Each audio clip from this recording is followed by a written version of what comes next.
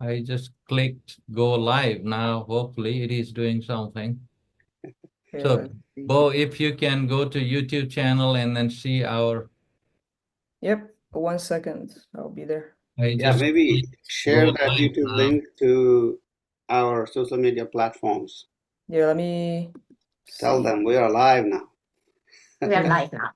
Okay, so time to start. Good morning, afternoon, and evening to everybody. Yeah, maybe share that YouTube link to our social media platforms. I'll do that right now. Let me Tell them we are live now. We are live now. Okay. So good time to start. Good morning, afternoon, and evening to everybody. Yeah, maybe share. My name is Elena de Prada. I'm a member of the Star Scholar Network and proud country director of Spain. On behalf of the organization team and myself, it's a great pleasure to welcome all of you to the conference Paradigm Shift Across Borders. We are here as a result of the joint effort of an incredible group of enthusiastic professionals, an excellent team who truly believe that education should be today's engine in a world of diversity, equity, inclusion, and cross-border collaboration. We want to express our deep gratitude to the Star Scholars Network family, our president, and our leaders for making our members' projects and dreams a reality. Our special thanks also go to the eminent distinguished keynote speakers that we have the privilege to welcome today, as well as to the many presenters from so many parts of the world for their valuable contributions. And thanks, of course, to all the attendees for having joined this meeting and sharing with us a part of your precious time. Welcome, everybody. Now, I would like to introduce Dr. Charu Sharma, who is Star Scholars Country Director for India and today's conference chair. It's my pleasure, Dr. Sharma, to give you the floor. Thank you so much, Alina. Should I call you Alina or Dr. Alina? Alina is fine. Alina is fine. All right. Thank you so much, Alina. Such a pleasure to have everybody here. Dr. Charu Sharma, as the country director of India of this outstanding community, this network called the Society of Transnational Academic Researchers. And in the capacity of the conference chair, I extend a warm and heartfelt welcome to each and every one of you to this conference on paradigm shift across borders. Namaste from India, from my heart, from my country, to your hearts, wherever you are. It's a true honor to have such a distinguished gathering of educators, scholars, policymakers, visionaries from around the globe to join us today. As we convene here, we stand on the cusp of a profound transformation in the landscape of education. The paradigms that once defined our approaches to teaching and learning are evolving at an unprecedented pace, transcending geographical boundaries. We know it. Today, we've come together not merely to acknowledge this shift, but to delve deep into the intricacies, challenges, and most importantly, the boundless opportunities that it presents. From the integration of technology in the classroom to the cultivation of interdisciplinary knowledge, from the promotion of inclusivity and diversity to the exploration of innovative pedagogical methodologies, the spectrum of change is vast and multifaceted. In our pursuit of excellence, we recognize that no single entity, no solitary perspective holds the key to unlocking the full potential of this paradigm shift. It is through collaboration, through the synergy of diverse voices and ideas, that we truly harness the transformative power of education to shape a brighter future for generations to come. Throughout this conference, let us engage in a spirited dialogue. Let us challenge assumptions. Let us inspire one another to push beyond the boundaries of what is possible. Together, we have the opportunity to redefine education, not as a static institution, but as a dynamic force for empowerment, enlightenment, societal progress, to make it a better world and to make it a more humane world. As we embark on this journey of exploration and discovery, I encourage each of you to embrace curiosity, to embrace innovation, and above all, to embrace the profound responsibility that we carry to empower minds and transform lives. I once again welcome everyone to the Conference of Paradigm Shift Across Borders. Many Organization team and may our myself, time together. my pleasure to welcome all Right. of you to the conference Paradigm Shift Across Borders. We are here as a result of the joint effort of Bo, you may sorry. need to unmute. Sorry, mute. May our time together be marked by insight and collaboration and a shared commitment to shaping the future of education for the betterment of one and all.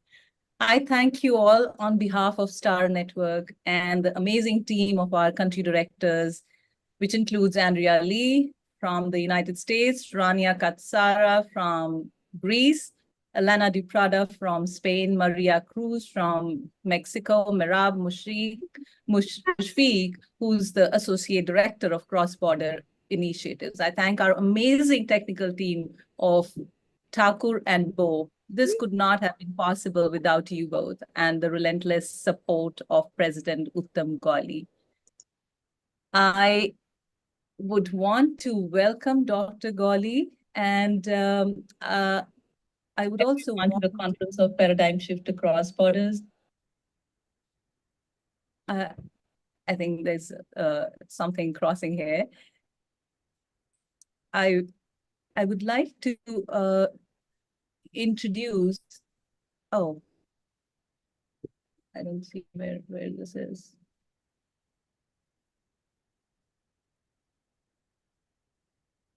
Sorry, so I would like to welcome our president of Star Scholars Network, a visionary, a leader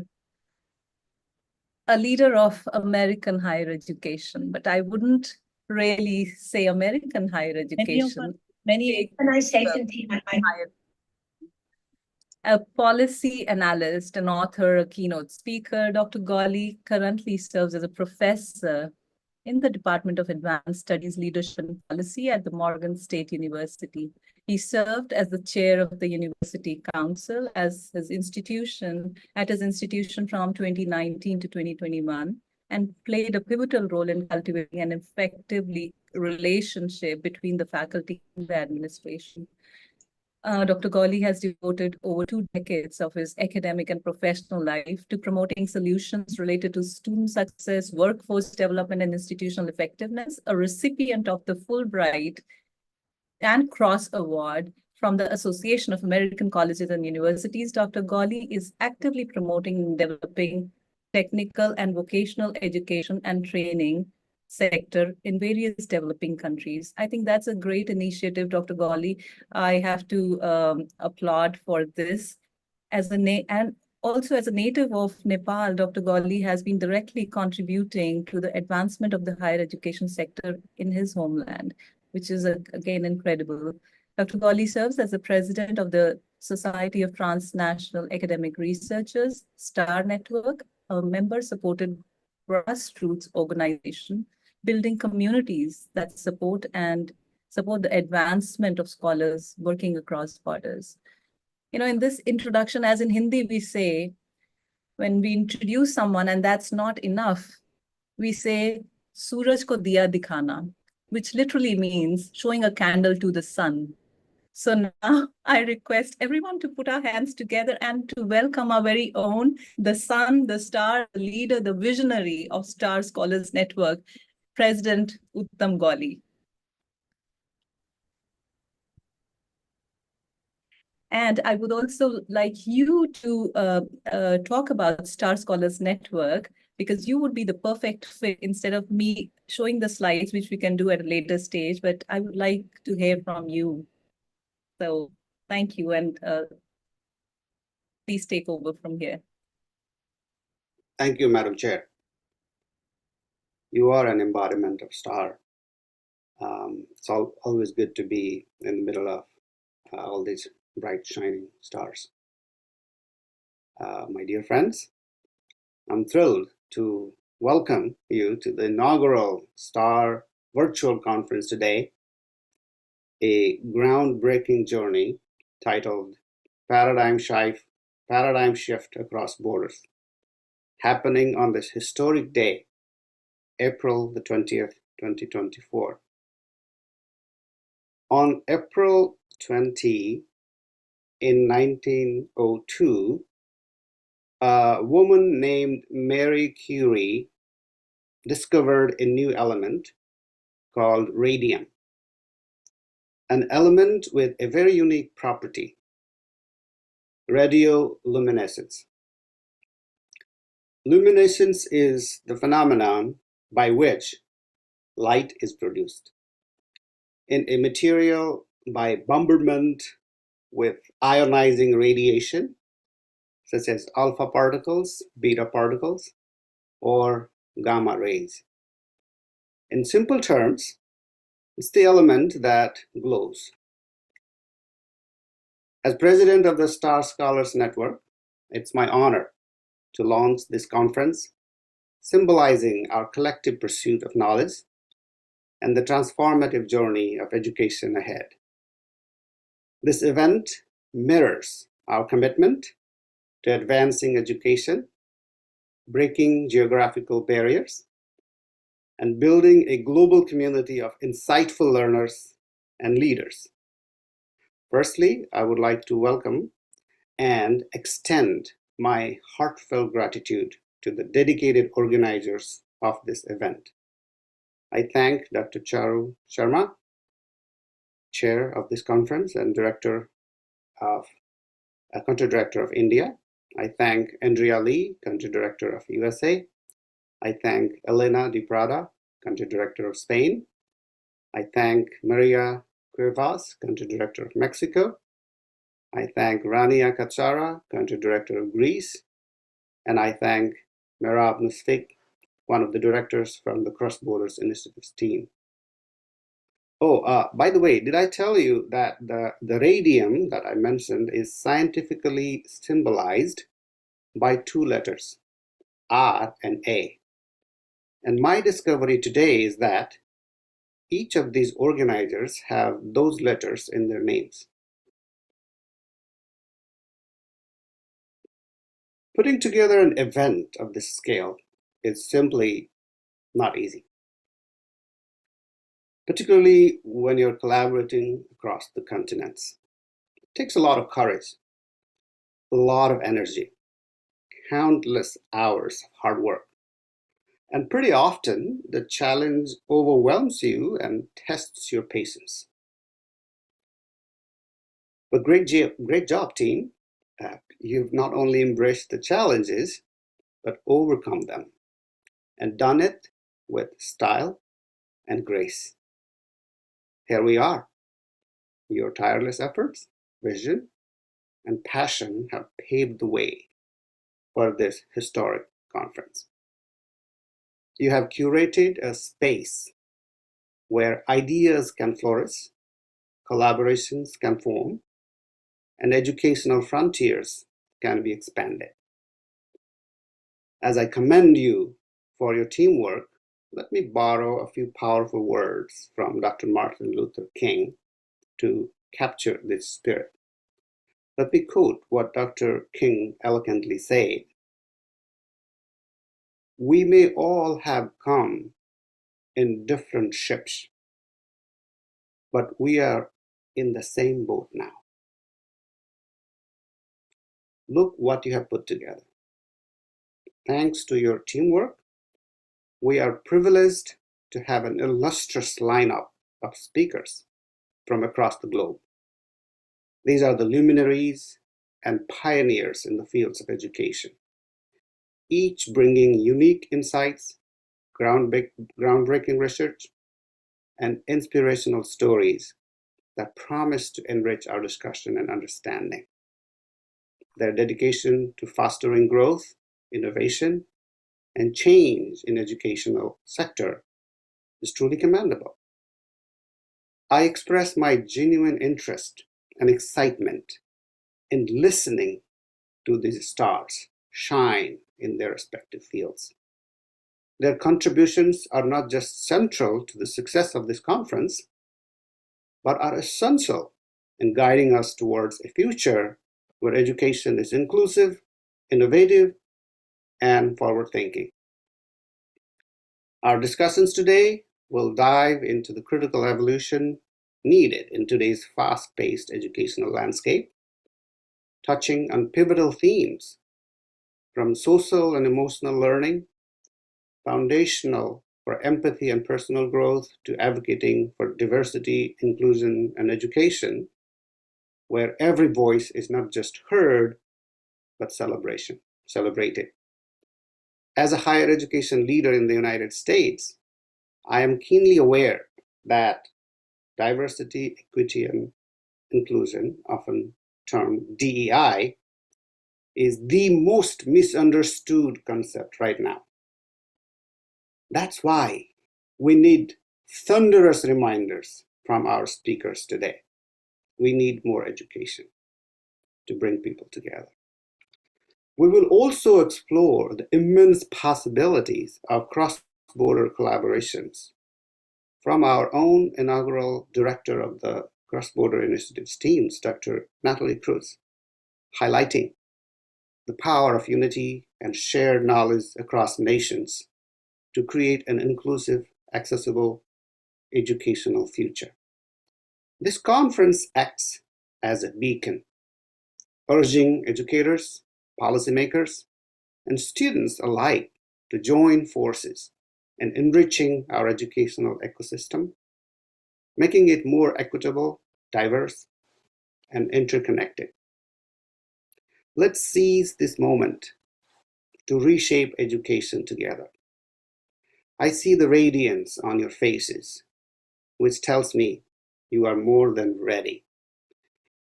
Let the journey begin, stars. Keep shining bright. Thank you.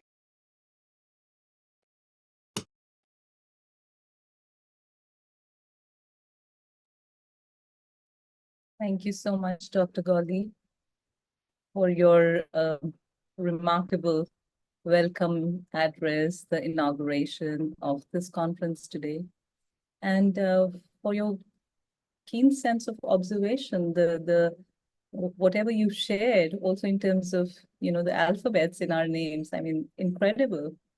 There's so much knowledge every time you talk, be it in a forum like this or even otherwise.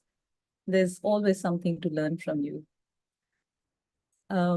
I do see our first keynote speaker, Professor Ellen Winner. You're right here. I'm sorry you've hurt your thumb. I hope it's not too bad. Oh, you're muted, Ellen. I'm sorry, we can't hear you. Sorry. Hello. Hello, good morning. Good morning. Good evening. Yeah, good evening. Thank you. So good to see you. I hope your thumb is okay. You haven't hurt yourself bad. My thumb. I cut myself cooking. Yes, I'm okay. All right. Good to see you. Good to see you So too. I'll take a few minutes to share a few slides so the people who are not engaged with STAR Network so far, they will get an idea about what this incredible Society of Transnational Academic Researchers is all about. And after a couple of minutes, at 7 o'clock, we'll begin with the keynote address by Professor Ellen Winner.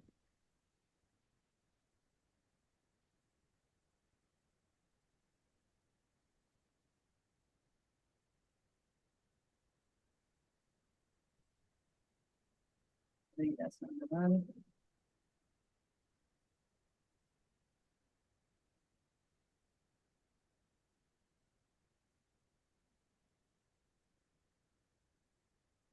I'm sorry, I'm taking a couple of minutes here.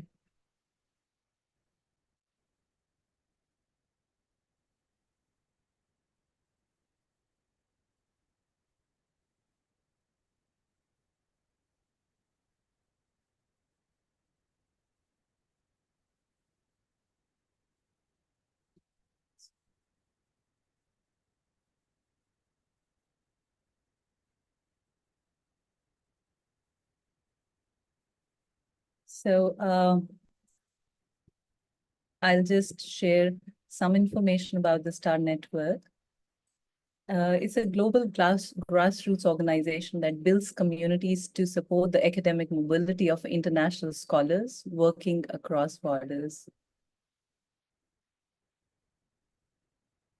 And as you can see here on the screen, there are so many programs and initiatives in the last few years that the STAR Network has been set up, which includes the Millennium Scholars Program, the Global Conferences, the Global Education Award, special interest groups, Global Essay Project, the STAR Scholars Press, and so many of them. It's all on the website, but just to give you a sense of where we are and the community, the society that we are a part of, that leverages the power of transnational connections to build communities that support the advancement of new generations of scholars working across borders. And this could be in terms of mentoring, publications, partnerships, conferences, and anything that you might be interested in expanding the arena of research. So there are graduate students, faculty, researchers, colleges, and universities that are actively engaged as part of the STAR Network. And as you can see, there are 115 countries, 15,000 plus scholars and students, and 2,353 universities that are part of this network. This is so incredible. I didn't have the figures before, but when I saw it today before the presentation, I was amazed at where it was started and where it is now. And I know it's going to go a long way with the support of all the incredible people who are coming. They are being a member, they are connecting with STAR networks, collaborating, and taking it forward. So we advance in the upward academic mobility through cross-border forums, exchanges, and partnerships. And there is the Noam Chomsky Global Connections Award, which is part of one of the projects which takes up every year. And the STAR Scholars publication has innumerous publications coming up, which have come up, and people who are working in this direction. And we have the Global Essay Project. I'm just skipping through a lot of this because I know it's time for me to go on and introduce Ellen, but this is just to give you a sense of where we are. And there's the most popular, the professional development training, which is part of the STAR network, in which various scholars from different countries, they participate with great professionals who do the professional development programs. And there's joint research and widening conversations and a lot more. We'll keep talking about this. And now I'll take this opportunity to go ahead and welcome Ellen Winner. Like, she is someone who's such a remarkable person and an amazing scholar, a researcher. So to do a formal introduction, I will do it formally now. So Professor Emerita, Department of Psychology and Neuroscience, Boston College, Senior Research Associate, Project Zero, Harvard Graduate School of Education. Like, incredible person. So much that she has done in the field of education. She's a psychologist and a professor at Boston College, now Professor Emerita. She specializes in psychology of art. She received a PhD in developmental psychology from Harvard University. She's collaborated on Project Zero to conduct studies about the way people experience and perceive art. Winner has noted how psychological explorations beginning in the realm of philosophy pertain to art. Ellen has served as a president of the American Psychological Association.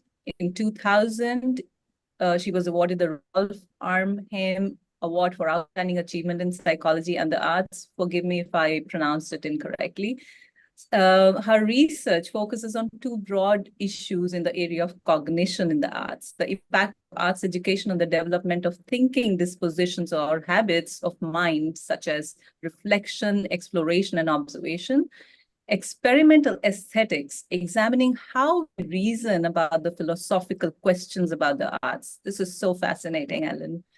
And she is an author to several books, editor of the Arts Propel Handbooks and the PI of the Reviewing Education in the Arts, REAP.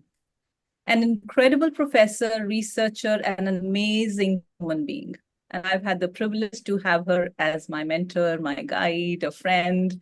So on behalf of STAR Network, I welcome Professor Ellen Wiener. Thank you so much, Ellen, for taking time out for this morning, for this event, this conference. Thank you. Thank you so much, Sharma, and it's been a pleasure to know you. And thank you for inviting me to present here. I did not know about the SCAR Scholars, and so I'm delighted to hear about them. I am going to talk today about Project Zero, because my guess is that many people don't know what it is or have not even heard of it, which is something that I'm trying to change. I will share my slides in a minute, but I just wanted to say a few words about what I'm going to talk about. I've been at Project Zero, and I'm going to tell you what it is, for slightly over 50 years. And I first walked in the door there in 1973, and it changed my life because I became a developmental researcher of the arts, and then I became a researcher of arts education. And I was a professor at psychology, as Sharma said, as Charu said, sorry, for many years, but I retired a few years ago and went back full-time to Project Zero, where I began a project that I'm deep in the middle of now, which is studying the impact of Project Zero's educational frameworks around the world. So I'm going to tell you first a little bit about what Project Zero is, and then I am going to tell you about the impact study. I'm just curious, I don't know if people have their screens on, but or their videos on, but could you raise your hand if you've heard of Project Zero? Oh, good. 2 people. Well, okay, a few people. And I can't tell about the other people because they may not have their videos on. But I do know that Project Zero has been terribly important to my life and to the lives of many people. But I also know that many people don't know what it is. So I'm now going to share my slides, if I can find them. Here they are, but why isn't it coming on? Hold on.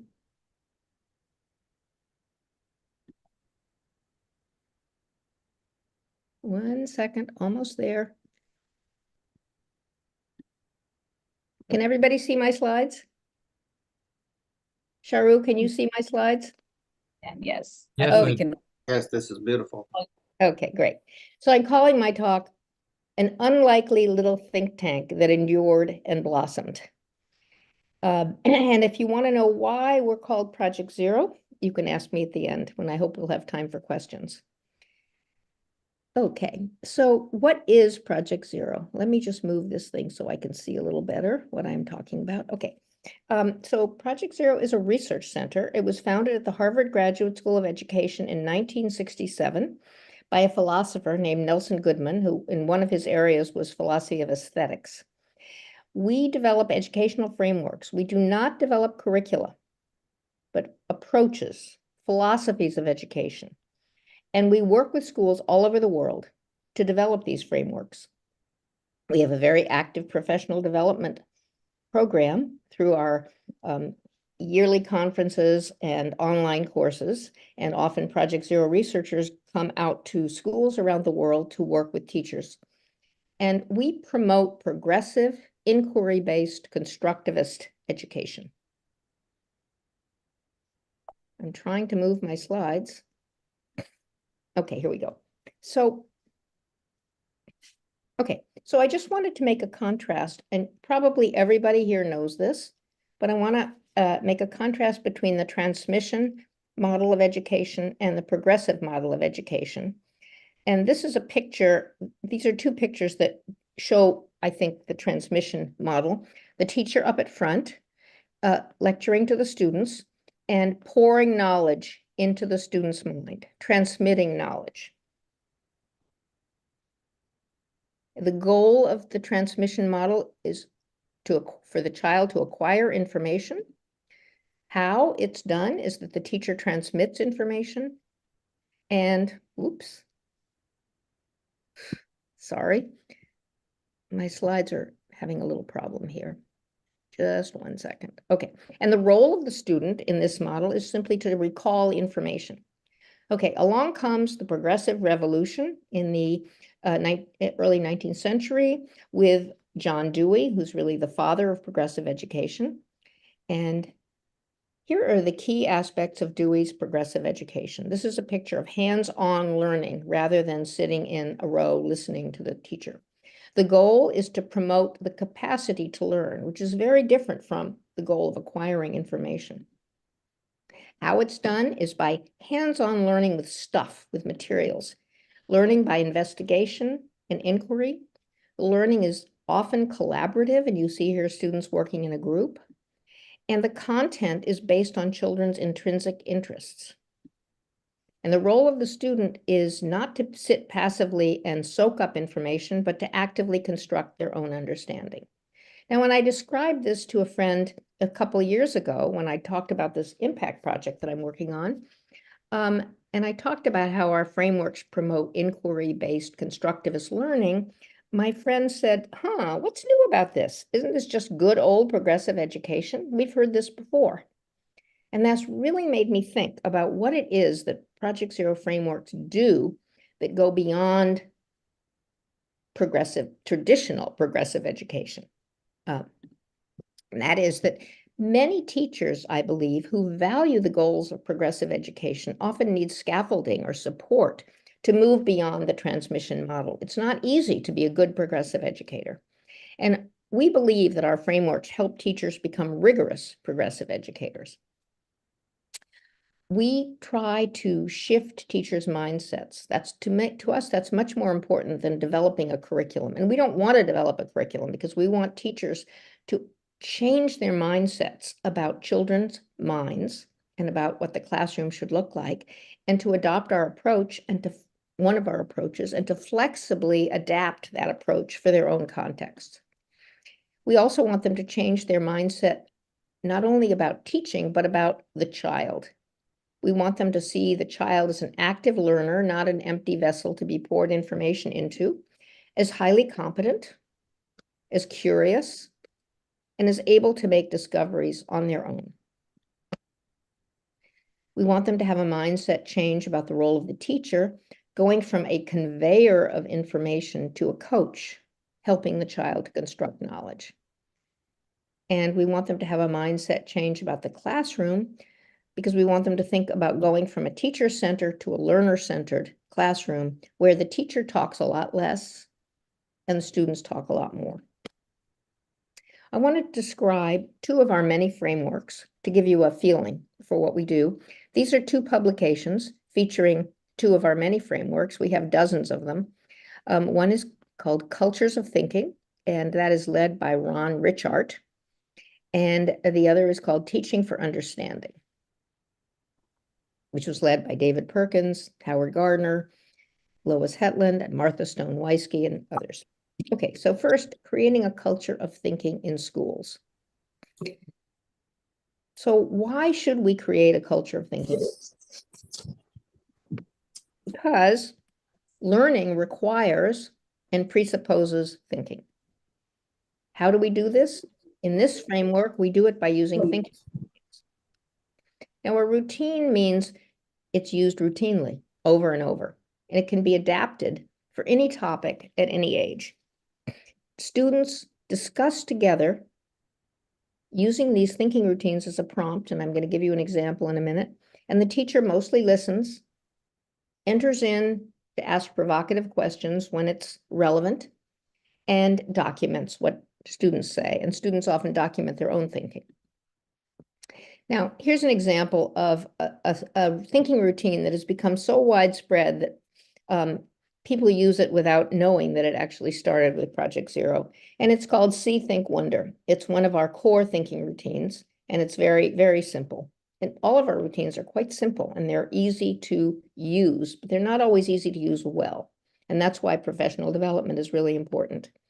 So in See, Think, Wonder, students are asked to look quietly at something and think about it for at least a minute, sometimes longer. And then they're asked to think about what it makes them think about and to discuss that with one another. And then they're asked to wonder, what questions do you have as you look at this or think about this? And they discuss together. Here's an example of 4 different ways that teachers have used the See, Think, Wonder prompt. You can use it when students are looking at art, nature, reading a poem, thinking about an idea, a philosophical idea, and many, many other. It can be used in any discipline at any age, adapted, of course. So here's one for art. Look quietly at this painting for 1 minute, at least. What does it make you think about? And what questions do you have as you look at this painting? And it's amazing with slow looking for a long time, how much we can all see and start to think about. Here's one about nature, same questions. And you could take kids outside and show them a plant. You could show them a twig. You could show them anything. Here's one about poetry. I just took the first verse of a famous poem by the American poet Emily Dickinson. I heard a fly buzz when I died. The stillness in the room was like the stillness in the air between the heaves of storm, and it goes on. And it's a simple poem, but it's actually a very deep poem. Students can study this poem for at least several minutes, and they can be asked, what does it make you think about, and what questions do you have? Here's an idea, a philosophical idea from the Chinese philosopher Confucius. Roads were made for journeys, not destinations. What does that mean? What does it make you think about? What does it make you wonder about? So when students use the See, Think, Wonder routine or any of our other routines, they're being given a tool that they can use for their whole life. This is a teacher saying this. The ability to slow down, look, my slides are in the way, look, think, and come up with their own ideas. Okay, so that's creating a culture of thinking. And of course, it's much more complex and variegated than I've described, but I wanted to give you a flavor. Teaching for understanding is a little bit more difficult to explain. It's a little bit more complex. You might say, well, isn't all teaching about teaching for understanding? But actually, it's not. The transmission model of education is really about remembering. And memorizing what the teacher says or what the textbook says is really not evidence of understanding. You can remember everything you're taught and have no real understanding. So what is understanding? Well, we argue that understanding has to be shown. It has to be a performance. It has to be shown by applying what you've learned in a new context. And if you can't do that, then you don't really understand what it is you've remembered. And we call this a performance of understanding. And that's a very important concept for our teaching for understanding framework. I'm just going to give you a very simple example, but this can be used at any age and in any area, in any discipline in school. You start out with you start out with a big generative question, a topic, a big generative topic. And then you start out with an understanding goal. And here I have the goal as to understand what a political revolution is. Okay, the generative topic might be big changes over time in the past. The understanding goal, what you want children to understand, is what is a political revolution? So the curriculum might be, well, you study a particular revolution, say the French Revolution, which started in 1789. And maybe you can remember all the facts about this revolution, but to really find out if a student understands, you might want to ask them to study on their own 2 other revolutions, the Russian Revolution from 1917, the American Revolution from 1776, for example, and then ask them to talk about or write about what all 3 of these revolutions have in common, And how do they differ? Now, remember, students are not taught directly about the Russian and the American Revolution. They have to learn about that on their own, and then they have to think about what they all have in common. And if they can do that, then they show a real understanding of what a political revolution is.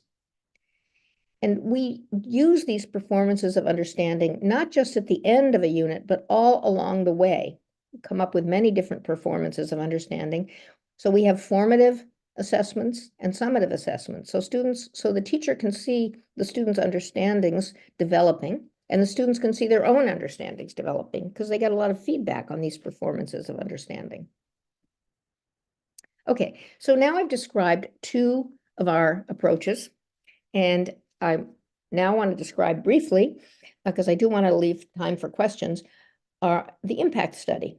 Who's using our frameworks? Are these frameworks still being used after our professional development ends? And what are the conditions necessary for lasting impact? Because as I'm sure you all know, to enter into a school, to introduce an innovation, and for that innovation to really sink in and last is very difficult, especially when the innovation is not mandated by the head of the school or by the government. So the method I'm using is interviews. I'm carrying out lots of different interviews with teachers, school leaders, professors of education all around the world to find out how they've been influenced by Project Zero, what approaches they've used, how they've managed to get the classroom to use these innovative practices, and what effect they've had on the teachers and on the students. So my typical interview questions are, I'm just going to run through these quickly. How did you first learn about it? Did Project Zero help you with professional development? How has this framework affected your teaching? How has it affected your students? What are the challenges that you've faced? What are the resistances from other teachers, from your school head, from students? And if you had any support from other teachers or a school head? And how did parents react? And how long has this framework been used? Has it evolved? Is it still going on? I'll make my slides available, so if I'm going too fast, you can read them later. Here are some findings, and I'm still in the midst of this study. I have found that our frameworks are used in 6 continents. We don't seem to be in Antarctica, but we're in all the others. Africa, Asia, Australia, in half of the states in Australia, Europe. Oddly, we're not in Germany or France, at least not to my knowledge. North America and South America. And I've interviewed teachers and school leaders in all of these places. I've found that our frameworks are being used in public schools and in independent schools, including in low-fee independent schools. And they're being used across the social and economic landscapes, rich schools, poor schools. Teachers report mindset changes. They say things like this. This is a quote. I realize that effective teaching shouldn't cover a broad range of topics superficially, but instead delve deep into meaningful content. You could say less is more. I also practice changing my role from a teacher to a facilitator. My perception of how children learned also completely changed. And here's the final one that I have for you. Everyone in the group feels valued and listened to, and so students feel able to open themselves up and take risks. Nowhere in the national or state standards or in my education classes did I ever hear about anything like this. Now, here are the factors that I believe facilitate lasting impact when there is no mandate. First of all, when a new approach is learned, it has to be learned through daily, deep immersion in guided practice over time. When teachers have time to reflect together as they try out new practices, that's really important. But let me just say one more word about the first one. That means you can't just have an expert come in and lecture to you about a new approach. You have to really be shown how to use it, and the expert, quote unquote, has to watch you and give you feedback. And then teachers have to watch each other and give themselves feedback. Teachers have to own the new approach, and they do this by revising the approach based on evidence from what works and what doesn't work in their classroom. And there also has to be strong institutional capacity. And by that, I mean, it typically works best when there's whole school buy-in with the school head leading the charge. And when there is a teacher champion or more than one teacher champion after Project Zero leaves. And by a teacher champion, I mean somebody that deeply believes in and understands the approach that keeps it going. So that is the end of my talk. And we have now, I think, a few minutes for questions. And so I'm not quite sure how I will hear questions, but I'm sure that Charu will guide me. Sure. Ellen, this was so interesting, so fascinating to know more about Project Zero and the way you've expressed it with the slides. You've opened it all up for all of us to sort of absorb. There's so much into it that has, and the fact that it is not just in the United States, it's global. I mean, it's everywhere. And I'm going to talk after the conference more about the Indian chapter. So I have an idea also. And I opened this session for questions and question answers, the Q&A. If there are any questions, I dropped a message here to leave any questions here in the chat box. I'll be happy to put it forth for Ellen to answer.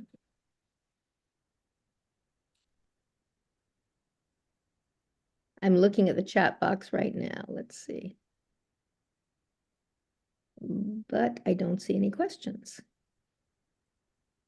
So I have a question. Meanwhile, while we wait for others to have one. So how do you do this in other parts of the world? For example, let's pick it up for India, for example. You pick up a country, how do you really carry it forward and implement? Yeah, that's a great question. And I have studied 2 schools in India. One is the Riverside School in Ahmedabad, and one is the Sparkling Minds School, but I've forgotten where that is. I don't know if you've ever heard of these. These are independent schools, and they're fairly elite schools. But I also talked to a teacher who worked with a school in India, which she created, which was for kids who had never been to school before, who had been living on the streets.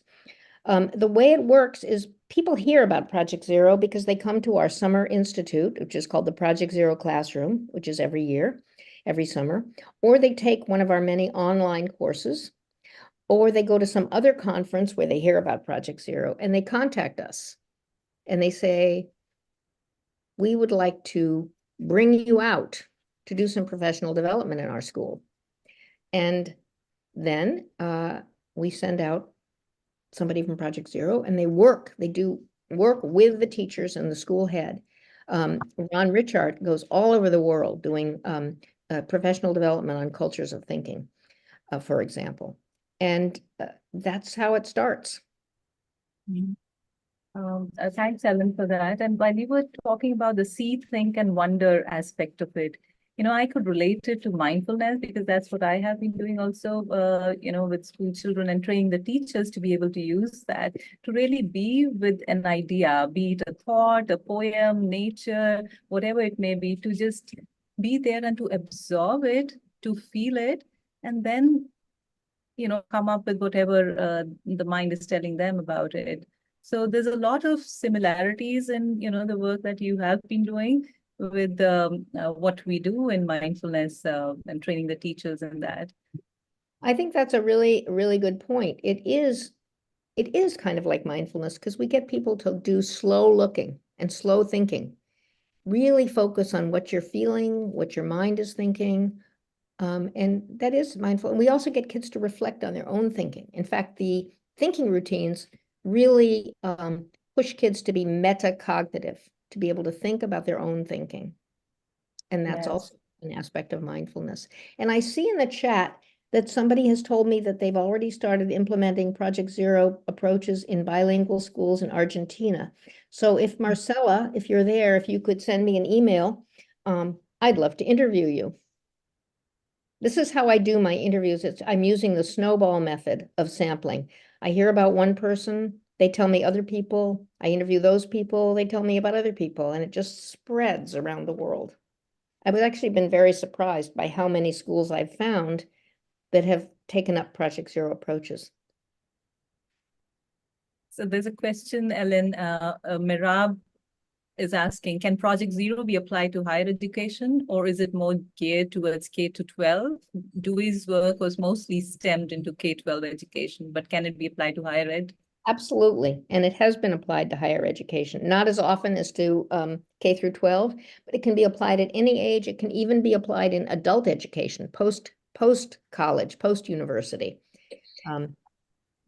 It can be applied, some of the teachers who have been using these thinking routines, for example, talk about how the parents say that kids come home and during dinner, they start spontaneously using these thinking routines about whatever is being discussed. So these are very, very widespreadable. Great, thanks for responding to that. So Thakur is asking, he says, thank you so much for sharing your amazing presentation. And the question is, can we apply this in a small group of training sessions to help develop professional skills to early and mid-career people? Yes, and it has been done with early and mid-career people. There are a few projects at Project Zero that have done this. And if somebody writes to me about this, I can put you in touch with I can give you the website. And I also should give everybody the website for Project Zero, but if you just Google Harvard Project Zero, you'll get it. And if Great, anybody wants to come to our conference, it's already sold out this summer, but you could sign up for next summer. It seems to sell out within days after it's posted. We try to bring groups of teachers out together, often with heads of school. That seems to work the best. When a teacher works in isolation to try something new in a school, that teacher has to be really strong and really get the approach for it to work. Otherwise, it's very difficult to do this in isolation. You need other teachers to reflect with and practice with.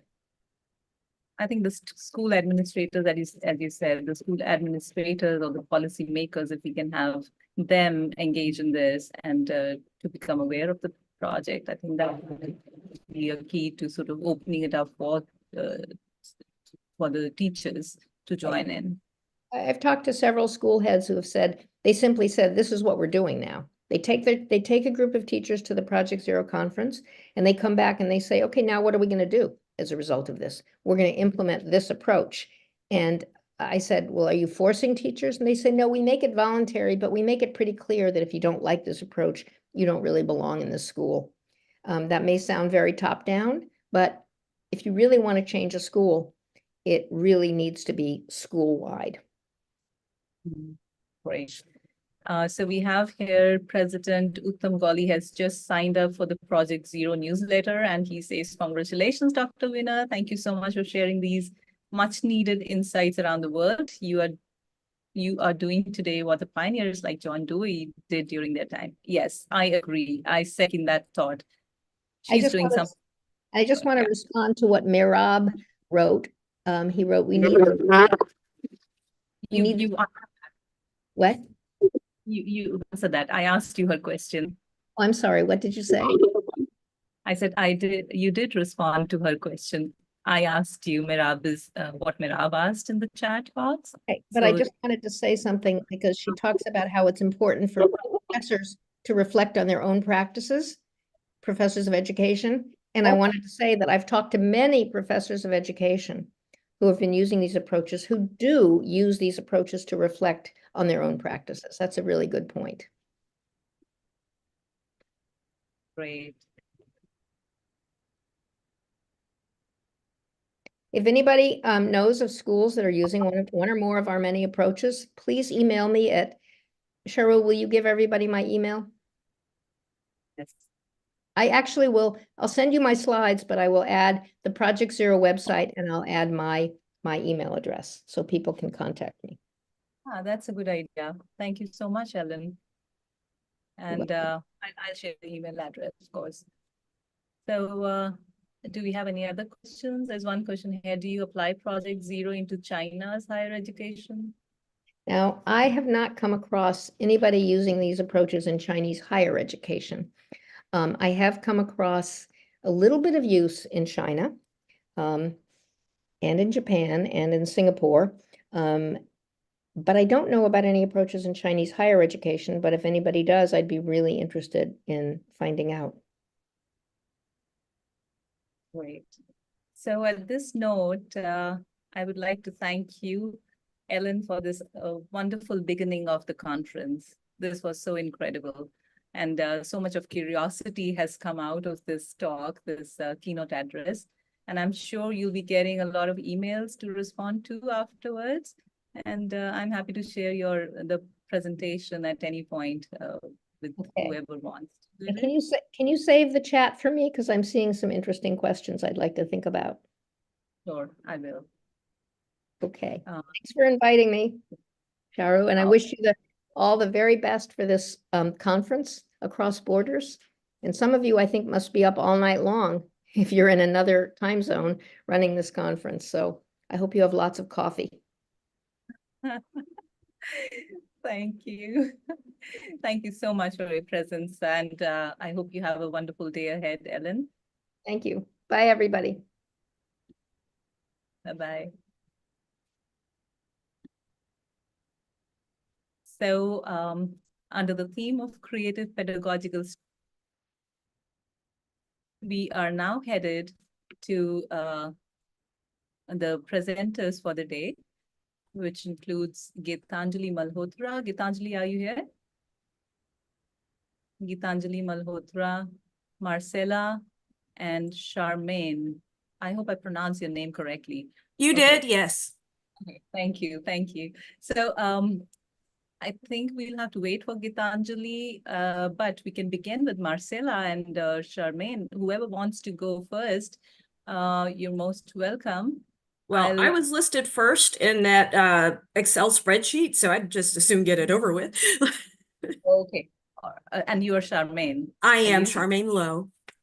Okay, so I did come to know that you wanted to do it later, so I thought maybe I'll, have Gitanjali first because it's a session. It might not necessarily go according to the first or the third, but as per your convenience, because you people are the presenters and we want to hear you.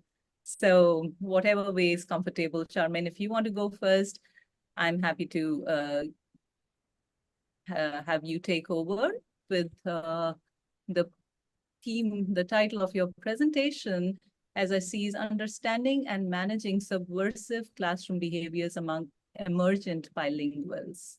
Is that Yes, correct? ma'am. Yep. Oh, wonderful. So yeah, so please take over and we'll be here, happy to hear from you. Okay, I am hoping everyone can see. There we go. Let's just go ahead. So I think it's important at the beginning of this, I guess I should let you know, my name is Charmaine Lowe. I am a professor over at Austin Peay State University in Clarksville, Tennessee, which is about an hour northwest of Nashville. It's close to the Fort Campbell Military Base. I came to know of this conference through my wonderful colleague, Dr. Andrea Lee. We do share interests which involve English language learners. As a matter of fact, I am the coordinator for our institution's program. So that said, let's talk. And I am a former ELL instructor myself. So let's just talk about a fundamental definition, a working definition of classroom management. This generally refers, as you can see through my citation of seminal pieces here, to the organization of students, space, time, and materials in ways that facilitate student learning. Of course, there are fundamental elements that include establishing our goals, rules, and procedures. This is Classroom Management 101 for teachers, yeah? Our goals, what do we hope to accomplish? Our rules, how do we deport ourselves or comport ourselves? And then our procedures, how do we transition from one activity to the next, yeah? For the teacher, we are planning, we are sequencing, we are, of course, sculpting transitions in very smooth ways that help students to deftly move from one to the other. We are making our expectations explicit to students, especially younger learners who might be pre or semi-literate. Excuse me, you have to forgive me. I'm in the central time zone. It's barely sunrise here, so if I get tongue-tied, please forgive me. And then, of course, we have to have management plans in place for disruptive behavior. Yeah. Alrighty. And then I just also want to talk about, seldom when we talk about classroom management, do we extend beyond the methods we employ with native speaking students.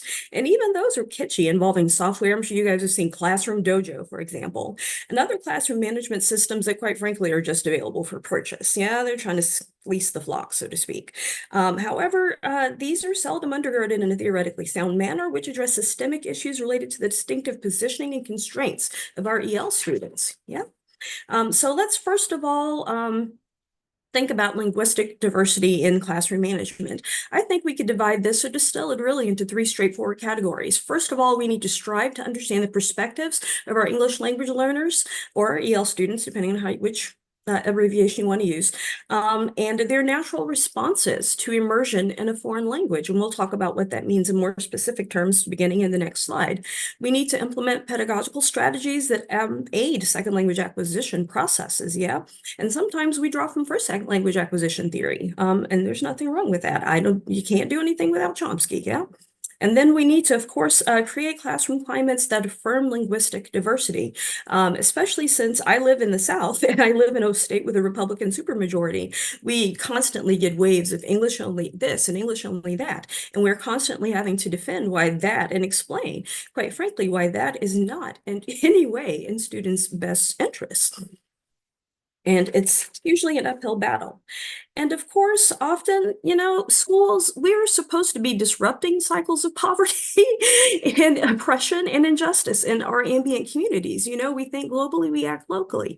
Unfortunately, this doesn't always pan out. It doesn't tend to happen. Schools often function to preserve and distribute the social and cultural capital, and I mean those in Bourdieu's terms, of the dominant society, yeah? And students respond to this, yeah? They lash out. They're not going to be passive victims. They're going to respond to omission and covert or open indictment in curricular materials. And they do that through various forms of resistance. This has little to do with the logic of defiance, with individual pathology, with learned helplessness, or my personal favorite, genetics. No, race is a construct. Rather, it's rooted in the logic of moral and political indignation. The utility of resistance lies in its capacity to reshape culture. They're reclaiming subjectivity through oppositional behavior, yeah? And so their disengagement and disruption speak to more complex issues of cultural transmission and the expectation of conformity. Remember, we're not a melting pot anymore. We're a salad bowl. We adhere to the pluralistic model, and we know that that's in our students' best interest in a variety of ways, yeah? And also, we want to protect Indigenous ways of being against external homogenizing forces. And we have a vested interest in doing this as educators as well. And while I didn't just include Louise Moll here, Louise Moll talks about funds of knowledge, those Indigenous ways of being and knowing that students bring with them to the classroom that might not be epistemologically acceptable. I apologize, that's my cat. So, I'm so sorry. She has strong feelings about funds of knowledge. Alrighty, and so that's something that we need to make space for in the classroom. And also that's one way we scaffold. Yeah, we use those funds of knowledge students bring with us into the classroom to help, for example, scaffold between BICS and CALP, basic interpersonal communication skills, or social language students acquire up till about a year, of immersion, as opposed to CALP, cognitive academic language proficiency, which is the academic language that students need in order to be successful in again, in academic contexts and eventually in professional ones. And that's what we really want, because BICS is easy. They're going to acquire that organically and even through structured peer interaction in our classroom. We use that to make sure that they are acquiring our target academic language, yeah? That they are acquiring cognitive academic language proficiency. Alrighty, so let's talk about these stages of cultural adaptation. This model is especially pertinent to the situation of ELLs in detecting a fairly stable pattern of adjustment among immigrant students and, of course, even ELs who have been here in the United States. Because let's remember, the majority of our ELLs are not international. They were born and raised right here in ghettoized communities quite often in the United States. And that's a topic for another day, but I'm always happy to discuss that all day long and what we can do about it. But that said, this is a model that's been proven useful in isolating where and why breakdowns in academic experiences occur as well. Students who are the subjects of institutional socialization either acquiesce to the difficulties presented, opting out of the dominant culture's ways of knowing and being because they feel those are detrimental to their academic development, or they withdraw in ways that are detrimental to their academic development, or they surrender and they become assimilated into the dominant system. And we don't want that. We don't want kids feeling like they have to sell out. First of all, there's that honeymoon period. Yeah, it's elation combined with anxiety or fear upon entering the new environment. There's culture shock, which is the depressive stage resulting from an inability to completely function in the dominant language. And then that's followed by a period of initial adjustment, wherein attempts are made to establish a sense of belonging and connectedness with the host culture. Failing that, mental isolation follows. No longer linguistically separated, issues of self-perception and confidence surface as censure is feared and detected when the student is pressed to selectively retain elements of the home culture. Yeah, they feel as though they got to sell out in simplest terms. Yeah, and then finally, a period of acceptance, coming to terms with the dynamics of their social situation and position in relation to the mainstream, and that becomes solidified for the student in their minds, and then within, of course, the host culture. And I think worth noting here is that these are not unlike the stages of acceptance of death. And you have to remember those stages of acceptance of death were not originally crafted to identify what a person undergoes when they're accepting someone else's death, but when they're coming to terms with their own mortality. And so I think this is very interesting. It's, you know, seeing the death of a home culture. Now, this is a chart that I like that I couldn't cite if I had to, but I've had it forever and I give it to my students. And I think that this actually is a nice overlay with the second chart. I mean, with this second chart is a nice overlay for the first chart. Yeah. And so we talk about these stages in language acquisition, that pre-production phase. Yeah. That initial stage of culture shock, 0 to 6 months. Yeah. And that's understandable. Students, but this is not wasted time. Students, of course, are engaged in, they're engaged in linguistic processing, and they're, you know, gaining phonetic and phonemic awareness. And they're, of course, learning like how do morphemes work in this language and all those kinds of things, syntax. So instead of hearing English as this indecipherable blur, the words are starting to coalesce and they're beginning to detect patterns, as is, of course, typical for a typically developing child. I'm sorry, it was very repetitive.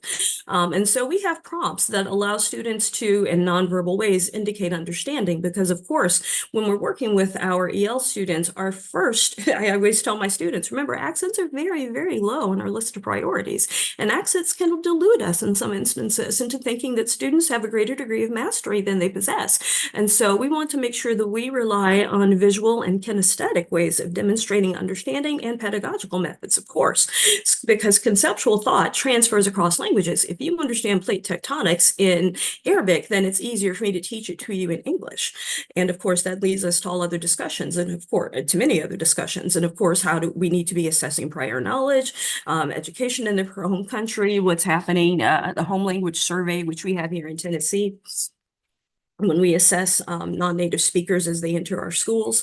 But here are teacher prompts. No linguistic production, yeah, so we're not compromising our expectations for critical thinking or for mastery of content. We're just adjusting them for linguistic output because we have someone who just arrived, yeah? So they can show you, they can circle, they can, where is, get up and show, who has, raise your hand. Early production, then that's a little bit later. That's about 6 months in, yeah? And I tell my students by the end of that first semester, you need to try to ease them out, elicit academic language production from them in a very safe and vetted way, but make sure you do that. And we can talk about methods for that all day long. There's limited comprehension, 1 to 2 word responses, keywords and phrases, your sentence stems and starters. They're speaking in the simple present pretty well. And they will give you, and then we can give them yes or no answers, either or. They can list, they can label. Oh, sorry. For speech immersion, students have solid comprehension. They can produce sentences in the simple past, simple present, and simple future. They can grasp some idiomatic figurative language, but not very much. It's stuff that's very trite and overused, like it's raining cats and dogs. They're going to be grammatical and punctuation errors, and you're going to find that those are going to be emblematic of, how can I put this? They're transferring the structure of their language over to English. So you'll have someone who maybe speaks an Asian language and, you know, many Asian languages don't contain articles, a, n, and the, definite and indefinite articles. So students might have difficulty with placing those. Yeah. So that's for 1 to 10 years. And then this is where we can start eliciting more speech production and ask more open-ended questions. How, explain, why. And I expect short answer sentence questions. Sorry, I'm trying to move this. Okay, intermediate. I always tell my students I'm not as worried about these two groups because I know that you can teach them. Yeah, an intermediate student is really ready to be transitioned out of a language support program. Yeah, unless you have an LTEL, a long-term EL situation, which is, for those of you who don't know, which is a student who has been in a language support program for 5 years or longer, and they've not achieved a degree of language proficiency sufficient to be exited from that program, even with support. So that's a problem. There are new accountability measures both nationally and here in my state of Tennessee for that. But that said, unless you've got an LTEL, you've got very few grammatical errors. And like I said, they're emblematic of transferring elements of the structure of the home language over to English. 3 to 5 years, what do you think would happen? All that kind of good stuff in advanced fluency. We can treat them as native speaking students.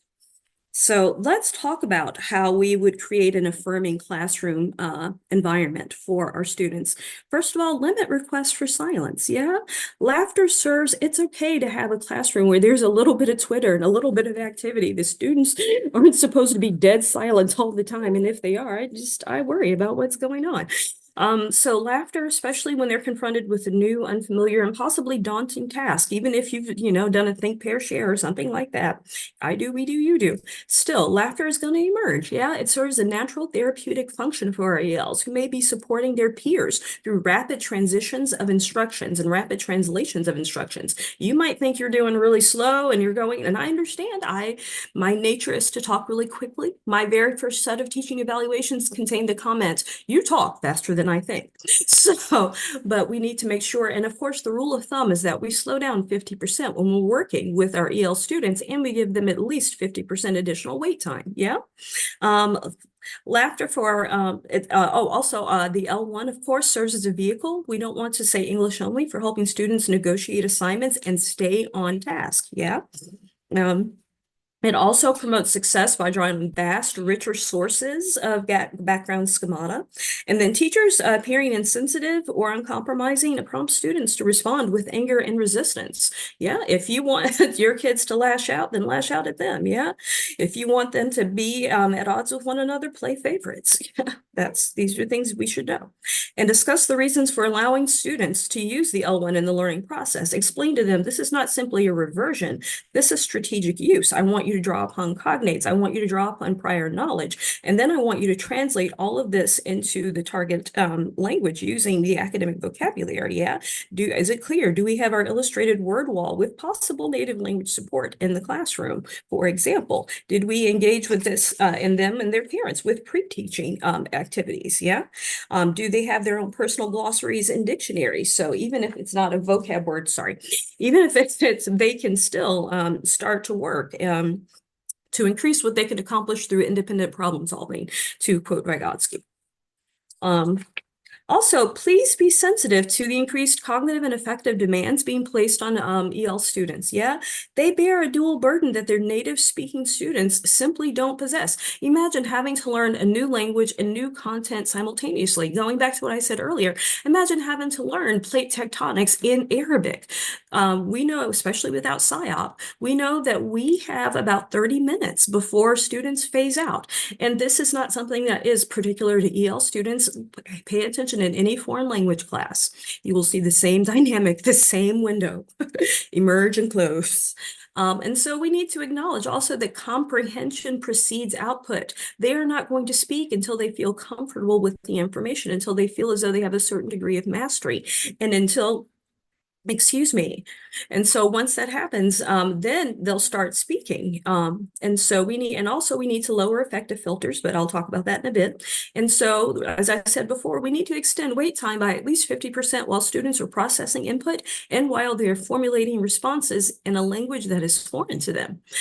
We do need to modify our expectations for linguistic output, be inclusive of kinetic and visual responses as well. For example, total physical response, because remember that chart that I showed you earlier, familiar. That's what they're more accustomed to, because during the pre-production phase of language acquisition, those were the methods that were really most effective. So that's going to be default mode when they're kind of stressed out or when they're asked to produce, on the spot. Also, we need to make sure that we're aware, speaking of which, that we're employing a number of visual and kinesthetic methods, because these have proven to be generally the most effective with our ELs until intermediate fluency is achieved. Yeah. Such supports contextualized classroom discourse, which is inclusive of unfamiliar and abstract content. The students may not have any analogous experience for or knowledge for. Yeah, remember that they're creating new schema. And a sense of disequilibrium in Piaget's terms has been created. And so total physical response, as I said, TPR in the previous slide, is a tried and true method by James Asher. It's a seminal language teaching method centering around the coordination of speech and action. It teaches language through motor activity, and kids like it a lot. It's something like I show my students a video, and we even play a little bit in class. It's like, put your blue triangle on your nose. And so we have shapes, colors, body parts, and then you like swap out and let the students, call out commands, and it's a lot of fun for them. And of course, we get a lot of curricular mileage out of that. And then of course, using realia linked to daily life complexities. Of course, community literacies to refer to the work of Bob Jimenez. Yeah, tourist guides, transit information, museum information, things like that. And also used gesture strategically in the classroom, model. Remember those goals, rules, and procedures? Those need to be modeled, especially. Model those routine classroom procedures, practices, activities, and exercises, or have students do that for one another, yeah? Predictable routines do help anchor the new students, the new EL students in the host culture, yeah? For some students, this may be the first stable feature that they have experienced in a long time, especially if they immigrated under adverse circumstances. Also, provide comprehensible input. Comprehensible input comes from Krashen. That's academic language that the student wouldn't necessarily be able to produce on their own, but they can infer the meaning of because of context, yeah? And so when I teach, I use sartorial because none of my students know what sartorial means. So I'll tell them, the weather is flip-flopping or something like that. It's like, it's 40 in the morning in Tennessee and 70 by the afternoon. And so I have very interesting sartorial choices to make in the morning when I layer. And, that helps them to know because of context that sartorial must have something to do with clothing, or a wardrobe choice. And so we talk about that, and we do this in a way that lowers effective filters. Yeah, so that if you know your Krashen, so that when effective filters are lowered, the language acquisition the comprehensible input is reaching the language acquisition device. It's being processed. It's being retained. And of course, assign a personal buddy as a support resource for the newer EL student. They can model and interpret expected behavior and interactions. That's especially important. They can explain procedures, and they can help with language acquisition. And I promise I'm aware of the passage of time. I'm almost done. And so when other ways of lowering effective filters, understand the use, order of students' names and pronounce them correctly. Don't change a student's name, assign a nickname, use an anglicized version of a student's name, even at their request, unless you have first checked in with their parent or their caretaker. Yes. Permit students to work in cooperative groups without rotations for extended periods of time to foster a sense of belonging in Maslow's terms. Yeah. And connect with parents and or legal guardians. Yeah. Remind them, I don't want an English only, because sometimes parents bristle and they withdraw from us because they think that we are requiring their students, quite frankly, to sell out. And that is not the case. And that we are promoting the death of the indigenous culture, which is certainly not the case. And so I talk with your parents, and I used to do this, and I would go to your house and talk to you in Spanish about how I want you to strategically use the L1 at home to extend your students' thinking critically, to help me assess prior knowledge. There are a whole bunch of things I want you to do. Yeah. And then we'll transition that. Homeschool communication, newsletters, social media, calls. Parent volunteers are so awesome, especially EL parents, especially if they've got skills and credentials that might not be acknowledged, or skills that are atrophying here in the United States. And that's also a good classroom management tactic, because when, quite frankly, a parent is around, behavior seems to be a little more compliant with classroom guidelines. Imagine that. Also, educate parents about their rights as the guardians, as the parents of their children. And as immigrants, I used to have a laminated when I was a high school teacher. And if I look, I could probably still find it in a box, but a list of gatekeepers. I even did this when I was in my doctoral program, a list of gatekeepers in the ambient community. So where can you go to get WIC? Where can you go to get English lessons? Where is the nearest health department? Those kinds of things. Yeah. And so I'm sorry. and to now I'm disturb done. you, That's the Charmaine. last We are slide. enjoying. There we go. It's just a pretty picture. Thank you so much for your time. And I'm done talking. Wonderful. Such a pleasure to listen to all that you had to talk about your work, and it's amazing, so incredible. And we'll have question and answers after all the speakers, they are done with their presentations. So now I'm going to welcome Marcela. Hello, Marcela, you here? everybody. Can you hear me properly? Yes. Lovely. All right. Well, am I ready to share screen? Yes, right? Let me see. Just hold on a minute. Okay. Well, please let me know if you can see the screen correctly. Yes? Yes, Yes, we can see it. Yeah, this is great. lovely. All right. Fantastic. Thank you. Well, welcome, everybody. First of all, let me just simply say greetings to all of you from Buenos Aires, Argentina. It's very early in the morning, so thank you for being here. And very briefly, let me introduce myself. I'm a certified teacher of English, of course, a diploma in English phonetics and phonology, as well as on educational management. I'm an oral examiner, a teacher trainer, and a Google certified educator, levels 1 and 2. But most importantly, I am passionate for English. And that's why I'm here, because I would like to share a couple of ideas on how to implement hexagonal thinking. So that's basically our topic today. But before we actually plunge into hexagonal thinking, I'm pretty sure that these are mostly our objectives as teachers. We are constantly looking for critical thinkers. We want our students to be ready to deal with problems and take the right decisions, to know how to summarize the information, how to process it. We want them to be ready to work collaboratively and to be open-minded, flexible. Most importantly, we want them to be ready to communicate, right? We want them to write and to be ready to share their ideas orally, to be ready to develop a well-prepared or a presentation. And why not? We want them to be creative. And all of these 21st century skills, let me tell you, they can be easily achieved and fostered if we applied this technique that has to do with hexagonal thinking. So, are you ready to explore it? Yes? Are you here with me? All right. So my very first invitation has to do with looking at these images. It's sort of slow looking, like we have already started this morning, well, here morning in Argentina, thinking of Project Zero. Well, this has the sort of sense on that, in the sense that I want you to look at these images, which are real photos taken from my classes at the Teaching Training College. And as you can see, you can apply hexagonal thinking in all levels. And I invite you to brainstorm whatever comes to your mind, whatever you imagine hexagonal thinking is all about. Think of actions that come up to your mind. What are we doing? How the students might be feeling? If you want, we could just simply share through the chat box. If not, you can scan and go to that Mentimeter as you placed. You're more than welcome.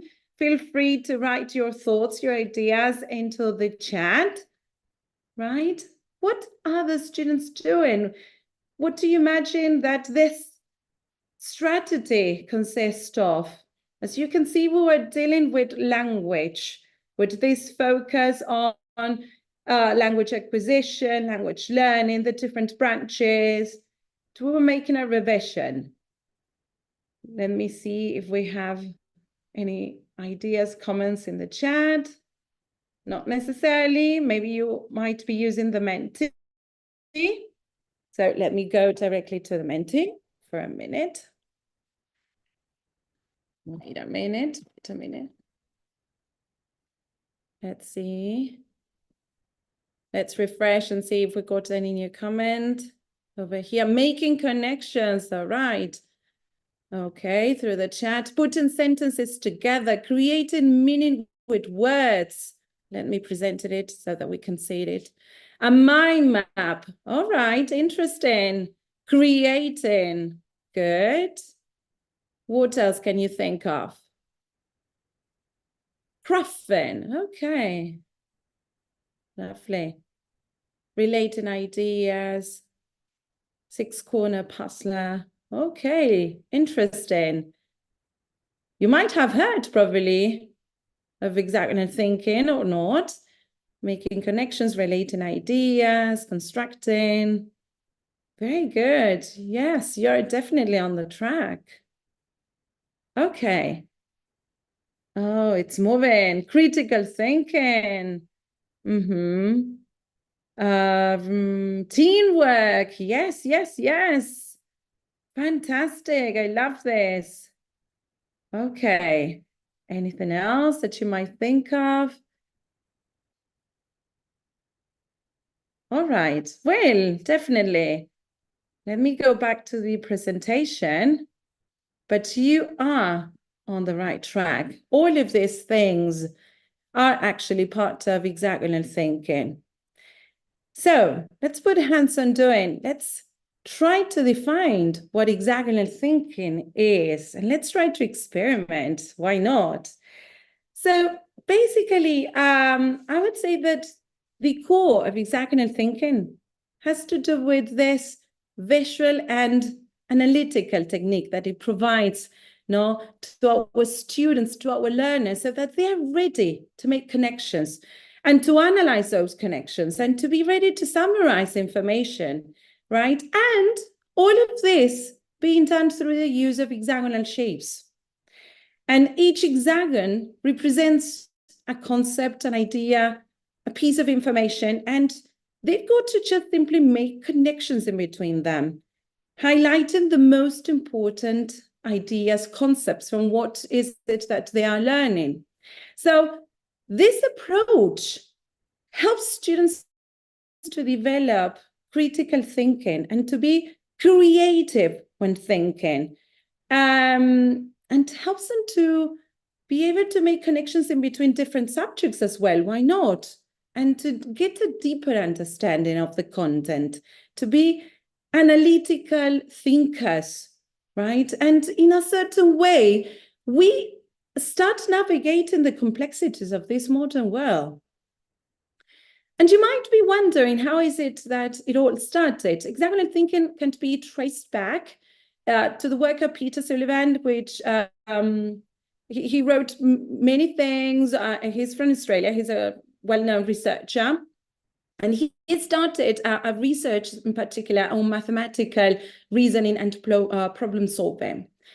And he set the foundations for hexagonal thinking as a tool for us teachers, educators, to apply in various disciplines, not necessarily for English, right, for teaching English, but for any kind of subject, as well as any kind of level. So hexagonal thinking is really a creative mode for discussion that gives kids that chance to think of concepts in a whole new way. Instead of being asked the teachers doing the whole talking, they are the ones making the corrections. They are the ones accounting for their choices. So it's all student-centered, right? And they are going to be explaining, debating, and why not even writing? We can later on do a written piece of work. So you can use hexagonal thinking as a great way to make a review, like I did before, like the pictures I show you when we were making a revision on language. But let's imagine that I want to deal, for example, with this book. Imagine I read 1984, right, in my class. So you might just simply start by choosing some basic terms. Imagine if you want to start with something simple. You as the teacher, you select simple concepts, simple terms. So you might write in different hexagons, not the title of this book. Then you might even write some concepts like doublethink, the names of the characters. Even you might relate it to history, Cold War, and think about more updated concepts like Big Brother, online privacy, right? So all of these terms are going to be later on connected by the students. You will ask students to work in small groups, and they will start moving the hexagons all around and talking to one another, asking themselves, well, how can I connect these? What hexagon deserves this other part? And once again, they are the ones engaged in the talking, doing the whole learning process instead of being us, the ones in front of the class, right, transmitting the knowledge. They are applying everything that they have learned. In a certain way, we are fostering agency, right? They are the protagonists of their own learning process. So the truth is that you will never get a right answer. That is fantastic. And that is why it's so creative in here, because we might have 20 hexagons, but actually we might end up with 100 of different maps. If you notice the image that we got over there, the hexagons are all placed in different positions, creating different maps. No, so, and the conversation keeps on rolling. So how can you argue for it? How can you account for it? Because it's not just simply, well, placing the hexagons wherever you want. You've got to be ready to account for those decisions. So you've got to be a good communicator in the end, right?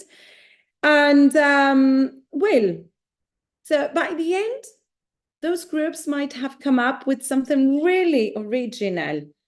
And you might even invite them to report back. And as we said before, they can just come to the front and start explaining their connections. You might want to get deeper into writing probably a report based on those connections, or doing something more creative like recording a video. Well, then the sky is the limit when it comes to what else you can do, right? But there's just so much room for debate, so much emotion, excitement, movement in the class, right? So this is, and I'm starting to make connections with everything that has been said before, no? Why having a silent classroom? No, we want to listen to our students being totally motivated, totally engaged into what they're doing. We want them to start chatting with one another, but based on what they are learning. We can't ask for anything more than this, right? And students really have to be pulling ideas from different subjects and putting them all together. And I think that that's the moment in which critical thinking really comes in. And those conversations in between them are really memorable, right? So imagine that you want to have a go.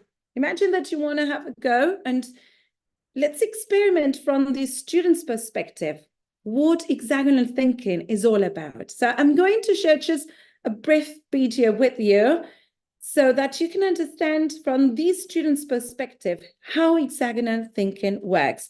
I'm not certain whether I'm sharing my audio, but just give me a second. There we go. You see? So it's something... The Outsiders. Today, in ELA, we are reading The Outsiders. And to help us better understand The Outsiders, we're doing a project called Hexagonal Thinking. It is when we connected different subjects to different words and connected them together every hexagon has 6 sides and they all match with another hexagon, and how each one of them has like a word on them, and they all add up to each other to make a giant meaning. I liked that this activity had like a lot of answers that had like a lot of great explanations for it, and they connected in a lot of many different ways. There was really no right or wrong answer. It all depended on the perspective of the individual, how they viewed the connection. All right.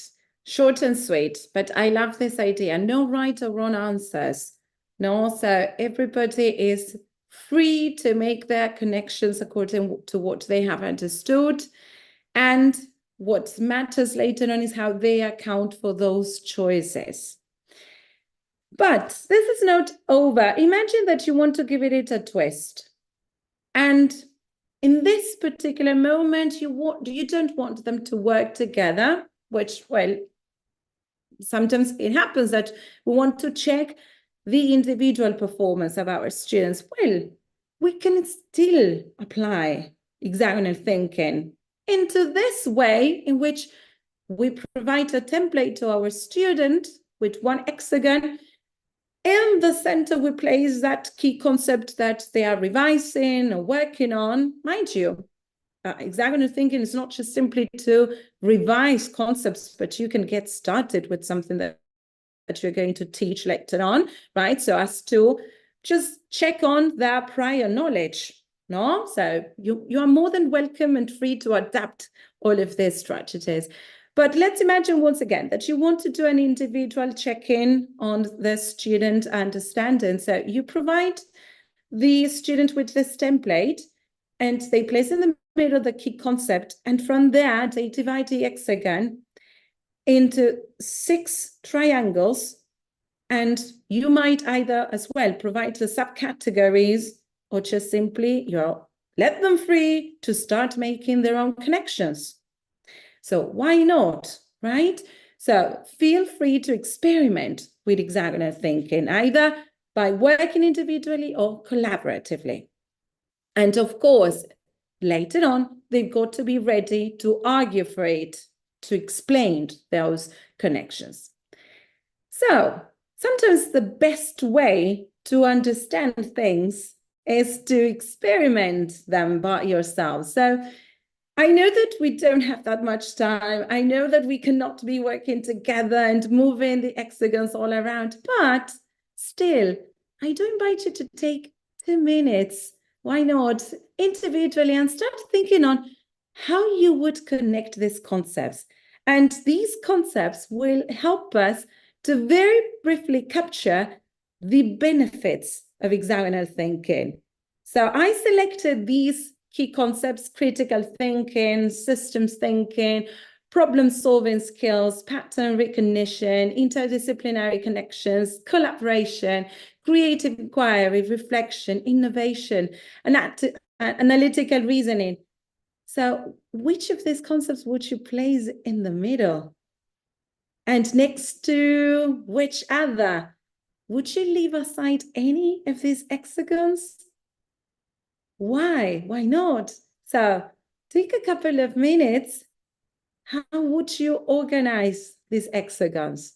Once again, you're more than invited to share in the chat box. Why not? And then I do want to go in depth and talk a little bit about these benefits very, very quickly. I know that we're running out of time, but I think that it's worth mentioning because they do summarize how beneficial hexagonal thinking might be in our classrooms.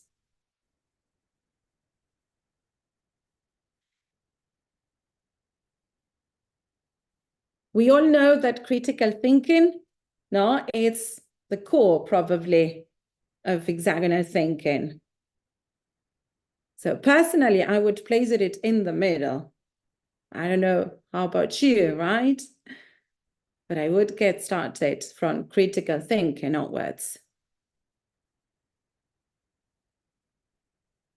You might share as well in the chat how you're feeling by doing it yourselves, right? Is that easy, making connections? And we're missing clearly the most important part, which is chatting, contributing all together, building up knowledge together, working collaboratively, which is also a must. Well, I hope you have tried it, but before summing up with this talk, I do want to just reinforce these concepts very briefly. Meanwhile, you can keep on brainstorming on how you would place them all around, right?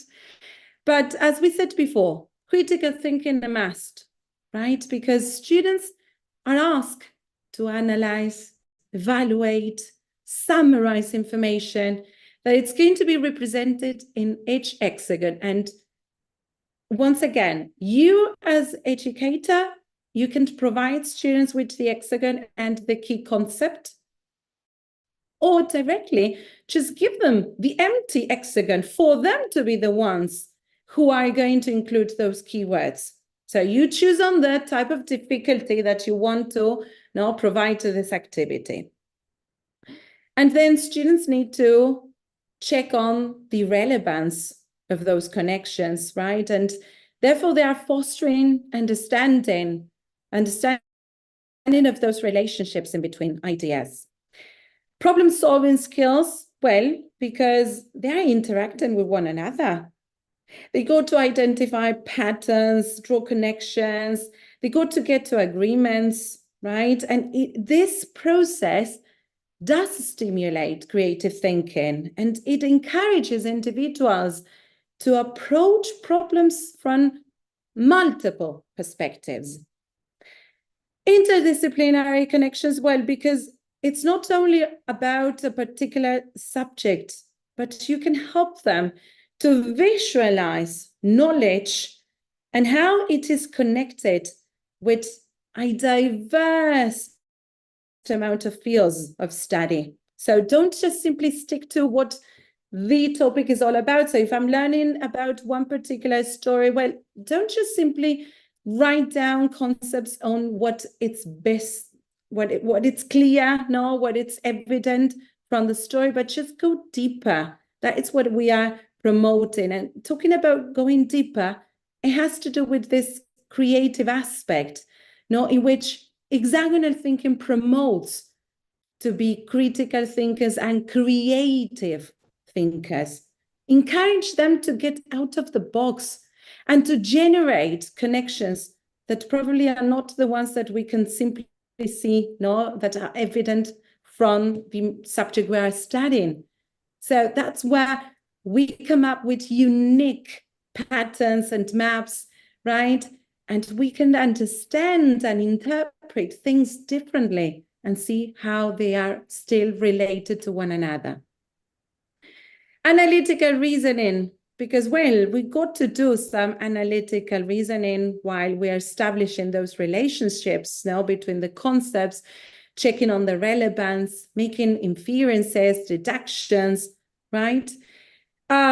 Systems thinking, well, hexagonal thinking fosters systems thinking by encouraging students to consider the broader context in which concepts are situated. And students can visualize complex systems, identified feedback loops, emergent properties, by always examining those connections and the concepts that are represented on each hexagon.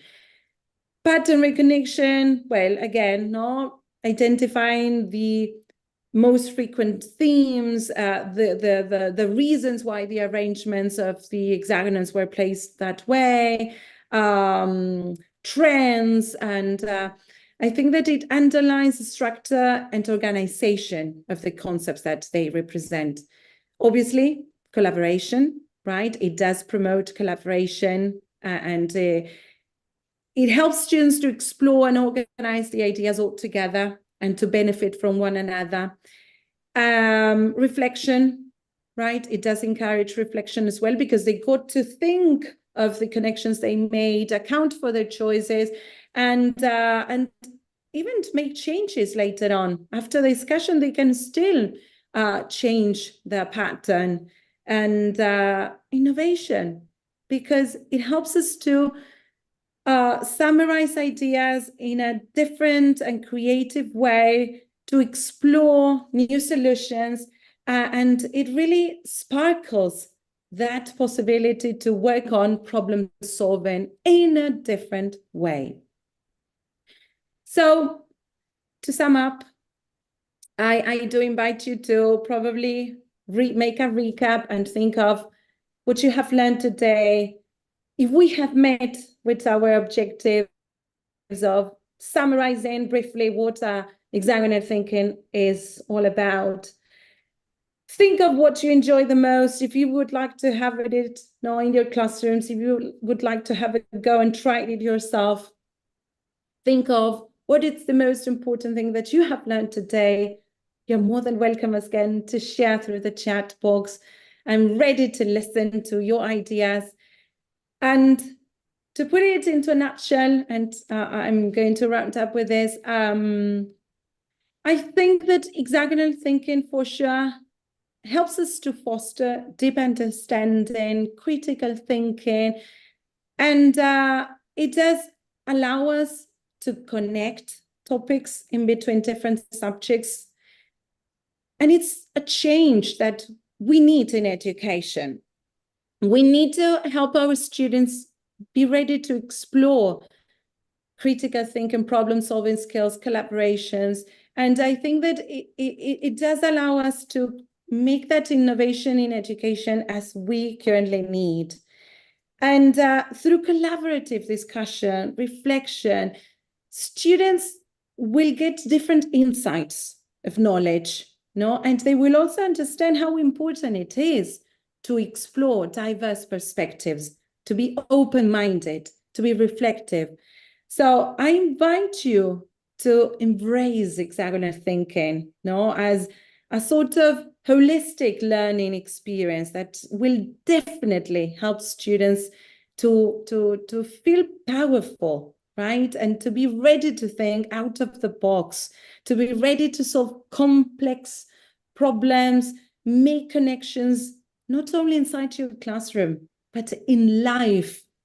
We are inspiring our students to get into curiosity, into creativity, and to be lifelong learners. And that is basically getting them ready to face the challenges of this 21st century world, right? That's why precisely I selected this quote so as to conclude my presentation, because that's our responsibility as teachers, as educators, not to prepare students precisely for one particular thing. It's not that I want them to be ready to retell by heart, everything that they have learned, but to be ready to put them into practice, into any kind of context. So what we are doing basically is getting our students ready for anything that they might need to encounter later on in life. So I really hoped that you can put it into practice and that you can let your students experience what hexagonal thinking is all about, right? And let's keep on working together, learning together from one another so as to get the best out of our students. Thank you so much. And I invite you to follow me if you're interested and if you want to keep on learning more and be in contact. Well, I'm sharing this code. You might scan it and it will take you directly to all my social media. And thank you. It's been a pleasure sharing this day with you. Thank you so much. It's an honor. Thank you so much, Marcela. This was so incredible. It's a new way of thinking. It's a new way for educators.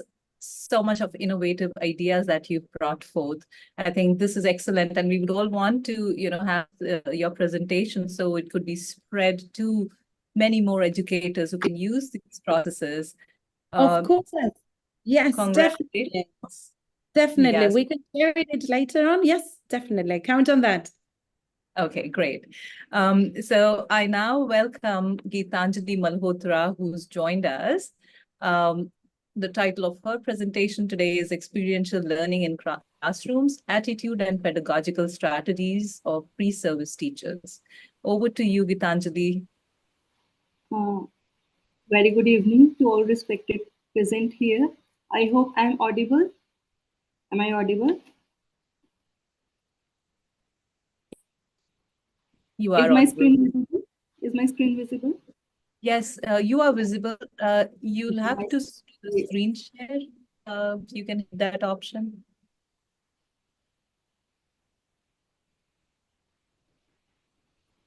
It's below the green one. Yes. Okay, great. Yes. Is it visible now? My Yes. presentation? Yeah. Yes, we can see this. Okay, thank you. Okay, thank you. I'm Gitanjali. I am present from India. Presently, I'm an assistant professor in an education college where we offer Bachelor of Education program. Prior to this, I have a BSc and MSc degree in physics and MEd and PhD in education. Uh, the title of my study, as visible, it is Experiential Learning in Classrooms, Attitude and Pedagogical Strategies of Pre-Service Teachers. Here I would be sharing small empirical data conducted on my pre-service teacher students to whom I teach. Firstly, I would like to start with a short story given by Helen E. Buckley. I would like all of us present here to please read this story if it is visible to you, I hope. It was the little boy's first day of school. He was very excited and could not wait to start learning new things. He was having a lovely day, and after recess, his teacher said, "Children, now we are going to do some drawing." Good, thought the little boy. He loved drawing. He got out his pencils and was about to start drawing out a fantastic story about tigers and dragons. When the teacher said, "Wait, today we are going to draw some flowers." Good, thought the little boy. He loved flowers and he began to draw all different sized flowers with beautiful shapes and colors. He drew some of the beautiful flowers his mom grew in their garden. But then the teacher said, "Wait, let me show you how to draw a flower. A good flower has 5 petals with a green stem. You can color the petals red." Okay, thought the little boy, I can draw a flower like that. So he drew a flower with 5 red petals and a green stem. Well done, said the teacher. Pleased the little boy's second drawing. The next day after recess, the teacher once again announced that they were going to do some drawing. Good, thought the little boy, eager to draw something exciting. But before he had a chance to begin, the teacher said, "Wait, today we will draw a house." Great, thought the little boy, and he began by drawing the backyard of his house first, with his dog inside the fence. But before he got far, the teacher said, "Wait, let me show you how to draw a house. You can use a square for the main part with a triangle for the roof. The door can be a rectangle and the windows some more squares." The little boy placed his first attempt in the rubbish bin when he realized it was not what the teacher wanted. He then set to work on a square house with a rectangular roof. When the little boy showed the teacher, she said, "Beautiful work, good," thought the little boy. As time went on, months in fact, the little boy realized that each day after recess was time for drawing. He learned to sit quietly and wait for the teacher to tell the class what to draw and how to draw it. The teacher was always very pleased with his work as he listened very carefully to what she wanted. Then one day something happened. The little boy's father got a job far away, so the little boy had to leave his school and go to a new one near his father's new job. The little boy liked his new school and his new teacher was very nice. On first day, the teacher said to the class, "Please get out some paper. It is time for some drawing." Good, thought the little boy, and he sat patiently, waiting to be told what to do next. He waited for a while, then his teacher came up to him and said, "Johnny, why have not you started your drawing?" "Because you have not told us what we are going to draw," replied the little boy. "If I told you what to draw," said the teacher, "then everyone's picture would look the same and I would not be able to tell them apart. The room would look fairly boring, don't you think?" "Oh," said the little boy, with a confused look on his face. Then the teacher said with a smile, "You can draw whatever you like." The little boy's face lit up. "Anything?" asked the little boy. "Anything," said the teacher. "Good," thought the little boy happily. "I can do that." And he began to draw a flower with 5 red petals and a green stem. Can we please reflect upon it, and can anyone tell me what has happened in the story? If we look at the story, the way the teacher gave instructions to the learner, the natural curiosity of the student to do things on his own, to apply his own imagination and creativity, to apply what he has sensed around his home and other places, was lost with time. Why? Because there was instruction from the side of teacher. The learner's curiosity was dropped to a bare minimum. In the end, when a new teacher gave him opportunity to apply his own creativity, the learner became so habitual of following the instructions given by the teacher that he drew the same flower as instructed by the earlier teacher. This story, I think most of us can relate to this story, that the education systems normally, what happens is the teacher's talk is for the more time. In a period of 30 minutes, if we go to any class, the teacher would be speaking for more time and the learners would be listening to it. The teacher's talk is for more. And, with time, all of us lose the creativity, the curiosity, the natural curiosity with which we come to the school.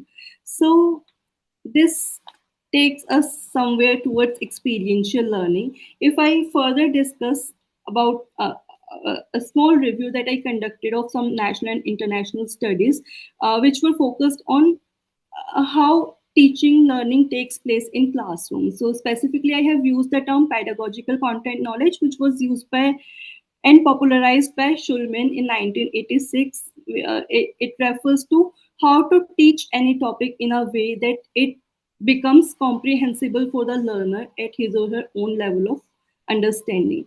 After this term, many authors, many scholars gave models on pedagogical content knowledge, and the essential components came out to be that a teacher should should have knowledge of curriculum, different curricular resources that can be used to teach any topic. The teacher should have knowledge of the learner, the learning styles, the learner needs, the background, prior conceptions and misconceptions about a topic, the instructional strategies, which can be traditional, conventional, or experiential or innovative strategies, and different ways and different dimensions of learning. Mostly what happens, we assess how much content has been learned by the learner, but much focus is not given towards what is the attitude of a learner towards a particular subject, what kind of apprehension a learner holds, and so on. And there are many achievement surveys at national, international levels which show that there's a lot of scope in developing conceptual understanding and skills among learners, and there is a requirement of changing the traditional ways of teaching. Presently, India received a new education policy in 2020. It emphasizes upon experiential learning. It emphasizes that in the 21st century, in order to develop the 21st century skills among learners and in order to prepare them for the jobs, after 10 to 15 years, what kind of skills would be required at the workplace, it cannot be predicted at present. So we have to make learners understand how to learn by themselves. So it says that it should be the learner who should be at the center of the education system. The learner should be actively involved, actively engaged. And the classrooms, how should the classroom look? It should be fun, interactive, creativity should be there. The learner should get opportunities for hands-on learning. There should be collaborations and group activities by the learners. There should be cooperation rather than competition. So there should be cooperative learning, and they should get opportunities to explore rather than conform what has been said by the teacher. It focuses upon sports integrated education, art integrated pedagogy, and storytelling based pedagogy. Now it emphasizes, the National Education Policy emphasizes that at each stage of school level and even at the higher stages, university level, experiential learning should be followed in the classrooms. What exactly is experiential learning? It says that the learner should not only be cognitively attended, but the learner should be, their involvement of the learner should be like whole person involvement.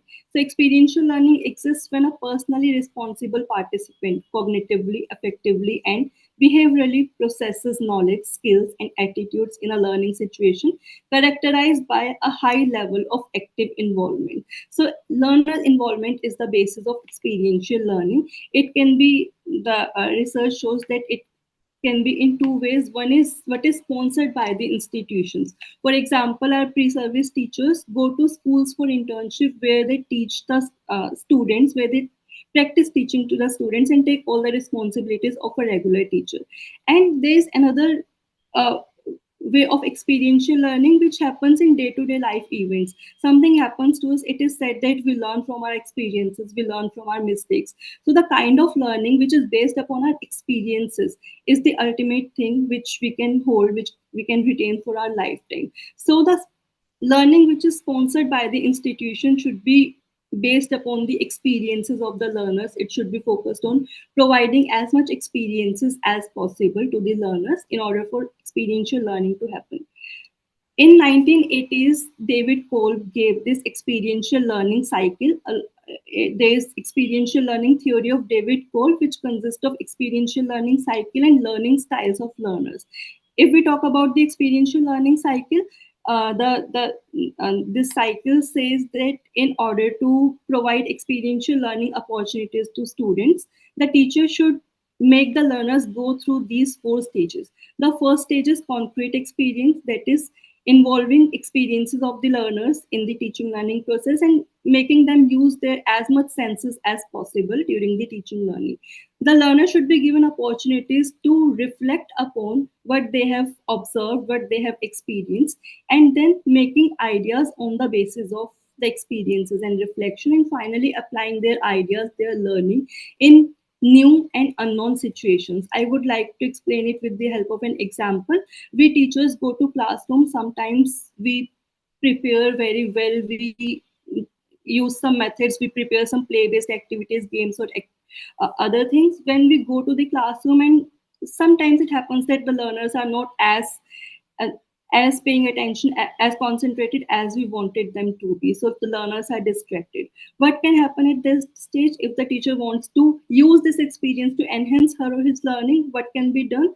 It was the concrete experience of the teacher that students were distracted with the method used in that class. The teacher would reflect upon it, why it happened, what can be the reasons, how I felt about it. Did the situation make me angry or hopeless, or I felt nothing, for example, forming my ideas based upon it. So in the future, if the similar thing happens, I would take 5 minutes and I would interact with the learners. I would discuss about some other situations, other subjects in general, and then based upon this, applying this learning in new situations. So in the next class, I used a different method, or I used this thing that for the 5 minutes, I engage learners in different kind of situations. So grabbing the learner's attention and then starting the topic could be another strategy. What can happen at this active experimentation stage? One thing can be my strategy would work, that learners would now be engaged in the learning. Another thing can be my idea fails and the learners are still distracted. So the experiential learning cycle would start again. It would be my new experience that it still did not work, and I would reflect upon it. I would form another idea that now probably I would change the method of teaching and then apply it and then see if it worked or not. So this is how, based upon the experiences, we can change our strategies and we can learn in a better manner. And similarly, teacher can use experiences in the classrooms for teaching as well. Now, context of the present study, as I told that I'm a teacher educator. I teach pre-service teachers pursuing 2-year Bachelor of Education program. And after the new education policy 2020, a core course on experiential learning has been introduced in many universities in India, where it is emphasized how teachers can make learners actively involved in the process of learning and teaching. So I taught this course, and I was interested in understanding whether this course contributed to the attitudes of pre-service teachers towards using experiential learning in the classroom, because it is not that easy to, we have a syllabus to complete, we have limited time, and in those constraints, using experiential learning might become difficult. So I wanted to know their attitudes, because they had already completed their teaching practice as well, and how they used it in their teaching practice. If I talk about the B.Ed program, which I have just mentioned, it is of 2 years duration. If we talk about its curriculum, it contains theory, where there are some core subjects, for example, experiential learning, environmental education, and there are pedagogy subjects like teaching of science, teaching of physics, teaching of mathematics, and teaching of social sciences. Then there are some practicals like reading and reflecting on text, and there are field work when students in different semesters, they go to different schools and they make observations, conduct different kind of activities. So there is preliminary school engagement in 3 semesters in PSC 1 and preliminary school engagement 2.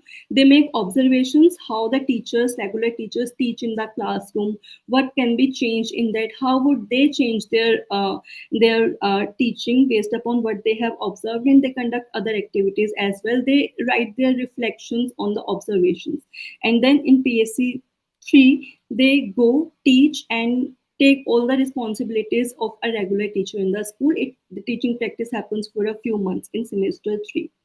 Now, if I talk about the course on experiential learning that is offered, it consists of 4 units and a field work. In the unit 1, it is introduced what experiential learning is, what are the views of different thinkers upon experiences and reflections using them in education. For example, if we talk about Indian thinkers, there are Mahatma Gandhi, Rabindranath Tagore, Gijubhai Badeka, and Sri Aurobindo. They started their experimental schools. They applied different philosophies in order to make learners the center of the education process. And then there are thinkers like David Cole, Piaget, Vygotsky. If I talk about Unit 2, there are models, different models on experiential learning are introduced to learners. For example, Kolb's experiential learning theory, which I just mentioned. There are other models, for example, the Deal model given by Clayton. There is another model given by Orid. We teach different models and see how they can be used for teaching in the regular classrooms. Then Unit 3 talks about the different methods of imparting experiential learning. So what methods, what procedures can be used to make learners experience and reflect upon their experiences. For example, there is play-based learning, there are cooperative learning strategies, there are inquiry, projects, and problem-solving methods. These are some of the pictures showing this. There's a traditional game called Stapu in India. It can be used. Children like to play this, and it can be used to teach some concepts of maths and other subjects as well.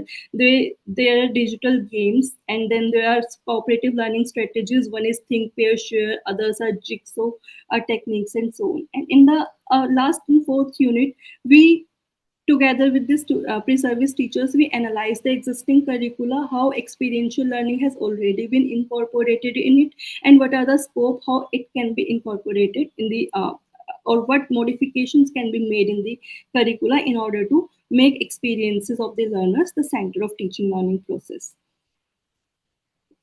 As I mentioned that the course on experiential learning consists of theory and fieldwork. The fieldwork, when they go for their preliminary school engagement in semester 2, they make observations, they interact with the teachers and students there, and they specifically focus on the availability of equipment, the availability of different labs and other resources which can be used to make learning by doing happen, which can be used to make experiential learning in the classroom possible. Then in next semester, semester 3, the entire semester is dedicated to the teaching internship, where they prepare lesson plans, they teach, they take roles of regular teachers and take other roles and responsibilities given by the school. So it was expected that in their lessons, in their plans, also experiential learning would be incorporated. Now, I conducted a very small study on the pre-service teachers whom I taught. The participants of the study were 45 pre-service teachers who had studied this course on experiential learning in their semester 2. As each student had 2 pedagogy or teaching subjects, the graph here shows the different teaching subjects that they had. So integrated science, social science, languages like English, Punjabi, Hindi, and Sanskrit, then mathematics and economics as well. Tools and techniques, I used a very small self-developed questionnaire which was administered on these pre-service teachers. It consisted of different parts. One part was to get some personal information. Then there was a rating scale with 8 items, where the 8th item was further divided in 14 parts.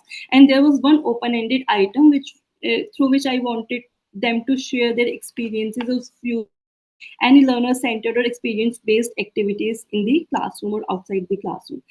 I also conducted an informal interview with 3 out of these 45 pre-service teachers to understand whether they used and how they provided experiential learning opportunities to their students.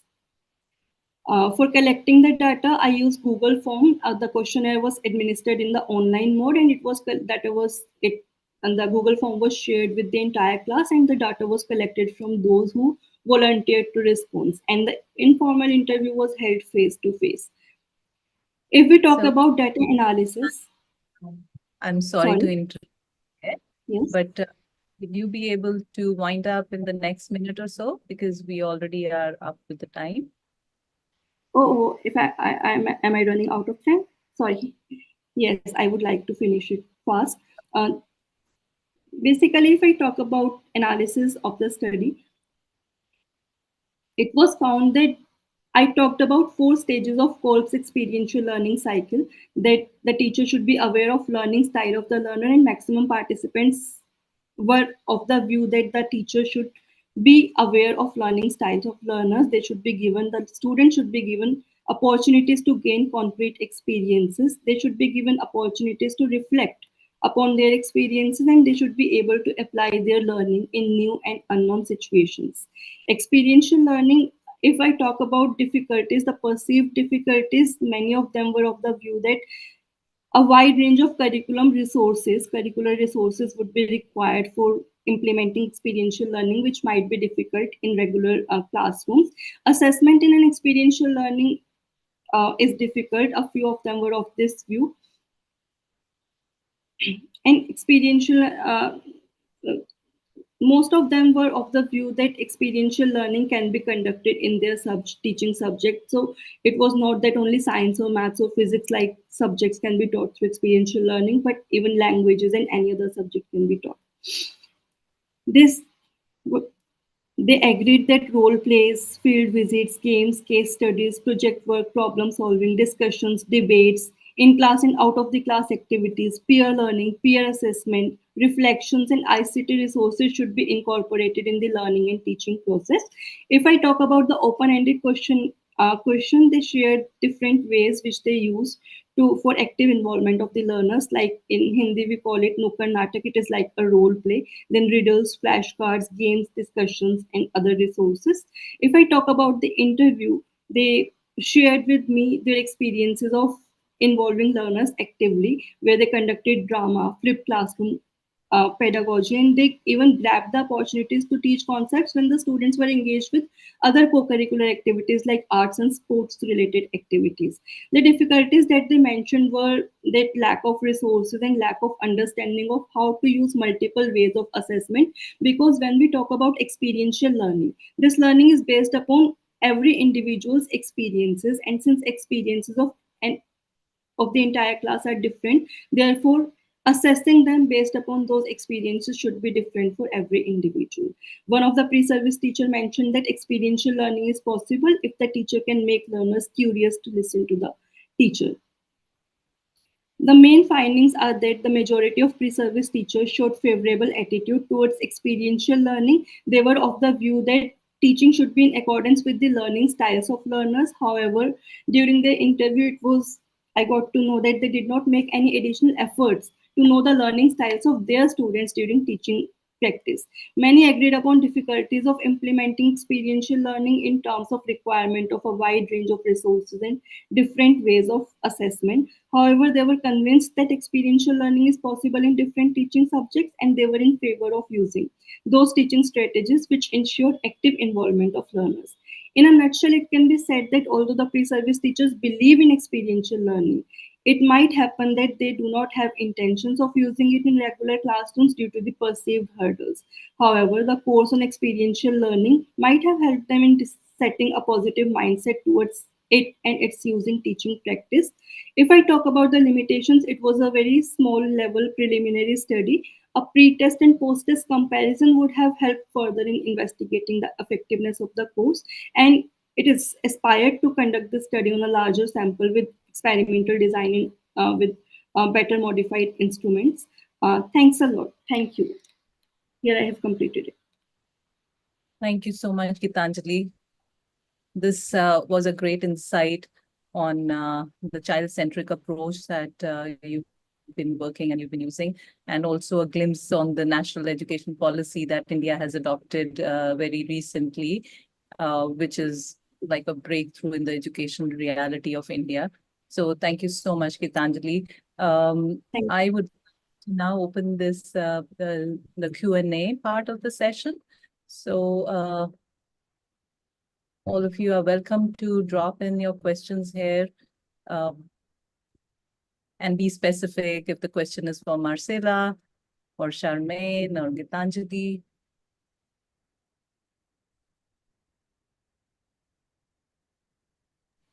Excuse me, I hope my slides were visible. I can see a comment that the slide was not visible. I hope the slides were visible of my presentation. Not towards the end of your presentation. Oh. Actually, I was showing my PPT. Okay, but you made a great presentation, Gitanjali, even without the slides. It was so clear.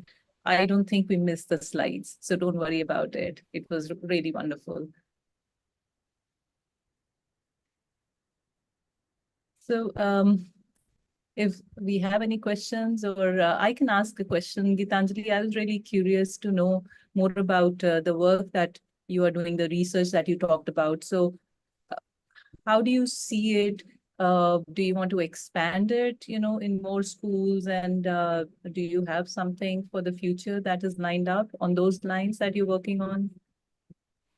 Yeah, as I mentioned, it was like a preliminary study where I wanted to see how it works with the pre-service teachers. It was a very small sample. In future now, I have started doing, in the next batch, I have asked them to prepare some games, some actual games, some digital games, and preparing some board games like the snake and ladder, how they would use it for teaching different concepts, how they would use tapu, which is played by children in India, how would they use it for actually teaching some concepts. So they work on it, and I would like to use an experimental design to actually see whether there are any significant differences between the experimental and the control groups based upon the experiential learning course that they study. And of course, I would like to include more in it, like the hands-on learning. The pre-service teachers, firstly, they learn by doing by themselves, then implement the same for their students. So basically, my focus would be on experimental design. Great. Have you talked about Nukkad Natak, street plays, but have you considered the element of drama, creative drama? It's also called process drama. I've used that a lot for training teachers and in the classrooms with children. So I'm just curious to know if you are aware of that. Yeah, actually, when we were talking about role plays, then I asked my pre-service teachers to prepare some role plays on any topic of which are taught in classes which are of their interest. So there's one thing in planets. Recently, Pluto was, Pluto is no more considered a planet, but it is a dwarf planet now. So they prepared a role play where different characters were there of different planets, and then there were some people played the role of scientists, the scientific community. There we discussed, the planets discussed their concerns that Pluto is not given the status of a planet. Now we are apprehensive that our status would also not be there in the near future. And then the scientific community talked about it. It was an entire play. So they discussed this. And another thing was the Rutherford experiment, where the atoms scatter, some atoms go straight and some are reflected back. So they played this in the classroom and they really enjoyed it. And the topics that we took were the usual topics that are taught in different classes in school. So I was wondering, they were very, they found it joyful, and they said that they would be applying it in their classrooms. And also they're working on the scripts, preparing the scripts for the same. That's so incredible. Thank you so much sharing about that, Gitanjali. And I wish all the success to whatever you're doing, all the good work to you and Marcela. Marcela, there is a question I see.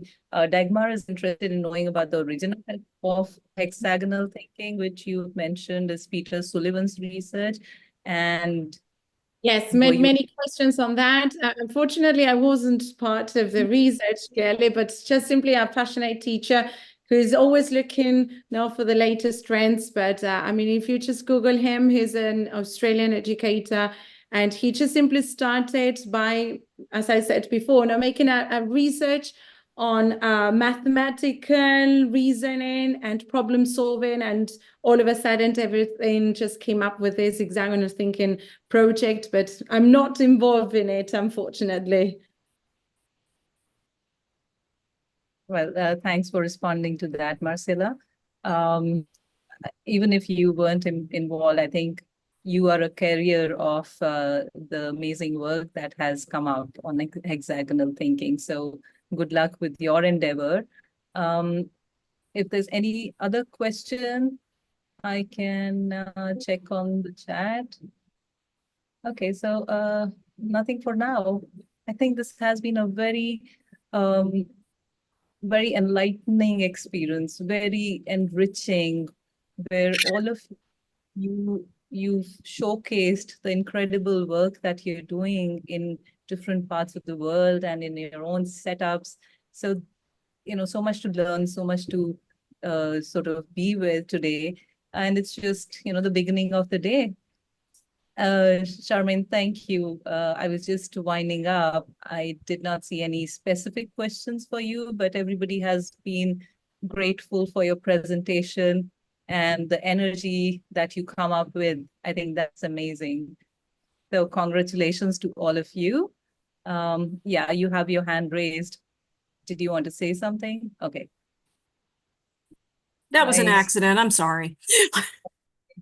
So Nella is asking, would it be possible, Charmaine, in your state to shift the usage of the term ELL to a more strength-based term, EAL? Now, I agree with that shift in language, of course, for all the obvious reasons, but that's something that would have to come from the Department of Education. Right now, Tennessee Department of Education, right now, there's no move in that direction. Honestly, we just finally implemented, quite frankly, accountability measures for LTELs just a couple of years ago in response to NCLB being replaced by ESSA. Sorry, if I can ask, I was having trouble typing up because of my glasses, but that's exactly what I wanted to know is what's the current situation. I assume that you would give me that answer, but I was curious. I know there's a lot of work that have been done. I was curious how far along, and that you answered the question. I really appreciate it. Thank you. Okay, so thank you, everybody. Thank you to the presenters who've come here and brought in a lot of your knowledge and your experience with you and shared it with us. So I'm sure people are going to email you and get hold of you to know more. And good luck with everything that you're doing. I'll request and invite Elena to please take over for the next session on social and emotional learning. I'm sure the keynote speaker would be here too. So over to you, Elena.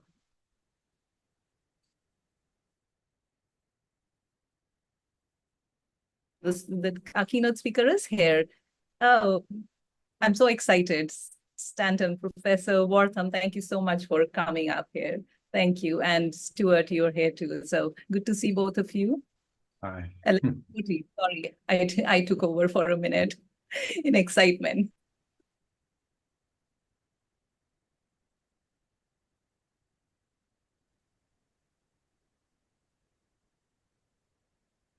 We can't hear you, Elena. Sorry. Are you muted? I can't hear you. Can everybody else hear her? No, but no, we can't hear you, Elena.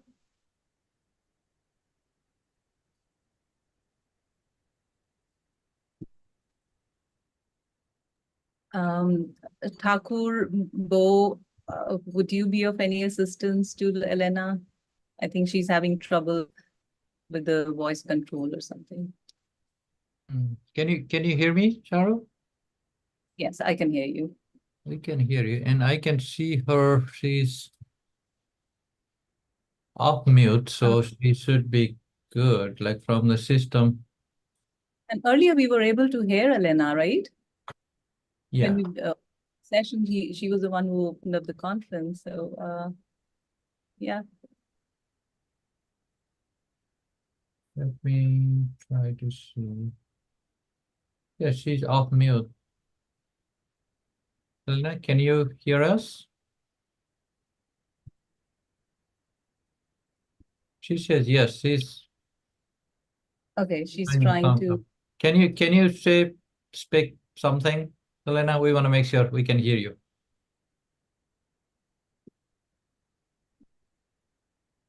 We can't. Yeah. We cannot. Here everything looks good.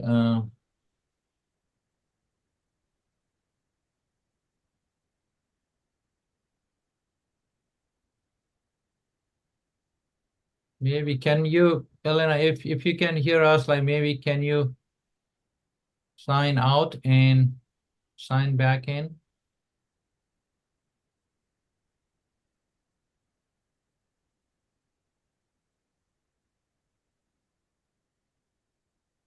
Can you hear me now? Yes. Well, I am with a different device. But we see you on two different devices. I'm going to disconnect this one. Is it okay now? Yes. Okay. I'm going to use this. I wanted to use the computer, but apparently it does. Something is wrong with it. So we'll do it from here. Sorry about this. Okay. Fine. So here we are in the second block of the social and emotional learning, and it's thank you very much to all of you from being here. And I think everybody's all the presenters are already in the room. I think you have already checked, Sharu, haven't you? That all the presenters are here. So the structure that we are going to follow is that first we will have the distinguished keynote speech of Dr. Stanton Wortham. At the end of his talk, we will have some questions and answers, and then the three presenters will go one after the other, please, and then we will have a general question and answer debate to talk about your presentations. So the first thing is to welcome Professor Stanton Wortham. We are really thrilled to have you here. It's a privilege to have the opportunity to see him here today live, and we cannot be more grateful, Professor. I would like to introduce him saying that Dr. Stanton Wortham is a linguistic anthropologist, an educational ethnographer with exceptional expertise in how identities develop in human interactions. Dr. Wortham has conducted research spanning education, anthropology, linguistics, psychology, sociology, and philosophy.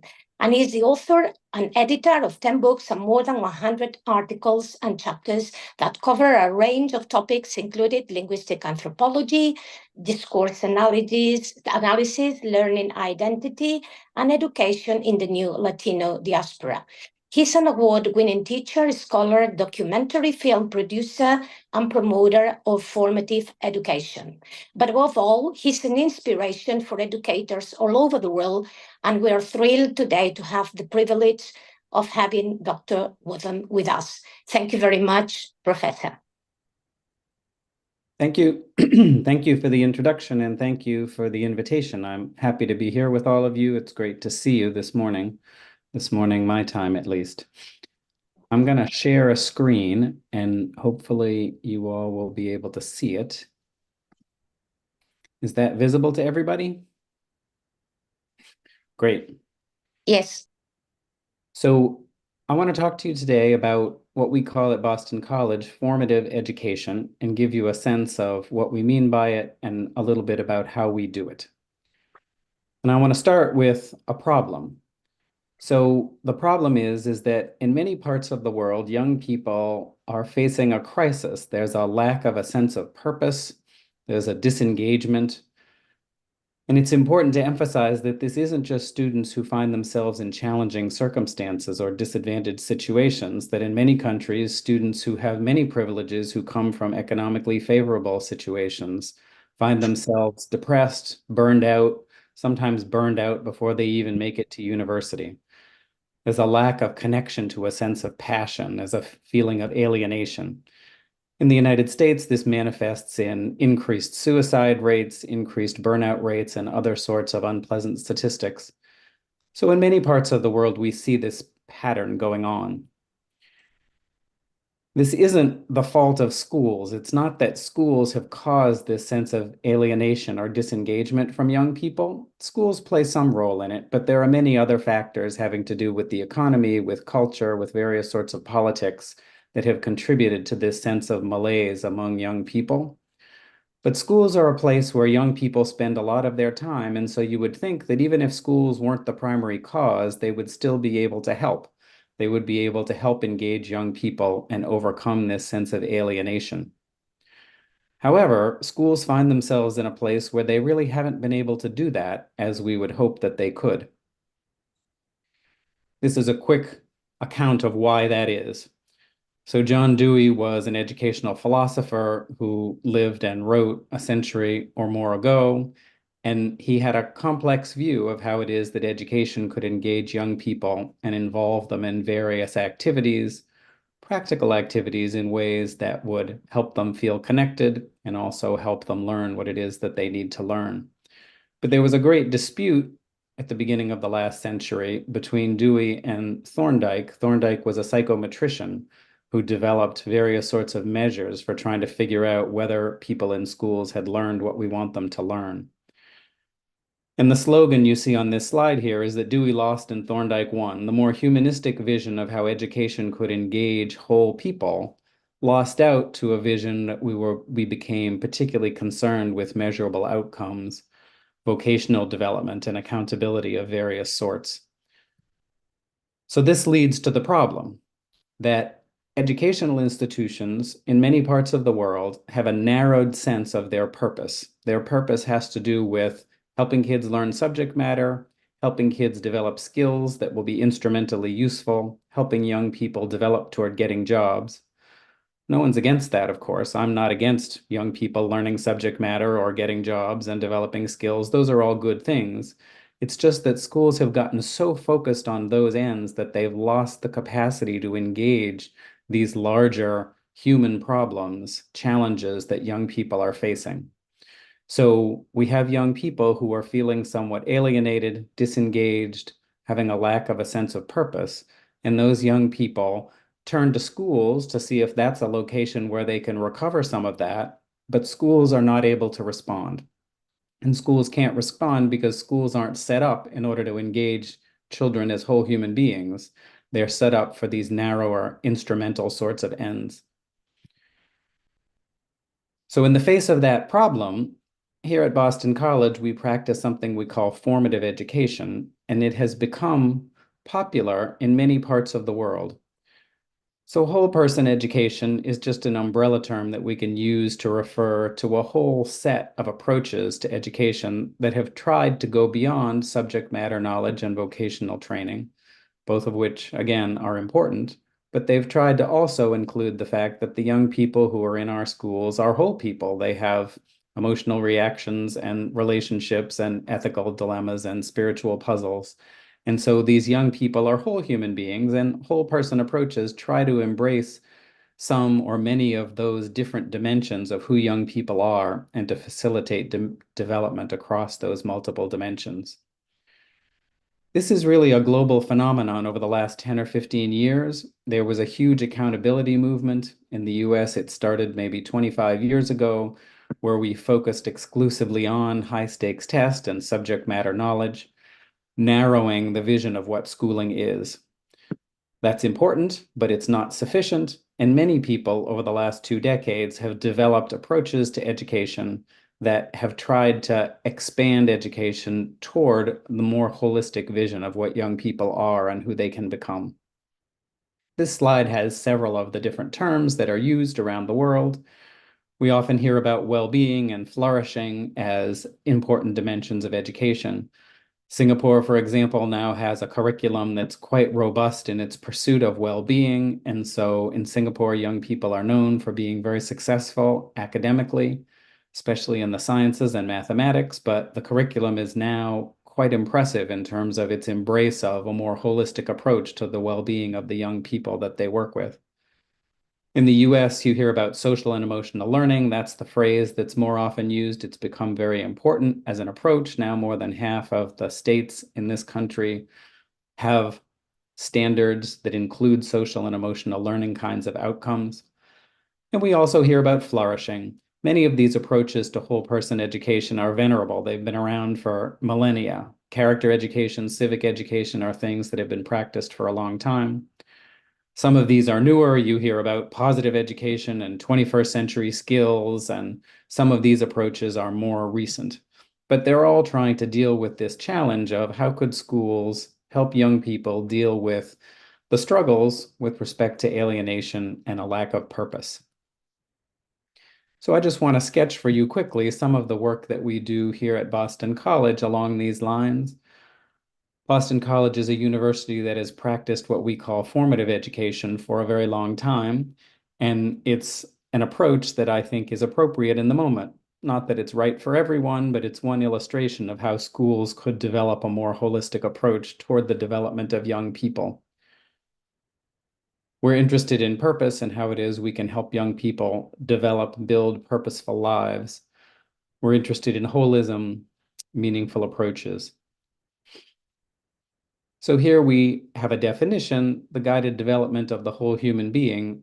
One aspect of that is the fact that we acknowledge that young people have multiple dimensions that they are working developmentally on at any given time. So even if you have a school that tries to focus just on subject matter knowledge and academic learning, the young people in that school, they have emotions and they're struggling with how do they develop so that they can manage their emotional reactions. They have relationships and they're trying to figure out how to build healthy relationships. They face ethical challenges. They have spiritual puzzles that they confront. And all of those dimensions of a young person are things that an educational institution can try to foster. It can try to facilitate development in all these ways, even though education often doesn't. But at Boston College, we've always emphasized development along these multiple dimensions. We try to integrate across these different aspects of development to help young people become more whole, more flourishing human beings. We do it in various kinds of ways. I'll give you a couple of illustrations. It's important to think that we move beyond instrumental reasoning. So what are we doing in education with our young people? Are we helping them just to achieve instrumental ends? In other words, an end like getting a job or making a certain amount of money or garnering a certain sort of prestige? Instrumental ends are not bad in and of themselves, that all humans have to worry about instrumental ends. We all do things just because we have an end in mind, and there's nothing wrong with that.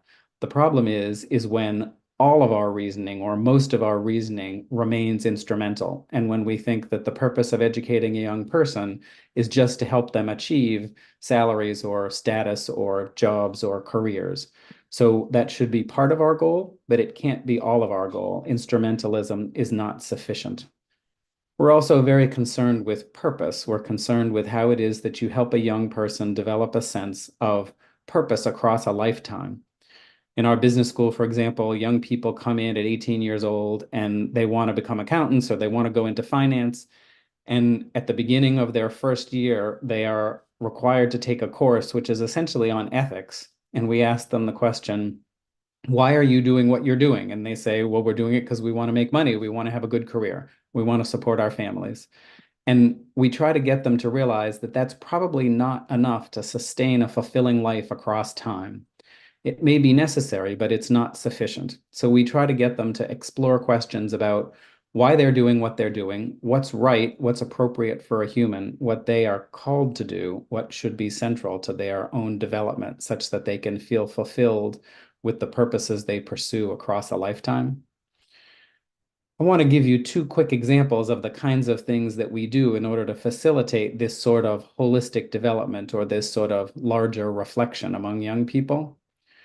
The first has to do with retreats. So vocational discernment is Jesuit speak for figuring out what you want to do with your life, figuring out what kind of career that you would like to pursue. And discernment is the process of reflection and engagement where you try to go through a process of figuring that out.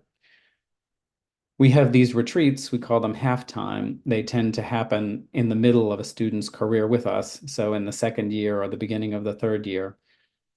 We have a slogan that the uninterrupted life is not worth living. So the notion is that we take our students away, they go to a property the university owns, and they spend 2 or 3 days there. And while they are there, the programming, it involves small group conversations, it involves testimonials from older people who are guests, it involves time for solitary reflection and journaling, it includes time for meditation or yoga or other activities that they may want to engage in. And we try to get them to explore these 3 questions. What are you good at? So we get them to ask what sorts of talents they have. What brings you joy? What is it that you truly enjoy doing that gives you a sense of fulfillment? And what does the world need you to do?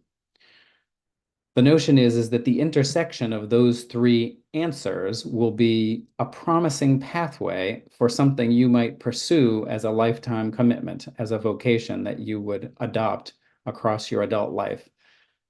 If all 3 of those things are aligned, if you're good at it, if it's something that's fulfilling to you, and if it's something that the world needs from you, it should be something that's worth pursuing. And again, the idea here is to get young people to stop from the hustle bustle of everyday life, to stop from having to do this task and that task, to get them out of their daily routine and to reflect on these larger purposes, to try to get a sense of what they are called to do, what larger purpose they're called to participate in. We don't believe that we have the right to tell young people what the world is like, what ultimately is good or right in life. That's not our position. But we do have a right and a responsibility to ask them these questions about what do you believe is ultimately important? And given that, what role do you have to play in that larger moral order that you've envisioned? So I'll give you one more example of what we've been doing to try to pursue this agenda of holistic formative education. We recently created an academic department with faculty and students in it that's called the Department of Formative Education. It's an attempt to build ourselves an academic unit that tries to take as its academic object this process of holistic human development. I was very proud of myself for building this department. I felt that I had the only department of formative education in the world, so I went around telling everybody I had the only department of formative education in the world. Unfortunately, I ran into a bunch of Italian colleagues who told me that they had many departments that were called Formazione in Italy, and so I am not the first. So I can no longer claim that I have the only one in the world. But in the United States, it probably is the only one. So the Department of Formative Education is devoted to exploring these questions. Some of them are normative questions, like you can see here, about how we educate people toward purposeful lives. Some of them are scientific, social scientific questions about how do you facilitate development. So the department is both normative and empirical in its academic inquiries. It has these 3 pieces to it: the formative humanities, work in philosophy that is devoted to questions about how it is that we imagine what holistic, flourishing lives look like. We have anthropologists and cultural psychologists who do empirical work on how it is that holistic development happens in different cultures around the world and at different developmental stages. And we also work in developmental technology. We work on how it is that we can help young people learn to use technologies, contemporary computer-based technologies, and do it in a way that's more human and not just instrumental. So we explore the ends of life. We explore questions about what a flourishing life is. We talk about holistic transformation of people. That department is part of our attempt to try to engage with this larger challenge that we face nowadays. We have this narrow instrumental view of education that has proliferated around the world over the last few decades. There are these reactions against it. So many people in many parts of the world, young people, parents, educators, administrators, policymakers, have started to realize that we can't have an education that is just about knowledge and skills and nothing else. We can't ignore the fact that our students are whole human beings with emotional, social, ethical, spiritual needs and developmental challenges. Formative education is our term for an education that works toward wholeness, toward a sense of purpose, toward a sense of community. That doesn't have to be the term that other people adopt. There are many different ways of describing this. I talked about thriving and well-being and other sorts of accounts, flourishing, that these different terms are referring to an enterprise that shares a core emphasis on facilitating more holistic development. This is really a call to expand educational aspirations, that we want to think big about education. Education is a process of facilitating people becoming more fully human. And that's a large goal, and it's a goal that I think that we should embrace. There are challenges attached to it, of course, especially in a heterogeneous society, but nonetheless, it's something that I think we need to take on directly and not just avoid. And at Boston College, we have been doing this with our undergraduates since the beginning of the university a couple of centuries ago. And we're trying to be not only a place that has become expert in the practices of formative education, whether they be retreats or pilgrimages or various sorts of reflection, but also as an institution that does research on this with this new department, trying to figure out how it is that we can facilitate that better. So that's what I would like to share with you. Thanks very much for your attention. Thanks a lot, Professor. Thank you very much. It has been really interesting and inspiring, and I really feel very envious of you to being able to have adapted this, well, all these activities at your university at Boston College. That's fantastic. And the department, the retreats. And before we check the chat to get questions from the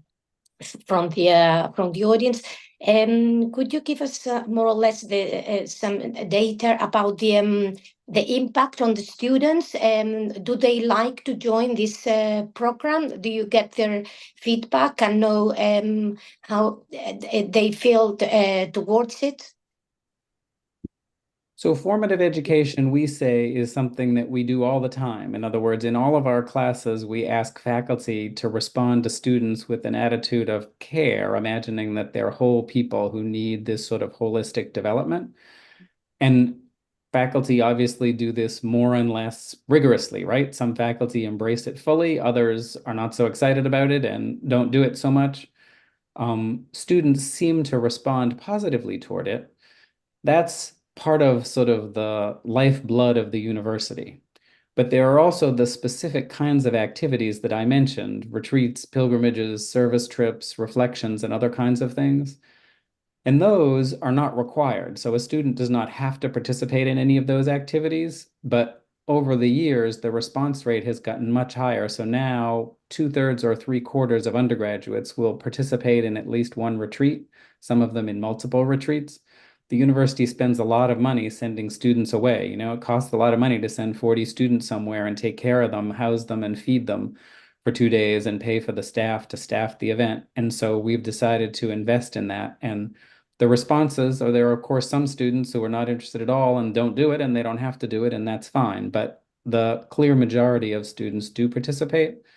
And in the more specialized activities, for instance, we have courses in pilgrimage here where students will read about the commitments of a particular pilgrimage, like maybe the Camino, and then they will go and walk the Camino with their faculty member for a couple of weeks in the middle of the semester, and then they'll come back and read and reflect and do assignments based on it. And those sorts of activities, which are also meant to be formative, are something that's experienced by a smaller percentage of students. We can't offer that to most students, but the students who do it really like it. We have lots of anecdotal evidence of people who have been successful through this.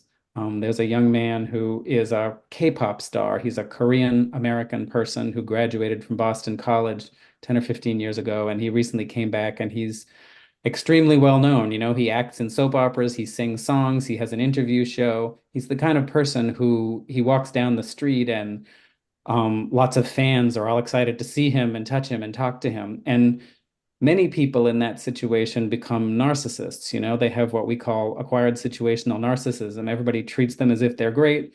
and they start to believe that they're great. But this young man was so down to earth, you know, he was so sensible, and he was not full of himself. He was not carried away with his own success at all. And he attributed that to BC, where he was asked to think about what's larger than him, what's more important, what larger whole can he contribute to. So students do participate, and we do have lots of instances of successes. I can't give you a, you know, quantitative analysis though. Okay, thank you very much. That's very inspiring. Thanks a lot.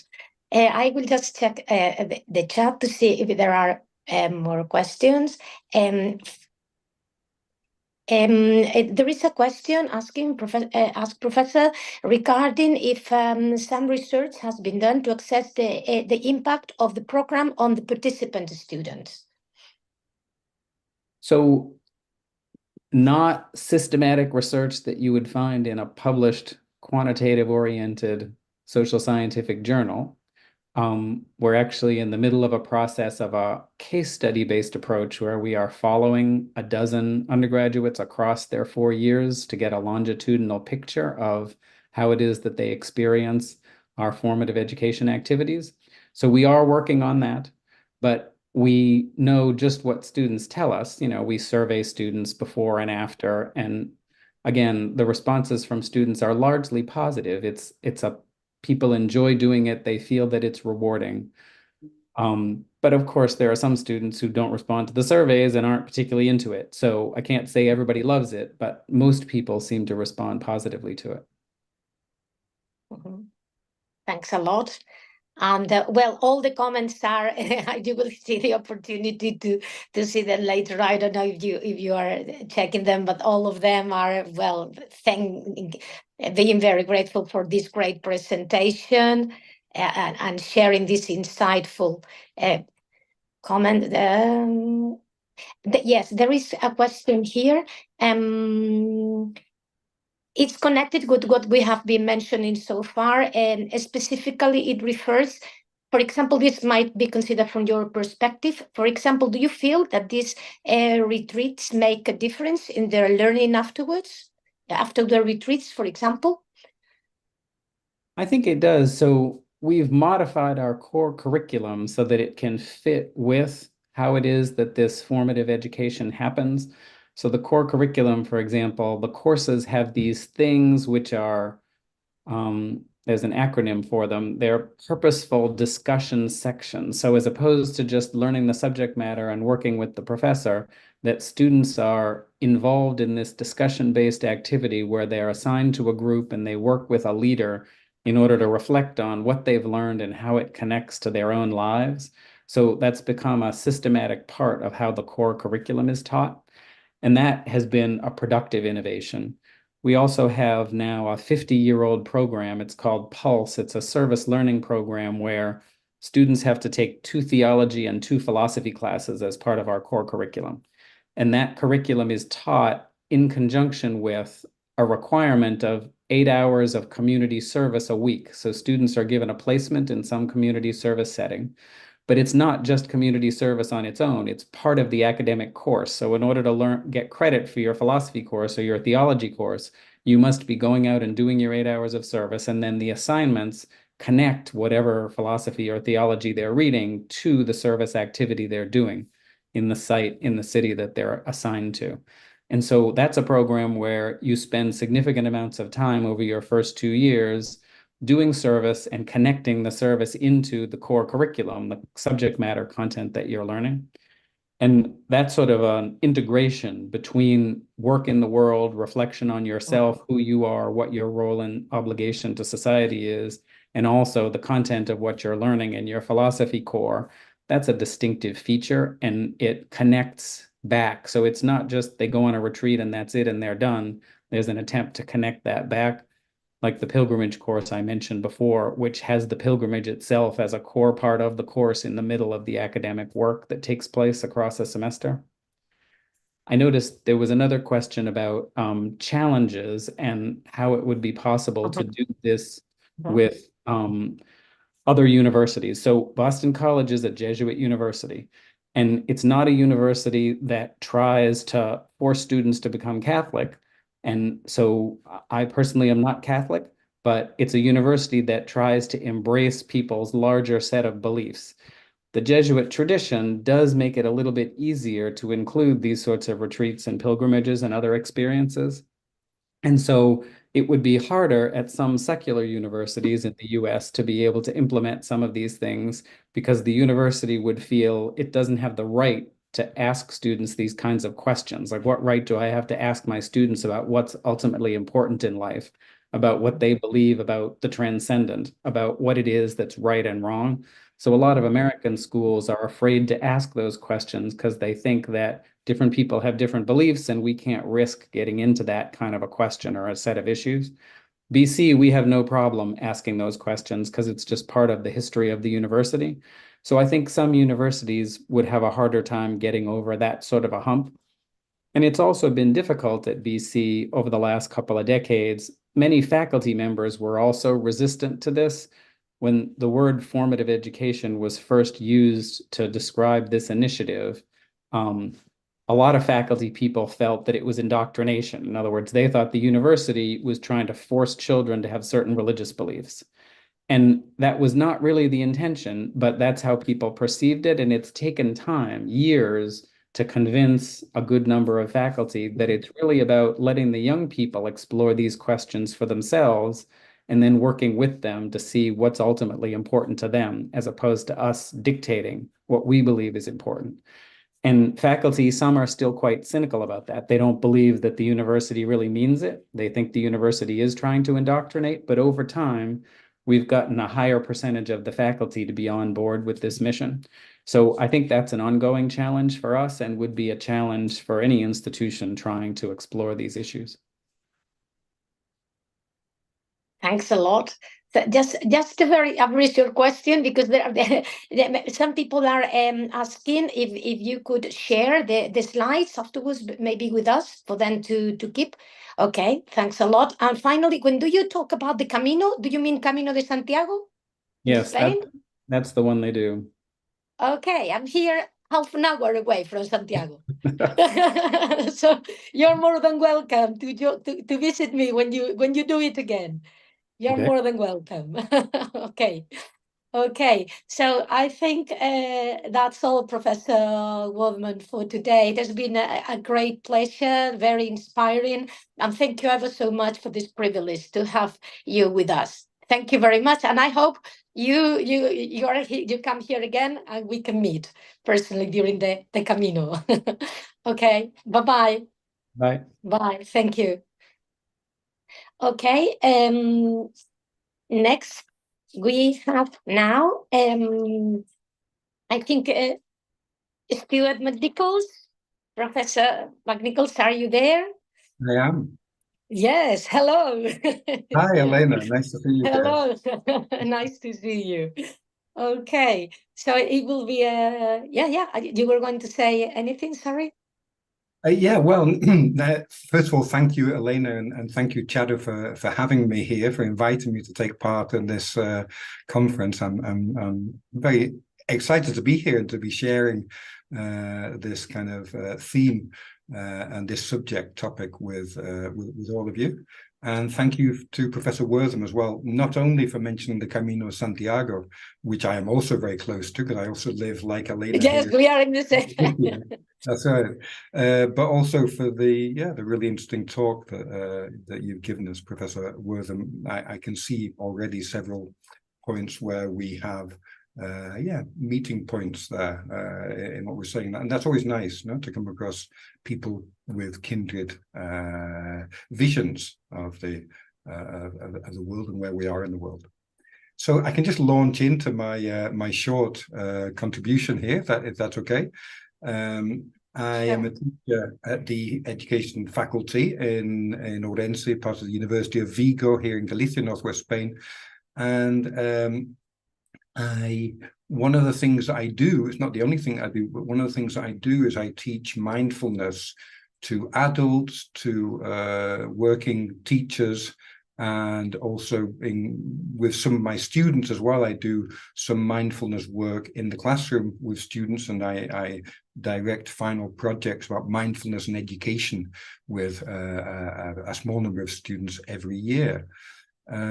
So I'd just like to talk a little bit about why I think that mindfulness is important.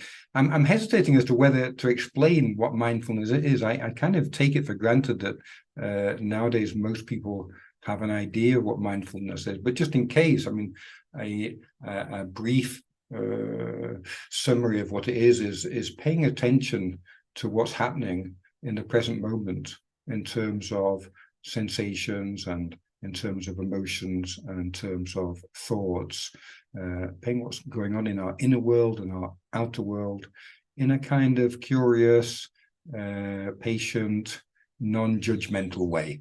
That would be a definition of mindfulness, but also a model for all audiences.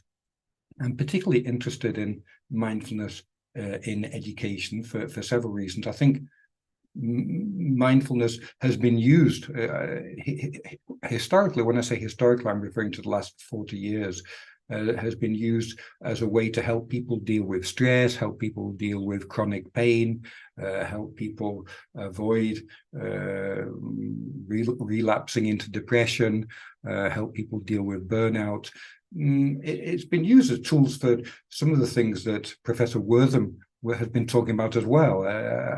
Professor Wortham was referring to social emotional learning, and I kind of consider mindfulness as a toolkit for social emotional learning. By the way, another point of contact with Professor Wortham, I completely agree with what he was saying about teaching the whole person. My own path as a teacher has gone from teaching English, a foreign language here, to really understanding my job in the classroom as teaching people to be the best version of themselves at the same time as teaching English, giving people tools to become the better versions of themselves, to connect with their better angels. So this is, as I say, mindfulness is, I would understand, as tools for achieving that. Why is it important in education? Well, I think that teaching is a high stress job, a high burnout job. I think in a lot of countries, there's a high incidence of teachers feeling stressed or burnt out, especially the kind of changing educational panorama we live in. So mindfulness for teachers per se, I think, is useful. I think it's something that we can use to help ground ourselves in the classroom. We can use our own bodies and our consciousness of our own bodies and our breathing and the stress responses within our bodies while we're in a classroom and a difficult situation comes up in a classroom. For example, we can use a mindfulness practice to help be centered and respond from a place of awareness rather than a place of reactivity. So I think mindfulness is good for teachers per se. I think if teachers have their own practice of mindfulness, then that shows up in the teaching implicitly when they're dealing with students. And I think then we can also go further than that and transmit mindfulness explicitly to students. And there are quite a lot of organizations in the world nowadays preparing teachers, training teachers to do so. I have trained with the Mindfulness in Schools project in the United Kingdom and also with Mindful Schools in the United States. Who've been training teachers now in Mindful Schools for over 10 years to take mindfulness into the classroom. I think one of the good things about, for example, Mindful Schools approach is that again, I keep referring back to Professor Wortham because there are so many interesting things he said, but one of the things about mindfulness is we can clearly understand it as something secular, even though it has roots in Buddhism. It's clearly a kind of secular practice, which is easier to get people on board for. There are a lot of, over the past 40 years, a lot of academic studies demonstrating the efficiency of mindfulness for mental health problems and also in terms of generating well-being in adults, and increasingly there are studies for younger people too. So I think that mindfulness is important in the classroom for all those reasons. And for students, it can help increase concentration, it can help improve emotion regulation, impulse control, and well-being. And it can also help diminish anxiety, stress, and improve classroom atmosphere, less conflict in classrooms when people are doing this. As I say, I work with teachers here. I've worked in quite a lot of schools here in the city where I live and in different cities in Galicia. And often what we find is that teachers, a small group of teachers within a school, become interested in mindfulness. They start taking on a practice for themselves. They start applying it in their classrooms. And then in the best case scenarios, it becomes part of the culture of an academic institution where pupils go from one classroom to another and they see that teachers are doing little mindfulness practices. Maybe it's like 2 minutes or 3 minutes at the beginning of a class or at the end of a class, just a couple of minutes, and it's helping students center. It's helping them calm down. It's helping them regulate their emotions in such a way that they can study and interact more successfully and less stressfully with their classmates and with the teacher. And I can see that I'm already kind of running out of time. I did want to mention specifically why I think today this is such an important tool. And again, let me go back to something that Professor Wortham said at the beginning of his talk about the crisis among students, which he, I think, quite rightly recognizes. Let's say that one of the reasons why mindfulness is important, because the world we live in is maybe articulated nowadays in terms of what we call an attention economy. A lot of multinational companies are vying for our attention on a 24-hour basis. We're kind of being bombarded, adults and young people, by messages, by stimuli, trying to get our attention. Our attention is monitorized every time we click on an ad or we click on or go into an application or a platform. That's creating monetary benefits for transnational companies. And I think the crisis that Professor Wortham talked about, for example, Jonathan Haidt, as a social psychologist, has a book come out recently called The Age of Anxiety. He talks about how there's been a transition from a childhood based on play to a childhood based on smartphones. He identifies, and his fellow researchers identifies, a moment over the past about 10 years ago, 12 years ago, where all of a sudden smartphones kind of burst onto the scene in the world. And all of a sudden, there was a dip in reading and mathematics skills in students, according to PISA. According to the PISA studies, there was on a global scale a dip in reading and mathematical abilities. And furthermore, in the States, in the United Kingdom, in Australia, in New Zealand, in Scandinavia, increased levels of anxiety and depression, suicide, self-abuse, self-hurting amongst teenagers. And it does not seem to be by chance that coincides with this increase in our attention being hijacked by new technologies. I'm far from being a Luddite. I'm a great lover of new technologies myself, but I think that as adults, as parents, and as educators, it's good that we become very aware of how the landscape is changing very, very quickly around us, and how young people are being affected by the negative side effects of these new technology, which, as I say, tend to aim to hijack our attention, their attention, for monetary purposes. Basically, the more attention directed to these platforms, the more money is generated, and there's a great need. Jonathan Haidt identifies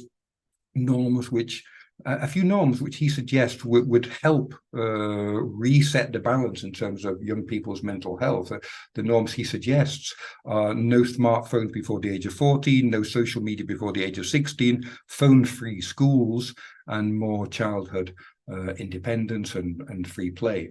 I think those norms are excellent. I think all the things that Professor Wortham has mentioned as well are excellent ways of help moving towards a more whole person education and formation, as he says. I think it's good to add mindfulness into the mix. That mindfulness does give us tools, specific tools to be able to reclaim our attention. And I'm just going to finish now, if you will allow me, with a short meditation, a 3-minute meditation.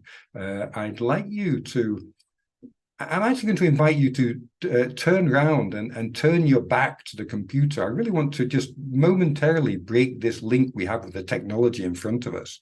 And just, if you can turn around, turn your back to the computer.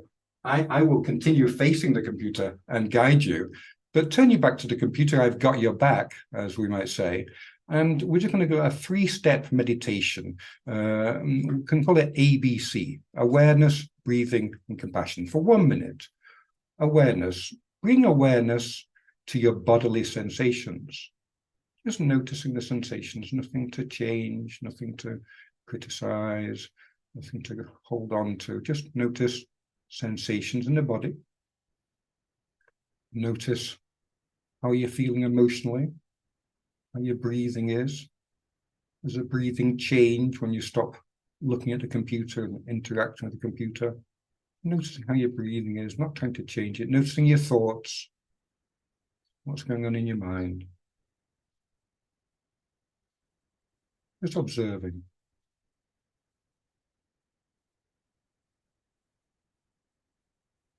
Now bringing the focus in very narrowly to the breathing in and out, noticing the sensation of the air coming in through your nostrils, and leaving the nostrils slightly warmer. Just let your attention rest for 1 minute on breathing in, breathing out, the nostrils.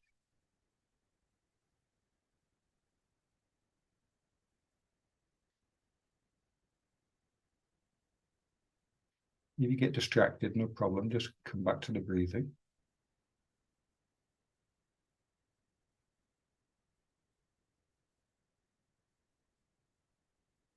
And now finally, let's expand the attention again to the whole body. Every time you're breathing in the air, and this loving attention is going to every corner of your being. Oxygen, air, loving kindness, going to every corner of your being. And every time you breathe out, you're letting go of whatever's surplus to requirement now. Toxins in the body, difficult emotions, complicated thought and mental loops. Letting go of whatever you don't need when you breathe out, and breathing in loving kindness to every corner of your body.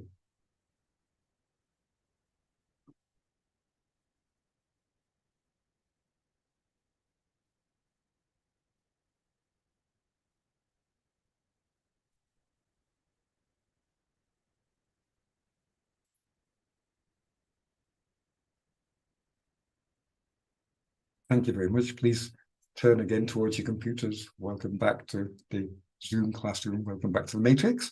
And thank you very much, Elena. Back to you, Elena. Thank you very much, Professor McNichols. We are going to need you all through the day today. This was a fabulous moment, a fabulous minute.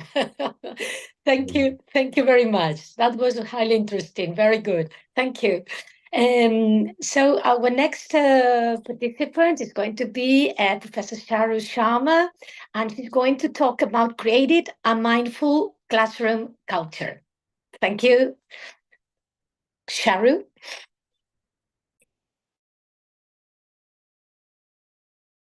So thank you, Alina.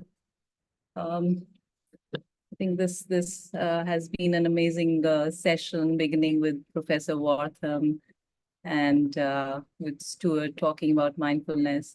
So I do know we have something similar that we both do, and he's sort of set up the tone for my presentation now.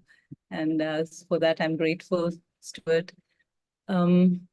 So I'm Dr. Sharma. I'm an associate professor teaching human development and childhood studies at the University of Delhi in India, and also the country director of Star Scholars Network, representing India.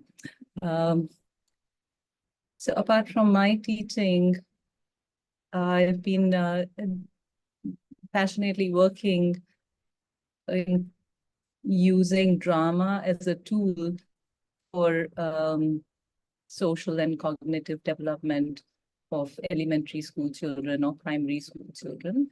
And since the last few years, I've been sort of blending my own practices, which include yoga, breath work, mindfulness, into the classrooms, also training the teachers to be able to use it in the classrooms.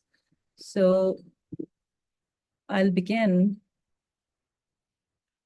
by inviting all of you to take a few mindful breaths. If you're comfortable to close your eyes or you want to lower your gaze, in whatever way you are comfortable, the body is comfortable, feel free to do that. And if you could take a breath with awareness and see it pass through the nostrils into the body, in the belly, and feel the expansion of the belly and the movement of the breath, which goes upwards and out through the nostrils again. I would invite you to take another breath with awareness and with a sense of gratitude towards the breath that you're taking. Inhale and see the flow.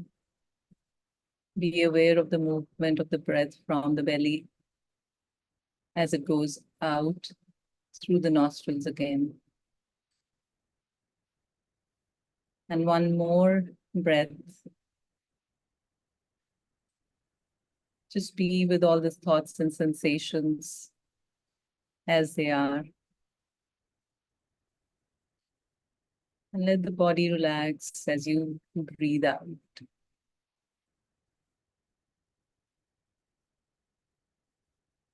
So you can softly open your eyes.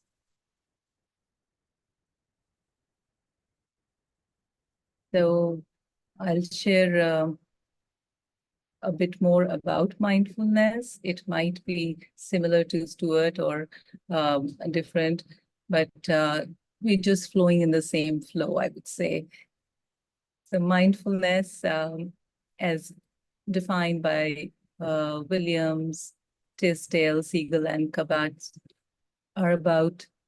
is about mindfulness is the awareness that emerges through paying attention on purpose in the present moment and non-judgmentally to things as they are.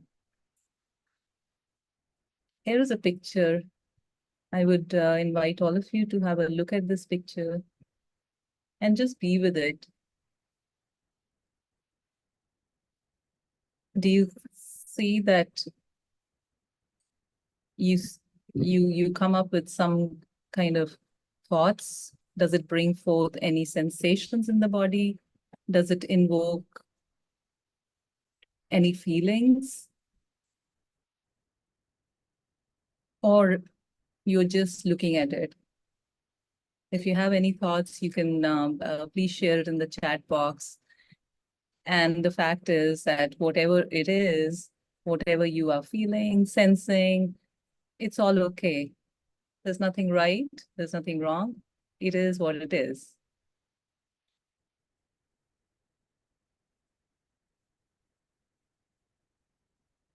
Great, thanks. Thanks for sharing calm, peace, awe, wholeness, peace. Yeah, thank you. So this was just setting up the tone for what I'll go along with you for the next 10, 15 minutes. It's just to be present is what this was a brief example of. So in terms of what mindfulness is, it also is a practice of being focused in the present moment and observing our thoughts, sensations, judgments, feelings, any other aspects of self within and outside. And it's a way of being and a practice. It's something which, you know, as I say, you have to strengthen that muscle. So mindfulness is more like a muscle that needs strengthening, and that happens only by practice. And it is important. We've been hearing about mindfulness, so it is important because of several reasons. So some I'm sharing here is because it improves our ability to be focused and discerning. It increases self-awareness and self-compassion. It supports emotional regulation and executive functioning.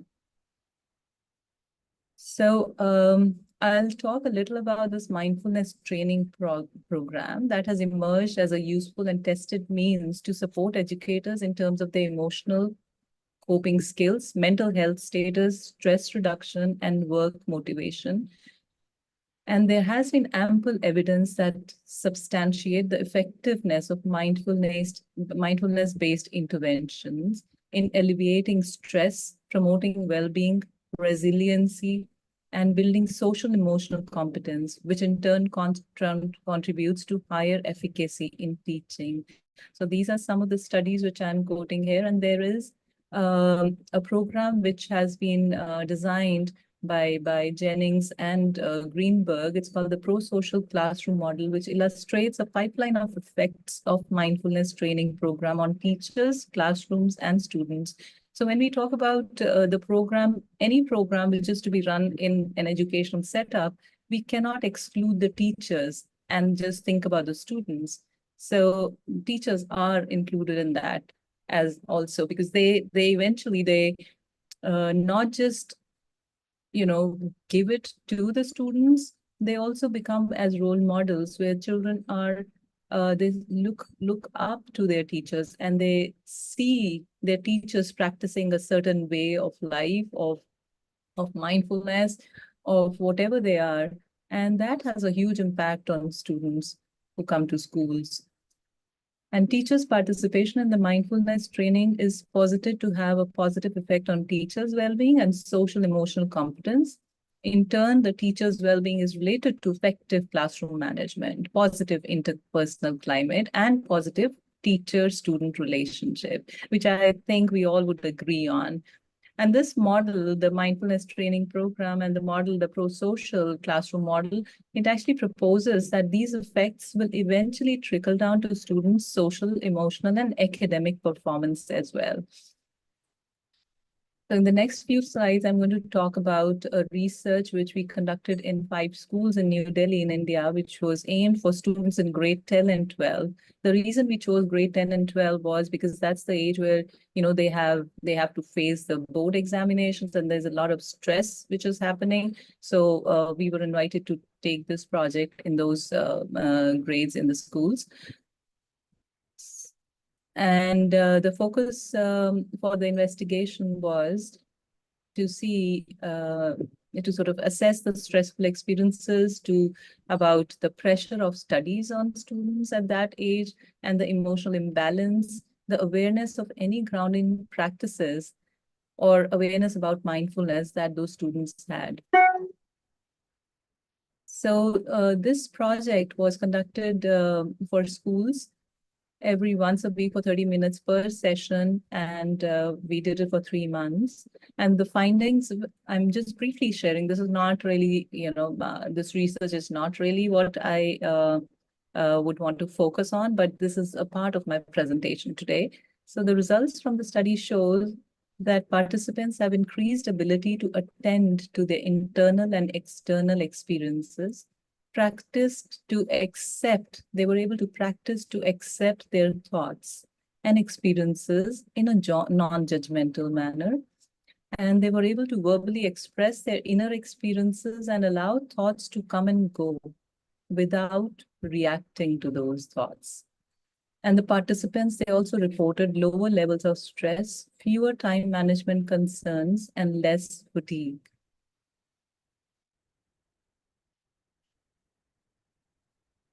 I would like you all to take a few moments of pause here and just to absorb, to be with yourself.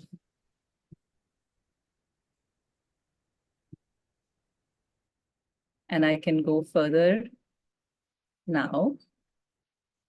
So what does mindfulness do in the classrooms? Or how can we really use some techniques of mindfulness in the classrooms? It could be by the method of deep breathing exercises. And so breathing, because you don't have to have any other tools. It's accessible to everyone. So that's one part. It's easy and they can connect with the breath. And we can also talk about developing a beginner's mind, as they say, to encourage curiosity in children, curiosity about what is this image bringing forth in me? What are the thoughts that come up? Are there any sensations when I'm close to nature? What happens to the body? Are there any feelings which come up in a particular situation? So that's developing that's developing curiosity and to develop a beginner's mind, and to sort of facilitate them to learn to be in the moment and to trust the unfolding of life in whatever way it is happening, to just let that be. The next slide talks about how mindfulness in education can improve social and emotional competences, as I shared earlier. And practicing mindfulness may improve the focus, attention, self-awareness, learning and resilience, and self-compassion. And how mindfulness can really help children or help even adults or students in higher ed, if they are able to practice it, to connect to their own selves, which is, I hear a lot of students who say they feel lost. They don't see any purpose in life. They don't feel any connection. And there's too much of technology. They become really sick and tired of too much of technology. So I tell them to find ways to connect to your own selves. Maybe go for a nature walk, just sit in nature, just be quiet, be in silence, go for retreats if you can, and be close to your breath. And then that's the first step, where we can guide them in that direction. And once they are able to be in that space, to learn to accept whatever is coming and going, and the fact that everything is transitory, everything is so, changeable, that there's nothing that's always going to stay. So those are certain things which they experience gradually. And of course, listening to some enlightened beings or reading books which might be helpful. So it's all about self-experience, as Professor Wortham also talked about. It's about their own experience in life. When they're lacking a sense of purpose, those are the tools that Boston College, for example, is providing them to open up that space within themselves where they have, this whole connection with consciousness, where they realize that they are consciousness itself. So I think those are great tools and great work that those people are doing at Boston College. And how relationship skills like compassion, kindness, and respect can improve. And controlled breathing can calm the nervous system and slow the body's stress response. And consistent practice can lead to a way to live life, which is more calmer and more resilient. So mindfulness in education, it does lead towards positive changes, and it's not anything extra in the classrooms, but I think it should be made compulsory as an essential component in the classroom transactions. And it definitely can alter the trajectory of a child's life from, the chaos into the inner peace. And that peace is something, that state where, once we empower the young minds, they can definitely reach that space with a little push, a little nudge. So it isn't an alien experience anymore. If we can, make that happen, make them sort of give them that exposure in the classrooms.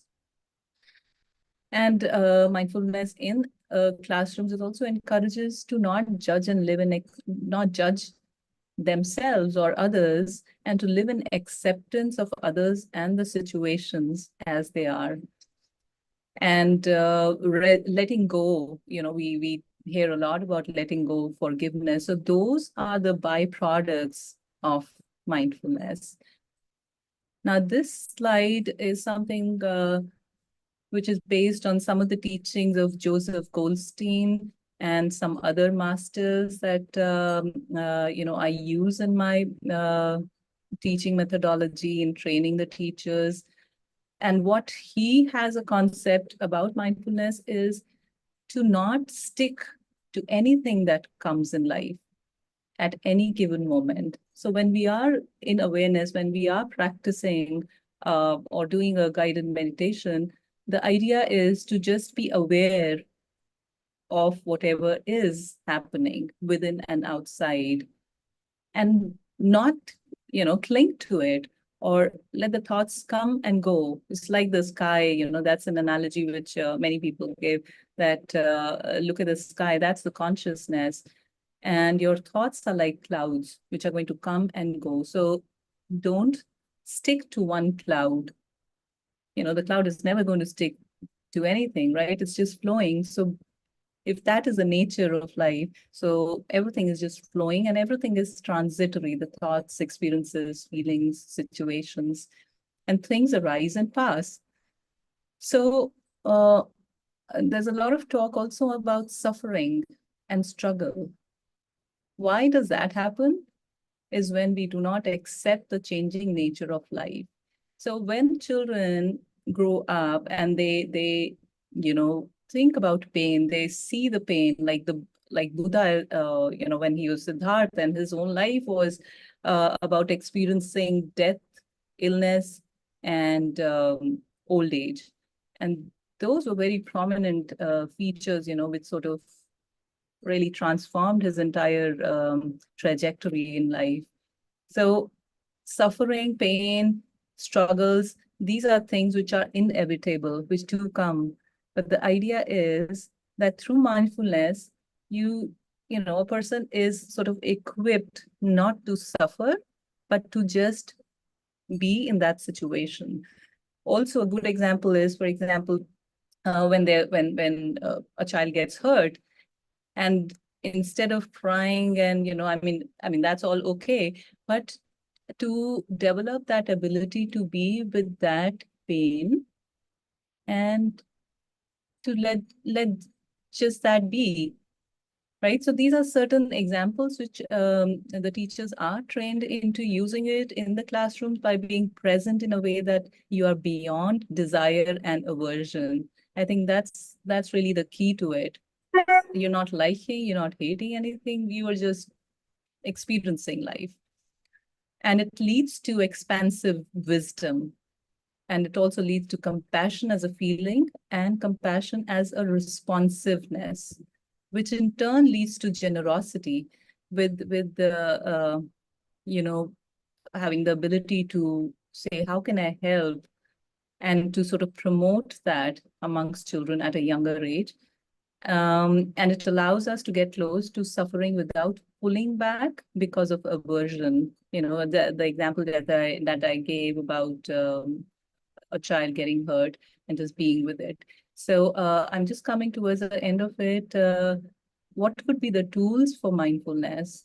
How can we use the breath, for example, to focus and to train us into living a mindful life and become aware of your senses? I think senses are, again, very powerful tools, which when used, they can draw very easily for children to get into that mindfulness space, and to encourage them for nature walks and absorbing as much as they can from their senses, and to practice mindful listening, mindful speaking, and practicing acceptance. So I'm going to now invite you all again for the end meditation, which is the loving kindness meditation. If you could please feel comfortable, if you want to close your eyes or you want to lower your gaze as we do this meditation for 2 minutes before I close the session. Take a few deep breaths with awareness, following the trajectory of the breath.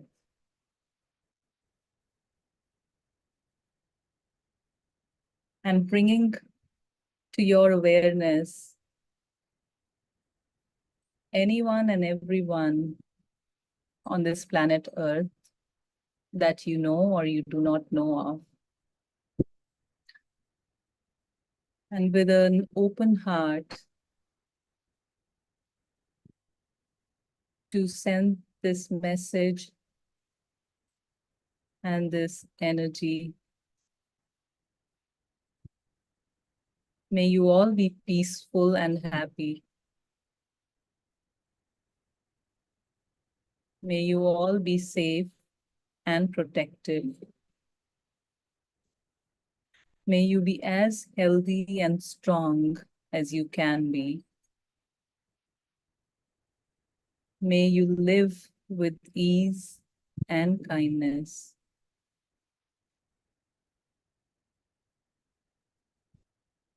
Please take another deep breath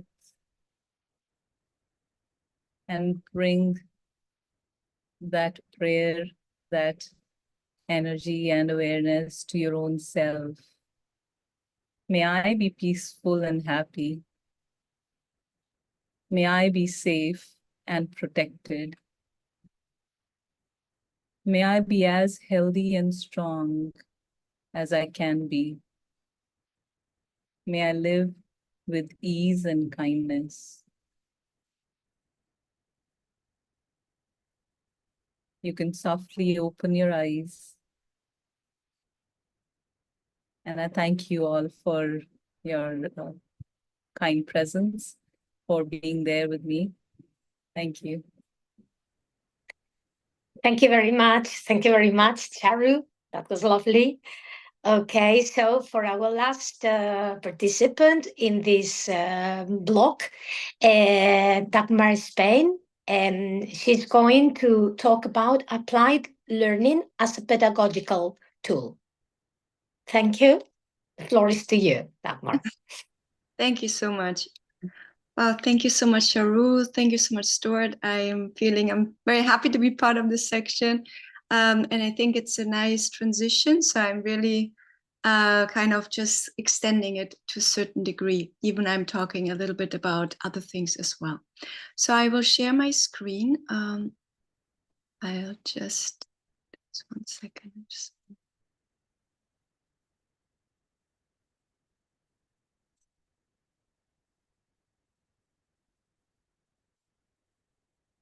So I will not have the PowerPoint all the time. So my name is Dagmar Spain.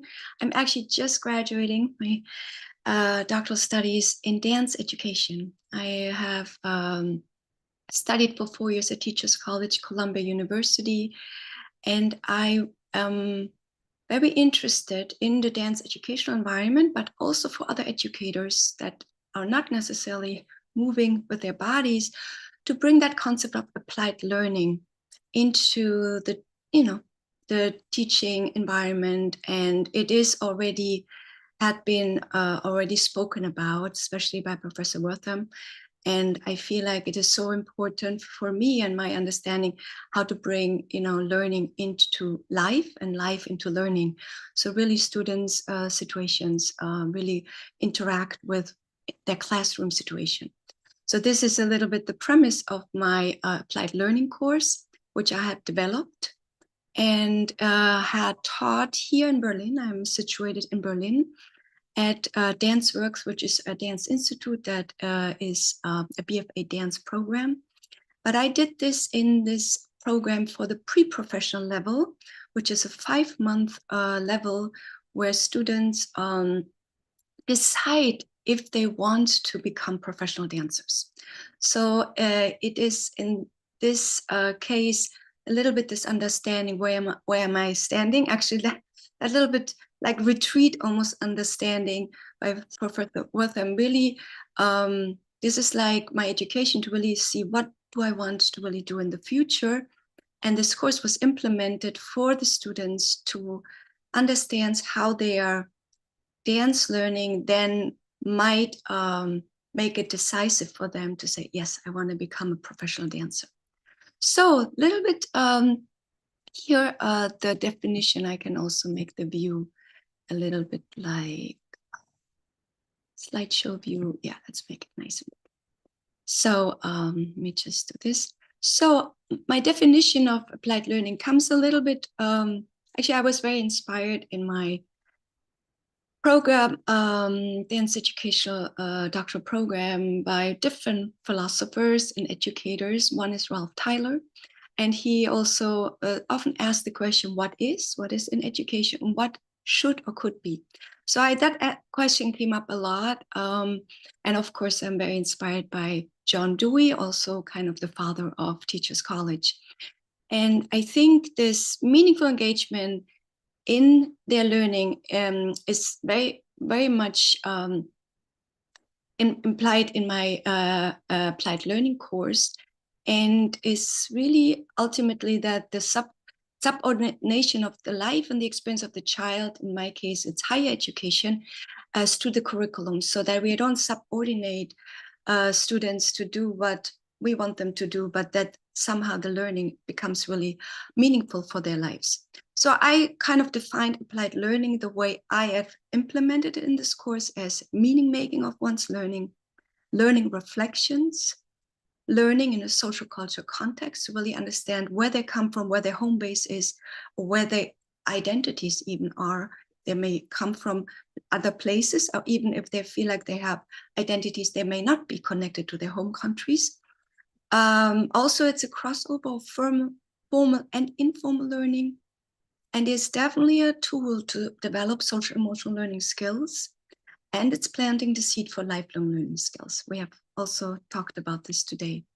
So I wanted to do this today because you're all educators, really, as not so much to talk about my course. I will do this at the end, but almost a little bit more how is applied learning can be applied to you, and where you're coming from in terms of your history, what brought you to become an educator. So I'm just reading this quote from Dewey. For it is with this world a starting point and basis alike that we shall always have to concern ourselves. The world is not to be learned and thrown aside, but reverted to and relearned. So I like this quote a lot. It comes from this book, Art as Experience. You know, being a dance educator and coming from the arts makes sense. So that understanding of relearning and going back possibly also to my roots, where I started what I started. And I want to build this today as an experiential little bit workshop with all of you guys. I hope you're ready for this. And I would like you just to have a little bit something maybe you already have on your side, a book that you can write in some thoughts. But first, we have already done meditation. It's really sit down. I give you like maybe 1 or 2 minutes, and or you can also stand up, or you could even walk around, whatever you feel, because we're sitting a lot today. Just think about what personal situation has inspired you to become an educator. So really making the starting point, my applied learning, like where do I come from? And why did I become an educator? Because it had to do with my learning and what it brought me to this place where I am today. So if you could just take a moment, I will be quiet now, and you can just take yeah, as I said, just take a moment and walk around if you like. Open the window if you like, whatever feels good. Yeah. What person or situation inspired you to become an educator?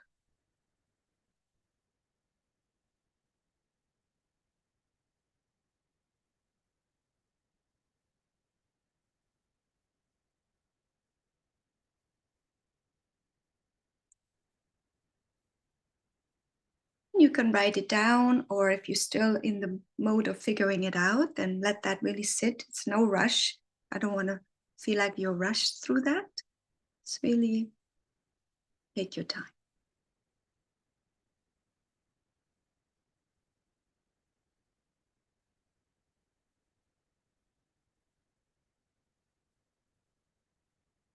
Yeah, and maybe now you can write, even it can be just one sentence or even just words that sum it up for you. And if you have done already, so read it and close your eyes also. Let that resonate. Maybe that experience or that person, recall it. Just sit down with that and recall that experience.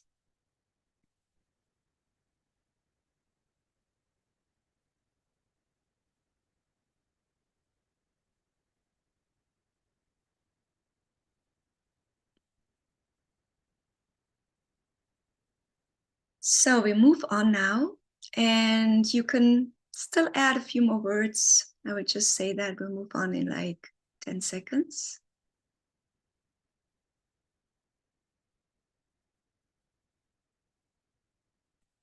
So we're going to the next little recalling right now of our own life, out of our own lives, our own experiences. What is your greatest memory of teaching? So now you are the educator. What is your greatest memory? Again, you can sit, walk, take a breath, look out of the window, and take your time with that as well.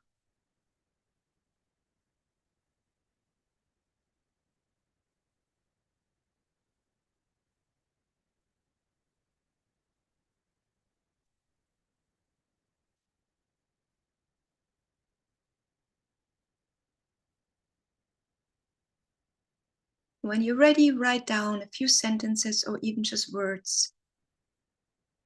And then you can also read them and again, kind of a little bit sit down, close your eyes for a moment, or even stand and close your eyes, however you like, and just recall that memory.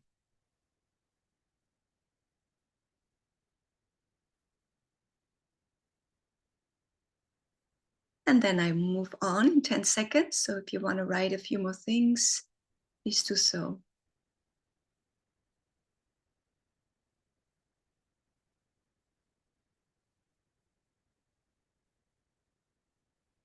And in the next little task, seeing what comes out of our own lives, what is your most challenging situation in teaching? Maybe was or is, current, past. And again, take a moment to recall that memory. Really feel it also in your body, not just in your, cognitive understanding and memory lane, but really in your body. Maybe you have still a sensation how it felt in your chest, or maybe you were very nervous in that situation. So just recall it in your body. How did that feel?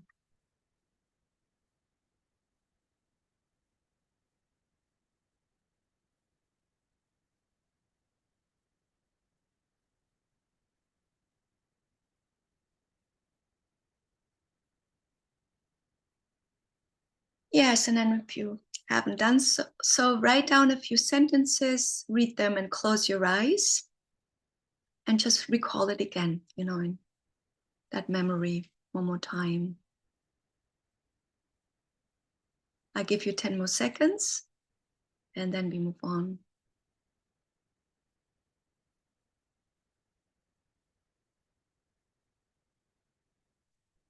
And now we're coming kind of to a synthesis of all those experiences that you just had.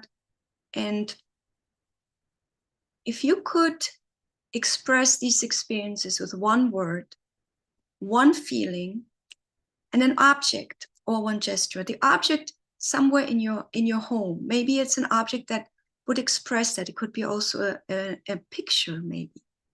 That would be great. So it could be really something tangible that you have around you, or one gesture. I understand you may not be movers, but it could be really just a gesture with your hands, maybe something with the hands moving that expresses maybe that feeling. So one word, one feeling, one object, or one gesture. So 3 things. And I would love you to either share it out. We'll come back to the slides. I want to show you about the course after we had that little share out. And then I would like to go to the course that I developed. And if you do this share out, and I stop sharing right now, no pressure. If you would like to do it, open, just right now your camera and just share it out with others. If you feel, that's not what I want to do, then please in the chat, share it out, and I would just read it to the others if you feel comfortable.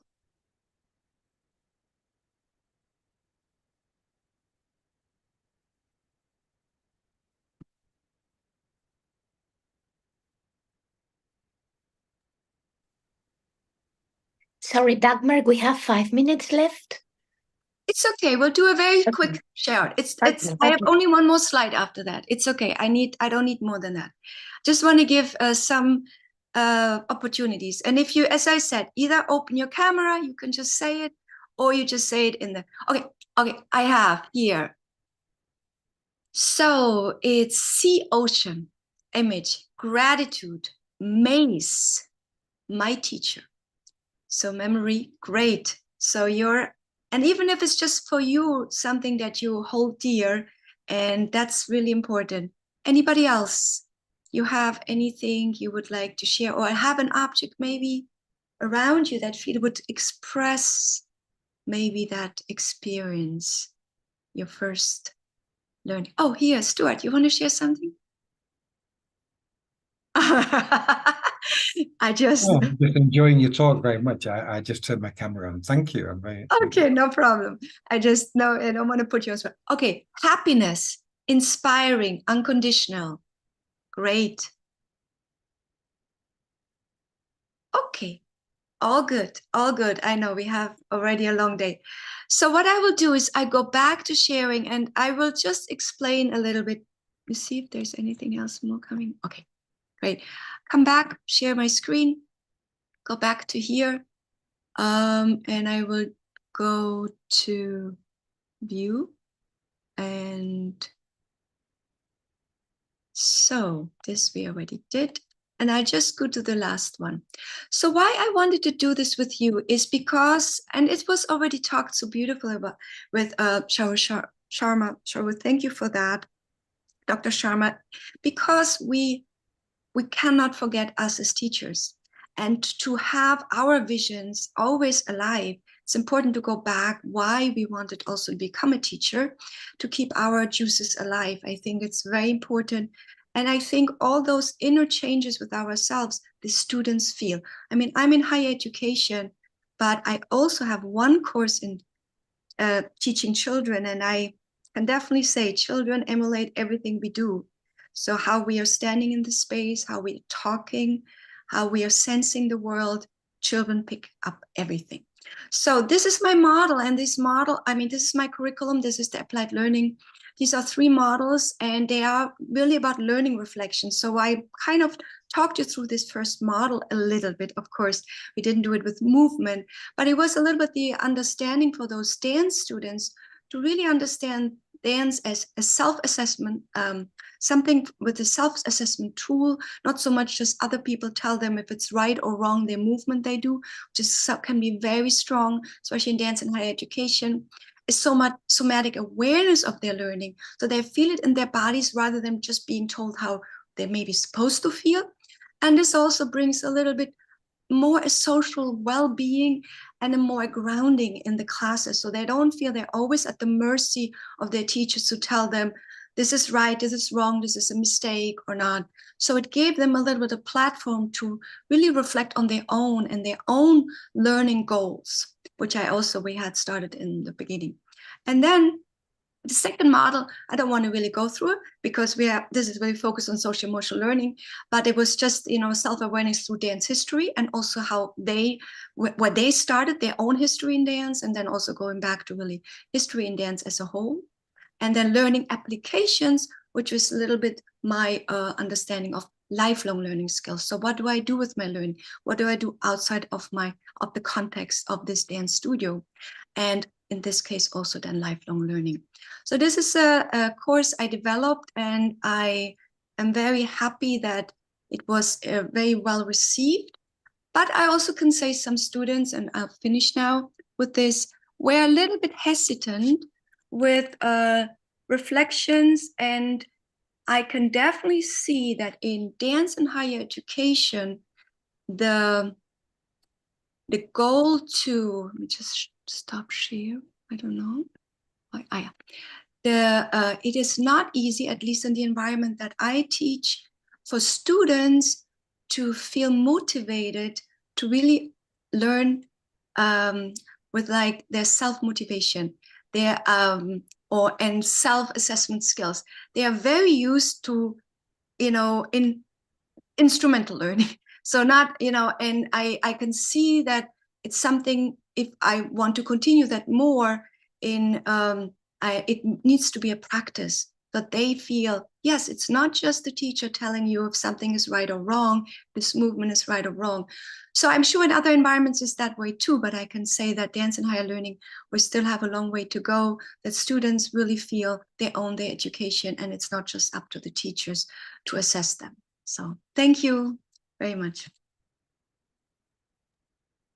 Thank you very much, Dagmar. Thank you very much. That was great. And well, you have lots of comments on the chat, congratulating you for your excellent presentation. And I'm afraid we don't have time for questions, but as you have been connecting the talks to each other, you have been on the same page. I think if there are questions from the audience, we can share maybe the emails if you want to, and we can transmit the questions from the audience, so we can create later on a type of maybe talk between all of us. And because we need to stop here to give room for the to leave place for the next session. And any final comment on any of you, or just we can stop here, we can leave it here? Okay, thank you very much. It has been really insightful and interesting. And next is going to be the presentations about cross-border collaborations with Rania Katsara chairing that session. Thank you ever so much for being here today. Thank you. Hello, everyone. Thank you very much for being here. My name is Rania Katsara from University of Patras. I'm the Scholars Director for Greece, and I'm moderating the section on cross-border collaborations. Our first speaker is Dr. Sarah Dietrich from Southeast Missouri State University, and her title, the presentation title, is Virtual Exchange as Teacher Education and Peace Building. This actually sounds very interesting, Dr. Dietrich. So I'm giving you the floor. Thank you very much. Thank you, everyone. And it's exciting to thank you, Dagmar, for reminding us that we're all teachers and need to think about our place as teachers. I'm just going to share my screen with all of you. I think a lot about teaching because I am constantly working with future teachers, and so need to model my own think about myself as a model for my students. So I'm going to share my screen, as I said, and tell you a little bit about a project that I have been involved with for over 10 years, which is working with virtual exchange within the context of teacher education.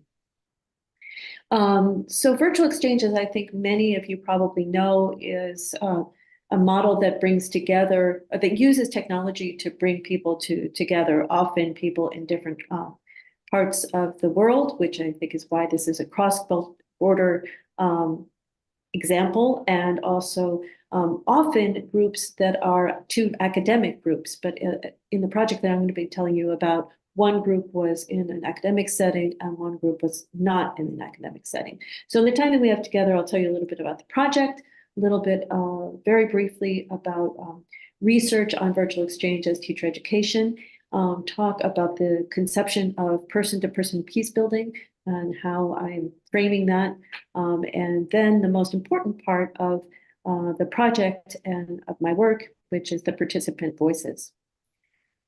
So the project that I'd like to tell you about is one that we started in 2014, and it only came to a conclusion in 2021 because the U.S. troops left Afghanistan, as you know, and the Taliban. I'm sorry? And so it became, and Taliban took over, and it became impossible to continue the project. But the project is something that I had been working with a colleague on, again, for usually one semester every year, where we would pair students in one of the courses that I was teaching in a master's in TESOL, which was a course on how to teach grammar. And we would pair the students in those classes with adult learners of English in Afghanistan, people who wanted to practice their English or improve their English. And these pairs would meet 10 times for 90-minute one-on-one synchronous sessions. So what do we know about virtual exchange as teacher education? So virtual exchange provides a way of supporting course content. It can provide a way of developing critical cultural awareness. And in the case of teachers, it can provide techno-semio-pedagogic competence, which is a very complicated way of just saying teaching teachers how to use technology in their own teaching. In reflecting on our work with colleagues, we have thought about how working with constituents in countries experiencing conflict can offer future teachers opportunities to examine previous assumptions about themselves, about their interlocutors, about the world, and also really prepare them to better meet the needs of any student who might be facing violence in their daily lives, whether that be in a formal conflict kind of situation or walking to school or something within their own homes. So I mentioned that this project was part of a graduate course that I taught. And for the part of what the graduate students would do over the course of the semester was to write reflections about their experiences. And a colleague of mine, so there were two of us who were working on the project, and the third colleague joined us and helped us start to look at the reflections that the graduate students had written. And as we looked at them, we realized that there was change that we could see that was happening through these and as a result of these interactions. And we started to think about these, the change that we saw as examples of person-to-person peace building. And so as we're thinking about peace building, we're coming from Galton's idea of positive peace. So negative peace would be the absence of armed conflict, but positive peace is similar to what my colleagues were just presenting earlier in Sharo's meditation for us, of thinking about others, building collaboration and unity and empathy. And we started to look in these reflections for evidence of positive or preferred change. And we used the model of person-to-person peace building that was developed by Lederach and Broom and Collier. And let me tell you a little bit about what I mean by positive or preferred change at three different levels: personal, relational, and structural. So at the personal level, the changes that we were looking for were changes in individuals' beliefs about themselves and about others. At the relational level, person-to-person peace building is evidenced by change in participants' willingness to maximize mutual understanding, to build alliances, to develop relationships that would enhance equity and inclusion and justice.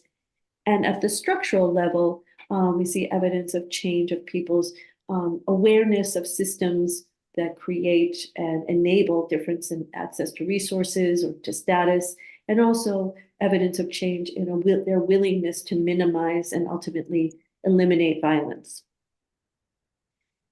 So let's turn now to, as I said, the most important part of this presentation, which is the participant voices. And it's always difficult for me to choose participant voices because we literally have hundreds of reflections to share, but here are just a few. So I mentioned that research has shown that virtual exchange can enhance students' understanding of course content.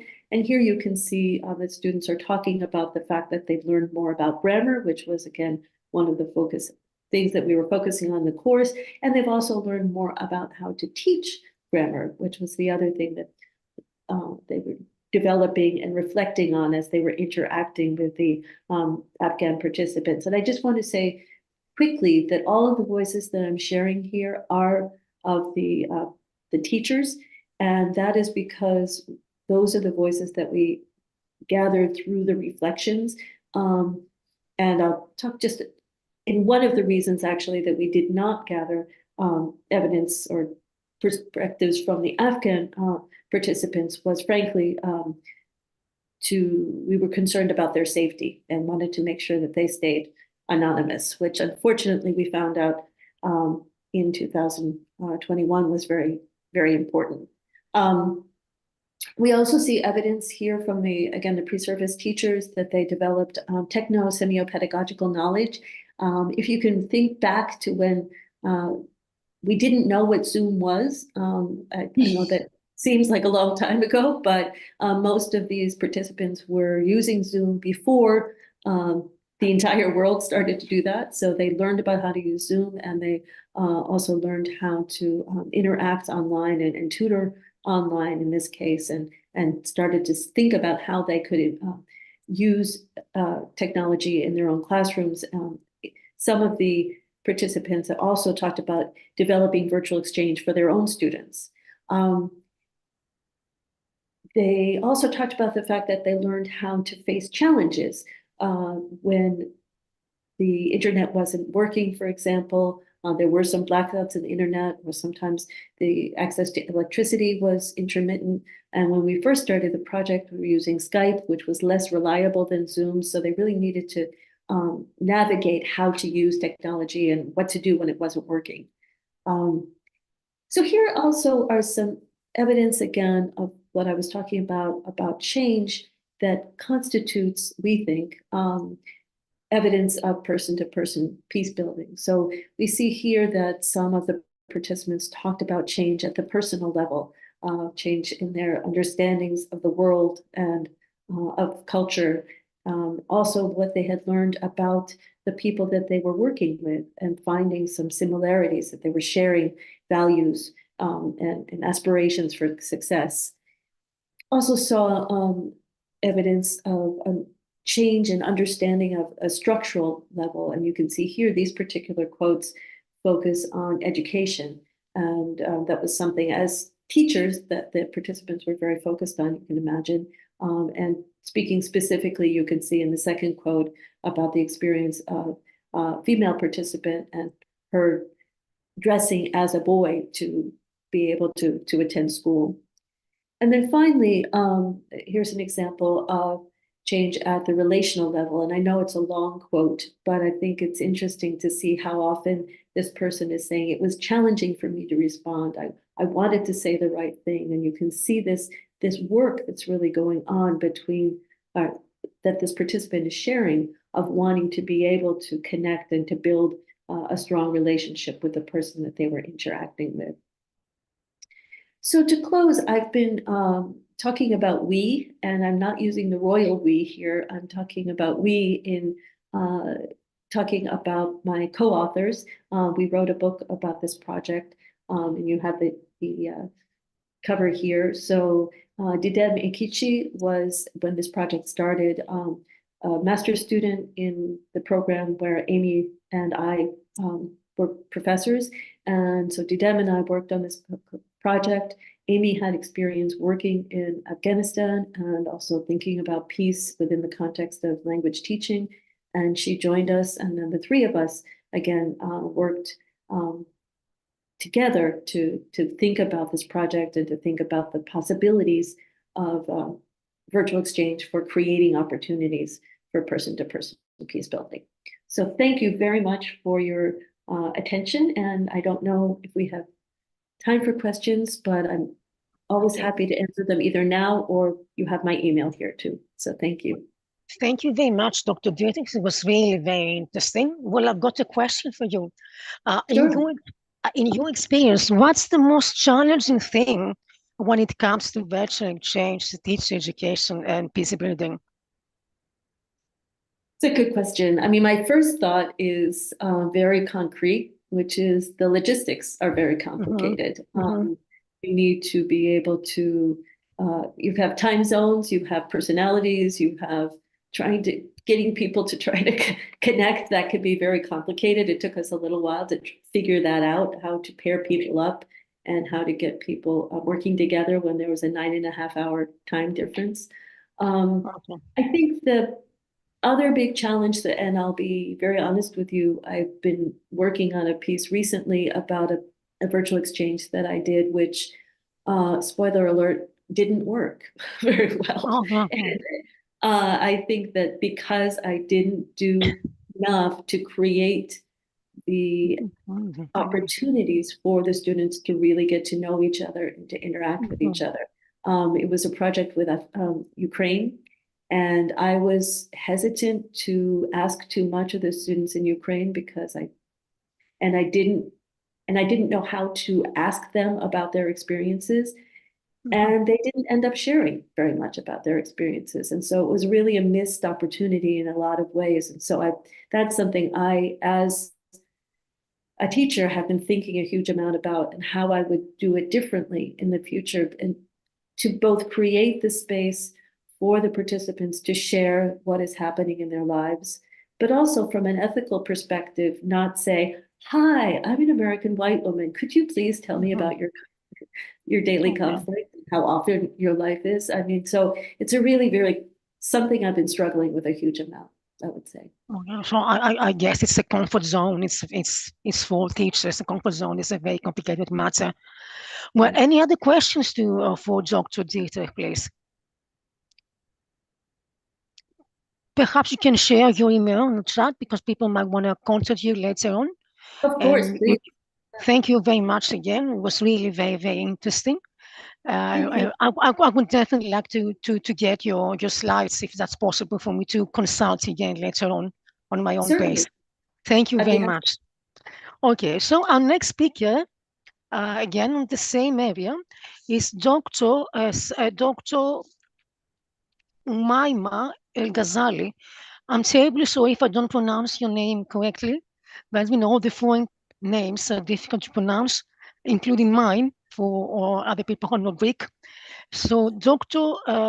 El-Ghazali is from University of Morocco, and she's actually presenting on the same topics like the virtual exchange on the identity and power distance manifestations in binational teams. So we're very much looking forward to listening to your perspective on this area. I'm giving you the floor. Thank you. Thank you so much, Rania. Thank you so much, Sarah, for the perspective also on virtual exchange. It was great hearing your perspective, great, connecting my ideas to yours. I know how it feels when things work and things do not work in a virtual exchange. And yeah, I'll be sharing with you also something where I was, not only a researcher, but also I was involved in the development and, the facilitation and everything of the whole project. So this is a study that I did not do on my own. So I had a partner who worked with me, but I am presenting on behalf of both of us. So I'm going to be talking about virtual exchanges specifically because I have to define what kind of virtual exchange I'm working on. A virtual exchange where students who are put in groups of two different nationalities need to produce a project by the end of the program.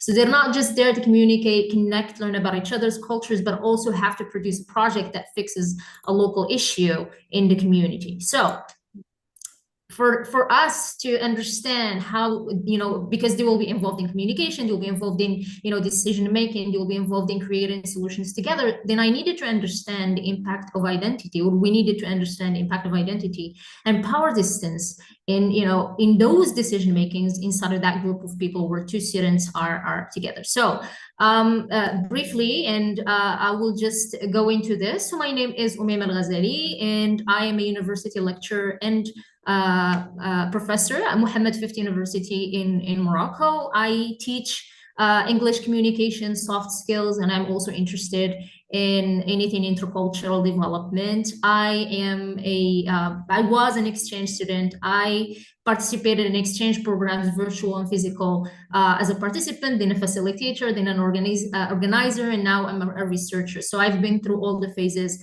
So I'm like really deeply interested in the concept. So when engaging in virtual exchanges where the outcome is a shared project, as I mentioned, it is important to consider the work dynamics that is involved. Two teams, two different cultures, two different variables. So we definitely need to know how that works. So my study evaluates the impact of two cultural dimensions. And when I say the dimensions, I'll be talking more about the model of cultural dimensions. I'm focusing on identity, meaning coming from a collectivist culture versus coming from an individualist culture. And I'm talking about power distance, coming from a culture with low power distance and a culture with a high power distance.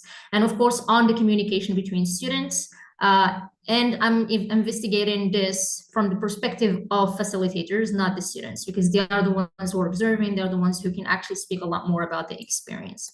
So to give you a little bit of context, the virtual exchange, I was part of the organizing committee. I created some of the intercultural content. So it was among or between United States, students from the United States, students from Morocco, and students from Iraq for a period of 10 weeks. And the students were put in binational teams, meaning teams where there are students from the United States and Moroccan students, or students from the United States and Iraqi students. And the outcome of the project, the outcome of the experience will have to be a project that fixes a local issue that targets one of the United Nations Sustainable Development Goals, and cross-cultural communication. Of course, when the program was developed, these should have the same attention, should have the same, we need to make sure that both of these things are the product of the program. So the model that I've used is the cultural dimensions by Hofstede. It's a very, known model in the field of cultural management, and it has, has different variations of it, different frameworks that have been developed since 1970s. It has different dimensions that were also edited by Hall later on, but I am only focusing on these two items as I saw that they were the most important ones in the conversation of virtual, or the context of virtual exchange. So focused on power, meaning the dynamic between students and facilitators, meaning the dynamic between someone who is in a position of hierarchy with someone who works under their supervision in low power distant cultures and high power distant cultures. The United States is considered as a low power distant culture, meaning that that gap between supervisor and a student is low, while students from Morocco and Iraq come from high power distant cultures where the distance between a teacher or a facilitator and a student is a little bit, wider. So I looked at, simple things like, do students address the facilitator with their first name as a sign of, high power distance? Do they pick the words carefully so that they make sure that they respect the status of the facilitator? Are they using, usually disagreeing with the shared thoughts during the team of the facilitators and also the other students? And do they agree or disagree with the ideas of the facilitator? Usually in high power distant cultures, people tend to not challenge positions and opinions of people who have, a higher status than them. And on the other hand, when we talk about identity, I talked about individualism and collectivism. Our decision-making or decisions were made as individuals. Like if there was a decision or an opinion that is being discussed over the, about the project that needs to be done, are we actually all saying what we think of, or are we just going with the group's decision because we don't want to be the person that sticks up, which is something that we would notice in collectivist communities. You don't usually want to be the person who challenges what everyone thinks of. as opposed to in individualist cultures where it's okay to say, you know, this is my opinion, this is what I believe. So generally, this is what I was actually looking at. These were the questions that we had. How does belonging to either kinds of cultures influences cross-cultural communication or influence cross-cultural communication within those binational teams? And to what extent did virtual exchange influence their identity and power distance by the end of the program? And what type of content should be incorporated to make in the curriculum? Because before the students started, we gave them a curriculum, we gave them training that they need to take, both students and facilitators. Is there anything else that we could have introduced to them to, you know, adhere to, or at least cater for these two items of identity and power distance as they come and do the projects together? So the study used the explanatory sequential mixed methods design, where we used both quantitative and qualitative data collection tools. We surveyed the 21 facilitators who participated. We actually had 22. One did not take the survey. So 21 facilitators, and 19 out of these facilitators were also interviewed. And here we have facilitators from Morocco, from Iraq, and from the US. So we have a representation from each of the participating countries for familiarity, for different reasons. So some of the findings that we came up with, or so when we were investigating for identity, and here again, when I say identity, I mean belonging to a collectivist culture, belonging to an individualist culture. So our fear or our assumption at the beginning is that students who come from a culture that, you know, has a individualist aspect will be taking over the decision making, will be taking over the leadership, as opposed to students who come from collectivist communities. Now, surprisingly, there was equal leadership among students from both high and power distant cultures. And there were actually other variables that impacted decision-making and leadership that, you know, you might not have, you know, thought about, but some of these are age, okay? So students who were American students, were high school students, so they felt a little bit intimidated to speak up about their opinions, as you know, as opposed, or in front of Iraqi and Moroccan students who were from university students, so like 2 to 3 years older than them. Now, the choice of high school students with the university students was because of the language really barrier, because Moroccan students and Iraqi students are not really that proficient in the language. So we thought that, you know, it would be great to bring people who were a little bit close, but still can communicate with one another. And gender. The facilitators noticed that there was a lot of male dominance, especially in breakout room conversations, because the whole program happened on Zoom.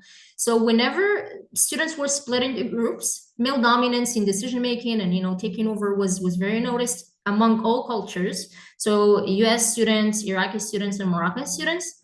The other item was linguistic abilities. So sometimes Moroccan students, even though, or Iraqi students, even though they had opinions to share, like they didn't have a lot of vocabulary, or they were intimidated by the language abilities of the native speakers of English. So they were a little bit reluctant to speak. And of course, personality types. So some people were introverted, some people were motivated. And one of the most important findings is that also connection to the project idea. So when students were paired up together, they have to pick a project in either the US or Iraq, or either the US or Morocco. So when students connected to the project on a local level, for example, the Iraqi students here, I have a quote, gave the project a lot more because they connected to it. So this is a quote from one of the facilitators that says the Iraqi student had a lot more passion about it, the water project, than the American students did, because they were more connected to it. They dominated decision making in this regard. So if I come from a community where the problem is something that also targets my community or targets me as an individual, then of course I will have more connection and more feel like I will have to do a lot more for that project. Now, on the other hand, when we talk about power distance, indeed, Iraqi and Moroccan students tended to use a lot of titles addressing facilitators, because it really is how the situation is in I think even in the US, like students would use Mr. and Miss, but students, Iraqi and Moroccan students, used it a lot more to show a lot of respect and to be careful about not surpassing those hierarchy standards. And American students only interacted with American facilitators because of familiarity, and some of them were also their teachers so it made sense. For Moroccan and Iraqi facilitators, on the other hand, they interacted with both, right? American and Iraqi and Moroccan, but because of linguistic motives. So students would say, I want to talk to an older native speaker because I want to impress them, but also learn from them the language, etc. So the motives here are changing and going beyond what we thought would be just cultural, would be just, items of hierarchy or items of who I am or where I come from. And because students who are used to like that dynamic of power distance in a class, like where you have to respect the teacher, where you cannot really challenge the teacher's ideas or opinions, this was a different program for them because the facilitators were trained to not turn this into like another classroom, like a typical classroom. Instead, they broke down those stereotypical images or those relationships that exist between a teacher and a student to show a little bit of, equality when it comes to conversation inside of the classroom. So students felt at ease, even if they come from high power distant cultures. So some of these strategies that we came up with that we learned the hard way also is that, first of all, as we put the next virtual exchanges moving forward, we definitely need to redefine the vision because the students, when they stepped into the program, they knew that they have to develop communication, intercultural communication skills, but at the same time, they have to develop a project together within, a group of people. And because the project is evaluated, is, pitched in front of judges, is given a monetary value if you win. So the students focused a lot more on getting the project together than connecting with one another as individuals. So a lot of the time that was spent throughout the next 10 weeks was on the project itself, not on who I am, where I come from, what do I like, how does my family, deal with this issue, how does, your country look like, etc., etc. So there was deviation from a double objective to just focusing on one objective. So of course, definitely create more space and time for communications and conversations around this topic because, even like icebreakers, when I talked to a lot of facilitators, they said, we did icebreakers, but I don't think we did enough. We didn't do enough to get students to really connect with one another as cultural beings instead of just colleagues who have to finish a task together. And students who tended, however, because we also looked into like how, the ranking of groups and the dynamic between those students. So groups who ranked first, we found that they were really dynamic, they really connected offline, like, even outside those weekly sessions that they had with their facilitators, they connected through WhatsApp. WhatsApp is, very, very famous application here in Morocco. It is used for day-to-day conversations with everybody. But the American students had difficulties jumping into that at the beginning, but later on it became something that they needed to communicate with their friends. There was also time difference, like 7-hour time difference because they were in Denver, Colorado, and students were here in Morocco. So it was a little bit challenging for us as well, but we all made it work. So another item that needs to really surface the conversation when we talk about training is empathy, because a lot of American students, they spoke English, but it was difficult for them to kind of put themselves in the shoes of someone who does not. So when speaking, speak slower. When you listen with an empathic approach. So it was something that was not noticed at the beginning. I think it should be something that needs to be stressed on as we trained students and also facilitators. I don't think facilitators had any problem with that, but students specifically. And of course, we trained on individualist and collectivist decision-making, but we need to focus a lot more on how does that look like inside the group as you work on an SDGs project. Empathy, as I mentioned, empathic listening, direct and indirect kinds of communication is also an area that I would love to explore in the future as well, because it definitely might or will have a say on the communications inside the team. Further suggestions, and then I'll wrap up. Changes in the participants' interactions were actually observed by the end of the virtual exchange, mainly not driven by anything cultural, but more universal, being teens, being friends who share, social media conversations, memes and things that are trendy on the internet instead of, being culture beings, because there is a universal culture that they all share, which is the content that they see on the internet as youngsters. So the facilitators noticed that every time that they go into breakout rooms and watch, they start talking about things like this. So they really needed time to actually also connect like that. And also teams ranking higher, as I mentioned earlier, really demonstrated more positive communication. And those who had more time to talk about, you know, who they are as individuals and what they like as people, managed to finish and submit their videos on time, etc. While those who lacked that aspect really struggled. Some groups did not even manage to submit their videos because they didn't communicate as much, or submitted 2 different videos, which showed that there was no collaboration at all. So definitely more time. You know, if I were to ever think about a virtual exchange that has a project or a product to be produced that is different from anything cultural, then definitely put first interpersonal communications, cross-cultural communication, because it's the key to succeed in everything that they have, every task that they have to complete by the end of the program. So that's the end of my presentation. This is my email if anybody wants to ask any further questions or to, you know, talk about anything virtual exchange. Yeah, and thank you very much for your attention. Well, thank you very much, Dr. Ghazali. It was really very interesting. El Ghazali, I'm sorry again. Actually, I'm doing research on Hofstede's dimensions in relation to Greek culture, learning behavior. So it was really very interesting for me.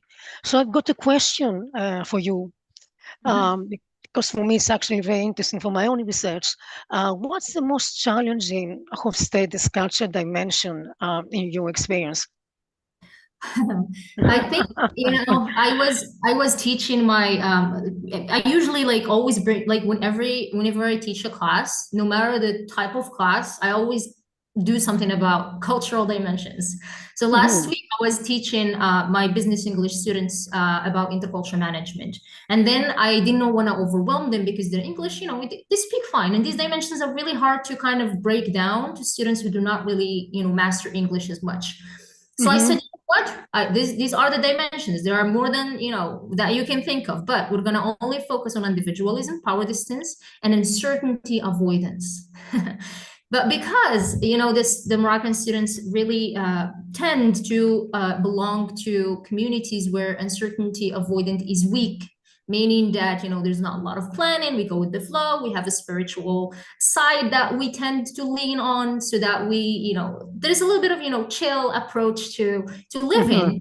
It was really hard for them to understand the other perspective, especially uncertainty avoidance. So that's something that I'm trying to kind of break down a little bit and explain to them in simpler terms in the future. And I hope that your experience is as easy or as well. It's actually exactly the same. Uncertainty avoidance is like very high for Greek students, and they want explicit instruction about everything. Otherwise, they get terribly stressed. But I was thinking about you in the virtual environment, it might be easier or harder. That's what my question. Well, actually, okay. Well, thank you. Any other questions to Dr. Ghazali from anybody else from the audience? Could I just? Yes. Yeah. First of all, thank you. I hope you saw me nodding my head, and I'd love to talk to you more about a lot of things. I was really interested to see how your presentation went, because when you started talking about Hofstede, I thought, because I have some concerns about Hofstede and as these huge generalizations, but it was really interesting to hear the different nuances that you're adding, that there are other dimensions to keep in mind. And I'd love to talk to you more about how to balance this idea of all people are this way with things that, as you're saying, we do observe. So anyway, just thank you very much for your work, and I'd love to be in touch. Thank you so much. We'll definitely reach out. And I agree. I share that. Whenever I speak about the model in general, I always say, please, there are no, you know, it's not a, you're here or there. You need to find where you are at. So yes, thank you so much. No, please share with us, you know, your email address so that people, and the slides as well of your PowerPoint presentation. Is that okay? Definitely. Well, thank you. Okay. Thank you very much again. So now, according to schedule, in half an hour, we're waiting for our keynote, Dr. Natalie Cruz. But it's early because it's supposed to start in 20 minutes. Is that correct? Is that correct? That's correct. That's correct, Sure. Rania. Yeah, that's correct. Okay, so perhaps is there any other pre-recording we can play now? You know, so still we're waiting for Dr. Natalie Cruz.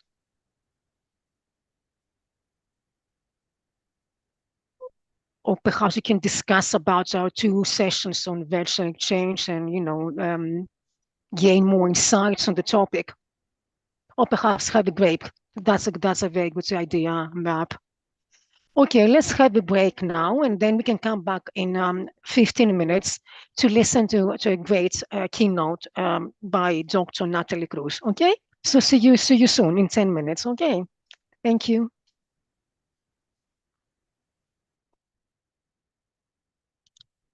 Okay.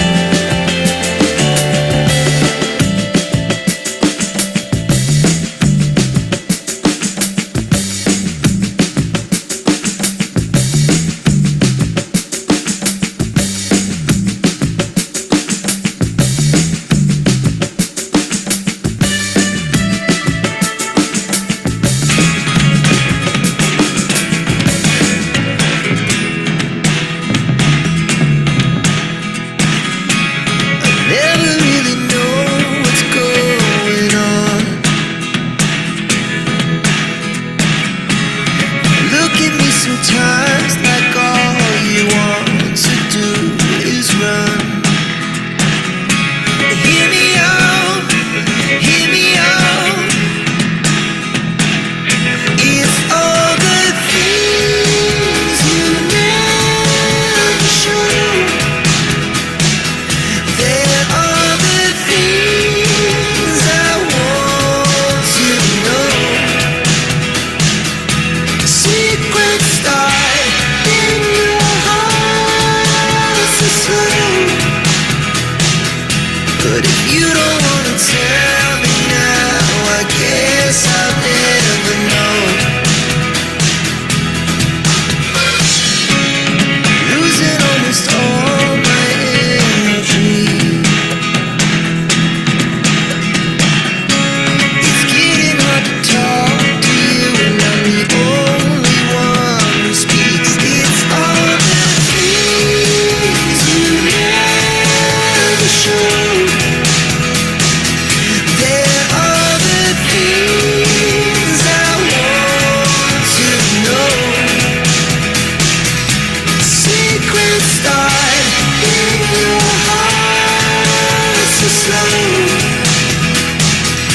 But if you don't wanna tell me now, I guess I'll never know. Here we go, turning all the wrongs into lights. Here we go, you can take me there tonight. Whoa, this life is all we know. Whoa, I can't stay if you can't let it go. I never really know what's going on. And even when you're next to me, I feel like you were gone. It's all the things you never show. There are the things I want to know. Secret start in your heart so slow. But if you don't wanna tell me now, I guess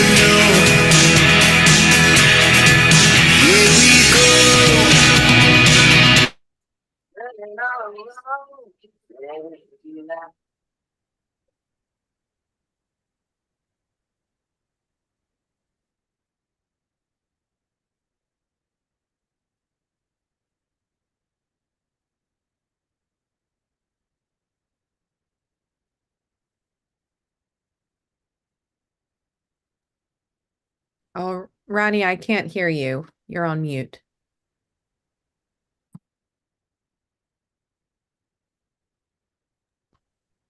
What happened? Okay. Hello, everyone. Welcome back. I hope you enjoyed your short break. We have the honor today to have our keynote speaker, who is Dr. Natalie Cruz from Emory University. Dr.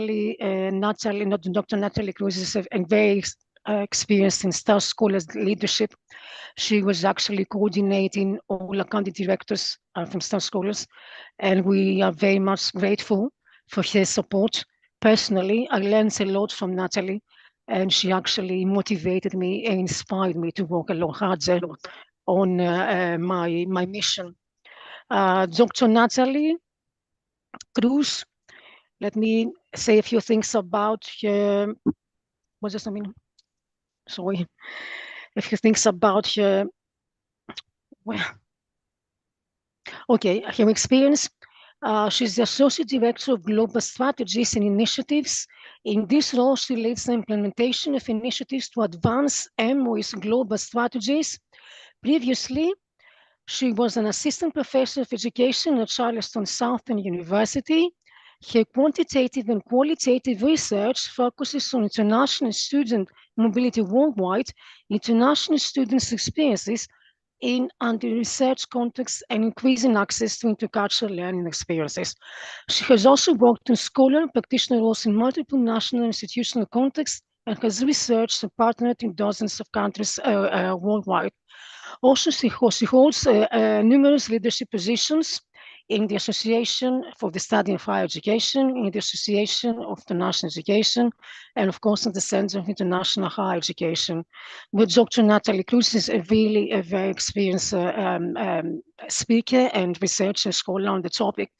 And her presentation title is Cultivating or Sustaining Equitable Cross-Border Collaborations. With Dr. Natalie Cruz, I'm giving you the floor. Thank you very much for accepting our invitation. Thank you so much, Dr. Rania Katsara. I really appreciate that introduction. It's great to see so many of you here today, or to see your names, perhaps. I'm going to share my screen. And, okay, can you see my screen? Yes, Rania, does that look okay? Okay, awesome. Well, although this is labeled as a keynote, I really encourage you. I'm going to ask some questions. Excuse me, clicking forward. There we go. I'm going to ask a number of questions here, and I encourage you to share. This is kind of my style. But first, I just want to thank the conference team for this excellent conference. It's been very thoughtful. Paradigm shift across borders as part of this, one of the initiatives of the Star Scholars Network. Want to thank specifically Dr. Sharu Sharma, Dr. Andrea Lee, Dr. Elena de Prada, Dr. Maria Cuevas, Mirab Mushfiq, Dr. Rania Katsara. I've had the opportunities to work with all of you in various capacities, and it's an honor to be joining back here with you today. So today I want to speak a little bit about some of my thoughts around cultivating and sustaining equitable cross-border collaborations. So I know a lot of us are coming from the higher education sector, different parts of the world, but a lot of these principles I think could be applied in industry, can be applied at the organizational level, at the individual level. So I hope that a few thoughts that have questions will cause you to think, to pause, to kind of reframe how you might be approaching partnerships or as you continue to engage in partnerships. So as Dr. Katsara mentioned, I am Associate Director of Global Strategy and Initiatives at Emory University. So my kind of primary hat that I wear these days is as a practitioner working in leadership, working to implement global strategy and global initiatives at Emory, which is a university in the southeastern part of the United States. So with that, I have a couple framing, definitions to get us started, but I would love to hear from all of you. When you think about cross-border collaborations, what are some things that come to mind for you? You can type in the chat, you can unmute yourself and speak up. What are some key thoughts that come to mind?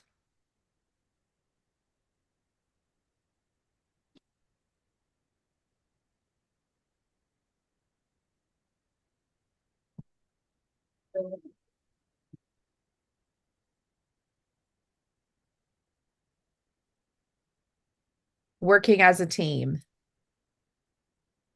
Great. Merab, thank you. Different cultures learning about each other. Okay. Great. Any others? No.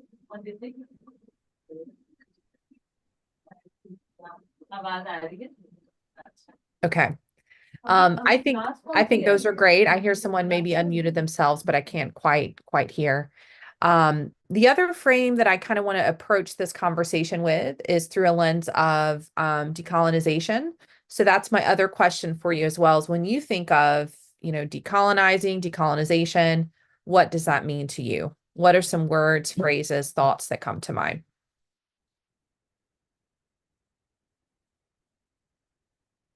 So some more thoughts for cross-border collaborations, listening to each other, expanding perspectives. Great. Their thoughts around decolonization. What are some thoughts that come to mind for you? Thinking out of a familiar box. Sensitivity. Good.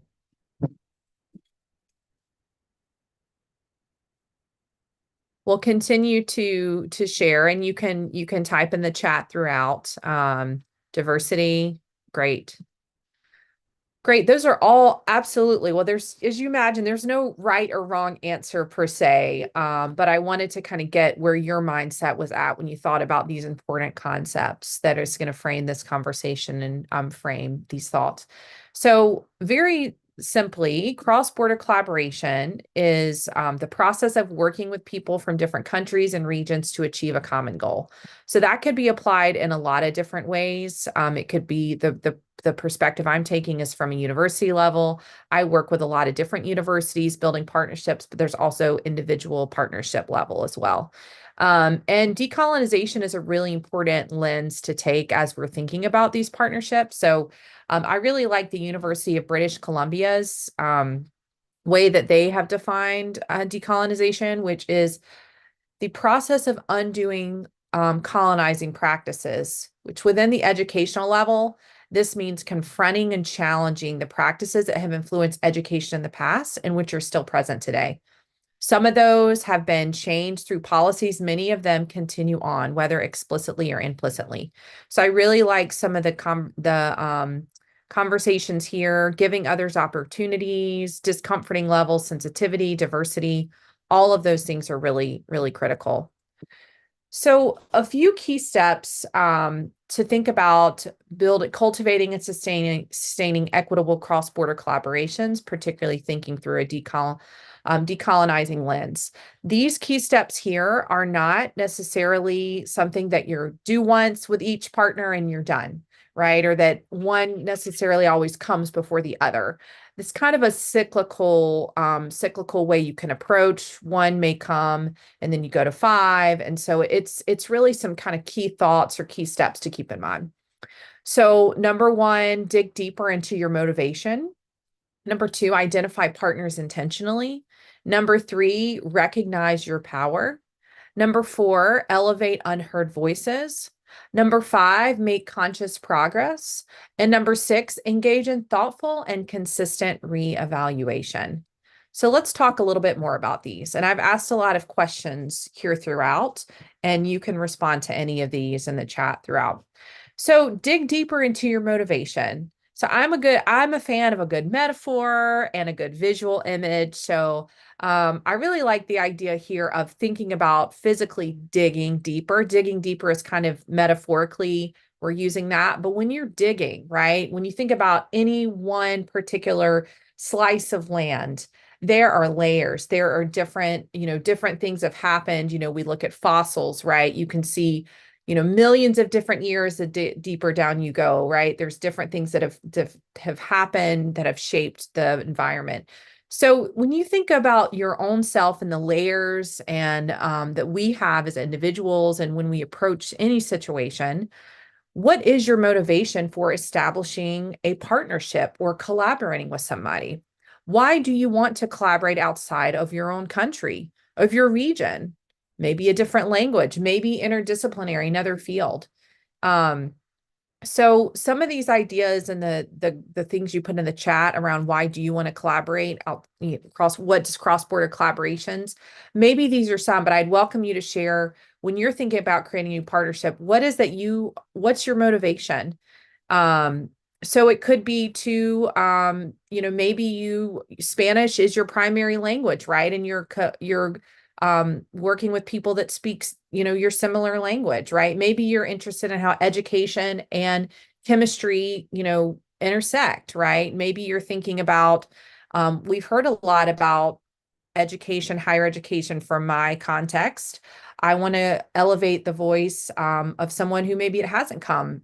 We haven't heard as much from them. Dagmar, discovery, curiosity, seeking a global belonging. Yeah, absolutely. Maybe it's just your interest, right? You want to learn more about it. And then also as a part of that is, what are the key values that are most important to you or your organization? So what are you looking to learn? How do you want to collaborate? Is there a specific topic? Is there something you're hoping to achieve? And then what are the key values? Your values may be different than your organization if you're collaborating kind of on behalf or as a partner at your organization.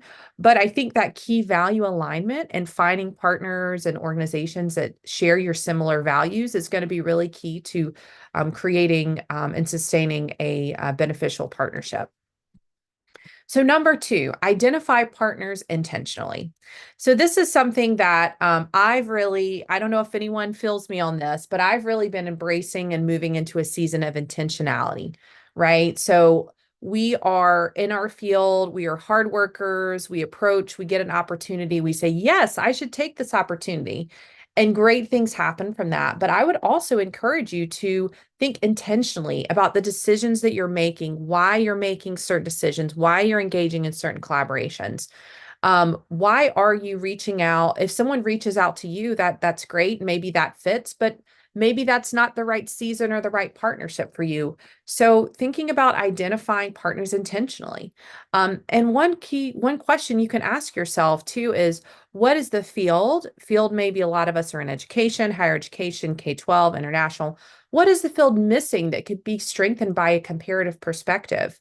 What we're engaging in today, right? Paradigm shift across borders. So,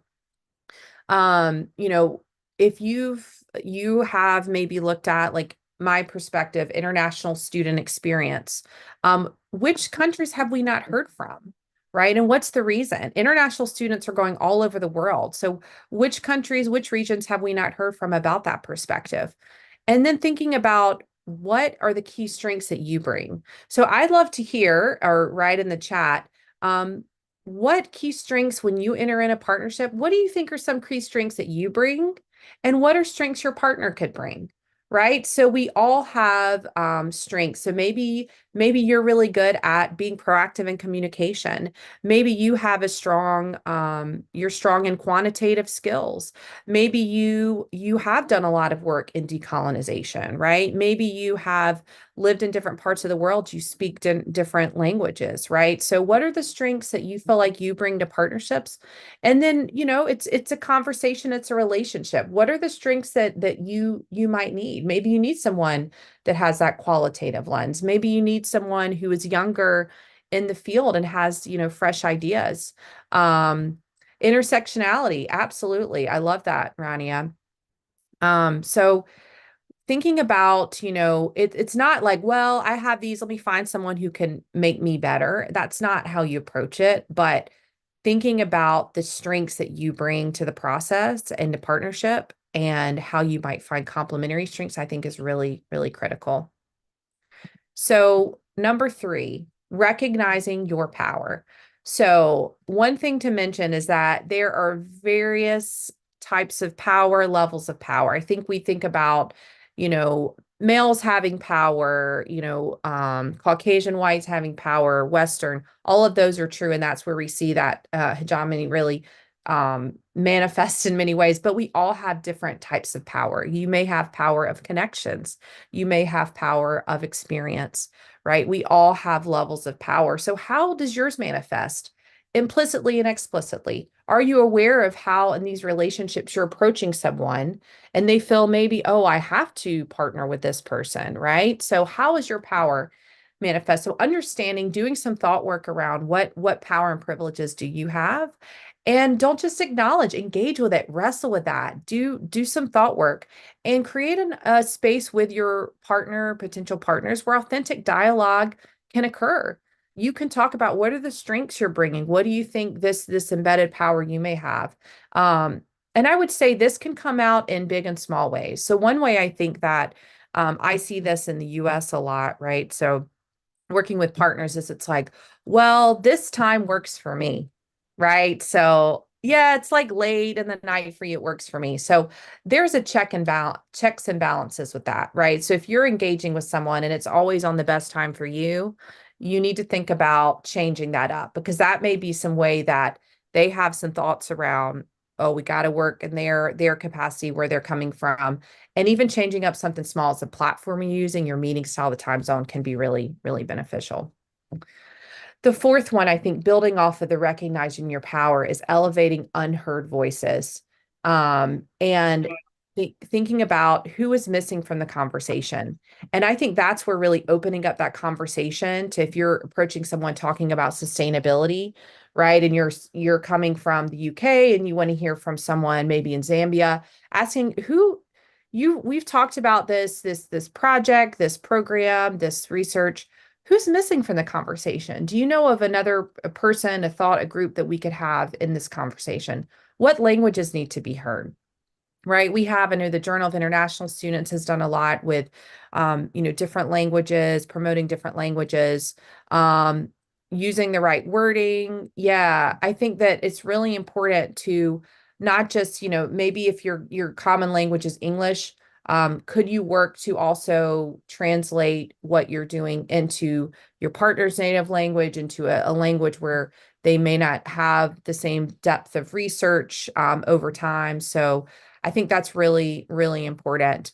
And to be proactive, don't wait for policies. So this thought came from, I know like for the National Institute of Health and others, NSF in the US, there's a lot that they're actively changing policies to come from more decolonial lens, and they're shifting models of funding. So I would encourage you to think as well about what are the policies of funding, the structures embedded in this that we could shift. Does it have to come from me? And think about being proactive and not waiting for someone to tell you what to do. All right. So as you're engaging, you've been intentional in identifying your partner. You've aligned with your values. You've dug deeper into your motivation. You've recognized your power. So as you're engaging in these partnerships, again, this could be one-on-one, this could be group, this could be organizational level. Making conscious progress. I think a lot of times we go throughout and we say, this is going well, it's going on my schedule. But what does success mean to your partner? You may have a goal of getting this grant, of publishing this book, but there may be different metrics of success for your partner. They may have They may have things, checkpoints they have to meet for their university for promotion, right? So what does success mean to your partner, and how can you work together to achieve these different levels of success? Build in time for setbacks and clarifications. A lot of times when you're trudging full speed ahead, you don't really give a time to say, where are we at in this process? What are some of the challenges we've overcome? How can we get to the next level, right? Are we still going in the right direction? Are we still seeing eye to eye on this? So being specific and realistic of what you want to accomplish, and not just wait for, okay, we published the article, okay, we got the grant, but every few months or weeks or whatever, years, depending, set in some time to just engage in thoughtful reflection on your own and also with your partner, right? Or your collaborators. So how are things going? And also asking people for feedback individually. I think recognizing your power. If you're in a group, not everyone may feel like they have the voice or they're able to speak. So setting in time for kind of this anonymous feedback as well, to understand how things are going and hearing from all members of the group. And the last step I'll say here is engaging in thoughtful and consistent reevaluation. So this kind of builds off of this making conscious progress. This is another thing that I have been embracing in my own life, is there are times and seasons, right? You may be in a season now of really really enjoying the fruitful partnerships you've had, and they're just rolling. You may be in a time and season of some projects have ended, you've started a new job, you've moved to a new place, you want to do some intentional digging and finding new partners. So, there's different stages of life that we're all in, and I'd encourage you to share kind of your stage that you feel like you're at right now. And it's important, I think, sometimes to be proactive when you've achieved your goals, when you maybe have met where you wanted to be with this partner.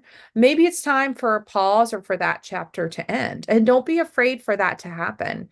I see this from a bigger picture organizational standpoint, that I work on, establishing partnerships for Emory. And oftentimes we have these MOUs and they just sit there and they're indefinite.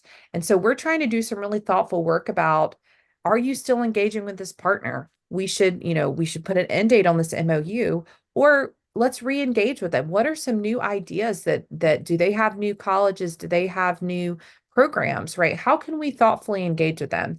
So I would say, everything has an end date. Sometimes when that end date's going to occur, and sometimes it just happens without you knowing. So evaluate the progress as we've talked about, new ideas, and embrace also less can be more. Less can be more. If you don't meet the original goal, that's okay. Shift and adapt, and leave time for that reflection and that thought work as you decide to continue. Transition times are scary. Yes, absolutely, Dagmar. I totally agree. It is hard to let go. It is hard to stop. And that doesn't mean it wasn't successful. That doesn't mean that you'll never partner again. But that intentionality to say, you know what, we've achieved this. Let's pause. Let's, end this for now. And then let's check back in a few years. Maybe there's some ways that we can continue to partner. So again, the key steps or key thoughts we've talked about today: dig deeper into your motivation, identify your partners intentionally, recognize your own power, elevate unheard voices, make conscious progress, and engage in thoughtful and consistent reevaluation. And at the key of this, cultivating intentional and equitable cross-border collaborations requires a paradigm shift, right? This intentionality, this letting go, this ending, this digging deeper. This is kind of anti of our, we got to go, we got to do more, we got to partner with more people. And that's great, but like that intentionality is so critical. So that's really a paradigm shift and requires an examination of our own values, our own time, and our own privileges. So those are my thoughts that I wanted to share today. I appreciate the opportunity to be here and to share. I hope even just maybe one small thing causes you to pause, ponder. If you're taking one thing away from this, that is a win in my book. Even I've just enjoyed the time to engage in some thought work to create this and pause. But some questions to consider, I'd encourage you, you can share in the chat, you can unmute yourself. Any takeaways you have from today's conference or maybe the conversation here, how you've intentionally or not, maybe chosen not to build cross-border collaborations, and any paradigm shifts that you feel like you might need to make in your work moving forward. So I'd welcome anyone to share. Thank you very much, Dr. Natalie. It was really, really very interesting. I enjoyed it a lot. Well, I've got a question for you. In your experience, what's the most crucial aspect of cross-cultural collaboration? Yeah, thank you so much for that question. Most crucial aspect, I would Yes. say I mean, this is probably obvious, but in my own mind, it's being really open-minded. I think Mhm. open-minded in terms of learning something you might not expect, in terms of thinking about maybe different types of partnerships, like being open-minded when people approach you, being open-minded to approach others, and of course, across cultures, that makes sense. But that open-mindedness, I think, is the most critical element in these cross-border collaborations. I've got another question. I have many questions. It was very interesting for me. The crucial aspect, I might reword it. Maybe it's a different interpretation. I mean, the way I asked the question. So, Okay. what's the biggest challenge when it comes to cross-border collaborations? I mean, maybe from a different point of view. What do you think? Yeah, that's a great question as well. So the biggest challenge, I think, is oftentimes aligning different goals and values. So even if you approach it with intentionality, even if you approach it, there may just be, different resources that you have access to. Things don't always align in the time. So I think that can be a really big challenge. And you can check all the boxes, you can do all these things right. And sometimes you don't meet the success that you're hoping for. And knowing when to end things can often be critical. So yeah, so that's what I would say is the biggest challenge. Actually, I totally agree with you. Knowing when to end, that's actually the key takeaway to my understanding, actually a very important point. Any other questions from the audience for Dr. Cruz? I have a question, if you don't mind. Yeah, yes, I really yes. thank you so much, Natalie. It's really great to see you. And really just there were so many takeaways. I really love the centrality that you put to intentionality, but I also was really curious about alignment, particularly with values. Could you say a little bit more about, and maybe even if you have an example about what happens when we, as you say, move a little quickly? So I feel sometimes we are in a hurry to, let's say, accumulate the partnerships. Oh, we need another partner, or we need to hear from this part of the world. And when you discover that there's the values do not align, because do you agree with this idea that I have, that it may be potentially difficult to impossible if the values are really not aligned at all, or very minimally aligned? So if you could talk a little bit more about that, I find that really that was really, in addition to intentionality, I found that to be a very key and important, and in my mind and from my own experience, perhaps a stumbling block, as you've just pointed out, and a point for us to really think much more strategically, and to really take the time to slow down and think, have all the main values. Is there alignment with all the key and important values? That was, I think, really important. So thank you. Yeah, thank you so much for that, Neela, and that reflection in your question as well. Yeah, that is a really difficult. And I certainly don't have it figured out. I don't have all the answers, but and what's difficult is, even if you do all this intentionality, someone may not understand their own values. They may not understand how it's coming forward. You may value taking the time to slow down and make the progress, and they may value that speed of moving forward. And sometimes people say what they feel like you want to hear to get a partnership started. So I think you kind of have to determine how much you're willing to give on certain values, right? So if you value, for example, like sustainability being a part of your research progress, right? So that could be, let's use a different example of, you really want to bring in different perspectives, and they say, no, we need to cite the most highest, cited people, and I only want to have this perspective. If they're not willing to have a dialogue with you and not willing to understand and to give a little bit, then it may not be a good match. And it may be, okay, this, I really appreciate what I've learned from you, but it seems like we're a little bit out of alignment on this.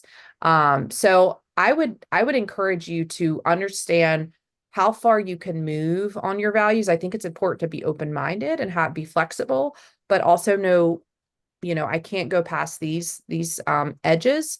And then in things, in a positive and a kind way, so that things maybe your values align in the future. So I hope that can give a little bit of insight. That's a very difficult question.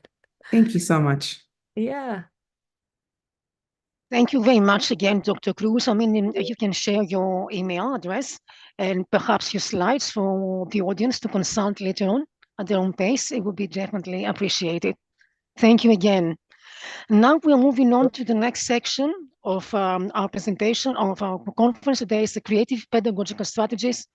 And Merab Mushfiq is actually the moderator of this session, who is actually a study leader as well on cross-border initiatives. I'm giving you the floor, Merab. Thank you very much. Thank you, Rania. Everyone can hear me okay?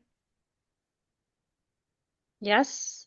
Okay, perfect. Thank you. Thank you, Natalie. It was so wonderful to see you.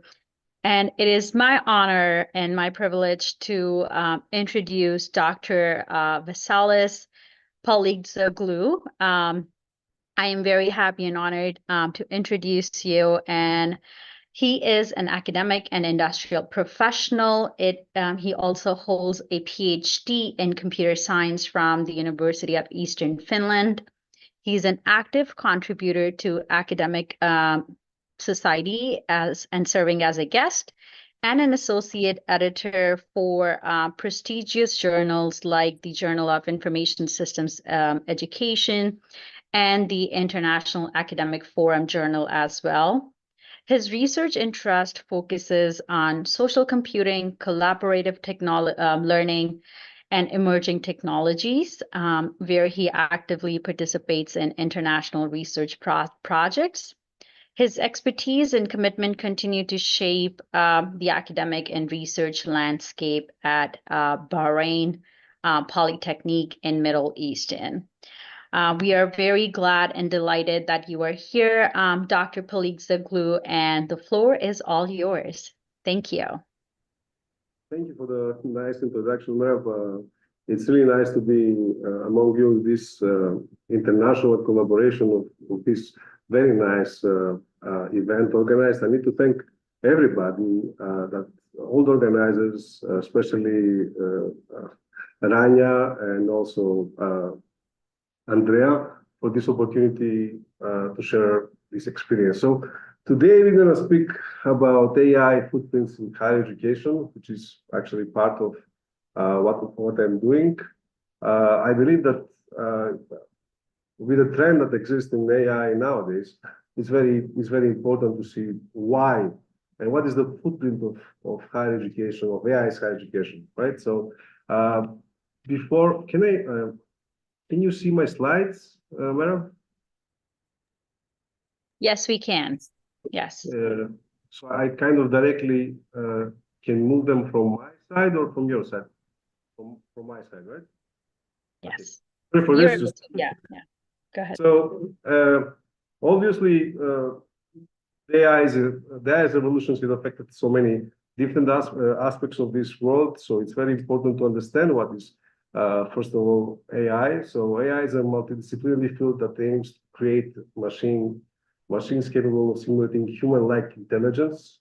Then we have another aspect of that, which is the generative AI, right? So commonly known as Gen AI, which is rapidly advancing technology that autonomously create new components like images, audio, and video. And of course, this has a certain application into higher education, but also in other different fields. So this existed even before, but in November of 2022, OpenAI and artificial intelligence introduced the ChatGPT, and this was when everything changed in terms of AI and its evolution. And now we have these chatbots, what we constantly talk about them, right? So when we commonly use them in our daily lives. And I don't know. I actually sent a very interesting survey to all of you. I hope that will be shared so we can see how you're using AI in your classroom, right? That will be a very interesting approach. So what is the impact? What is the footprint of AI in higher education? So ChatGPT engaged in conversation realistically, demonstrates some capabilities of follow-up questions, so they can be your assistants. They can help you in your daily life. They can create a different things. For example, a course descriptor, maybe the lesson plan for your class. Of course, with the potential educational usefulness of ChatGPT, we have different ways how this can be implemented into higher education, but still that needs to be explored more, right? So into the debate of this use of AI in higher education, especially ChatGPT, there's still something to find. So one of the good ways to actually find this is numbers, right? So usually numbers never lie, right?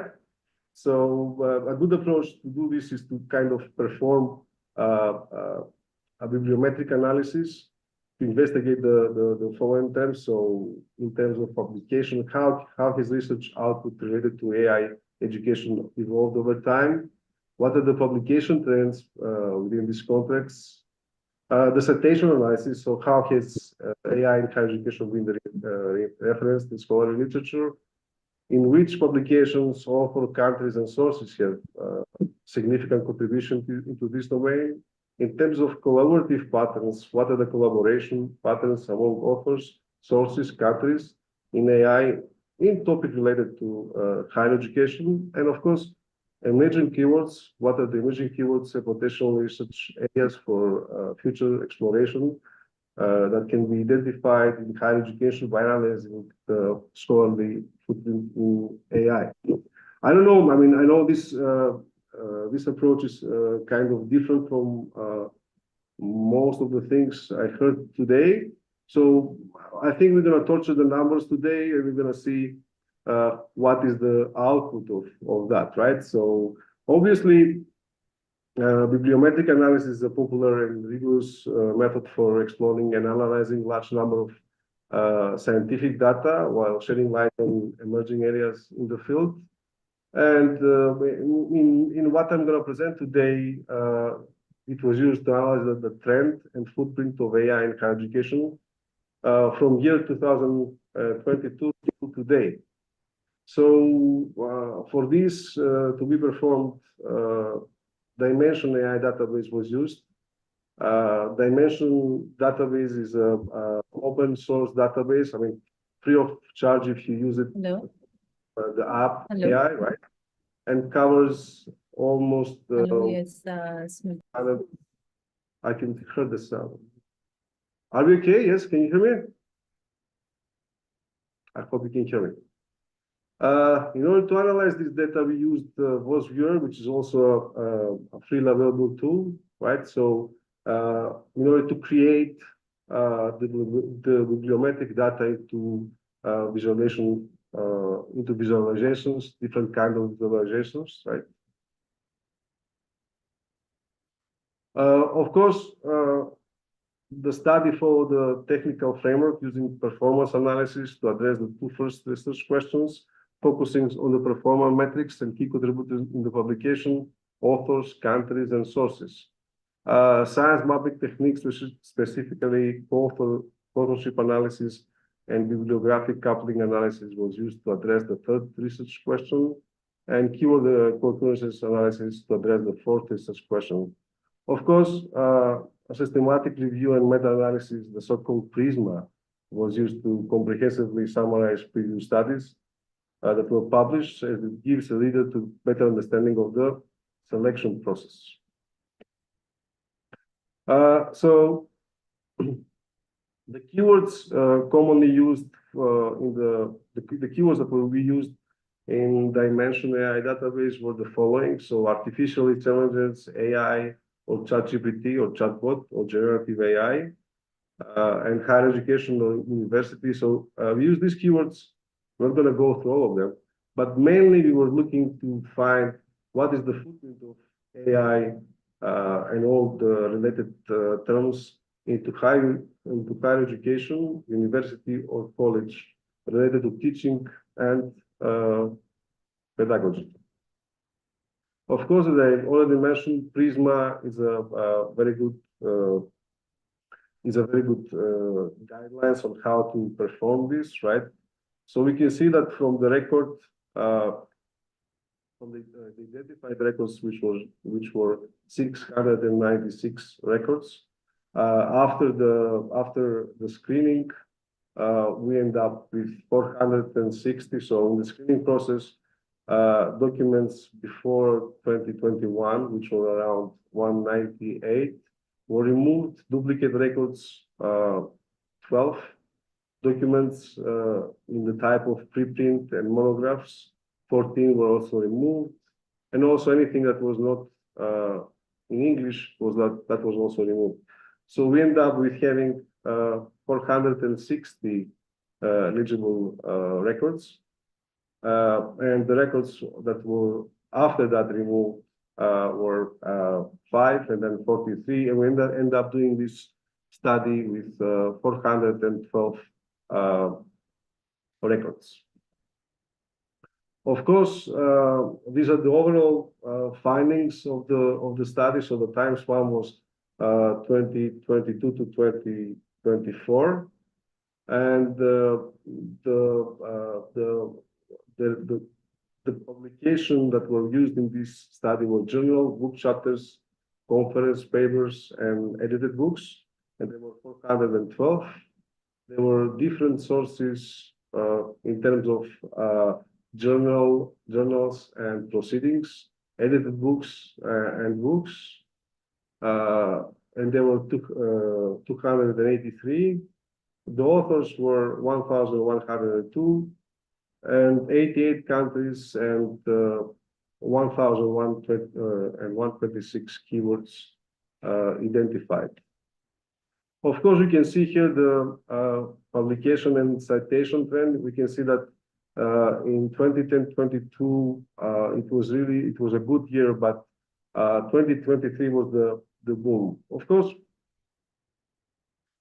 we can see that we researched until April, actually till the beginning of April, the citation trend, and we can see it's lowered, but that doesn't mean that by the end of the year this might not pick up again. The key contributors, which means the top 10 cited publications, are represented in this graph, with Chance Cecilia to be one of the strongest and most cited author, right? So with two different papers. Also, in terms of authors, Chance Cecilia had 170 citations in 3 publications. In terms of contributors, the top 10 countries are China, India, Australia, United States, United Kingdom. You can see that the numbers are really great. What is worth mentioning here is that Saudi Arabia, while it has only 18 publications, this was what was found from the study, they had a kind of big number of citations, which was 113. Okay. So in terms of top 10 sources, which means journals that these papers were published, We have International Journal of Education and Technology to be the top one with 161 citations. In 4 documents, we have Educational and Information Technologies journal with 73 citations, and in 6 documents, and of course the Sustainability Journal with 58 citations in 5 documents. Also, the Electronic Journal of E-Learning has 47 citations in only 2 documents. Okay, this is a very interesting graph, and you can see that from the graph we can see the different nodes and the different contributors here. We can see how they collaborate among them and collaboration patterns among authors, which means in the red cluster, the authors from various Australian and European institutions, the green pattern, 6 authors from Poland, Saudi Arabia, and United Kingdom, and cluster blue, we have Oman, Sweden, and United Kingdom. So, in terms of collaboration among sources, which means journal proceedings, we can see here that the main and the most prevalent sources are the Advanced Higher Education and Professional Development Journal. We can see also the Communication, Computer Science, Education and Information Technologies. So obviously there's a kind of pattern among the sources. In terms of collaboration among the countries, we have 88 countries with minimum citations, 5, and we can see that China is leading with this percent of 1,347 collaborating with 33 countries. The United States also has this great collaboration with also 32 countries. Obviously, this collaboration among countries are very important to highlight the trend among countries working on the same field. Now, in terms of emerging keywords, we can see that among the highest keywords used there is the higher education keyword that connects with the generative AI, the ChatGPT, and the teaching, and of course artificial intelligence, education technology, and of course the opportunity and challenges. So they highlight somehow the trend of the emerging keywords and how they behave. The pairing among them is kind of very interesting because you can see that higher education pairs well with generative AI, ChatGPT, and teaching, and I believe that's the trend there. Now, in terms of publication trends, and in order to address the first research question, we need to say that the steady increase in number of publications suggests a developing trend in the application of AI in higher education. Interest in AI in higher education has surged in 61% in year 2023 in comparison to 2022. The data for 2024 is not complete. Of course, it was till April, and we believe that the number of publications may surpass the number of the publication year 2023 at the end of the year. What is not noteworthy is the research articles number rise, but citation decline. That is most likely due to the focus on emerging AI technologies like IPA and ChatGPT overshadowing the broader AI concept. with specific application cited, field saturation may limit the citation growth, favoring older foundational works. Now, in terms of citation analysis, the top 10 publication gathered 397 citations with a brief time frame. This highlights the presence of significance of AI research in academia as its rapid development of implementation across various contexts generates substantial impact of sustained scholarly interest. Of course, Cecilia Ka-Yung Chan stands out prominent with a substantial citation count of 170 citations across 3 publications, indicating her impact into the domain. Of course, China is by far the most productive contributor with 68 documents, followed by India and Australia in the second and third place, respectively. With the National Journal of Education Technology in Higher Education as the most cited with 161 citations distributed across 4 documents, closely follows the Education and Information Technology that occurs with 73 citations across 6 documents, reflecting the significance and the impact of the field. In terms of collaborative partners, the co-authorship analysis revealed that the authors do not collaborate extensively, and it may be due to the disciplinary boundaries. And I think this was also mentioned in the previous geographical changes or differences in study objectives and methodology among authors, requiring further examination. In the bibliographic coupling analysis among countries, it was highlighted the widespread international and reveals noteworthy tendency, China, India, and South Africa. In terms of emerging keywords, the examination of keywords indicated the discernible inclination towards the integration of technologies such as artificial intelligence, ChatGPT, and generative AI to improve the teaching learning process.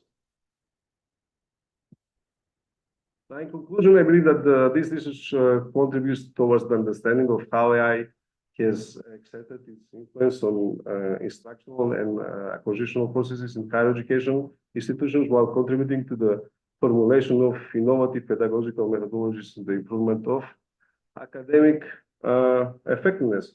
I believe I have reached my 30 minutes of presentation. I hope I didn't bombard you with a lot of information, because mainly my presentation was about numbers and how we can actually torture numbers in order to give us a substantial output about the footprint of AIs in higher education. Thank you for this opportunity to discuss this subject, which I believe is very topical. Of course, you can always contact me. Here's my email and my LinkedIn account if you want to connect, discuss, or if you have any ideas about possible future research. Thank you so much. Thank you so much, Dr. Paliczoglu. We really appreciate it. I am going to open the floor to questions. If you have any questions, please feel free to put it in the chat, or you can unmute yourself. So go ahead, Rania.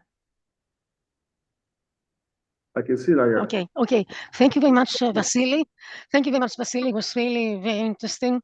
As always, you were very insightful and very, your explanations were really, really detailed. Thank you very much for your very much useful study on the topic. Well, I've got a question for you. You were talking about the emerging keywords. Okay, that's for me, that's a very important point, I mean, in relation to the entire presentation. I mean, do you think that our artificial intelligence might play a role in developing these keywords? Of course, when we talk about keywords, pretty much what we did in the bibliometric study, we were kind of noticing, checking the occurrence, how many times these keywords appear in every publication, which means that they indicate the trend, and this is the importance of the whole study.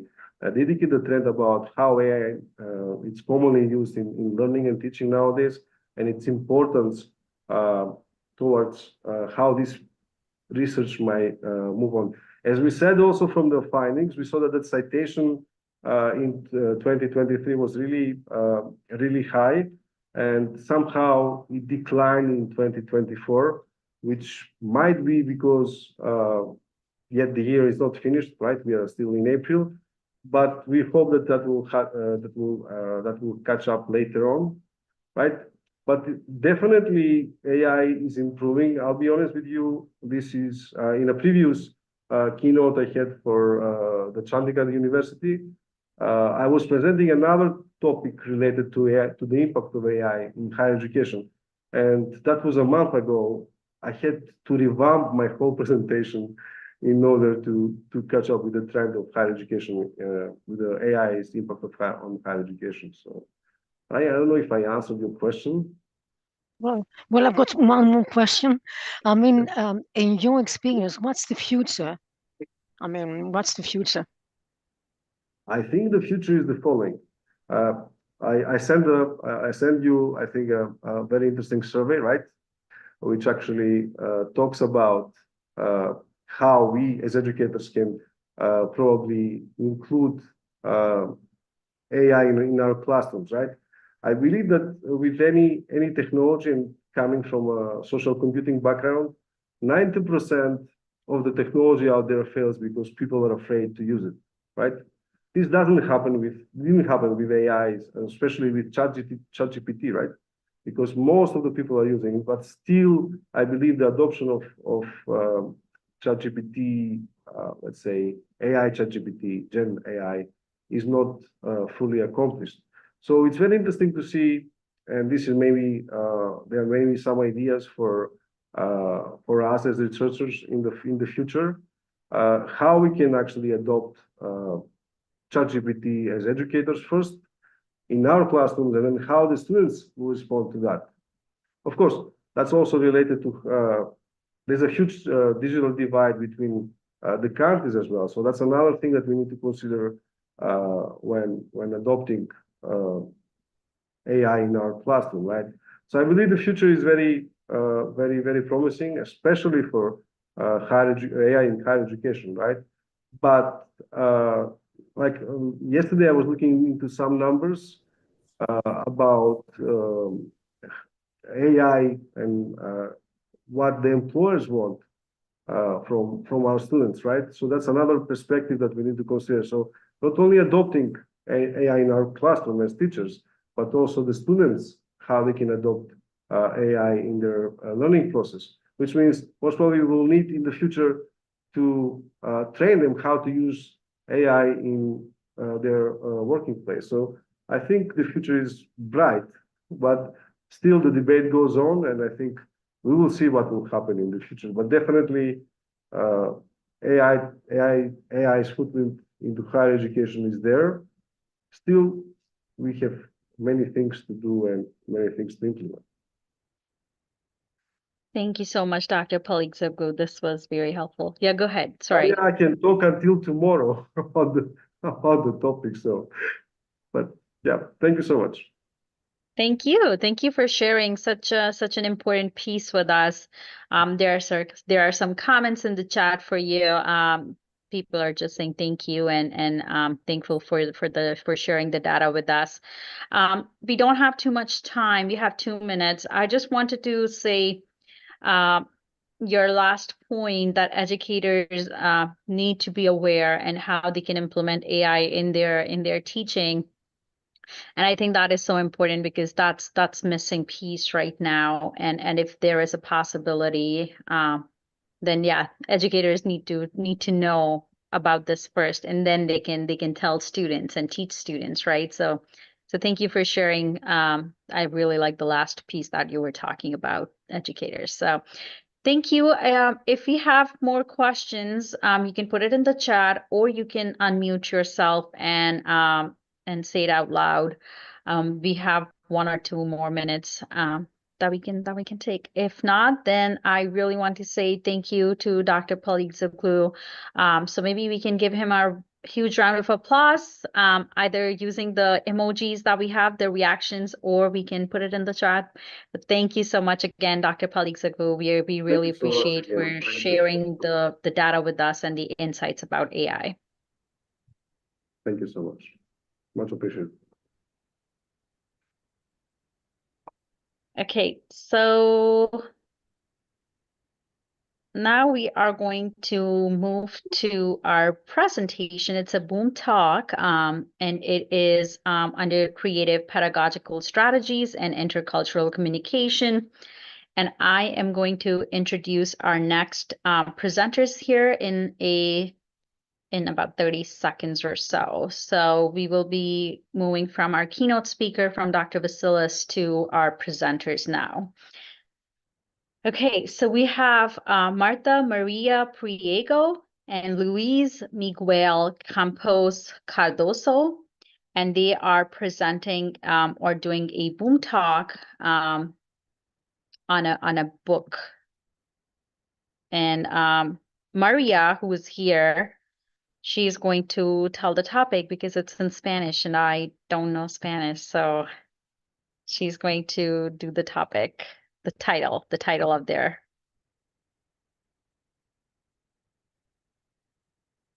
Maria, over to you.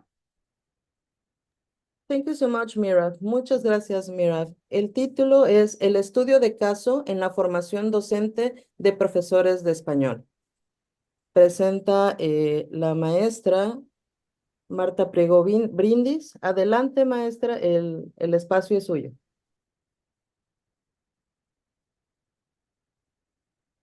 Thank you, Maria.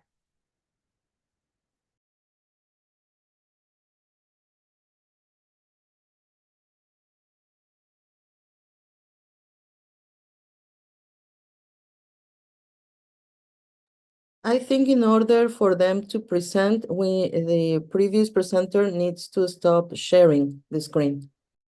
Okay. Yes. Parker and Bo, can you do that? Or Dr. Vasilis has to. Okay. Okay. Thank you so much.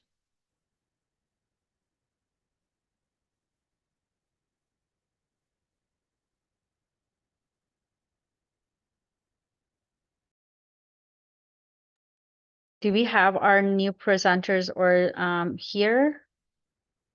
Martha, are you here?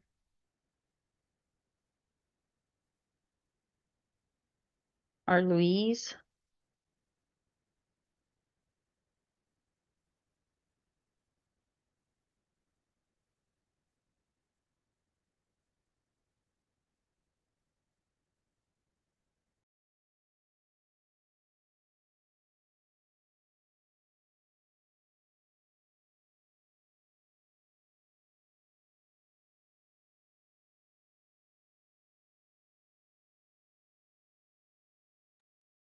Okay, I don't think so. They are here. I don't see them in the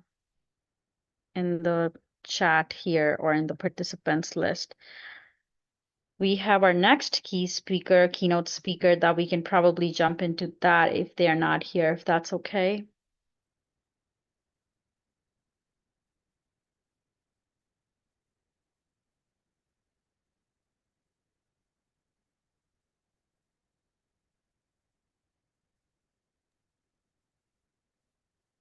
I think we can probably, yes, move to the next key speaker. We do have another keynote speaker lined up, and we can probably move to another keynote speaker here, unless we have any questions or we want to discuss something about the presentations, or we can take a break. I'm going to give so many options here. En virtud de que no se encuentran los presentadores en la sesión ni han respondido, pues vamos a continuar con la siguiente presentación de nuestro keynote speaker. ¿O prefieren que se haga una discusión del tema que acaba de pasar o nos tomamos un descanso? Hola, ¿me escucháis? Sí. Sí, hola. Hello, everybody.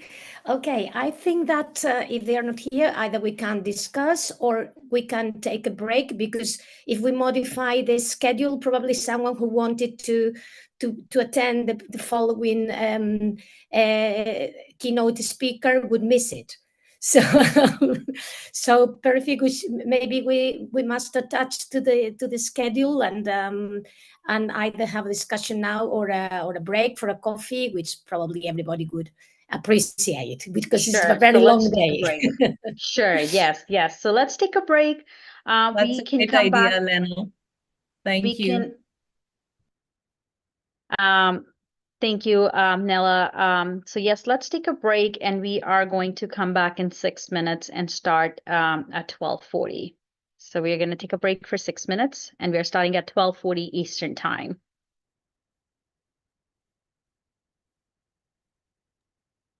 Yes, that's okay, Mira.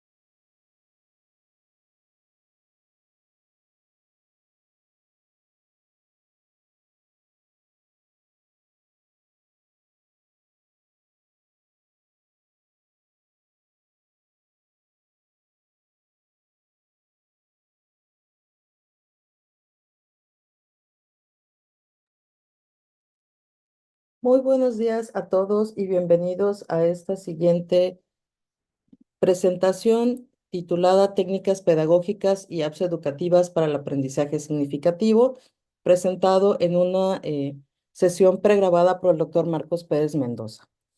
Él es profesor de la Universidad Juárez Autónoma de Tabasco, presidente de la Asociación de Marketing en Tabasco, cuenta con una maestría en tecnología educativa, cuenta con un doctorado en ciencias económico-administrativas. Sus áreas de investigación o intereses son mercadotecnia digital, competencia digital para profesores y competencia intercultural. Cuenta con diversas publicaciones y es miembro actual del Consejo Estatal de Ciencia y Tecnología.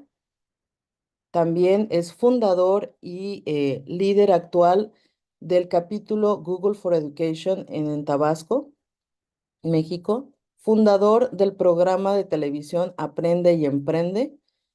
Cuenta con certificaciones en marketing digital y certificado de competencias digitales para docentes. Él es un entusiasta de la tecnología educativa y es instructor de profesores. A continuación, la presentación. Let's continue with the presentation. Thank you.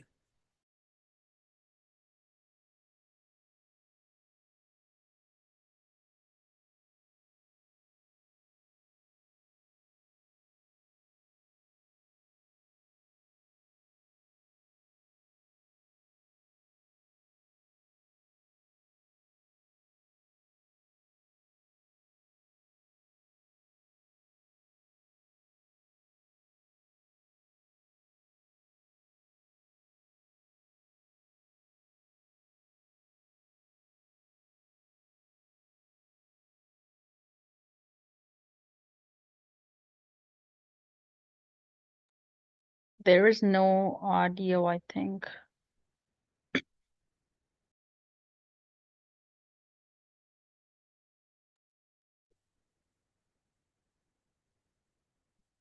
Mira? Mira, can you hear me? Yes, Thakur, I can hear you. Okay, But we cannot hear the video, okay, the audio from the video. let's try again. Tell me Hola, if ¿qué you tal? Muy buenos días. Yes, now Marcos we can, yes. Mendoza. Okay, let me Now we repeat. can. Thank you. You're welcome.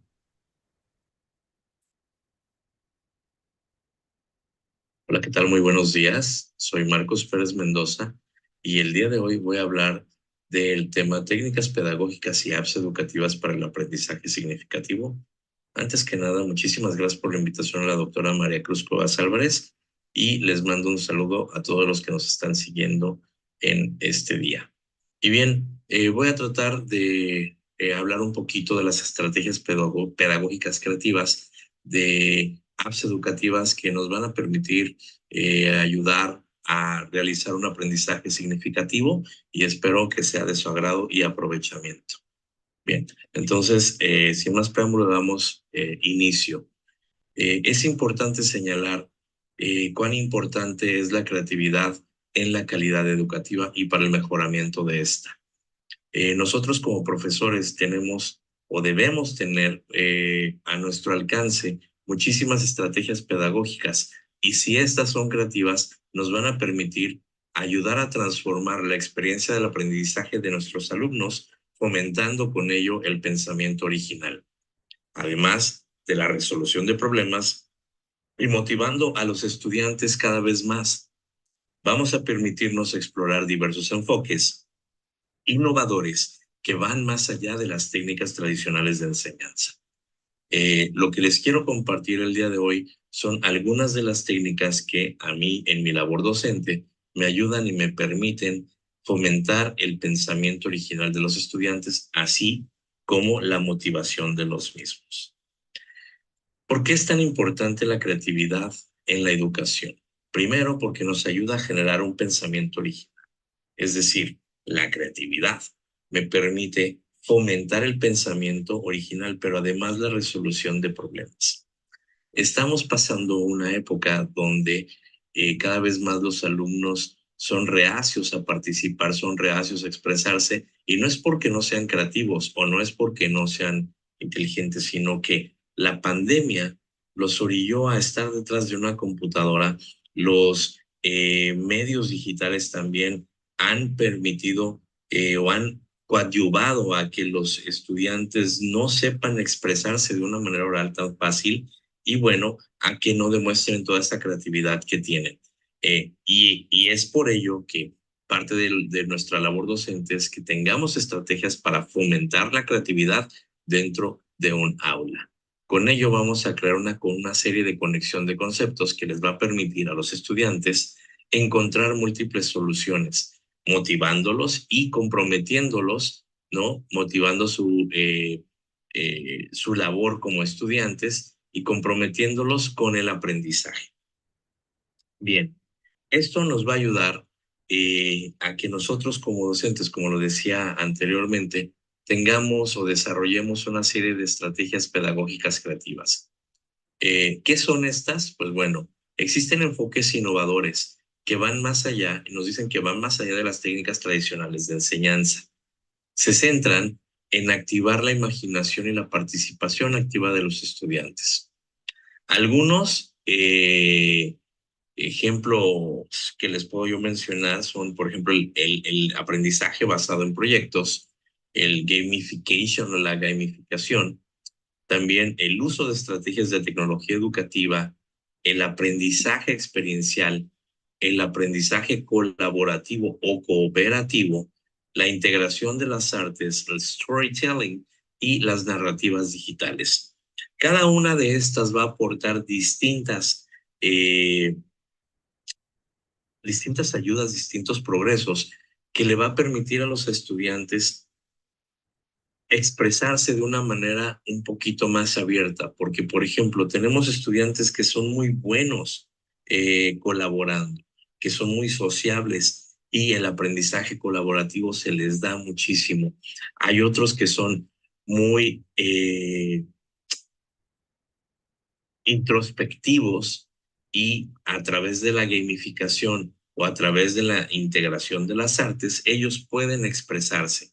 El storytelling le ayuda a todos aquellos que son demasiado extrovertidos a poder narrar de una manera cada vez más adecuada a su forma de expresión cada una de las cuestiones que tienen que ver con el aprendizaje.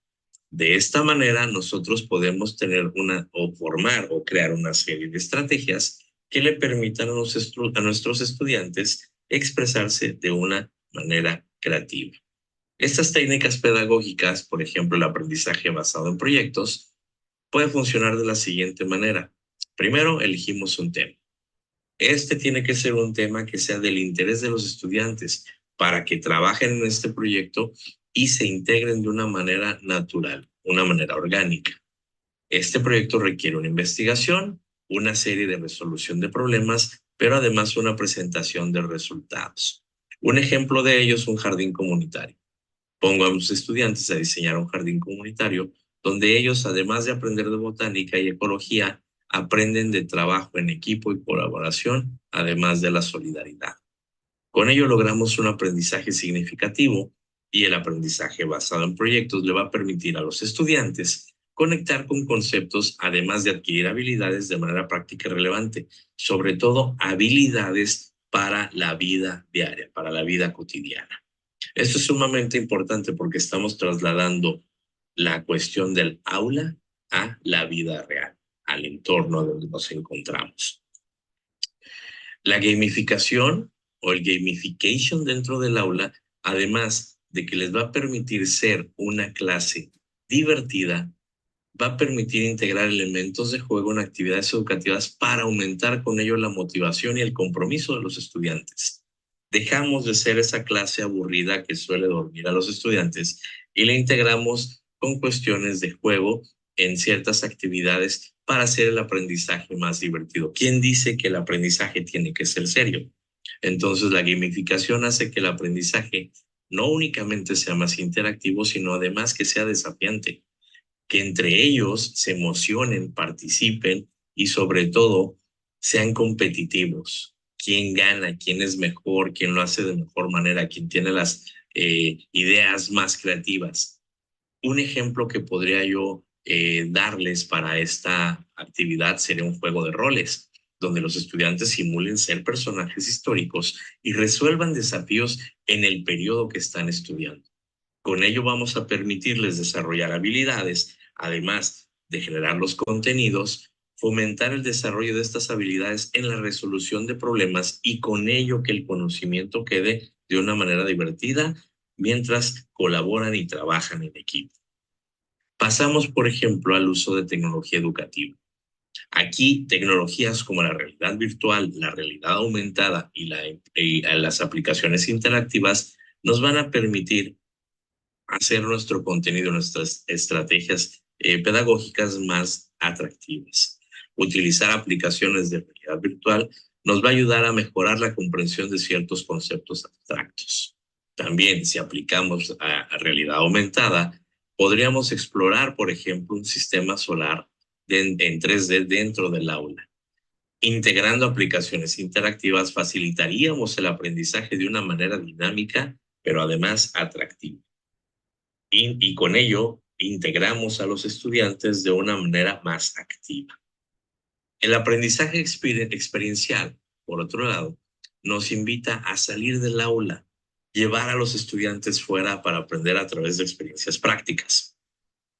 En el caso de lo que yo doy en la universidad donde doy clases, he llevado a estudiantes a congresos, he llevado a estudiantes, por ejemplo, de comercio internacional a experimentar cómo se vive una actividad de comercio internacional dentro de una aduana portuaria.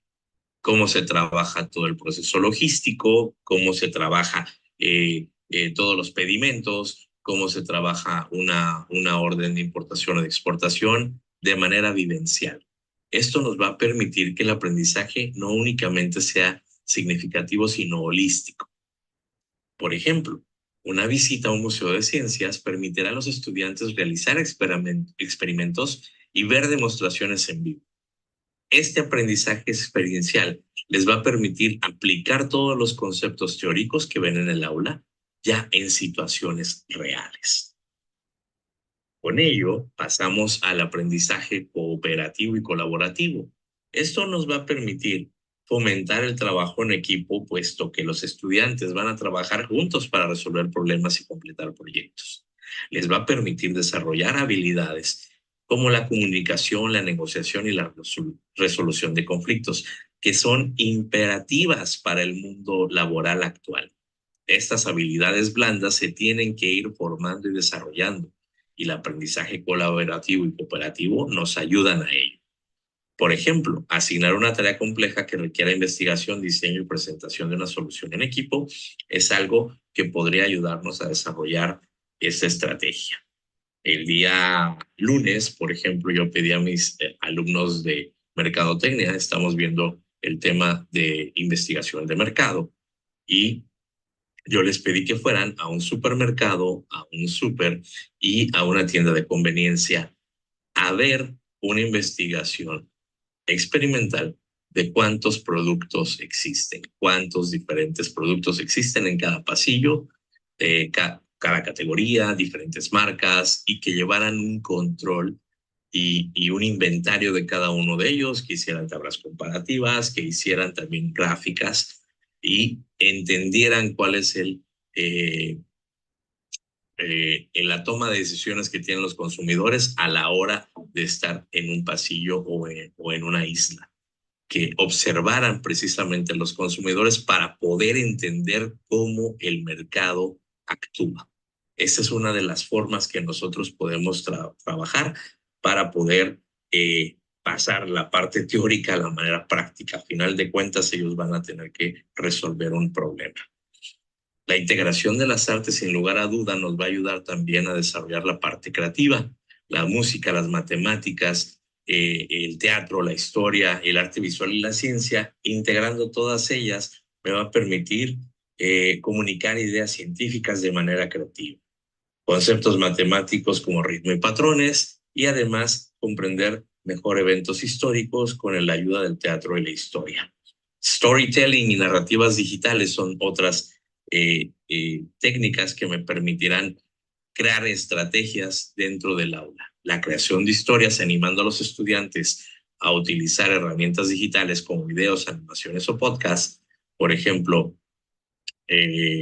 lo que yo estoy utilizando para hacer esta presentación, les podría ayudar a los estudiantes a hablar sobre un tema histórico presentando diferentes perspectivas y detalles, utilizando una presentación para dar soporte visual a su tema. Esto les va a permitir desarrollar habilidades narrativas que fomenten su comunicación, creatividad, sobre todo pensamiento crítico. Existen una serie de aplicaciones para la educación que voy a mencionarles, los muros virtuales colaborativos. Con ellos se pueden mostrar, comentar, retroalimentar y coevaluar trabajos de los compañeros. Esto me va a permitir mantener un espacio común que potencie el alcance del mensaje y cree un espacio de reflexión y debate, que fomente el pensamiento analítico y crítico y además que exista una evaluación sumativa en aplicaciones como Socrative y Quizzes. Padlet, que es un muro colaborativo, me permite dar soluciones de soporte digital a las ideas que necesitan un espacio en común, potencializando el alcance del mensaje. De esta manera de pensar permite analizar y evaluar información y cómo abordar problemas para brindar soluciones prácticas y viables. Además, Canva es otra de las aplicaciones que me permitiría fomentar el pensamiento analítico y crítico, dando soporte digital a las ideas y, sobre todo, ayudando a desarrollar la parte creativa de los estudiantes. Quizzes, que me permitiría la evaluación sumativa, de una manera muy agradable, evaluar el conocimiento adquirido. Además, existen una serie de lecturas rápidas que les sugiero, donde podrían ustedes tener más ideas para poder crear estrategias que les permitan desarrollar todo el pensamiento crítico y creativo de los estudiantes. Voy a dejar una sección de preguntas por si tienen alguna, dado que no voy a estar ahorita con ustedes en vivo por cuestiones propias de mi trabajo. Sin embargo, voy a estar contestando cada una de ellas si me las hacen llegar. Muchísimas gracias.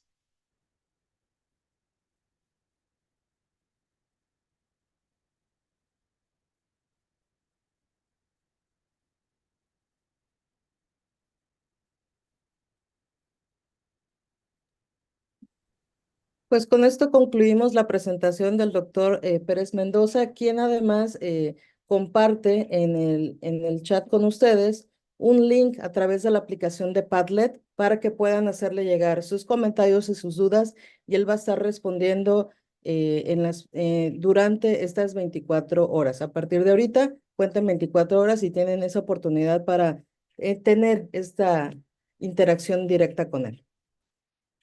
Muchas gracias.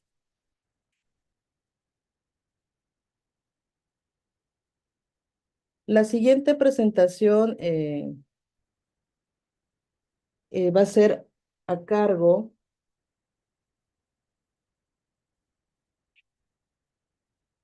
de Marcela Cecilia Danowski. Todavía no es la hora, pero no sé, Marcela, si estarías de acuerdo que tomemos unos minutitos para stretch. Stretching out a little bit. Yes, absolutely. Relajarnos, tomar un cafecito o algo, porque la verdad ha sido una mañana bastante larga. Yes, I know. I've been here from the very beginning. So yes, let's take a rest and we return in a couple of minutes. Thank you so much, Marcela. Bueno, pues vamos a tomarnos unos minutitos nada más para iniciar en punto en la siguiente presentación. Vamos al break entonces. Muchas gracias.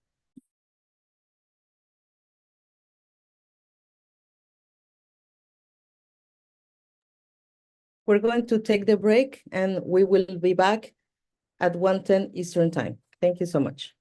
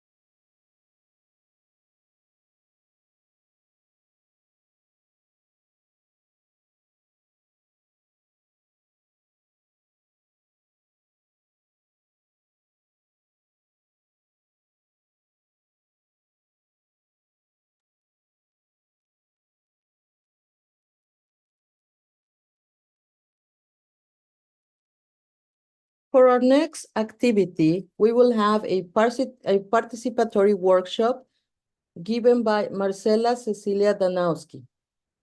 The topic is Mastering Lessons through the Art of Slow Looking. Thank you so much. Thank you. Welcome, everybody, and greetings from Buenos Aires, Argentina. And today we're going to be talking about slow looking.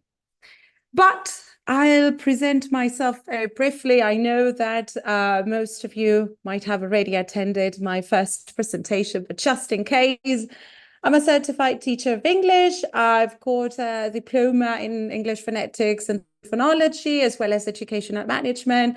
I'm an oral examiner, a teacher trainer, Google certified educator, and I love teaching English and I love sharing my experiences. So that's why I'm here today.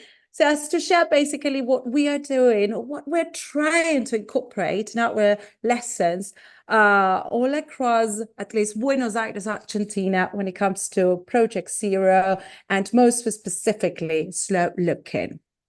So before we get down to sharing some ideas on how to make use of slow looking, I invite you to think on what is slow looking really. So I've got in here 3 different concepts. Slow looking deepens understanding by encouraging careful observation. A second concept that says that slow looking fosters mindfulness and critical thinking in students. And another one that says that slow looking enhances learning by promoting patience and empathy. So I invite you to share your thoughts. Which of these definitions would you say that best describes what slow looking is? So feel free to share. You can write 1, 2, 3 throughout the chat. And let's see what comes up. So you're more than invited to actively participate and share your thoughts. Don't be scared. There's no right or wrong here. So what do you think? Would it be the first definition that basically deals with observation, or which is focus on mindfulness, critical thinking, or just simply dealing with skills like patience, empathy? Let's see if we got any comment. Not yet. Okay, you might be still enjoying the break, probably. Okay. Number 3, difficult question. Okay. But you've got to choose, I'm afraid. You've got to choose one of these 3 options. Which one would it be? We got number 3, listening and feelings. Okay, that's a new definition. All right. Okay.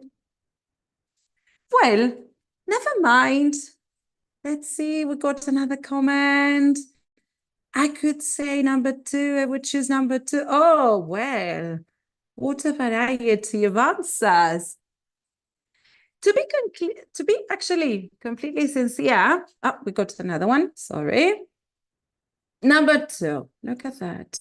Okay, well, actually, if I got to be honest, and if we were to choose one particular answer, most probably we will go for option number 1.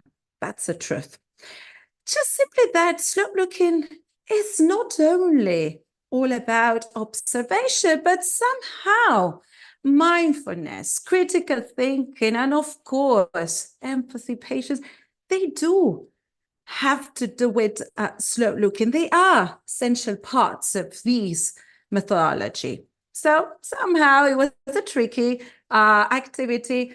I would say that, yes, if we got to stick to only one concept, one definition, we will rather go for the option number 1, but the 3 of them are pretty much okay. So it was really tricky. And sorry, my bad. Let's move forward. So if we go to define slow looking, the truth is that this is not just a trend, right? It it is deeply rooted into the ideas of mindfulness, contemplative education, right? And those ideas have been here for ages, really. Just simply that Project Zero, these research carried out by Harvard, they just focus on diving deep into these concepts of understanding, of creativity, and all of these through observation. And observation basically through art. But then today we're going to see that it's not only about art. We can really apply this technique with even simpler things, right? But the interesting thing about this research is that when they were studying this use of art and any other disciplines, they came across with the idea that there are 6 different types of thinking implied when we are naturally engaged with art, which are observing and describing, reasoning with evidence, questioning, investigating, comparing, connecting, exploring different viewpoints, and finding complexity. So basically, what do we mean with slow looking? It's just all about taking the time to really see and appreciate the world around us. It's not necessarily dealing with art, but the beauty that it's in nature, a piece of art, or enjoying everyday things. Just slow looking asks us to slow down, to pay attention, and to really get into it. So, we might start applying slow looking in our lessons by doing just something so simple as showing our students an image and asking them, well, what can you see here? Right? Describe the picture. It looks simple, but it's not really, because we think of, well, humans, we've got brains, we think, we need to think on daily basis, on our daily interactions, we are required to think. It's a natural biological process, but yeah, it happens naturally, automatically, but still, it is a capacity that can't be improved, can be developed, obviously, throughout effort, practice. And my critical question here is, as teachers, do we really teach, or let's say, do we really foster these skills of inquiry in the same way that we probably focus our attention into teaching verbs, fractions, right? I mean, do we really teach our students to compare, to think critically? I'm not sure of that. And also, that's why when we do carry out these type of activities, be patient and bear in mind that each student has a different starting point. So probably you need to guide your student and help them by making questions, by prompting them. So what do you see? What do you think is happening? Why do you think so? Provide evidence, account for your choices. How do you know? So don't forget about this. You've got to model it with your students. It's the only way in which they will acquire this technique. Now, if we want to go deeper into the practice of using slow looking in our lessons, another very well-known activity is a see, think, wonder activity, right? I'm pretty sure that you know it. And with seeing, thinking, and wondering, well, those are all things that our students already know how to do, right? Or at least, let's say, in an entry level. So these are skills that are tremendously important, not only when it comes to art, but when it comes to developing the understanding of any kind of discipline. And the very first stage, well, we know it's that we've got an image, not necessarily, once again, a piece of art, but it could be any image. And students got some time to observe, to notice things. The second step is to think, to build on observations that they make, and we start asking our students to reason and to find meaning in that image. And finally, we get to the wonder stage, in which students are engaged in this process of ongoing learning, of investigating, of using that skill of inquiry. And we need to really emphasize that it's not just arriving at an end of an activity what matters the most, but this is just the beginning of something bigger. And don't hesitate to ask, what makes you say that? No, because that's probably the only way as teachers that we might help our students to expand their interpretations. So don't be afraid of doing that. It's the only way that you are actually going to help them go even farther. Now, when it comes to developing observation skills, I do invite you, for instance, to make use of this web page that later on I can share all of these links to you. But it's just a bank of more or less 40 images. Yes, actually 40 images taken from the New York Times that are really intriguing, and they're just simply amazing because they help you put into practice the concept of what's going on in this picture. And they're really crazy and sparkling images that might be applied in any of these activities that will help you to discuss and even write, what is going on over there. And they've got so much context, that you can really benefit from them. You got an example over there projected, and you see that they can just simply sparkle creativity in students.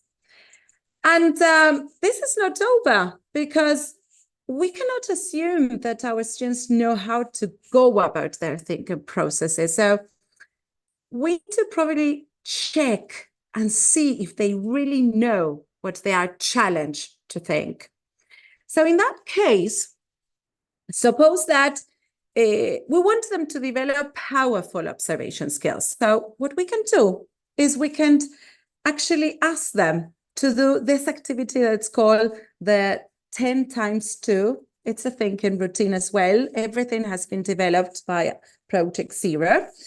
And this will allow your students to go beyond what is obvious. And it will allow you to push their thinking into a little further.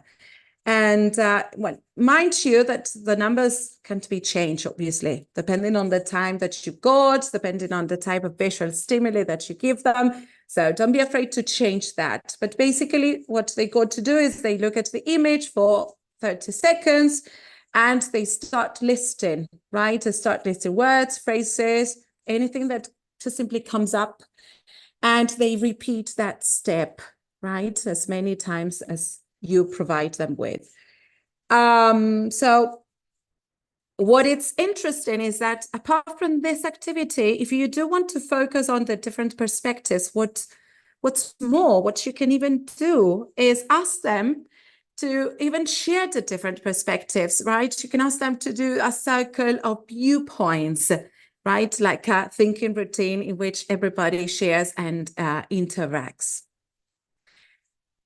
Another strategy that, for instance, I use with my year 6 students in primary school is whenever I go to introduce new books that we're going to use in our literary lessons, instead of just simply showing them the book cover, right, and start predicting what's the story is all about, what about the writer, what I just simply work with a piece of art that I carefully select related to the topic and probably set in the mood for what is happening probably later on in the story. And we start discussing, and later on, I show them actually the story, and we start brainstorming and making connections all together.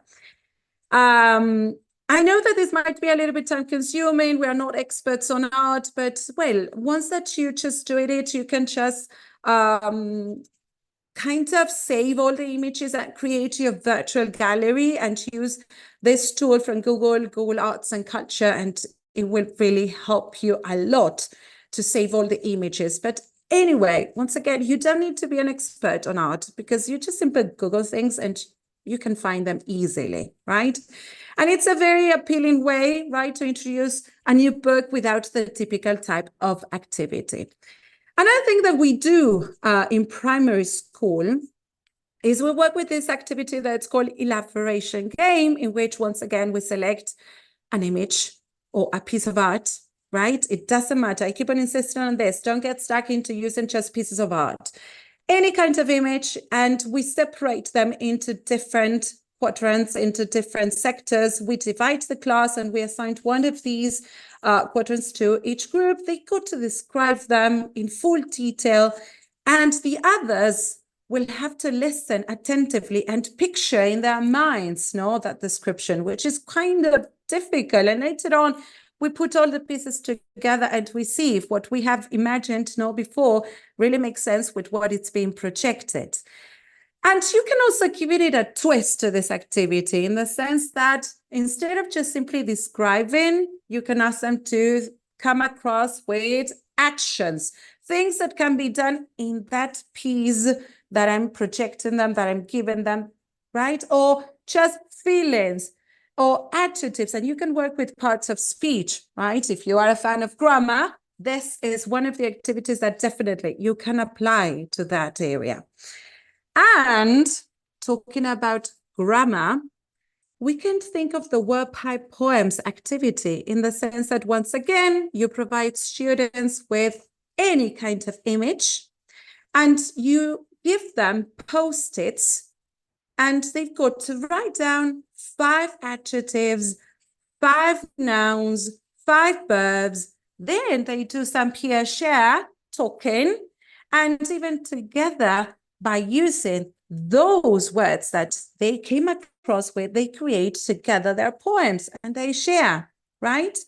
So in here, we are dealing with collaborative skills, communication. So it's amazing everything that can be done. But if you're interested in working with feelings, which is extremely important in our lessons, well, why don't we use as well images? An image can also help you to reflect about emotions, about how they're feeling, and again, to be able to account for them by using evidence, right? So what emotions do you see? Why do you think so? And even involving, right, the student, like, have you ever experienced that emotion? So I think that emotions in our classroom are an essential part of building up that safe environment in which obviously learning will happen. In here, we do also have another image, right, with more or less the same type of questions, the same type of approach. And as we're dealing with emotions, well, why not taking them for a walk outside and ask them to just simply close their eyes and pay attention to what they listen. And in a journal or just simply a piece of paper, they write down what they listen to. And they open their eyes, they share, they compare to what is surrounding them. But again, building the social, emotional, safe environment is a must. Or if not, you can just simply work with daily objects. This is perfect for history, for instance, and start asking them, well, who used it for? What was it used for? What does this tell you about the people who made it and used it? And once again, we started dealing with art, and now we're just taking it in such a simple way that we can do it on a daily basis with anything that is around us, because that is what it's all about. It's just stopping, appreciating, paying attention to what is around us. For instance, how about this challenge? Observing carefully and being able to distinguish which is the one that doesn't belong. Something as simple as that. Something that cannot take you more than 3 minutes inside the classroom. But still, you are developing critical thinking. So, in order to sum up, I do think that slow looking is a great way to unlock lots of benefits that go beyond just simply the, let's say, the language acquisition. Slow looking encourages the students to engage deeply into a visual stimuli, right? But at the same time, to be able to observe carefully and to comprehend what is going on around them, and to obviously make lots of connections and show clear understanding. And in the same way, they do also apply vocabulary, grammar structures, right? Everything that has to do, for instance, in my case, with language acquisition. So I think that obviously that first benefit, it's clear, it does improve language comprehension. It also helps critical thinking because students need to think critically. They start making connections and using that visual clue with language and asking themselves questions, making observations, and they kind of develop a higher order thinking skill, really, that of course it's not only essential for learning a language, but for life. That's true. Creativity, expression, because slow looking provides students with that opportunity to express themselves, to express their thoughts, feelings, and there's no wrong answer. That's the truth. And later on, they got to communicate as well, and they got to use imagination, and this fosters fluency, it fosters confidence, and obviously they are using English at the same time. Well, cultural awareness, obviously, because they are in contact with different cultural contexts, right, in which language is being used. They are fully aware of cultural awareness, of empathy, appreciation as well, with different types of expressions. And we promote mindfulness, well-being, because students need to really focus their attention. They are immersing themselves in the present moment, while at the same time learning is happening. So to round up, I know that we're almost there. I invite you to embrace slow looking. I think it's a valuable tool for teaching, for our teaching practices, and it allows students to explore the world differently, to explore culture, to be able to foster curiosity, mindfulness, to enjoy their learning. So I think that you won't regret it if you do try to apply some of these activities and experiment and adapt them according to your students' needs, right? Because in that way, they will become empowered. And it's a learning experience that needs to be tried so as to see how you can create a proficient and confident student just with simple things like observing nature, a piece of art, an image. So I thank you once again for sharing this moment with me, for allowing me to explore this technique that we are putting into practice in the Argentinian schools lately. If you're interested and you want to contact me, feel free to do so. Don't hesitate to send me a message. You've got that code to scan that will take you to all my social medias. Thank you once again. It has been an honor being here. I truly appreciate this opportunity. Thank you, Marcela, for this beautiful presentation and the time you are giving us today. Thank you. Let's give a few seconds if anyone has a question or a comment. Absolutely.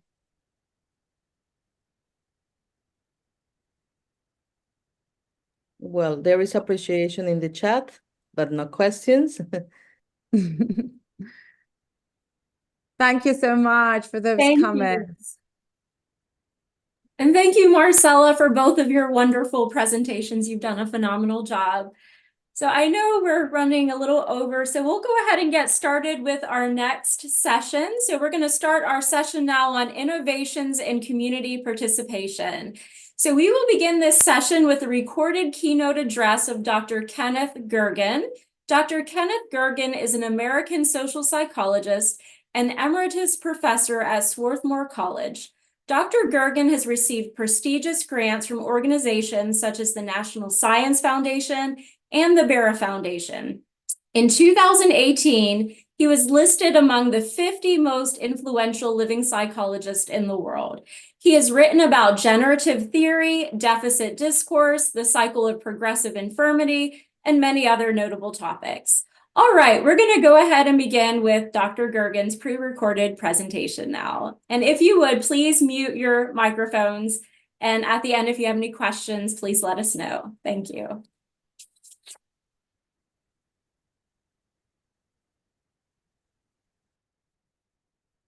I want to thank you very much for the opportunity to speak to the STAR Scholars Network.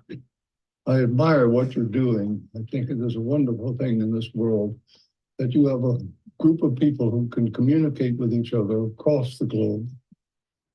All the more important in this day and age when I find, at least for myself, atomization everywhere, divisions, conflict, peoples that cannot manage to find each other, to understand, to work with each other. Here we have conflicts among nations, among religions, socioeconomic classes, racial groups, ethnic groups, and so on. Political strife in the United States is at an all-time high. And I worry about these things because we have major problems, as you well know, with attempts to deal with crises that are globe-spanning in terms of environment, for example, wars, economic inequities, pollution, and so on. And we find it very difficult to work together. So a group like this, which is attempting to generate mutual understanding, to bring knowledge across across all boundaries, I think is quite wonderful, and I commend you. Now, you have this particular emphasis on community participation for this meeting here this year. All the better, because it calls attention to the significance of our working together. Now, for purposes of this talk, I'd like to contrast that orientation with one which I think, at least in the West, is predominant, but I think you'll find it pretty much everywhere now. And that is the very idea of individual or singular or atomized persons. That is, me here, you there. As if the world is contained, the social world is contained of a summary of individual persons, where relationships are kind of something which is created when persons come together. So the very idea of a relationship requires the notion that individuals are prior, and it's the individual to whom we must pay special attention. Now, let me suggest for a moment that in a certain sense, it's a mirage to think that that we live in a world of individual persons. We're carried away by the visual to believe that that's the person first, relation second. Let me suggest for a moment, and I want to follow this up as we go on, that it's relationships which are prior to the individual. Relationships prior to the individual. How is this possible? Well, consider the language I'm using right now. Every word out of my mouth, every phrase, the sense I'm trying to make to you, I inherit from a past. I didn't make up any of these words. They were all gifts from traditions of past. Right? So I'm speaking now, and it's not, it seems, yes, it's coming from me, from the body, but actually what's invisible is the entire array of traditions which have made it possible for me to speak at all. If you ask yourself for a moment, where did the words come from? Because they don't come from an individual, they come from traditions of relationship. That is, a sound is not a word until we agree, or you might say until we coordinate. Most of us have names that would be nonsense unless we agree that those are proper and good names, and we will assign them to people.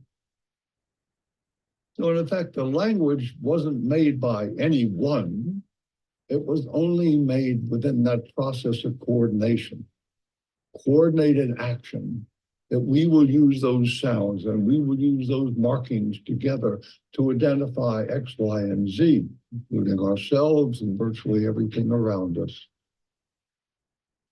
So in effect, what I'm doing is not only using words here, but I'm using a process of coordinated action.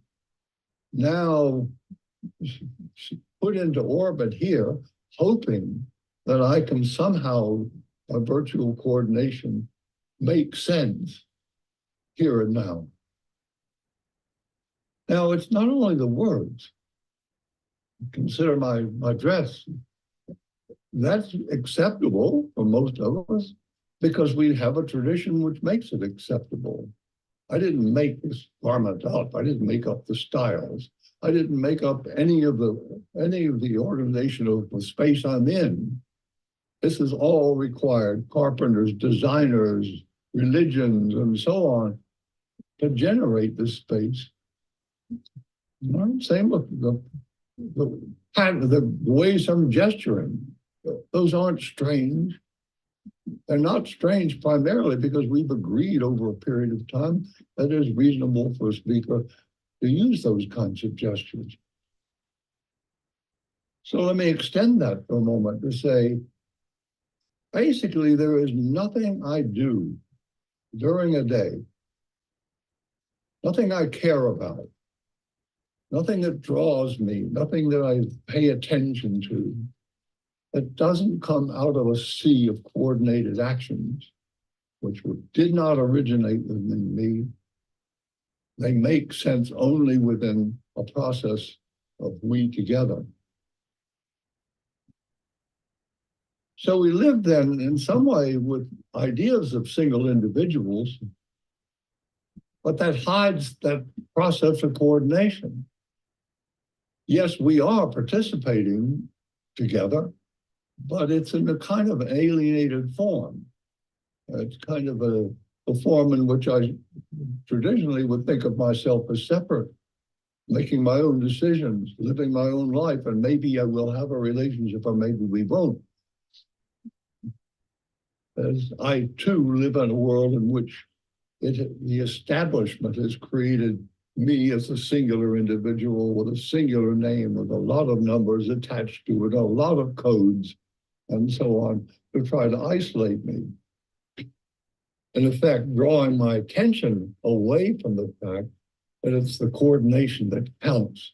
It's that process of participation that counts. Now, with this in mind, I want to speak to the problem of education, because all of you are scholars. But I want to confine it, in this case, to public education.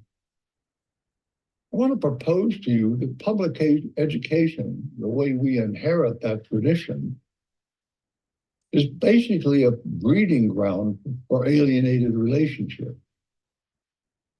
That is, it creates those people who are basically concerned with their own benefit, their own welfare, who understand themselves as self-motivated and self-actualizing, and who have very little capacity to relate to other people, to engage in the participation and the collaboration which is required for the future, for our future well-being. Now, why do I say that? Largely because we inherit a tradition of public education, which is largely based on a metaphor of the factory.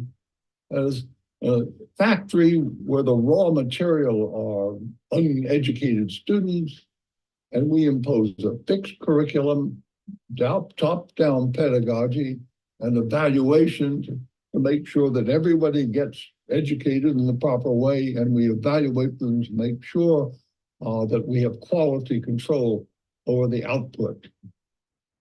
So teachers in that sense are machinists or mechanics, simply making it happen, conveying information and making sure the students get it and evaluate them accordingly.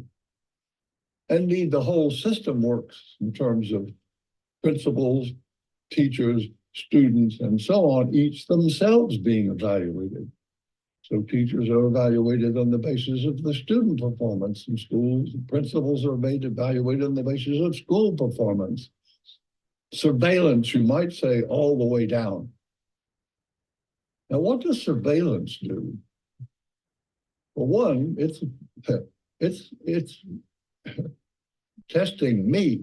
It's making me responsible for everything. So what I'm going to do is primarily take care of what I need to do to make myself look okay, to make myself succeed, whether I'm a principal, a teacher, or a student. Now let's go down to the students, because those are the ones I'm most concerned with here today. Students who enter in, and by the third grade, they're already concerned about their grades. What I'm doing, how do I stack up? How do I measure? Will I pass? Am I inferior? Am I superior? Think of 12 years of that kind of thing, of being in a system which every day is a test of you against your peers in a competition for how you're going to rate. What does it do to me? What does it do to me when every day I've got to worry about myself and how I'm going to be?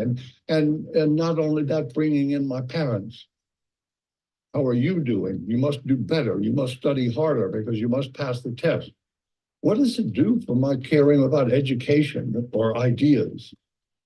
Because all I do in terms of education or the ideas that are put out is try to pass the test. I don't give a whit about what's being taught as long as I can learn to pass the test. So we don't care about education. We don't care about each other. And our pedagogies are largely those which will be focused on my learning, my work, my understanding. Right? And so to listen to each other is largely a waste of time unless I'm going to benefit. And why should I share if they're going to benefit by my knowledge? So we create then in a world which we are fundamentally reliant on each other, people who don't believe in reliance on others, self-reliance, not working with each other. Now, to me, the enemy here is really the test. It's the surveillance. It's the fact that what we do is to hold individuals responsible by measurement. We don't raise our kids measuring them every day, and they learn a lot. But once you get into school systems, we inherit this sort of scientific system which says everybody ought to be measured and there ought to be standardized measurements and standardized material, standardized education, so that eventually testing runs the system. Now, I've been very concerned with that. In fact, I've written a book with a good friend of mine called Beyond the Tyranny of Testing. If you'll notice what the concern there is with relational evaluation, as attempts to bring evaluation back into community, attempts to make evaluation dialogic, so that I may discuss, for example, with my peers about how this is working. How do you like this paper? Where have I done well? Where are the mistakes in this? What would you suggest? Or working on projects together. Well, if we do this together, we'll succeed. The problem is that if we got to evaluate in the testing way, there's no place for the pedagogies of collaboration, which we do have. Many of you know them, but they're going to be marginal. Project-based learning, for example, in terms of groups, is going to be marginal and never be fully accepted because you've got to have individual grades. Dialogic classrooms, another pedagogy of dialogue, but it limits to it because you've ultimately got to have grades. And as I say, there are processes of participatory evaluation. Let me suggest here that we shift from metaphor, right, from education then as a factory to education as a community of learning, where we all participate, not only in the learning itself, but the directions of it, of what we learn, and the ways in which we evaluate ourselves, bringing in teachers, bringing in each other, bringing in the community outside. A community of learning indeed will bring in the exterior, will bring in the community to help the teaching. Elders who know history and so on, who can help teach and purvey wisdom. Those who have professions who can come and speak or bring students into their profession to learn about what goes on there and so on. Also, but to help evaluate. So a student comes home and says, hey, how was this? And can we work together on it? And what would you say? So that participation, the very kind of communal participation that you're advocating this year, becomes central to the whole way in which we think about education. Now, I challenge you then, and you're moving around the globe, to think about where you came from and how you can go back and create new forms of education which do allow us to participate, collaborate, welcome our collaboration, enable our collaboration. Because indeed, if we do not collaborate, I fear we die. So, thank you very much. I wish you well. All right, we are very grateful for Dr. Gergen's video. And of course, he's not here, but if you have any comments to write in the chat box, we are happy to pass them on to Dr. Gergen. That was a wonderful presentation, and we're all very grateful for it. So at this time, we're going to take a 10-minute break, but if you have any comments to write in the chat box, you're welcome to. Please take some time to get some coffee or stretch, and we will reconvene in about 10 minutes, everybody. See you soon.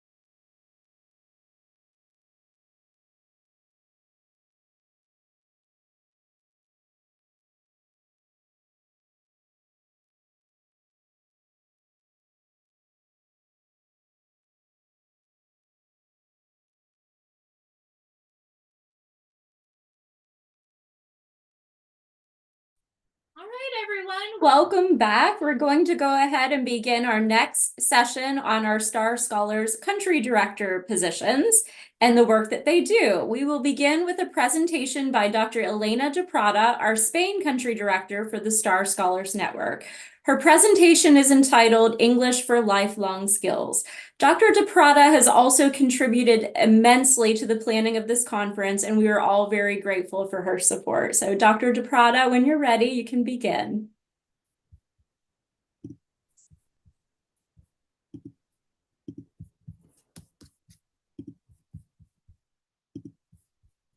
Hello? Hi, can you hear me? Yes, okay, fantastic, fantastic. Okay, so thank you very much for your introduction, Andrea. And well, it's been an incredible session so far. And the first lesson that I am learning here is that, of course, we as teachers have been evolving so much, have been changing our tasks since we started some of us some decades ago.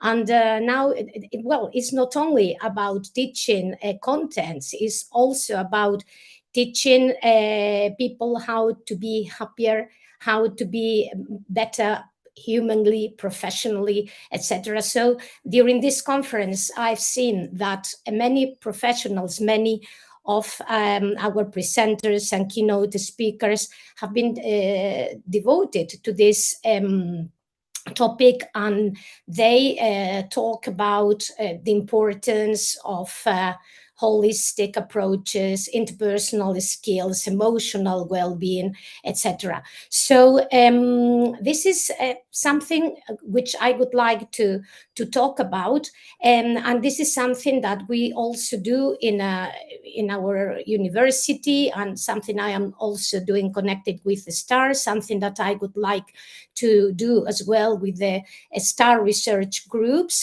rings, and it's something that I think can be very enriching, because nowadays our task as teachers is much wider, is really a very important and very responsible role, because we should try to do much more than teaching, as we are seeing here today. And so the important, what I would like to talk about is, for example, what we do, and connected it with previous speakers, is what we try to do as well is a holistic and transversal vision about, in this case, about foreign language teaching. And we try to connect it with internationalization, interculturality, creativity, the use of technological resources, the development of interpersonal skills, and also emotional well-being.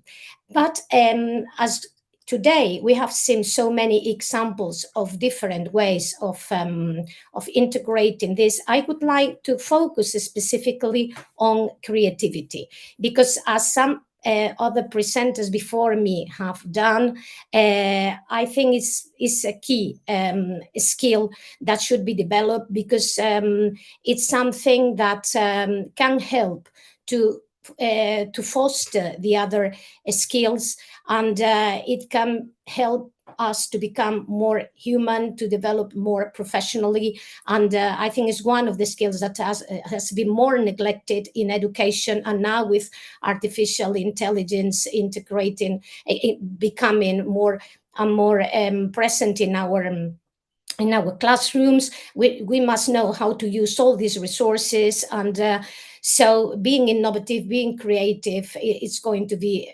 fundamental. And so that's why it's very important to use this from our own resources, from our own perspective. And if our institution, for example, doesn't have a specific courses on creativity or holistic approaches, and some of our previous presenters have indicated, we must integrate it with us, with our own program, in our own syllabus.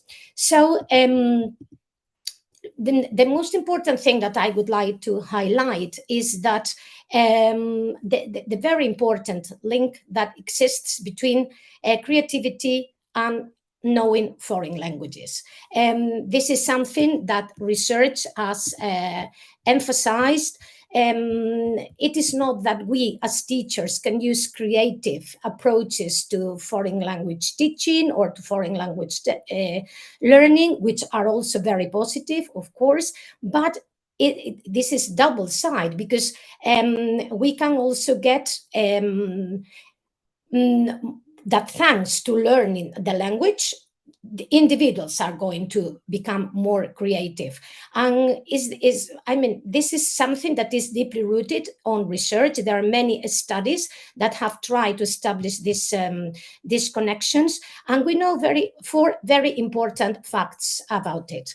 The first one is that advanced communication skills are related to better creative performance. So the more fluent we are in a language, the more we are helping to our creativity. This happens especially in the case of bilingualism. We can see when a person can communicate effectively and effortless in a foreign language, this means that their creativity levels are going to be increased as well.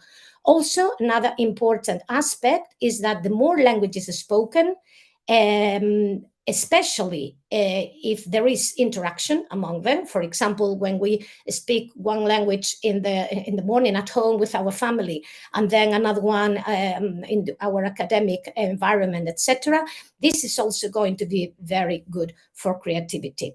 And the fourth very relevant aspect that research has highlighted is the multicultural component, that if in addition to the languages we are in contact with, there is also a multicultural component associated, we are also going to help creativity a lot.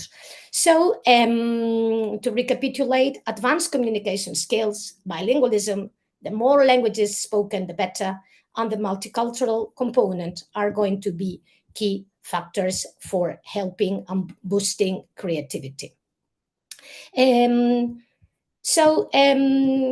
Considering that being in contact with other cultures is so important for creativity, this multicultural component and intercultural element, we should take into account how can we also improve this intercultural element in the classroom, and what types of actions should we transmit to our students. The first thing that we should pay attention to is that we have to also transmit 4 elements. I'm talking today here about 4 blocks of 4. The first thing is to maintain an open attitude. That's very, very important. Of course, to become aware of the different cultures and the different elements, the different richness that each culture come to the other. But we cannot just be aware of it. There must be interaction between those cultures. We have to learn from the other culture, and we have to try to apply these elements of the other culture to our own lives when it comes to the integration part of it. And also important to adapt, to be aware that that we need to be open. This is like a circle that goes, of course, to being aware and openness are the key elements, and together with interaction. And here, of course, comes, if we want that interaction takes place, of course, we need advanced language skills. So this is something that it is going to be very, very important. And that's why one of the intercultural elements are going to be fostered, are going to be enriched if there are advanced languages skills. So the 2 key elements here are going to be now intercultural awareness and intercultural, of course, training. And here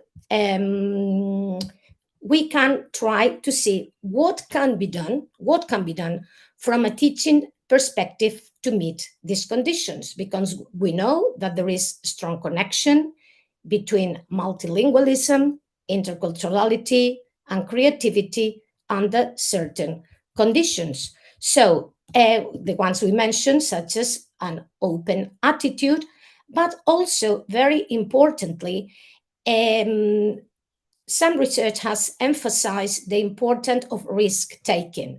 We sometimes, when we face something that is unknown, that we don't know how to behave in a specific context, it's very important that we go ahead and try to take risks and to be able to foster an interaction, because as we saw, if there is no interaction, it's going to be very complicated. And with this, of course, dealing with ambiguity and uncertainty, because we are going to face that as well. If we suddenly go to a different country where there is a different culture, we are going to be, at the beginning, we are going to experience what has been called cultural shock, because of course, all our references are going to be sometimes changed. So it is very important to be aware of it and to be open to those possible changes. So we know these elements that should be approached.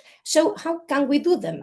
Because sometimes we don't have these subjects, we don't have these seminars with workshops in our universities, in our schools, etc. So although all disciplines can contribute to improving creativity, we have seen some examples during these sessions by providing opportunities without interfering with the curriculum.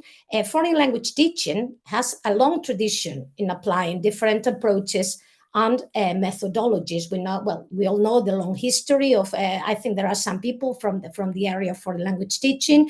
We have experienced grammar-based methods, direct methods, humanistic approaches, communicative, etc., in which the objective was to improve language skills. But the good thing is that foreign language teaching is a highly flexible discipline. So we can, based on recreating real life situations, and integrate here new linguistic structures and vocabulary.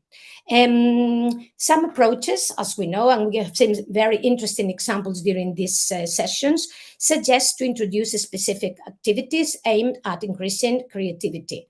But the question here is, why not a general approach to foster creativity in the foreign language classroom? What could we do from the point of view of teachers? So based on recreating these real life situations and integrate new linguistic structures, as we saw in previous sessions, just before this talk, we can do, for example, to contribute to generate, first of all, a favorable atmosphere to generate opportunities for creativity. So in the classroom, we can try to foster and to contribute for students to get intercultural awareness and training. We can also try to adaptation of creative techniques, activities, tasks, and projects to language learning. But also outside the classroom, we should foster extracurricular activities that favor creativity, such as reading, writing, and so many very interesting activities that were all today mentioned as well. And of course, last but not least, this is very, very important, international experiences, because thanks to them, the students can gain the much needed intercultural experience. So in the classroom, as we mentioned, we have intercultural training, intercultural teamwork, and creative techniques. That's something that we can do very easily and integrate it in our syllabus. And outside the classroom, we have international experiences when our students go abroad, but we can also try to be very aware of domestic internationalization at home, which this is very connected with intercultural teamwork. We should be very aware that all the incoming students that we have in our universities are an excellent source of richness that can contribute to improving all skills of our students and in our community.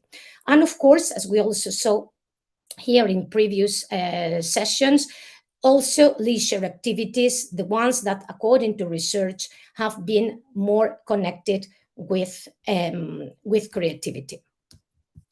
So as we can see, if we managed to mix all these elements that we have been mentioning, intercultural skills, advanced language skills, and creative techniques, we can obtain a multiplied creative improvement, and we will be helping our students a lot and contributing to making for them to gain all the soft skills, all the resources that they are going to need for the future. That's why our group deals with lifelong learning skills, because thanks to it, students will be able to practice all those elements in their life and keep on maintaining them once they finish at the university. And also they are going to be very important for their integration into the job market. We cannot forget that creative skills are the ones most demanded by employers nowadays. And parallel to this, in many countries, in many universities, in many contexts, research has emphasized that it is precisely the skill in which both students and employers consider there is less advanced regarding the rest of the skills. I mean, both students and employers consider that there should be more creative elements, and students should be more creative than they are nowadays. And as we saw in previous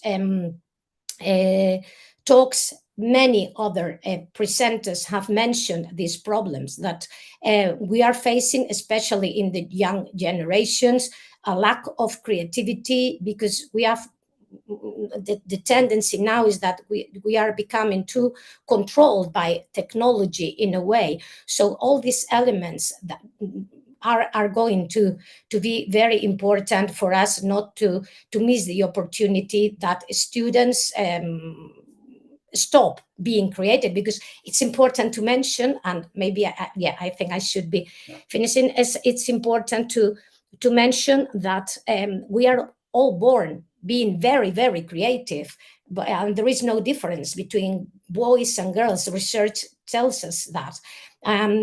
But as soon as we start schooling, and all of us are going to be the same, because the syllabus wants us to reach the same level, and we have to be evaluated by the same system, etc.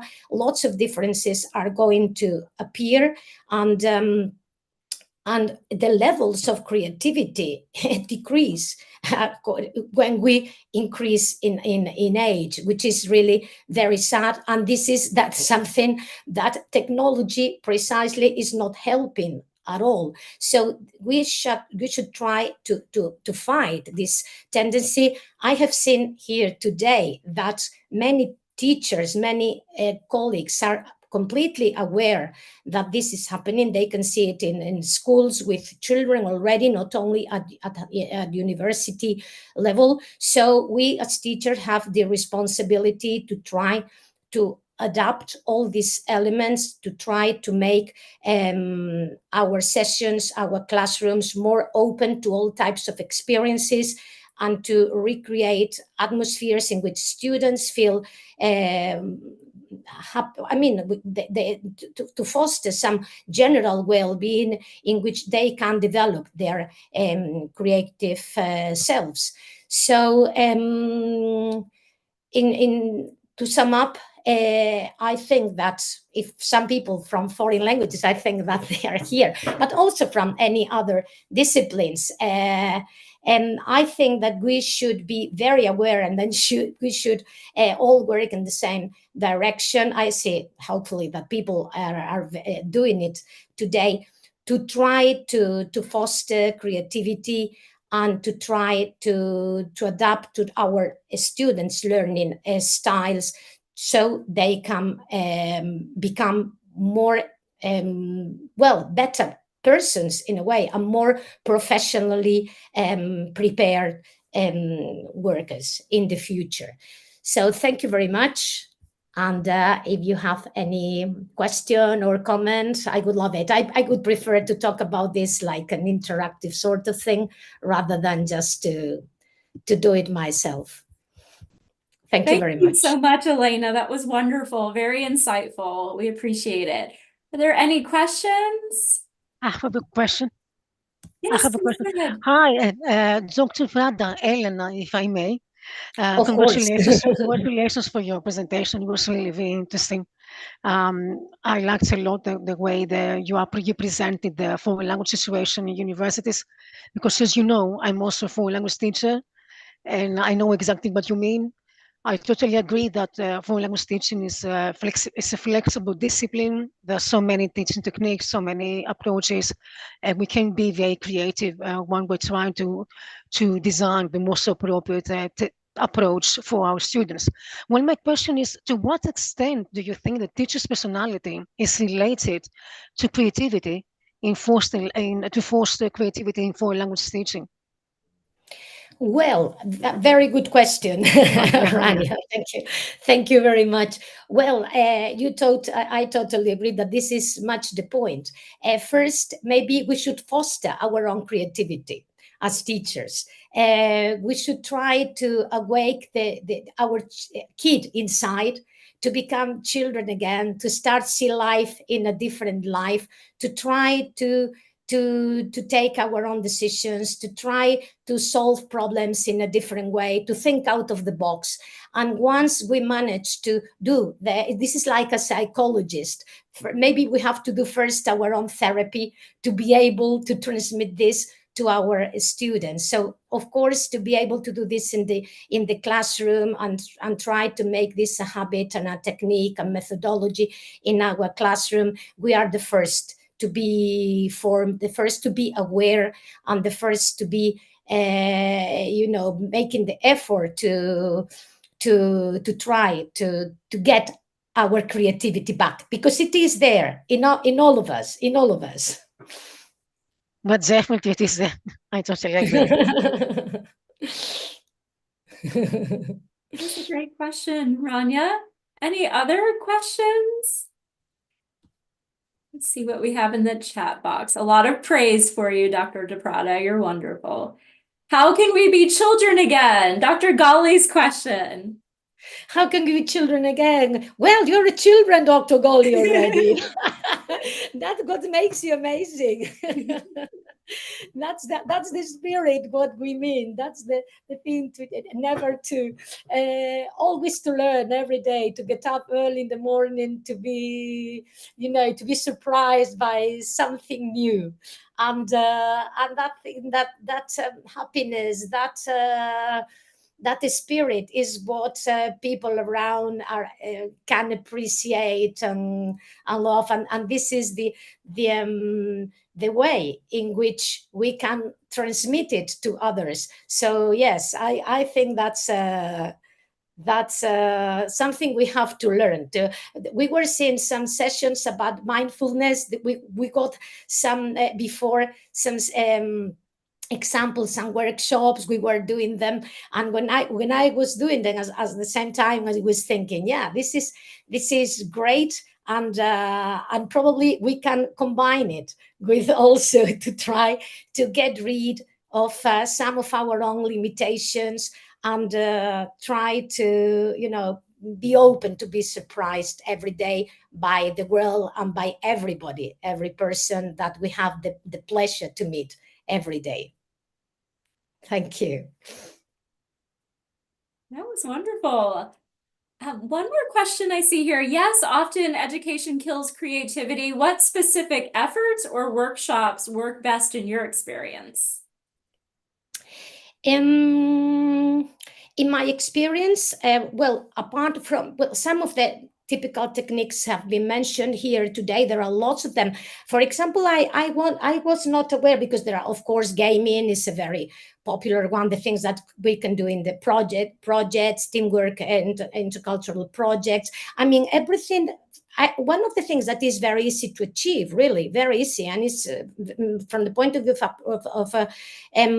of the teacher, is that if we have, for example, if we work with projects, it's very important to try to make intercultural groups. And if we manage to get that, we are going to be surprised. At the beginning, sometimes students are a bit reluctant because they always want to be with the friends and to be in their comfort zone. But as soon as they are, they have to do it, and they are going to be interacted with other classmates from different parts of the world. Suddenly they appreciate it very much, because they learn lots of different perspectives when they work in teams. So this is one of the things that can be really very easily done, apart from games, projects. I like very much the presentation about slow looking.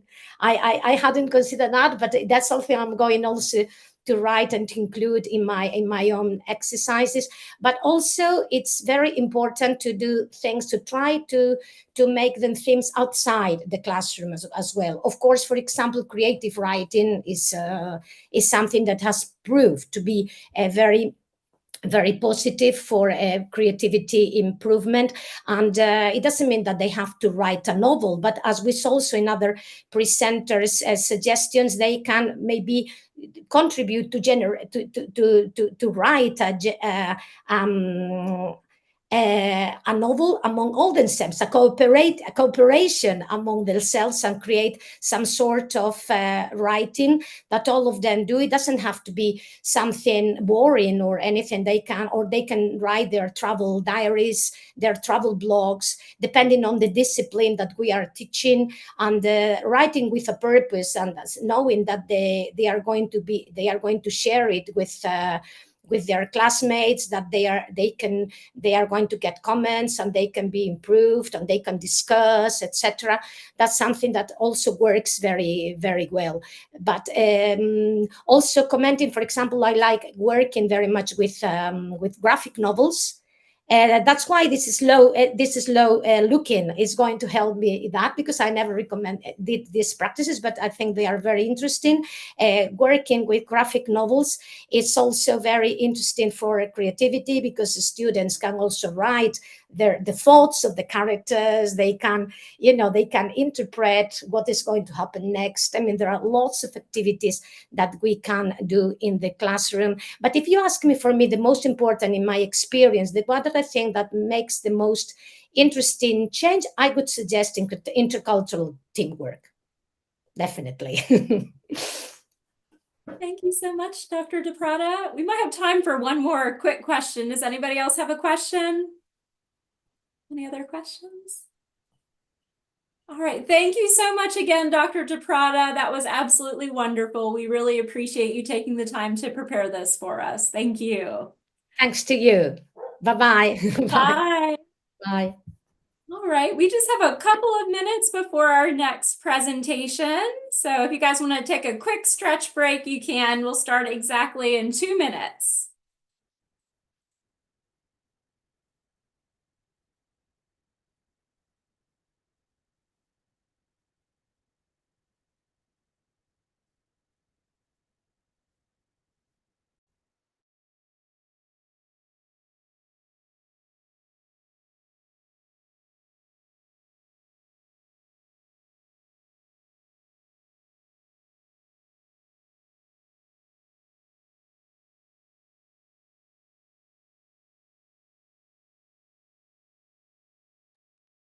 I see I look rather ghostly, don't I?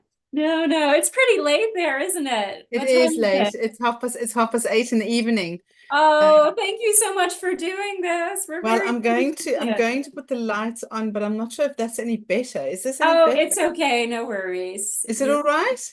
Okay. That's fine. Please don't worry. We're just appreciative that you're doing this for us. Thank you.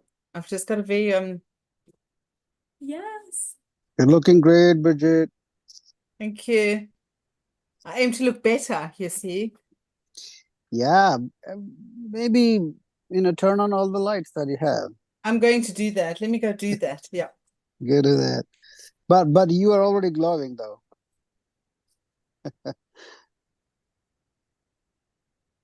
We'll give her just a minute. All right, fantastic. Is that better for you? Yes, that looks great. Thank you. Good.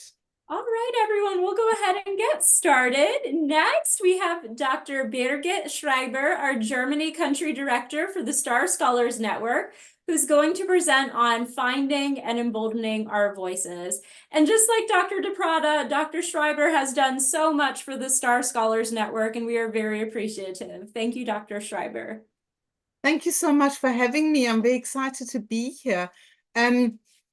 I'm making an experiment with the lights so I can see that I hope I look okay and the light isn't too heavy behind me, not in front. In fact, we've just had spring setting in and time shifts in Germany. So my light isn't quite adjusted to the season and the light coming through the window. But I'm really, really happy to be here. Thank you very much. I'm going to share my PowerPoint with you. And let me see if I can do that. And then I'm going to take us through that. Can you see that all right? Yes. Thank you. That's lovely. Yes, Good. we can see it. Oh, no, that's great. Lovely. Good.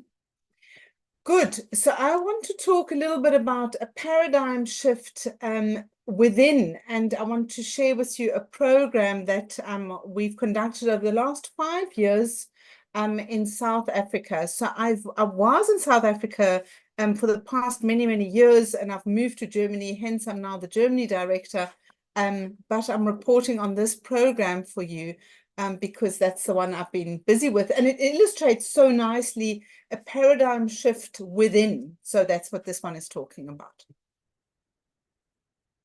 So here you are, we're using humanizing pedagogy in the Women in Leadership program. Let me switch on something else. Oh, good. In the Women in Leadership program in higher education in South Africa, and that is to shift the paradigm within. Let me move on. So just before we start, I want to declare, I usually call it, I declare my situatedness. I want to declare my lens. I want to declare my privilege. I want to declare kind of how I view the world in order to explain where I come from. My disciplinary background is psychology, and I've moved through clinical psychology and practice into education, into higher education, and then management and leadership. I kind of slipped right into sort of, in a roundabout way. I view a lot of my work in terms of Bronfenbrenner circles. It's a very embedded way of looking at the world in various systems. The impact when I look back at my work was originally in the psychological practice, so that was very personal, and it grew from that all the way into sort of ever more larger circles into the international level. And now I kind of work in various international organizations, and I find myself having a foot in South Africa and a foot in Germany, and those and I straddle both spaces. In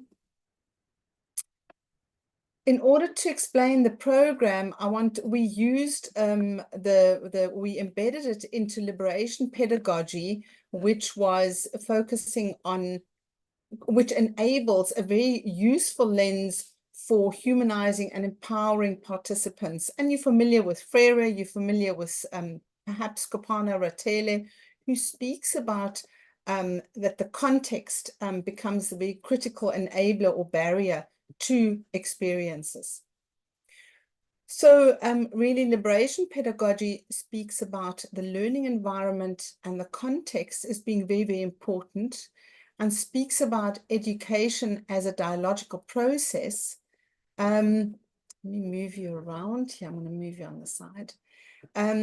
It speaks about empowering learner practitioners or learner partners as a partner to become critical thinkers and active participants in their own education, thereby transforming their lived experiences, their reality, through awareness and conscientizing and having action and impact on the world around us. So that was kind of the informing philosophy behind our designing the program. The context in Southern Africa, in South Africa, are that women are largely underrepresented in leadership positions, in senior positions in higher education, be that professorial level, be that at the executive level, head of departments and so forth. So higher education is shaped by patriarchy and is very much characterized still by patriarchy. So the structures and processes are gendered. So the power, there's a heavy power asymmetry, and that is what we're feeling in Southern Africa, but very much around the world as well. Here is, I'm going to show you 1 or 2 slides on the gender parity around the enrollment level of women, and you see particularly the yellow line. And if you look at the yellow line here, at level 5, which is just a short, I think that's just a school leaving certificates, the parity drops down quite considerably. It raises in some other spaces, but certainly for sub-Saharan Africa, the parity goes down quite drastically. So we're finding a lot of imbalance between male and females in leadership positions in higher education. Here you'll see it more specifically. For sub-Saharan Africa, you see that the parities have slightly gone up. Yeah, I think this one is a sub-Saharan, the other one was the African, and then it was using different data.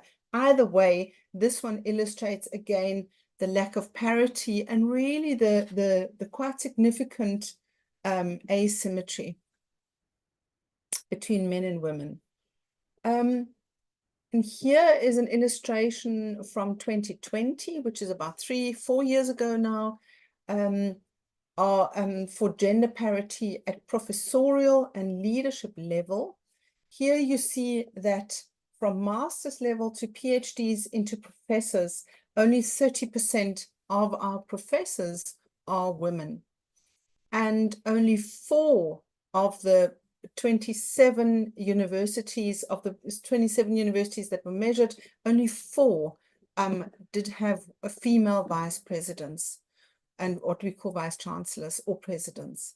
So you can see there's a real imbalance of women in leadership positions in universities in South Africa and Southern Africa. We then, at HELM, which is an umbrella body in Southern Africa that looks after the higher education sector, we then thought of doing a needs assessment, and we did a needs assessment, and we did the usual cycle, a needs assessment, we planned our intervention, we implemented it, monitored and assessed it, used some evaluations and reviewed it. And that cycle is a traditional cycle of how we view of how we do program design.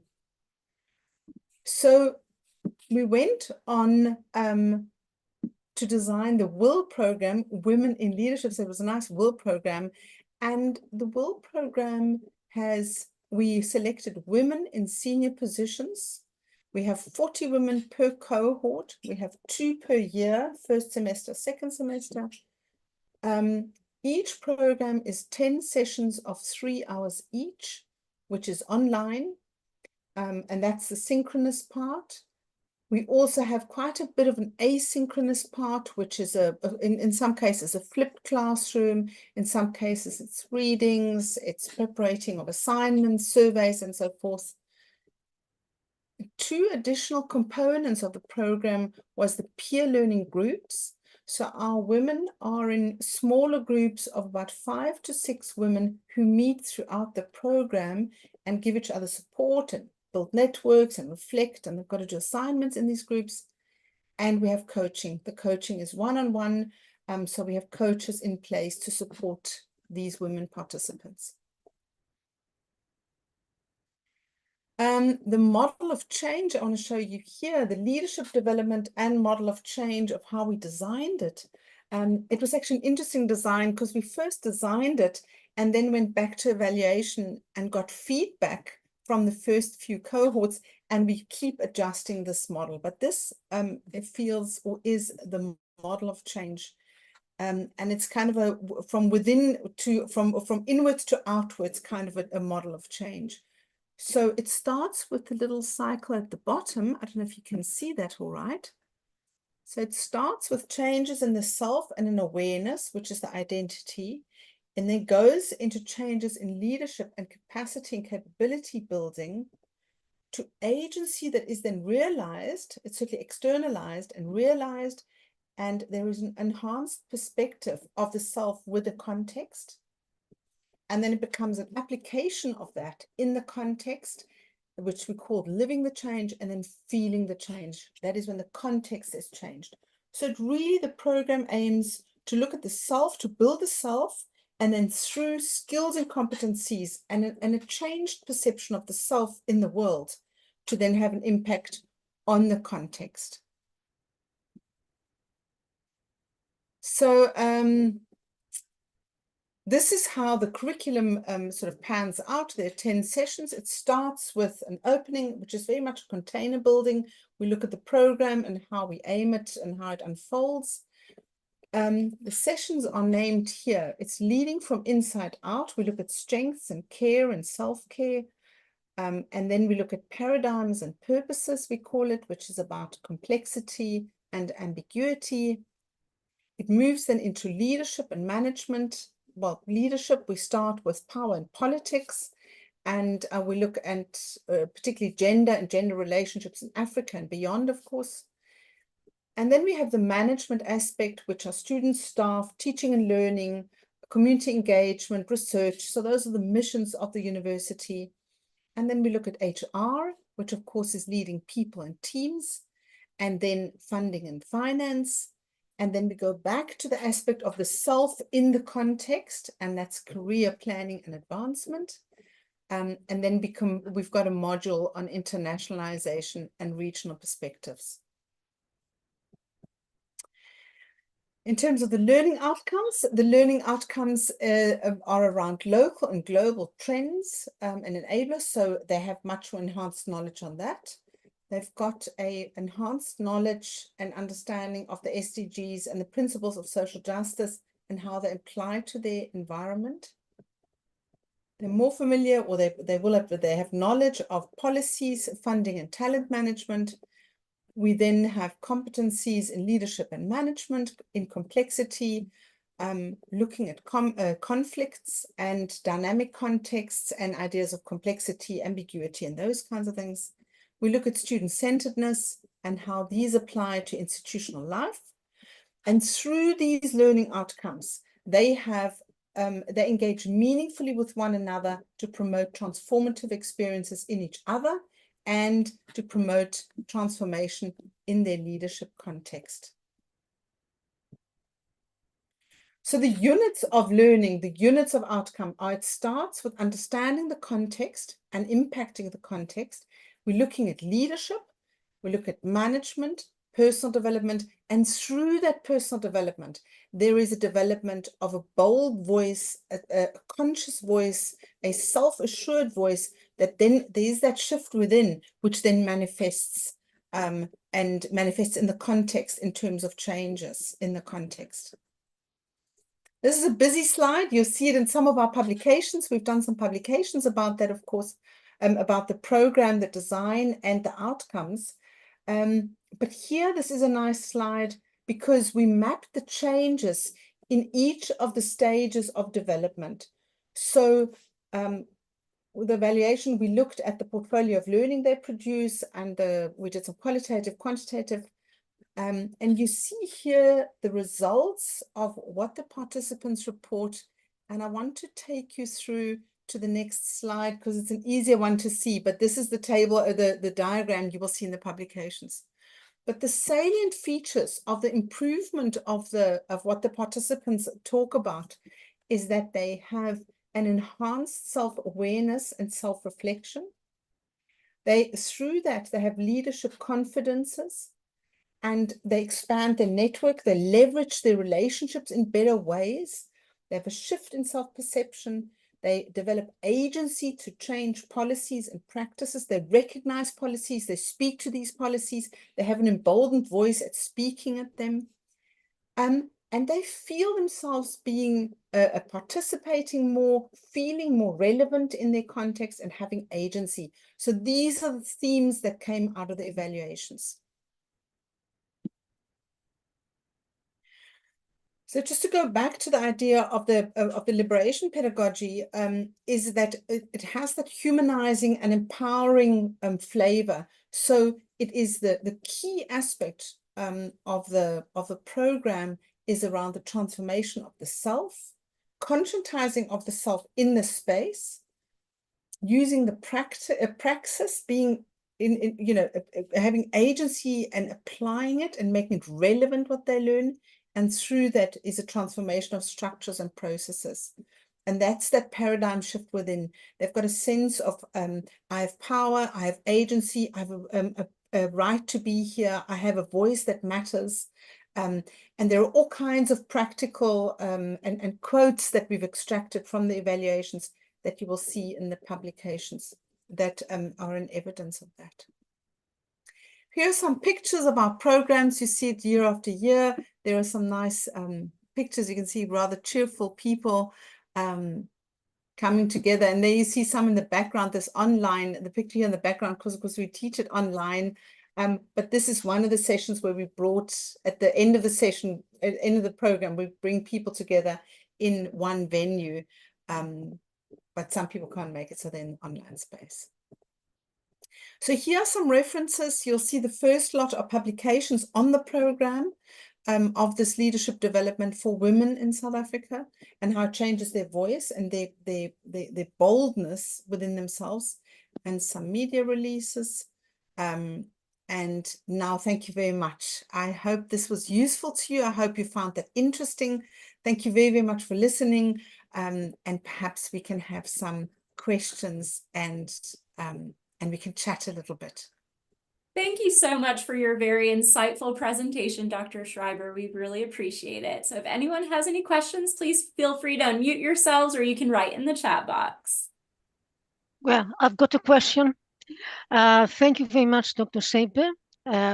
Birgit, thank you very much for your presentation. It was really very, very interesting, very impressive. Well, to my understanding, agency is a key factor to leadership. So how important do you think is the agency to the culture component? I mean, for instance, the culture background might influence the way people think about management, people think about leadership. And because agency is about somebody who is responsible for designing policies and strategies, how do you think it's important? I mean, is there any relationship? It's a wonderful question. The agency, I suppose it manifests differently in the spaces. So the agency, we found that a lot of the women come with a place of, that I can take a lot of this, so they have defined themselves having enormously broad shoulders. They can take a lot of the burdens.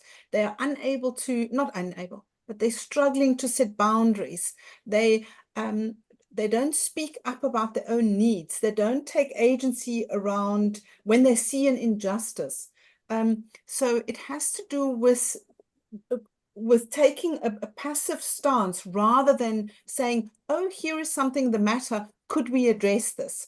And so it is about finding an activity and believing that it matters and believing that their voice is relevant and important. And it's an interesting thing about a voice. It's interesting how the voices in some of our participants, the voice was particularly soft, particularly high-pitched, particularly girly, particularly apologetic.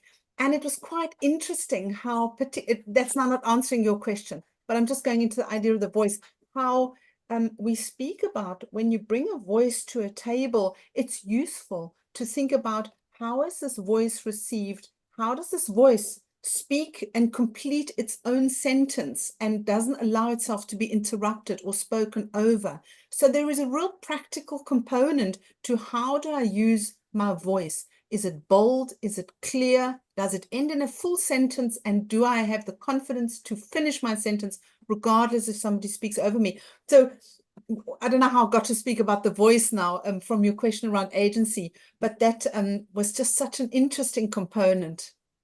Yeah. Thank you. Great questions. Yeah. Do you have any And other? Yeah, go ahead, please. Yes. I have a quick question. First of all, thank you so much. As soon as you mentioned Paulo Freire, you had me. Liberation theology is something that I tried to incorporate in my teaching style. So thank you so much for keeping that alive and promoting it in your work. My question, just two quickies. One, how success rates. So after the women have been empowered, have you been able to see whether or not they have succeeded or made it in the workforce? That's number one. And number two, how early? Because sometimes to empower a woman, we do need to start a little earlier than when they're my age or our age. So how young do you feel one needs to start to empower women? Thanks. The psychologist in me says, of course, it is an issue of, we start at age 0. We speak, we allow everybody to speak as loudly, as clearly as everybody else in the room. We kind of know that, but we don't practice that for all kinds of reasons, because we're socialized into it and so forth. I want to go back to your first question in a minute. I want to say something about why we only ended up having women in the program, because we felt, so we got the original funding was from the British Council, and the criteria was we're only allowed to have women. So we kind of started off that way.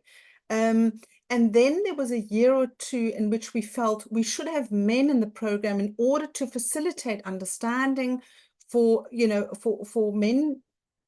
I'm really at the risk of generalizing. I don't mean to generalize at all men at all. That's not, but for some men, we're sort of bringing men into the program in order to help them understand how they interrupt women, how they undermine women, how some of the processes, particularly in HR and for promotions, when women have perhaps 1 or 2 children interrupting their career flow, how that could be changed. And in the end, it was that we asked our participants, how is this working out for you that we just have women? And it became quite powerful that women were saying, this is a very powerful space in which we can practice, in which we can feel we can practice and reflect and speak without having to explain, without having to understand other people's perceptions. This is really about emboldening ourselves, at the risk of offending, at the risk of excluding, at the risk of not bringing men along in this conversation. So I just wanted to explain that. So yes, how does one start very early with empowering people? Of course, one starts right in the beginning, as early. It's very late. You're quite right. Having middle-aged women sitting together and speaking about empowerment, you're quite right. A lot of us were laughing, saying it's rather late in the day, isn't it? You're quite right. But, one uses those people who sit with power to change policies, and they're the ones that we were trying to reach, In terms of promoting themselves and having promotions, literal promotions, and improving their careers, we had a lot of that. And that's our next research project, to find out whether the women in our programs, of which we've had a few hundred now, whether they were able to grasp the opportunities given to them differently to women that were not in our program. Yeah. So that'll be our next project. We feel there is, but it's anecdotal, and we're just so in love with the program that we're not a reliable source, an impartial data set. Yeah. Awesome. Thank you so much. Wonderful research. Thank you very much. Any other questions or comments? Thank you so much again for your wonderful presentation. And we'll take a quick break before our next session begins. So we have about 6 minutes, everyone, if you want to take a break. Thank you to all of our presenters so far. You guys have been phenomenal and we're very appreciative. Thank you. So let's Thank take you. about a 6-minute break.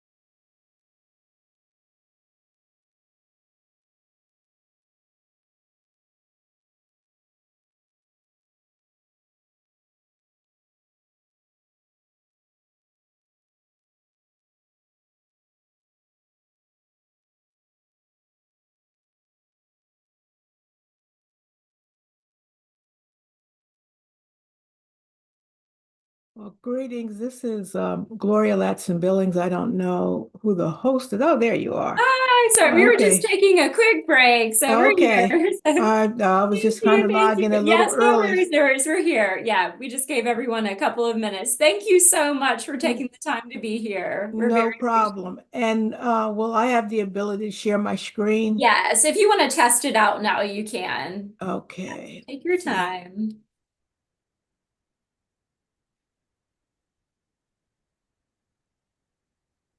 see. So, Fantastic. It looks great. all right, then I'll put it in presenter mode.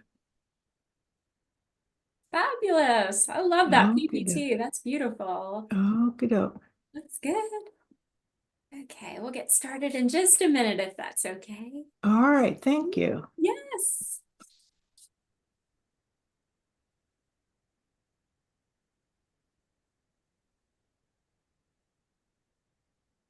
Giving everybody a quick stretching break. I know we've had a long day, lots of sessions. Thank you so much. Okay. Oh, good. Yeah, I was actually out at another meeting and I was like, I gotta get back. I gotta get back. So Okay. Can only imagine how busy you are. yeah, it's that time of year. Yeah. Oh, we're so appreciative of you taking the time to be here. Thank you immensely. Okay. And where are you dialing in from? Tennessee. How about you? Tennessee. Madison, Wisconsin. Okay, wonderful. Right. Beautiful state. Yeah, I had a chance to go and look at some of the other sessions that were posted online, so got a sense of what people were presenting. Wonderful. Good. Okay. Well, I guess we can go ahead and get started if you're ready. Are you ready? Sure, Okay. sure.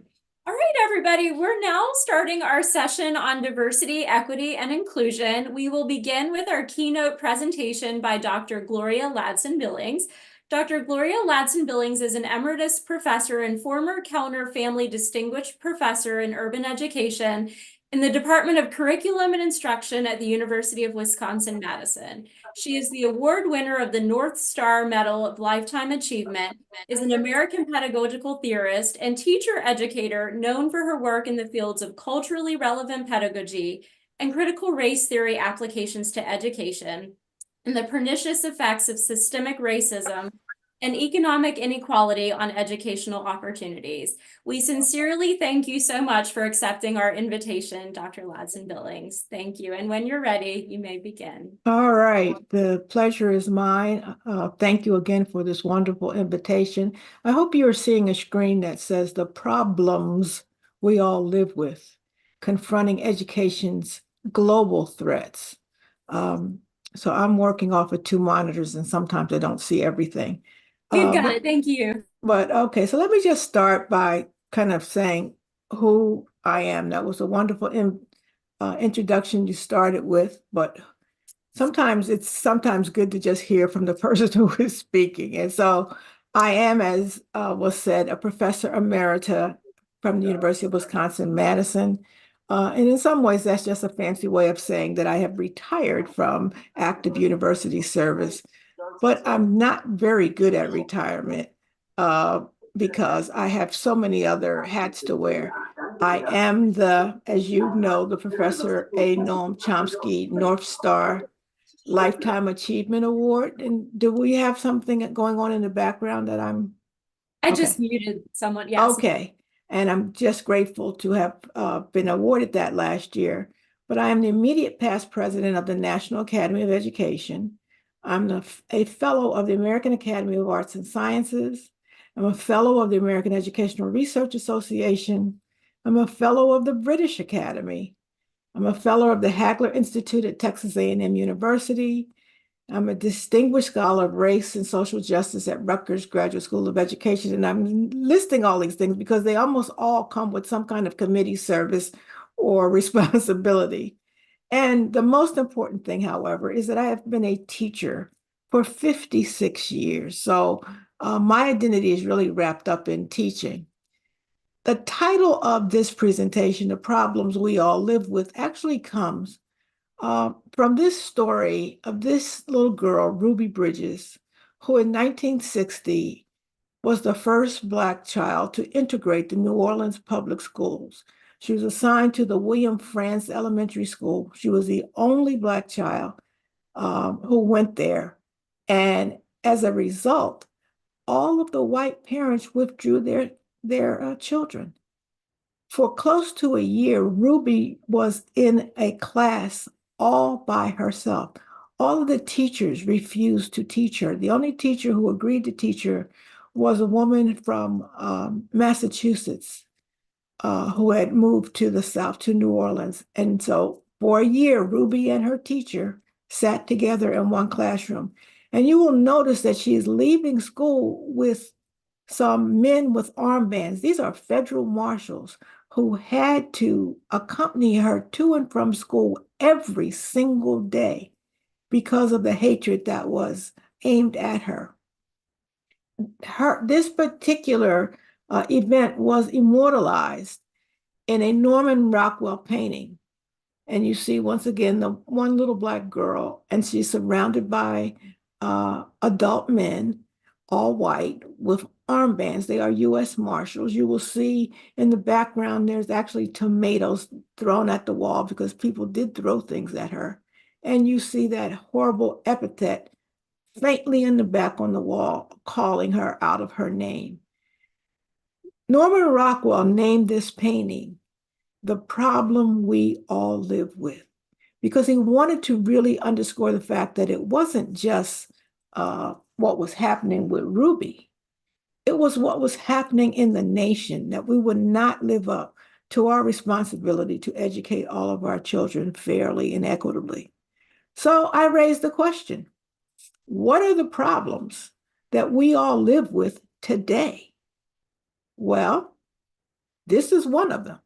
We have just come out of a pandemic, COVID-19, SARS-CoV-2, the novel coronavirus, whatever term you give it, we were all impacted by that. And it impacted our schooling, it impacted our work lives, it disrupted families because people actually died. It was a horrific experience. And I really don't think we are past it. But we certainly have had to live with that problem. But that's not the only problem we live with. We live with the problem of increasing authoritarian rule. It's represented here in the US by what happened with George Floyd. But as we look around the world, the turn to the right has been pretty severe, whether it is in Italy, whether it is in an attempt in France, whether it is in the Philippines, all over the world, you are seeing this really push towards the right and more authoritarianism. Another problem that we all live with is the economic downturn. A lot of it was linked to SARS-CoV-2 or COVID-19, where people lost jobs, where people had to leave the workforce. In the US, 2.8 million women left the workforce to be caregivers, either for their children or for the elderly. And we know that we are in a global economy. So when people on this side of the world where I live don't have demands for goods and services, people on the other side of the world are not able to produce them. And so we're all interconnected in this global downturn. And then the fourth problem that I think we all live with, and I will admit, we probably could identify more, but these are four that stand out to me, is climate change. It is not a hoax. It's a real thing. And the fact that we have had extensive wildfires across this country in the US, and we see it around the world, the fact that there are storms and tsunamis, we know that human beings are impacting our climate and impacting it in detrimental ways. Turns out that this is something that our kids, our young people, care deeply about. There was a study done at the University of Bath, a survey of 25,000 young people ages 16 to 25. Their number one concern is climate change. And linked to that concern is their concern that the so-called adults in the room, folks like you and I, are not going to do anything about it. So those are four big problems that we all live with today. And I know that sounds like a lot of gloom and doom, because it is. But I want to suggest that there's a bit of a silver lining. And that silver lining I take from this Indian novelist by the name of Arundhati Roy. She wrote a wonderful book, a wonderful article called "The Pandemic is a Portal." And just let me share with you a little piece of that. She says that historically, pandemics have forced humans to break with the past and imagine their world anew. This one is no different. It is a portal, a gateway between one world and the next. We can choose to walk through it, dragging the carcasses of our prejudice and hatred, our avarice, our data banks and dead ideas, our dead rivers and smoky skies behind us. Or we can walk through lightly with little luggage, ready to imagine another world and ready to fight for it. So think about that. We can keep doing what we've been doing over and over again. Or we could use the opportunity of the pandemic to imagine another world and to be ready to fight for it. I think there was also a quote that Pope Francis said that the only thing worse than this COVID-19 crisis would be our failure not to learn from it. So I think that as bad as COVID-19 was, as many people who lost their lives, as much as we've had to change our lifestyles, the upside is it gives us an opportunity to, in some ways, come full stop and start again. And I've called that full stop a hard reset. So you should be seeing a picture of a mobile device, which I'm almost certain every single person on this call, on this Zoom has one. Even those of us who had said at one time, oh, I don't want one of those things. I don't want somebody to be able to contact me all the time. We all have them. They are a necessity. But because they are machines, they don't always work right. So you know the kinds of things that we do when they don't work the way we want them to work. One of the things we might do is just turn it off. And as they say, wait for 5 minutes. Probably the hardest 5 minutes most of us have experienced. That doesn't work, then maybe the next thing we do is try to remove the SIM card. And we might blow on that card and see if we can get that, put it back in and see if that helps. If that doesn't help, then the next thing we might do is pull a battery out. Make sure the battery contacts are clean, put it back in. That doesn't help. Some of us are ambitious enough to go to our computers and check and see if there are any groups that are talking about this same problem. And often those groups are telling you to do exactly what you've already done. At some point, if you can't get that cell phone, mobile device to work, you take yourself back to where you bought it or to your cell phone provider, your service provider, to get some help.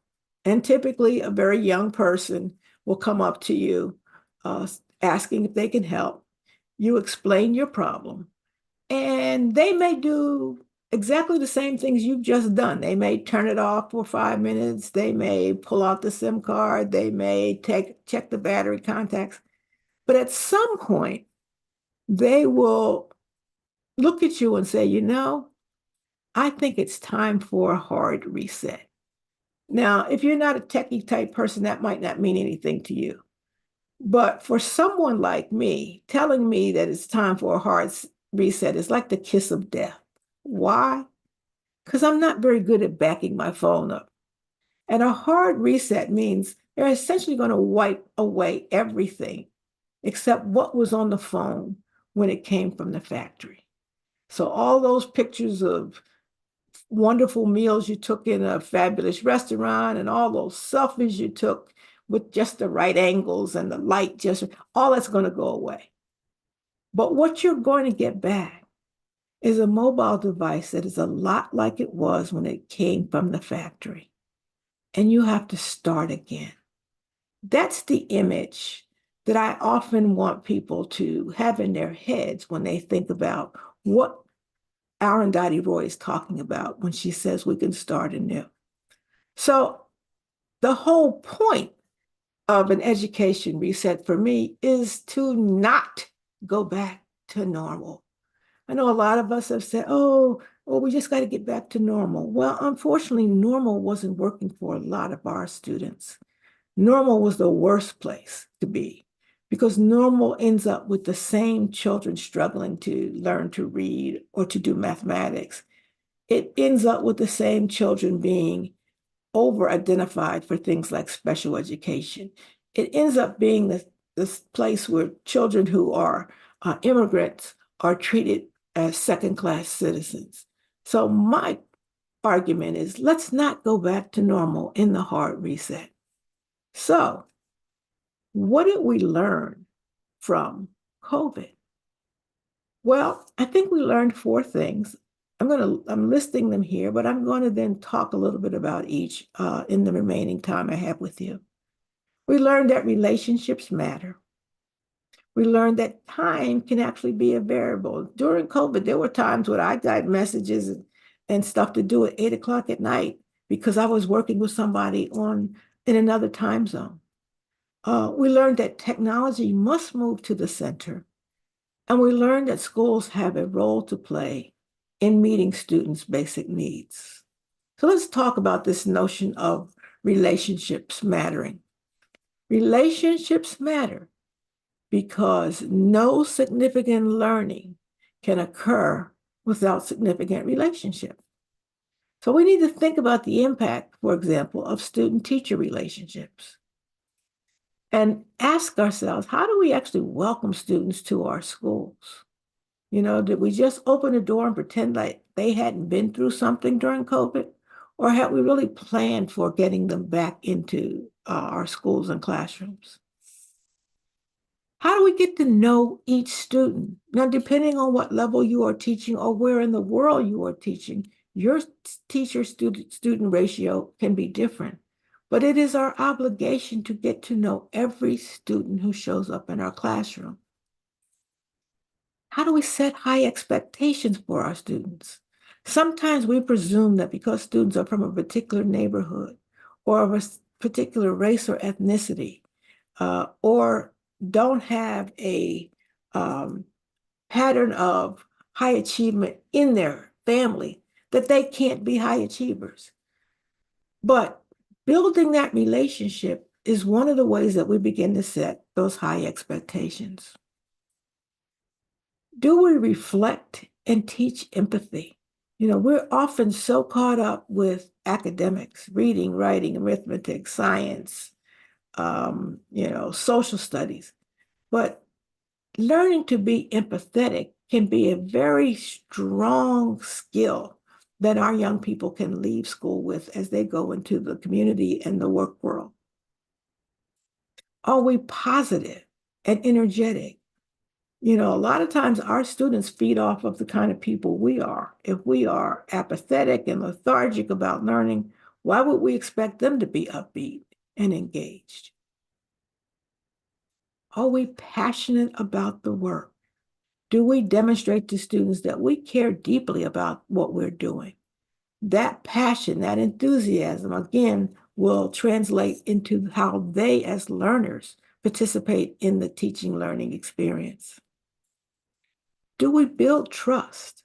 There was a major study done by Anthony Breich and Barbara Schneider that was a look at reform in the Chicago public schools. And for those of you who know, Chicago public schools is a massive school district, 500 schools in that district.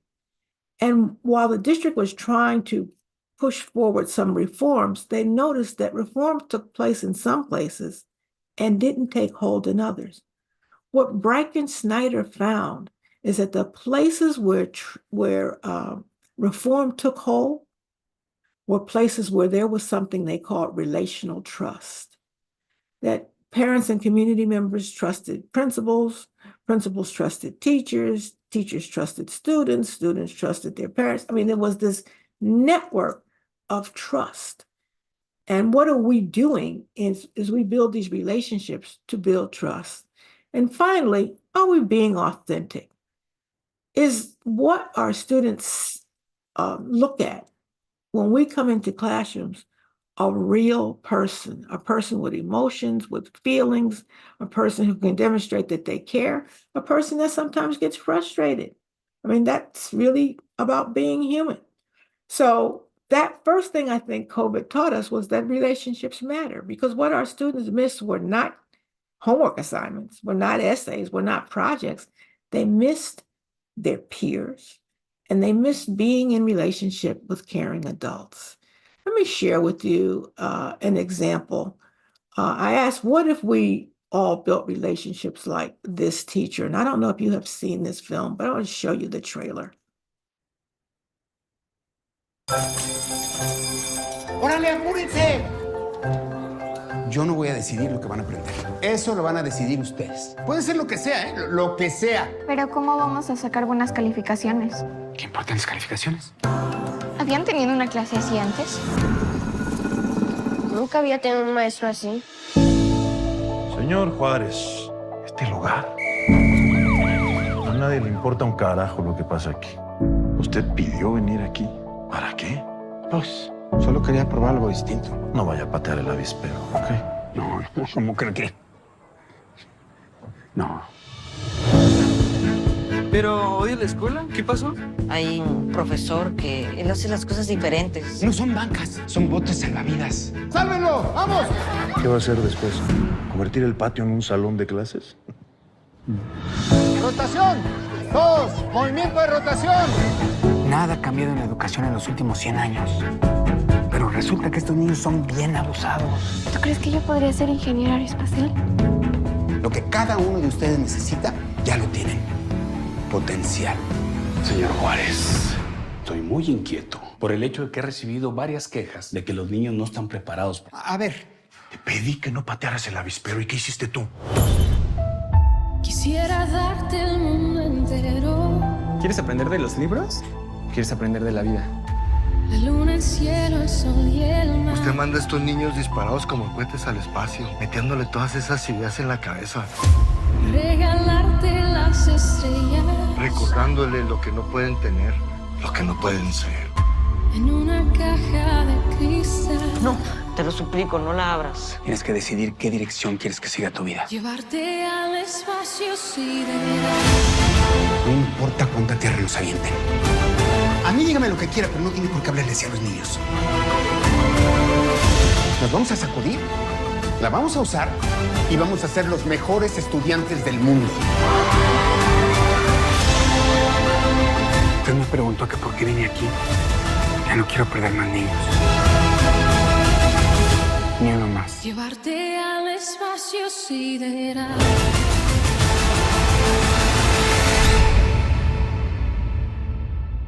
I would urge you, if you have not seen this film, Radical, please see it. It is based on a real-life story of a teacher in one of Mexico's poorest schools in one of the very poor state. But it is the relationship that he's able to develop with these young people that will just have you laughing, have you crying, but having you understand what it means to be in relationship with students. The second thing that I think we learned from COVID is that technology must move to the center. This is a quote from the CEO of Google, who says, technology alone cannot improve education, but it can be a powerful part of the solution. So I ask us to think about the areas where we can improve our use of technology. We should be able to improve our use in the area of instruction, in organization, and in communication. Instructionally, we could be creating digital records of teaching for students to review or to catch up with missed classes. You know, we're almost in an era where no one ever has to be absent again because we could be archiving what we're doing. And we could do it with students as tech assistants. We don't have to do all of this by ourselves. Organizationally, things that are very routine and mundane that take away from your instructional time, like taking attendance or grading, you could use technology for that. And in terms of communication, it is a great tool. Technology is a great tool for reaching out to parents and students. Instead of sending home 1,000 flyers that never, ever make it home, we can be texting and reaching out to parents to make sure that they are in communication with us and we in communication with us. We have to move away from seeing the technology as that thing on the side. Oh, I can't get my email to work, so call the tech person. Oh, I can't get the PowerPoint up, call the tech person. We need these folks to be in the center of the work we're doing and helping us with curriculum, planning and instructional strategies and all kinds of things that could make our work so much better. We learned during COVID that we have to use this technology. The third thing I think that we have learned from COVID is that time can be a variable. We've always been in this realm where the only thing we have looked at was time as the constant. You know, start the school year in September, ended in June, or you have to have 15 weeks in a semester, or you have to be divided into quarters. But COVID taught us that time could be a variable and that the learning is the thing we want to keep constant. So I have to ask ourselves, does everything we teach have to be determined by the clock or the calendar? And what are the things we can ask students to accomplish that are not time dependent? And I ask you to think about, what do you think might happen if we became more forgiving regarding time? You know, it turns out that some of the kids that we think aren't intellectually capable just need more time. Our very development as human beings is time dependent. Every 14-year-old doesn't look the same. They are at different stages. And then finally, I want us to think about the fact that schools play a very important role in meeting students' needs, not just getting them to the academic finish line. So if we know, for example, a student is food insecure, what is it that we do? How do we ensure that that student receives food? What resources outside of the school are we aware of that exist in the community? So maybe the school can't provide the food, but the school can point students and their families to food resources. What happens in your schools when students don't have access to necessary school supplies? Do we just say, well, you can't participate because you don't have a notebook or you don't have a pencil? You can't be a part of this because you don't have a laptop? We need to think about what's our strategy for getting those needs met of our students. And do we recognize, or do we know how to recognize the health needs of our students? This, I think, has become one of the most important parts of the work we do. Our students are struggling with some mental health needs that most of us weren't prepared to handle. So do we recognize when a student is acting out that it isn't that they're just being oppositional? Maybe there's some other things happening. As a result of COVID in the US, 250,000 parents of school-aged children died. 250,000 parents, which means if you just kind of round up to an average US family, at least 500,000 of our children were sitting in schools and did not have a parent. And that means different things for kids at different stages of development. A 5-year-old who is just starting out in school in the US doesn't understand death. And that 5-year-old may be asking questions like, well, where did she go? Is she coming back? Can I see her? What is it that we as the other adults in that child's life need to do? A child who is a secondary student, a high school student who loses a parent will express their grief and their confusion in a very different way, maybe through anger or depression or anxiety, that they feel like they can't participate in the life of the school because they don't have resources, because they don't have that parent at home. So those are 4 things that I think we have to confront when I talk about the problem that we are all living with. Again, I want you to take heart from the words of Arundhati Roy that told us that we can walk across this portal with light luggage, that we can imagine a new world, and we can be ready to fight for it. So the question I leave you with is, how are we preparing teachers to deal with the problems that we all live with? I want to thank you for listening. I think I've run up to my time, so I don't really know.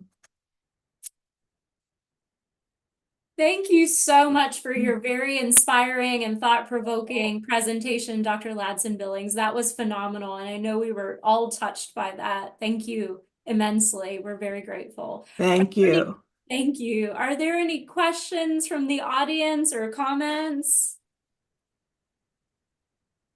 Let me check. Feel free to unmute yourselves too. Yes, we have quite a bit here in the chat box. Educating the whole child, absolutely. All right, fantastic presentation. Your delivery was so engaging that I lost all track of time. No, I was watching the time because I know you got a whole program to go through. So yes. And yes, just everyone expressing their gratitude. So we are incredibly grateful for this. I learned a lot. I know the audience did too. Thank you so much for taking your time to be here today. We're very appreciative. Oh, thank you, and enjoy the rest of the conference. Thank you. Have a nice Alrighty. afternoon. Bye-bye. Bye. Thank you so much. I'm speechless. That's why I've got so many questions. Thank you so much. I'll reach out. All right. Thank you so much for your work. Oh, thank you. You're very welcome. In education. All righty. Take care, everyone. Thank you so much again. Bye-bye. Bye. Well, that was absolutely delightful. And now it's time for our next presenter. Are we all ready? Okay. Up next, we are going to continue our conversation of DEI, and Dr. Cheche Digboe and Roy Chan will be presenting for us. And we're going to begin with a presentation on ensuring consistency, fairness, and equity in refugee children enrollment in U.S. public schools. And when you're ready, you may begin.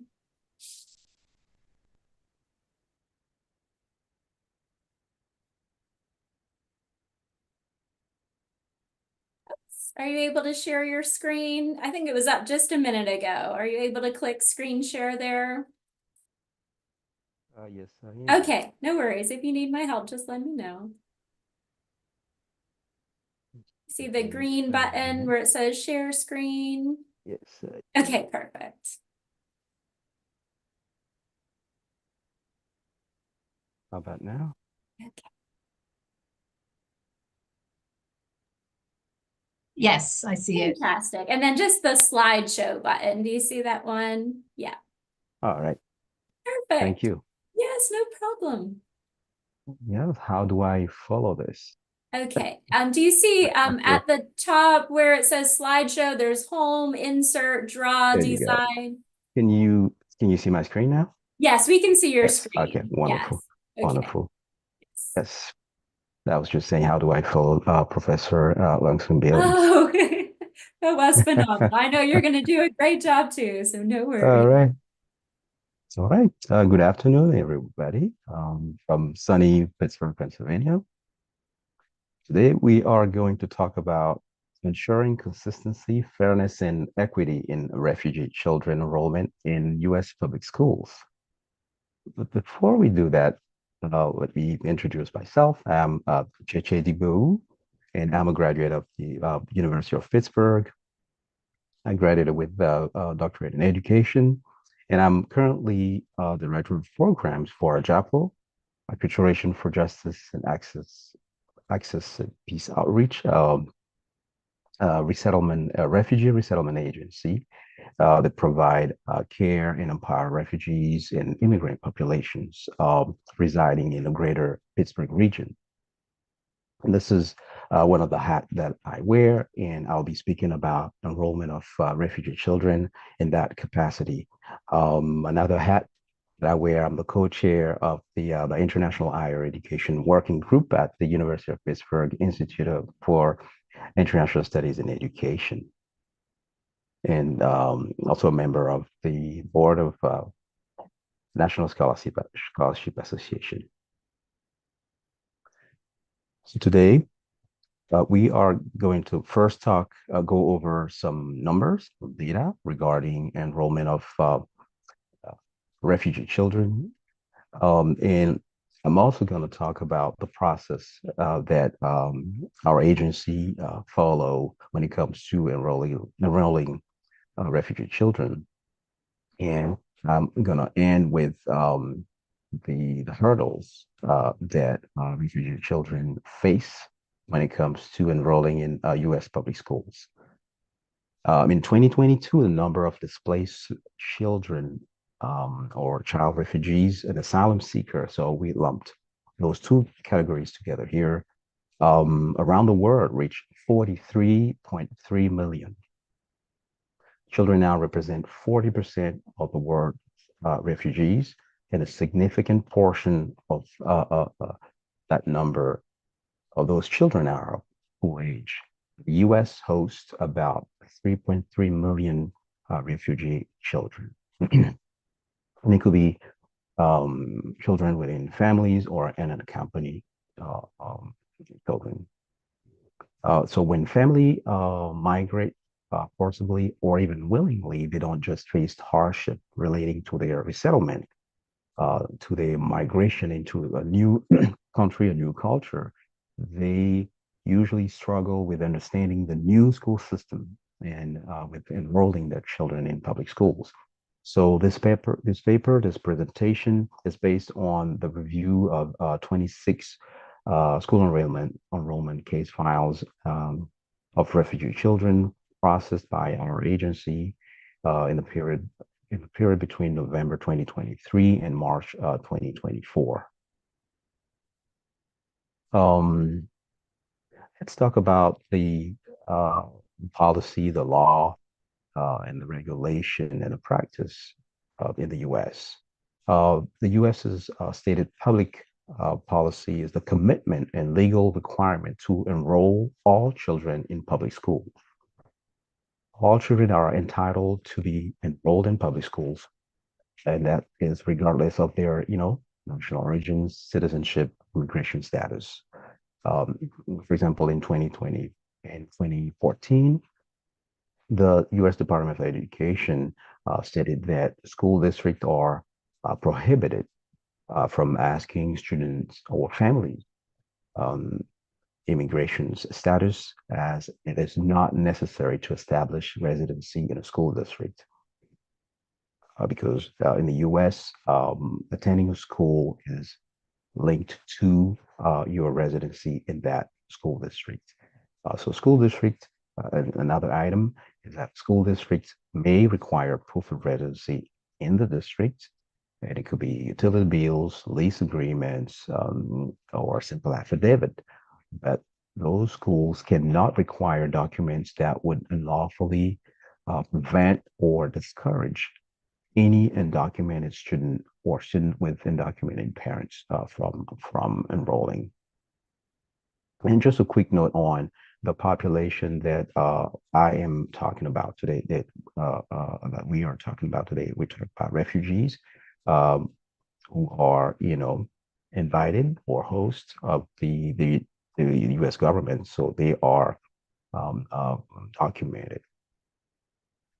The U.S. Department of State, the Department of Education also stated that a school district must immediately enroll children, even if they are not able to show proof of residency, and that applies to children without a home or permanent home, or children who are still in temporary housing. And by temporary housing, we're talking about hotels, we're talking about shelters, and so on and so forth. School districts may not bar a student from enrolling if they cannot provide a birth certificate. And a lack of a birth certificate is not uncommon with refugee children. Another item, Social Security numbers are not required for school enrollment, but are voluntary. And those items that I just went through are pretty important because this is the regulation, this is the policy, but in practice, that regulation, that policy, that stated commitment is not always followed or applied.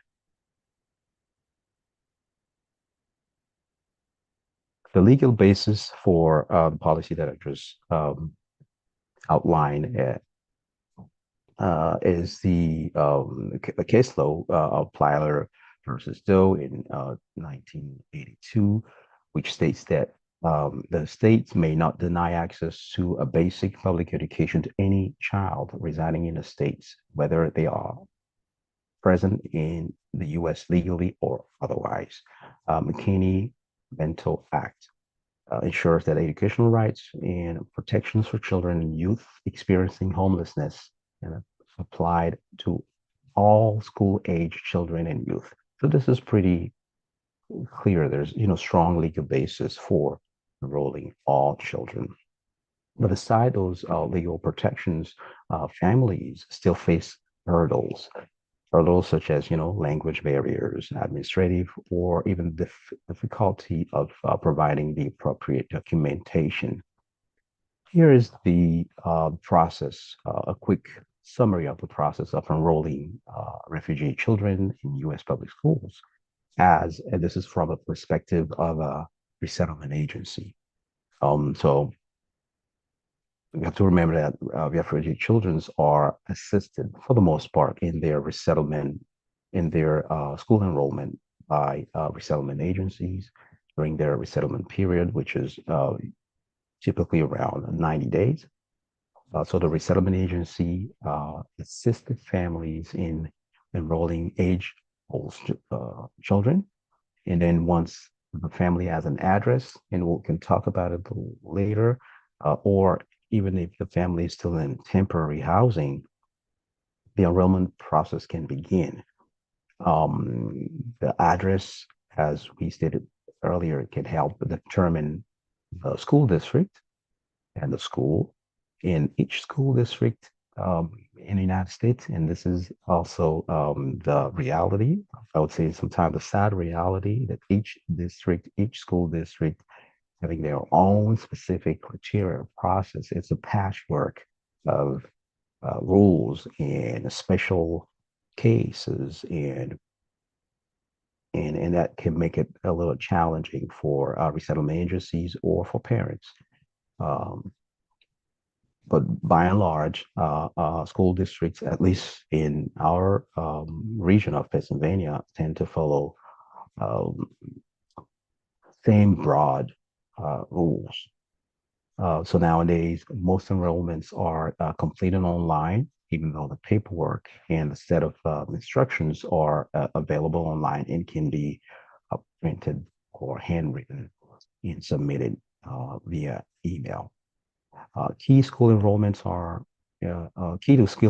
are immunization records, very important, the age of the child, and school records or report cards. Once everything is gathered, the application is submitted by the resettlement agency on behalf of the family, and usually the turnaround is pretty quick. We usually take less than a week to hear back from the school district as to whether the application was accepted or not, and if there's anything else to provide, and or even at what grade level the student was accepted or matched. And that's where there's sometimes discrepancies and problems and risk for, let's call it, lack of fairness or equity.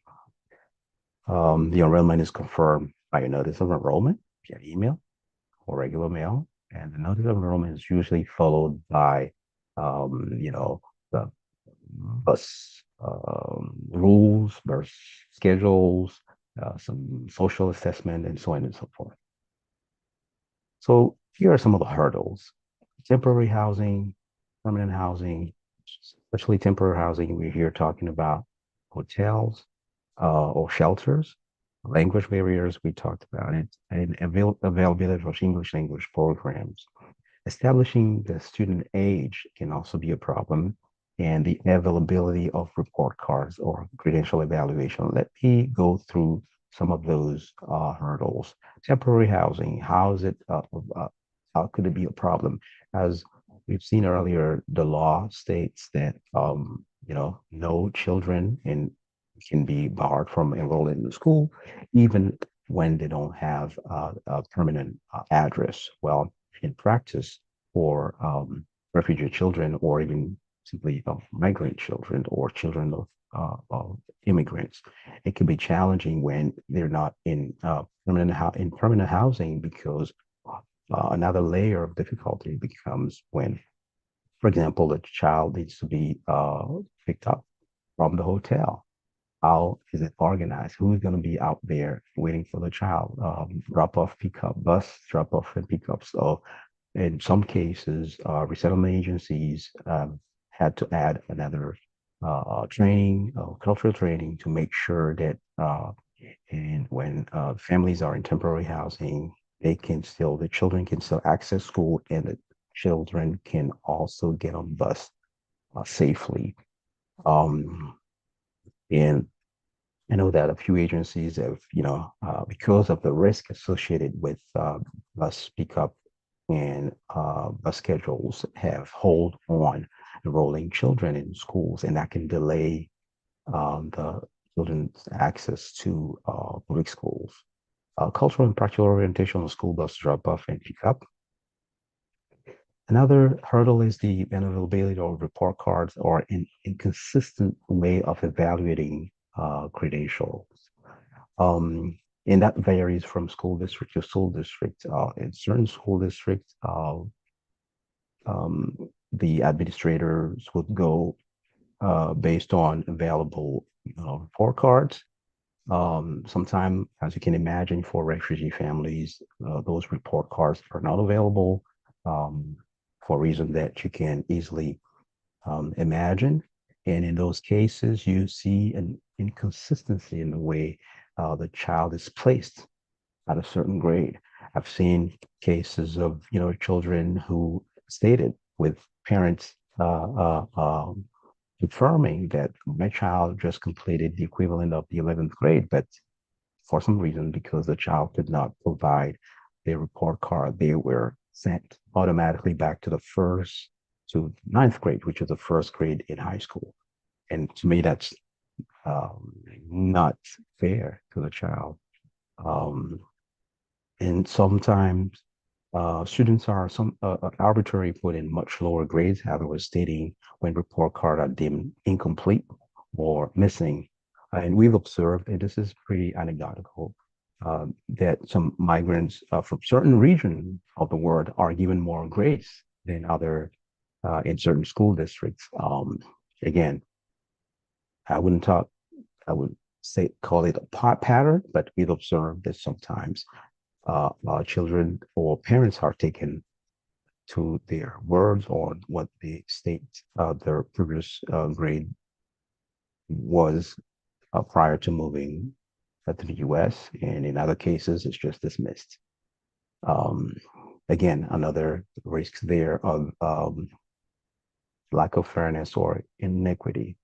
Language barrier.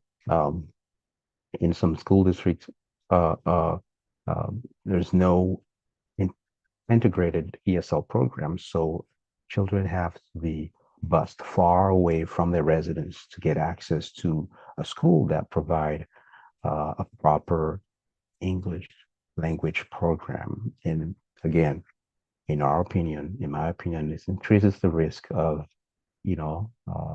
lack of fairness or inequity for refugee children.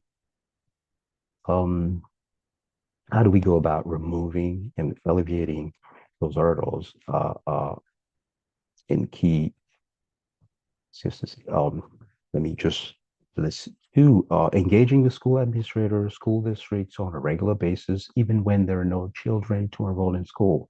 So that's a proactive approach. There's also the more active approach, which is advocating for each child, each student throughout their school application process as a unique need. Each child, represent has unique needs.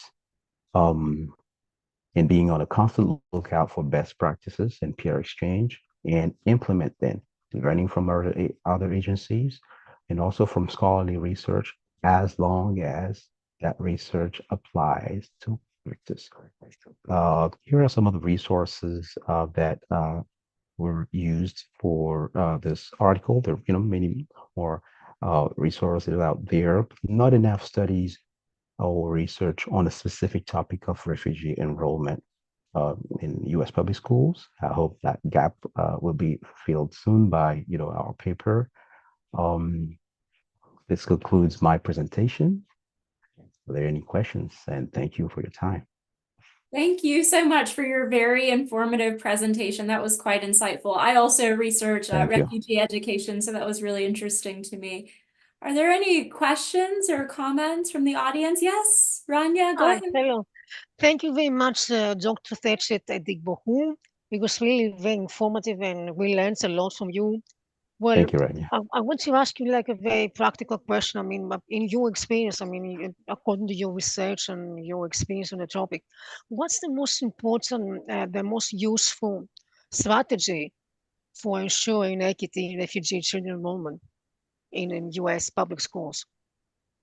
Well, the most effective way is to engage with school administrators. So that's one. It's twofold. Engage with them on a regular basis. Know them even personally, if possible. It's time-consuming, but it pays off. And then the second is to also get the parents engaged in their child enrollment first, and also education, because we noticed that with refugee parents, and I hate to, overgeneralize, but in a lot of cases, parents are new to the system and they tend to stay away from any administrative engagement. So parents' engagement will be second, and maintaining from a refugee resettlement standpoint, staying engaged with school administrators and all the stakeholders. It pays off, and that's what we try to do in our work. Thank you. All right, Jorge, go ahead. Sorry. Yes. Thank you very much. So thank you, Dr. Cheche Dugo, for this presentation. We are colleagues at the University of Pittsburgh. So very interesting. And I would like to ask a question that could be interesting for the participants, attendees, to understand a little bit. So the U.S. is a very diverse, decentralized system. And probably in those communities or in those states where you have high concentration of internationals, international students, there could be probably more preparedness for work and to work with those international students. In smaller communities, like in a project that I participate at the University of Pittsburgh, we call it Emerging Latino Communities.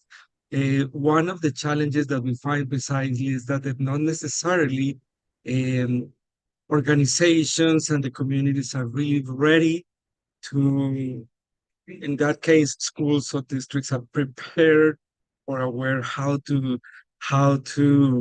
work with and to welcome and work with the immigrants, in that case, refugees or asylees. So what would be your main recommendations if you were asked what to do at the policy level or at the school district level to work with those kids?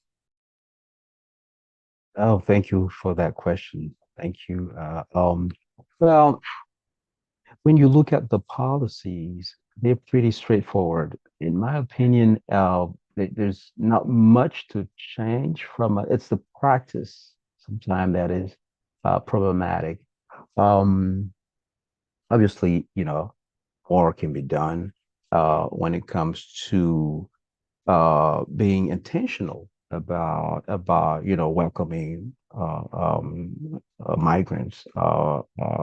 So from a policy standpoint, I would say that maybe making sure that at a school district level, that policies is known and applied faithfully. That's really where I would put my effort at the moment. Through that long term, we could always do better and improve things. But that's where I would stand when it comes to policy. Thank you so much for the wonderful questions. Any other questions or comments? Yeah, actually, I posted a question. Yes. Thank you so much for your presentation, Dr. Chichi. So, as a U.S. American, I have had, students from many cultures come into my classroom. How important is it that there's a match, one-on-one match, or at least the teacher, professor has some sort of working knowledge or familiarity with the refugee students' culture? Because rapport is very important. So how, in your experience and research, the refugees respond to teachers who are not of their culture versus those who are?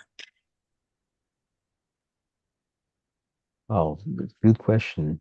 In our experience, well, they respond, as you can imagine, positively. But then, you can imagine also the drawback of that is that students would only gravitate around that teacher. And what we would want is, all teachers or most of the teachers getting some sort of cultural sensitivity to students that are in their class instead of one or two.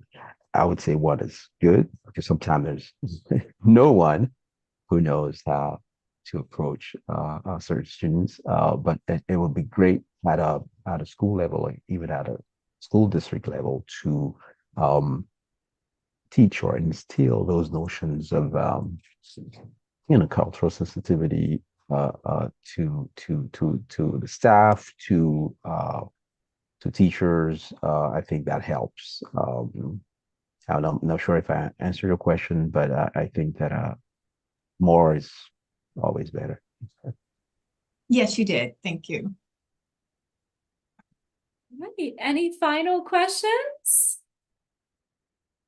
Okay, we will go ahead and proceed to our final presentation of this session. So Dr. Chen, when you're ready, you can begin.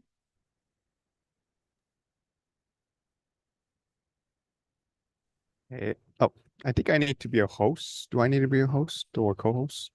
I think you're able to share. Oh, okay. Okay. Oh, perfect. Can you share your screen? Okay.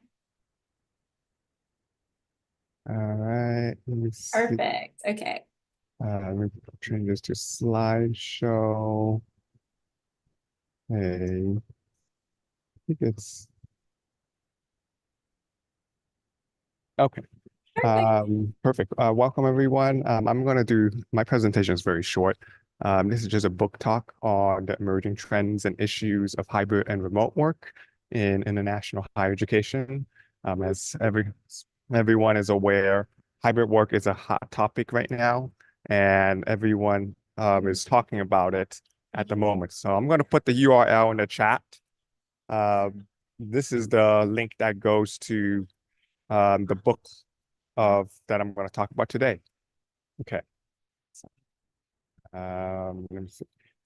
In addition to that, I also serve as a director of book publications at the Star Scholars Network. If you're not aware about the Star Scholars Network in terms of our press, we publish several books, articles, book chapters, and volumes on international and comparative education. So if you're interested in learning more about Star Scholars Press or interested in publishing with us, feel free to visit our website at press.starscholars.org. And today's topic, I'm going to talk about this book that we worked at collaboratively with Palgrave Macmillan and the Star Scholars Network. My outline is listed right here. I'm going to talk very briefly about the context and then the literature review, and then provide 4 recommendations for faculty and staff for hybrid and remote work. So as we all know, hybrid and remote work has accelerated since the pandemic. Before the pandemic, very few practitioners, administrators, and faculty actually pursue hybrid or remote options. And since the pandemic, we've seen that hybrid and remote work is sort of the new normal in terms of many colleges and institutions recognizing the importance that faculty and staff want flexibility, adaptability, as well as options to recruit talent at their institutions. The number of fully remote positions in higher ed has almost tripled, with almost 200% increase in the United States. And I believe this is going to continue to increase in the post-pandemic era, as what Dr. Gloria Lansing Gollings mentioned. Technology is not just it's not just a way to increase effectiveness and efficiency, but it's also a way to produce certain solutions for higher ed institutions. When we do a typical search on the number of hybrid and remote work from the Chronicle of Higher Education, there's almost nearly about 2,500 or more hybrid and remote work in higher ed. Many of them are in technology, in academic administration, as well as in student affairs administration. In higher ed jobs, we see almost nearly more than 300 fully remote positions across the United States and abroad. When we think about the types of hybrid and fully remote work, our book sort of highlighted that many institutions and staff want hybrid work. As you notice, IT, human resources, and academic administration are the top 3 categories for hybrid remote work. And the least category is building services and dining services, largely because staff members have to feed the students, and most of those positions cannot be hybrid or remote. When we think about the literature, prior to the pandemic, there have been very few studies about hybrid and remote work in higher ed. And since the pandemic, there has been more of an acceleration to focus on this topic. And this book sort of have an opportunity for practitioners and faculty to understand the role of hybrid and remote work in shaping higher ed institutions. Definition, we all know what the definition of hybrid and remote work. Hybrid tends to combine 2 or more locations, while fully remote work is fully remote courses meet administrative duties performed outside the university, allowing for flexibility and accessibility. Why recruit hybrid and remote employees? There's been several literature that suggests that hybrid and remote work is associated to reduce costs and environmental impact. Specifically, individuals do not have to travel to the office, so there's less mobility of staff members, faculty going to the office. In addition, institutions of higher education do not have to actually pay to build or offer office or administrative staff or space for hybrid and remote employees. In addition, there's an improved productivity and performance. More research has focused on this consistently, that despite the fact that more people are working hybridly, there has been an increase on productivity and performance in higher ed, as well as the ability to attract talent, specifically in developing and transitional institutions that are seeking to recruit world-class faculty member to contribute to the institutional scholarship in terms of knowledge transfer, knowledge exchange, and institutions are recognizing that there's more ways to recruit individuals beyond the institution and beyond the country and outside the wall. And lastly, enhanced work-life balance and well-being. There has been, because of the flexibility, individuals are also able to cater to childcare needs, able to focus on other individual areas in terms of mental health, stress, anxiety. Individuals can find ways to enhance their work-life balance and well-being by working hybrid and remotely. I already talked about the first one, that in addition to well-being, hire renowned faculty and staff members from elite institutions, reduce office space on campus, as I've mentioned. We talked about earlier about DEI, because hybrid and remote work allows the institution to recruit around the world. There's improved diversity of talent and skill sets where highly trained, skilled individuals such as IT can actually work remotely and still do an effective job working at that institution. So there's more inclusivity for the practitioners to work overseas and work abroad and accommodate various schedules and preferences of faculty and staff. I talk about offer more international academic programs and services from a distance. So these can consist of virtual office hours, virtual chat box, or virtual advising that can be done from a distance.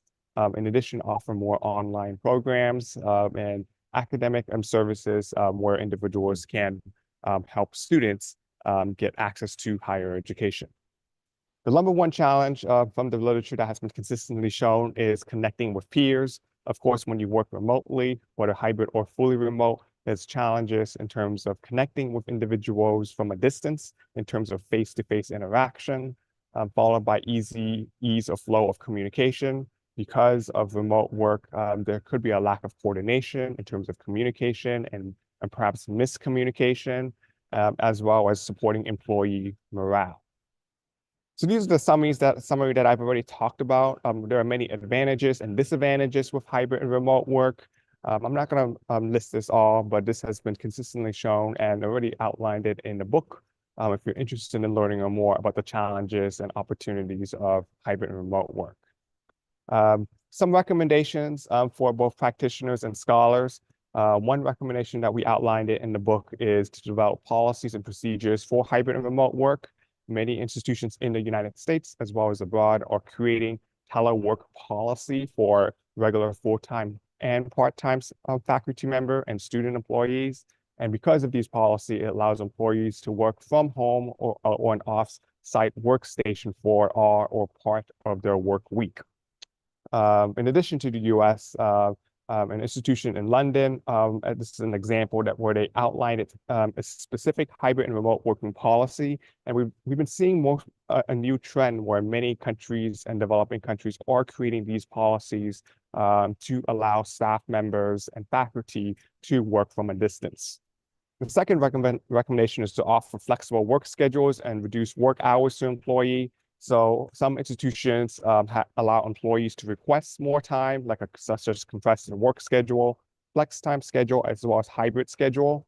Montclair State University recognized the importance of encouraging mental health and well-being and not focus on a traditional 40, 50, or 60-hour work week.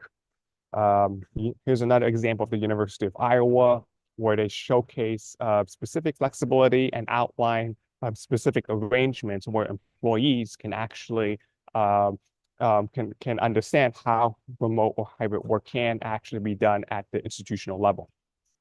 Outside the US, Monash University also created a specific website for flexibility, and this is Monash University is in Melbourne, Australia. We've seen specific pages that are being created by many institutions of higher education, recognizing that people want to actually develop hybrid and remote work policies. My third recommendation is encourage open communication and workplace belonging. Of course, as I've mentioned, because of hybrid and remote work, there could be miscommunication. So encourage open communication and feedback to address any issues that may occur between certain stakeholders. And that will allow remote and hybrid employees to at least still have a sense of workplace belonging, which is still essential in creating a positive and productive work environment. Carol Strainhorn, who also was a contributor in our book, mentioned a lot about workplace belonging, the benefits of workplace belonging, and how that actually matters for hybrid and remote work. And my last slide is my last recommendation is to promote professional development. As we all know, because it's a new phenomenon, there needs to be more training, professional workshops, and provide necessary tools and technology to enhance hybrid and remote employees to work from a distance. And if training does not exist, I do recommend institutions to at least develop a one-day training where they could onboard new employees with key necessary resources and information to work from a distance. An example here is an institution that has a specific outline and several webinars and resources that new employees can actually watch to understand how do we support hybrid workplace. NYU, very well-known institution, has already created a framework for hybrid and remote work for employees. And many, prestigious and elite institutions are recognizing that they have to create a website for hybrid and work employees to recognize what is the best practices, procedures, and policies to work from a distance. My conclusion is that hybrid and remote work is here to stay. It's not going anywhere. We do know that technology is advancing, and I do expect there'll be more hybrid and remote work over the next few decades or perhaps the next few years. I've talked about talent. It's a great way to recruit talent as well as reduce costs. improve productivity and performance, as well as enhance work-life balance and well-being. So that is my short 10-minute presentation. I didn't want to actually go into several details about what I've already discussed in chapter 1, but hopefully this will at least inspire individuals to recognize that hybrid and remote work is here to stay, and it's a great way to use technology to solve certain solutions and to improve accessibility, inclusivity, and diversity of employees and staff. Thank you so much for watching my presentation, and I'm open to answering any questions. Thank you so much for your excellent presentation. Any questions or comments? You can unmute yourselves or write in the chat box. So we have congratulations on your new book. Looking forward to reading the book on the trendy topic and gaining insights from you. Wonderful. Any other questions or comments? Dr. Chen? Yes. Yes. I'm sorry, I'm kind of late to the party. My name is Jake Coleman. I'm one of Dr. Lee's students. I really liked your presentation. I was a teacher during the pandemic as well. Do you see any of your research in higher ed kind of trickling down to possibilities for K-12 education and hybrid stuff? Yeah, great question. So yes, I do see that trending towards K-12 education. I think it's going to take a while, but I feel like higher ed is probably the best option to do that, because in K-12 education, teachers have to be in person. Students want to actually have face-to-face interaction with teachers, and I don't think that's going to actually trickle down to K-12 education, but administrators such as school counselors, school psychologists who are actually working case by case with specific students, I do feel like there will be more virtual appointments or virtual one-on-one consultations. So school administrators in K-12, I do think it's going to trickle down, but I don't think there's going to be an increase of K-12 teachers working remotely. That was great. Thank you. Great question too, Jake. All right. Any other questions? Yeah, just quickly. All the benefits are very, very clear. Hybrid is here to stay. Just any downsides, anything AI is negatively impacting the learning, or any other downsides, besides, well, socially or in terms of the learning curve that you have found in your research? Yeah, great question. I could think of two specific challenges. I think one is the access to technology, specifically in rural communities. We do know that developing countries may not have the IT infrastructure to have an institution to actually offer hybrid and remote work. So I do see accessibility in rural communities as a challenge. The second challenge, I think, is mission and identity. Sometimes when you work remotely, it could affect the way how we serve students, faculty, and staff from a distance. And I think identity can be a challenge. And the last, as I've already talked about earlier, is the sense of belonging and face-to-face interaction.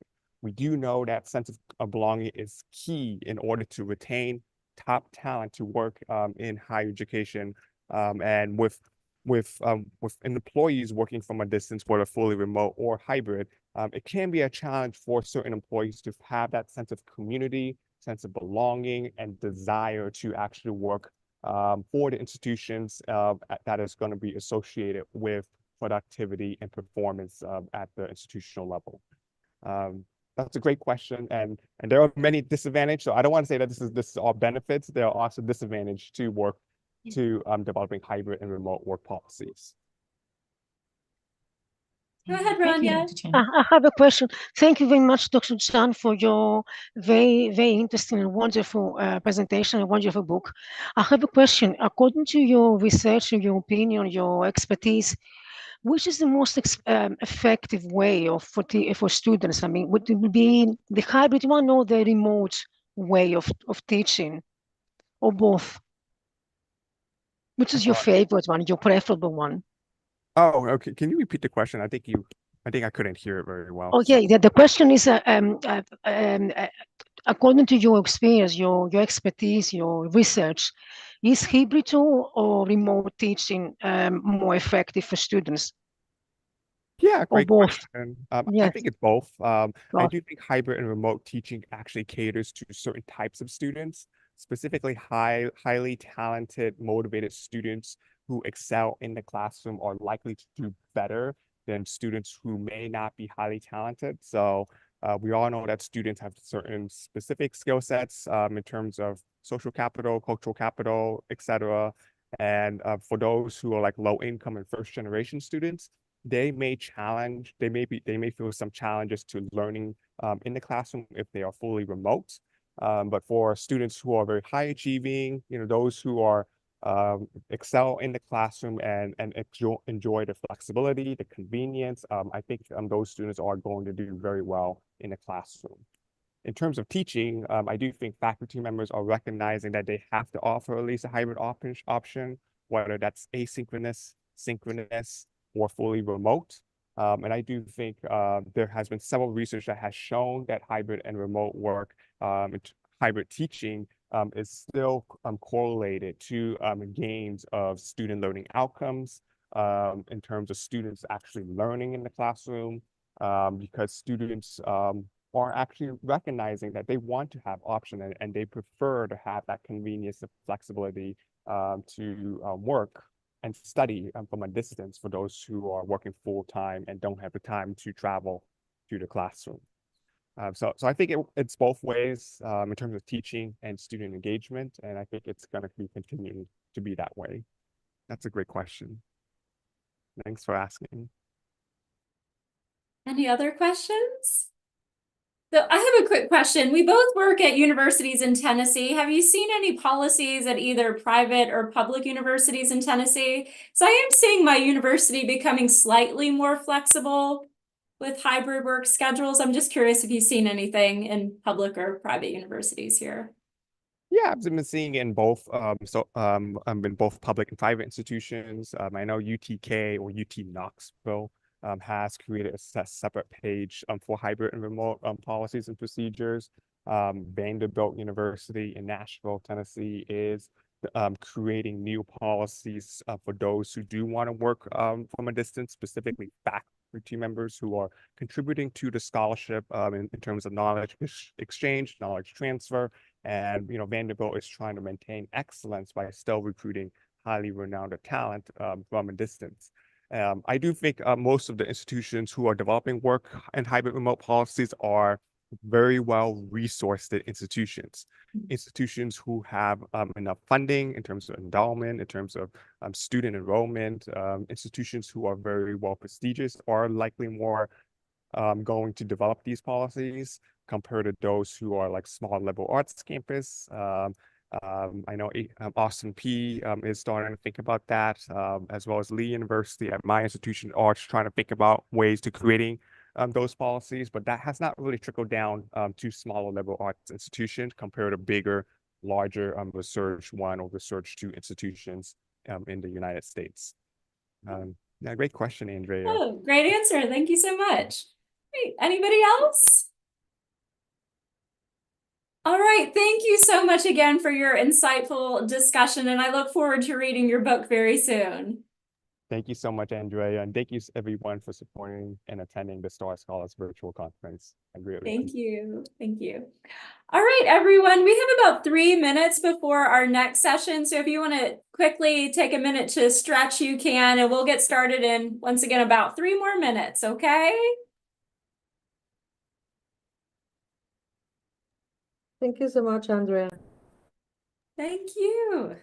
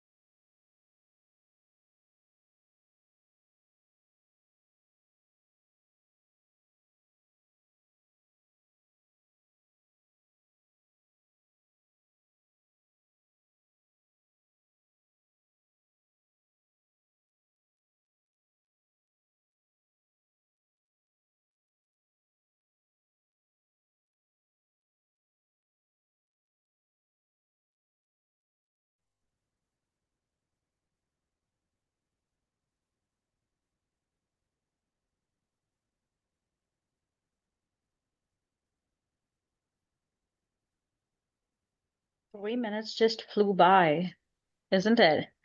It's 4:20 already. Okay. I'm going to give just a couple more seconds for people if they're coming back or if they're on their way to be back. If you are here, if you can give me a thumbs up or some kind of an emoji that you are here, that you're back, that will be amazing. Or you can put it in the chat that you're here. Okay, thank you. Okay, thank you. All righty, so I am going to introduce our next super awesome, super amazing keynote speaker. I don't think so she needs an introduction, but I'm still gonna do an introduction, a brief introduction for her because I have a lot to say for her. So we have another speaker lined up here, Dr. Betty Leask. She is an emerita professor in the School of Education at La Trobe University, Melbourne. She's a fellow of American Academy of Arts and Sciences and a fellow of the British Academy. She is also an editor-in-chief of the Journal of Studies in International Education. She was given the Noam Chomsky Global Connections Award, North Star Medal of Lifetime Achievement in 2022. She is also a research fellow at the Center of International Higher Education at Boston College in the US. She's the honorary visiting researcher at the Center for Higher Education Internationalization at Università Cattolica del Sacro Cuore, Italy, and a senior research fellow at Curtin University in Perth, Australia. She published a book in 2015 called Internationalizing the Curriculum, and is the bestseller of that series that was published by Routledge in 2015. She has done projects in all over the world. Her main projects that she has done in the past or is currently working is in Brazil, Canada, Chile, Hong Kong, Mexico, Switzerland, and the US. Her research interests include internationalization of the curriculum, teaching and learning in higher education across the world. We are really honored to have Dr. Betty keynote video here, and it's going to be played in just a second. Thank you. Hello, everyone. I'm Betty Leask. I'm talking to you from Australia, from Kaurna land. I pay my respects to the Indigenous owners of this land and their leaders, past, present, and future. It's indeed an honour to be asked to present at the STAR Conference. I am so sorry that I can't be there with you, and also that we can't even talk and chat in live time. That's because the timings and difference in time between the eastern coast of the US and Australia are quite extreme, and it would have me up in the middle of the night. So I hope that you enjoy this recorded presentation and that it gives you the stimulus for further conversation and discussion in your conference as you proceed through the rest of your sessions. So I'm going to share my screen and start the presentation. I have some slides, of course, and I will address each one of those. You can then have a copy of them, of course, afterwards, if you wish, through the organisers of the conference. And that way you can go back also over the slides and maybe take some more information from them as you proceed through with your work. So the topic of today, paradigm shifts and their implications for teacher training. An outline of the session, I will actually be talking quite a lot about a new paradigm of internationalisation of the curriculum as a means of illustrating the points that I'm wanting to make about what paradigm shifts mean for teachers, their training and their ongoing professional learning. I'm going to be introducing some frameworks and models of IOC, as it's become called, that were developed through research and that signal this paradigm shift.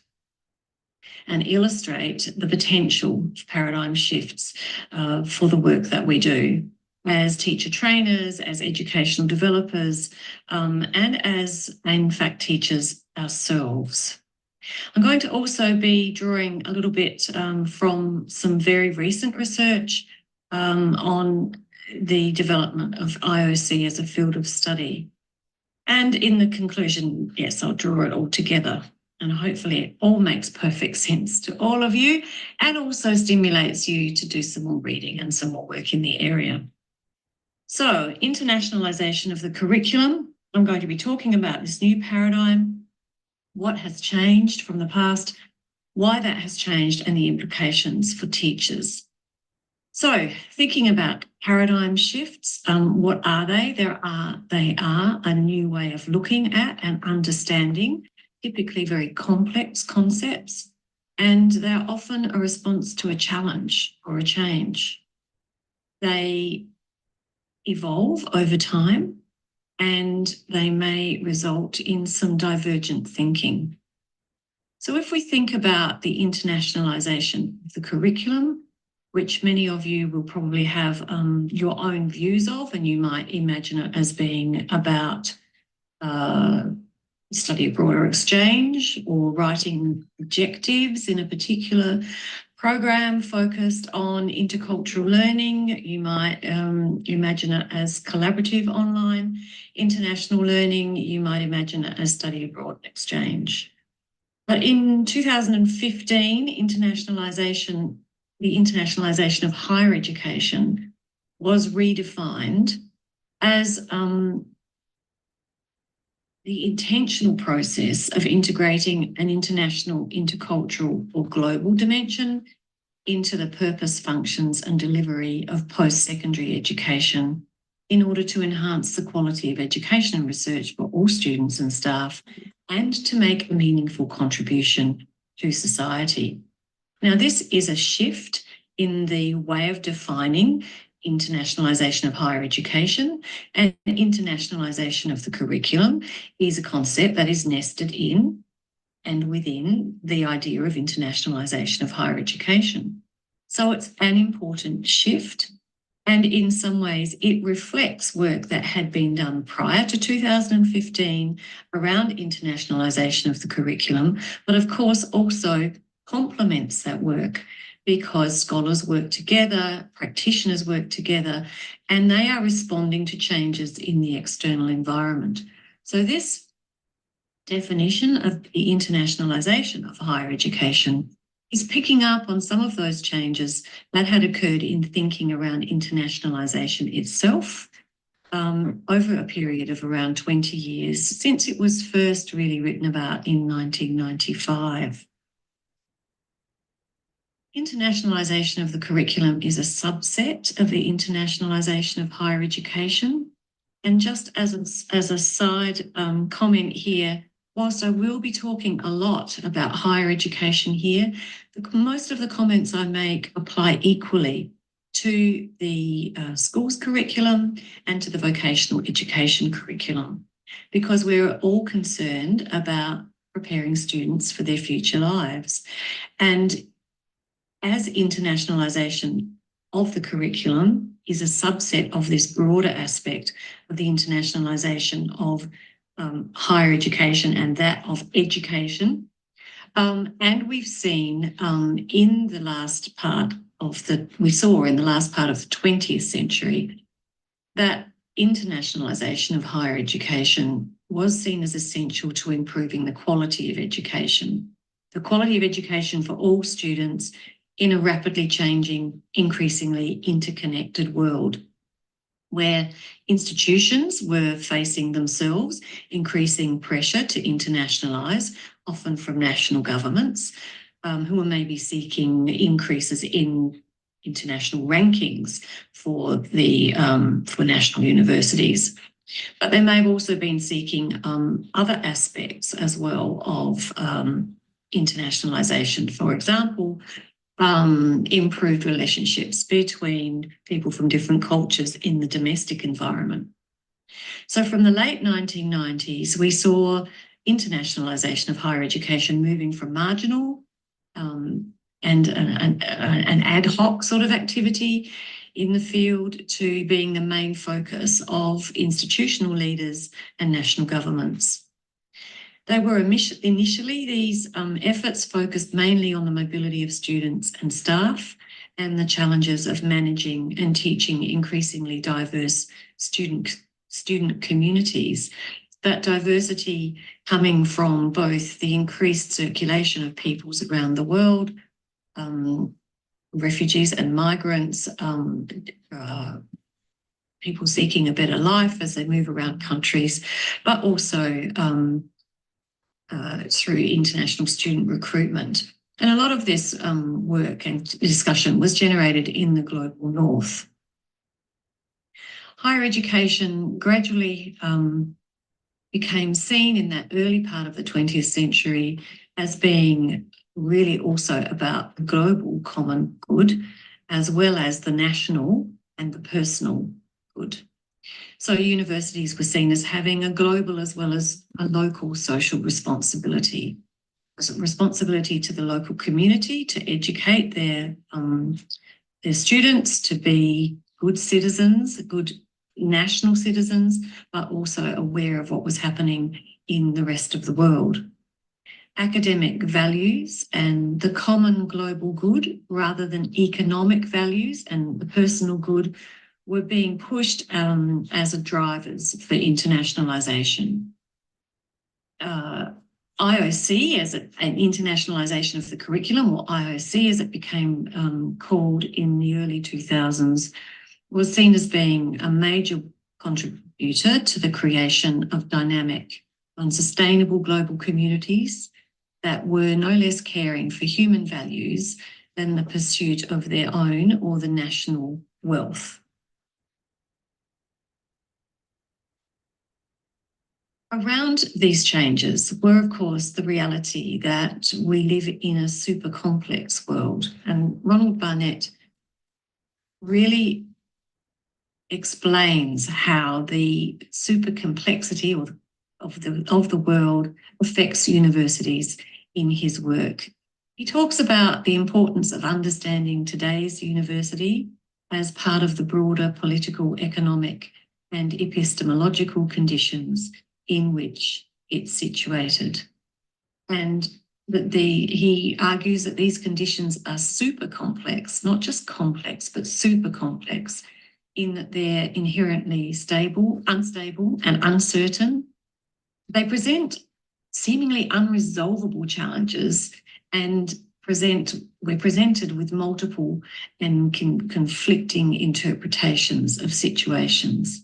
And I think this has become increasingly evident in the reporting that we're seeing around the world in relation to tensions and ongoing responses to global issues. This means that in the higher education and schooling realms, we need a curriculum that addresses not just ways of knowing about the world, but also ways of being in this world, and as ways of being human beings as well as economic beings, people who are engaged every day with others as human beings, as well as earning a living and following their life's pursuits. Now, internationalisation of the curriculum has developed alongside the development of the parent concept, if you like, of the internationalisation of higher education, and it's now a mature concept. This article really explains, it's a scoping review of articles on internationalising the curriculum over a period of from 1986 to 2021, and it found that this concept matured a lot in the 10 years between 2011 and 2021, and that there was an increased diversity, slightly increased diversity in the discussion to include 59 countries, but still the majority of those articles coming from the global north.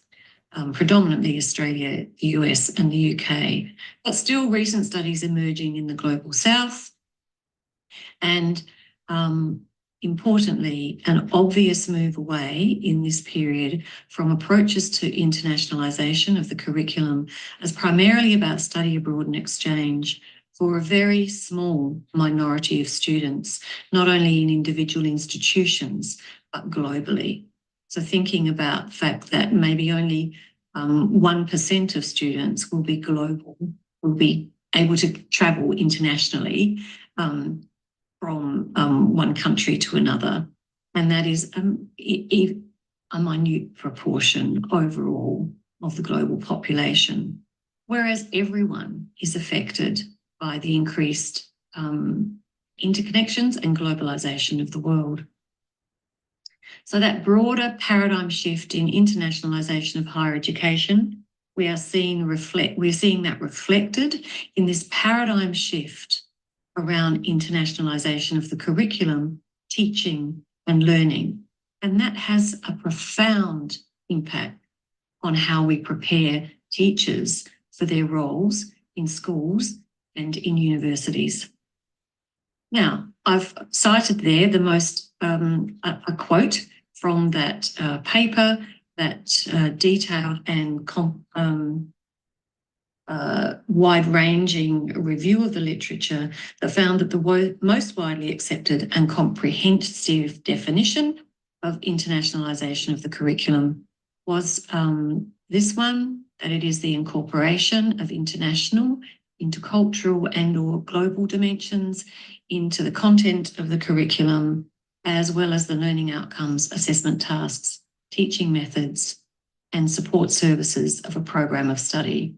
So we're seeing here a holistic approach to the concept of curriculum, not just a list of topics, it's not just a list of content, it's about learning objectives and goals in specifically international, intercultural and global goals and objectives, how those are taught and the outcomes of that teaching, the activities that students do and what they learn, how their learning is assessed, and also how they are supported throughout their entire program of study through activities on campus, for example, as well as in the classroom, as well as in the community, as well as online, how they are supported to become this, this well-rounded international, intercultural, global citizens.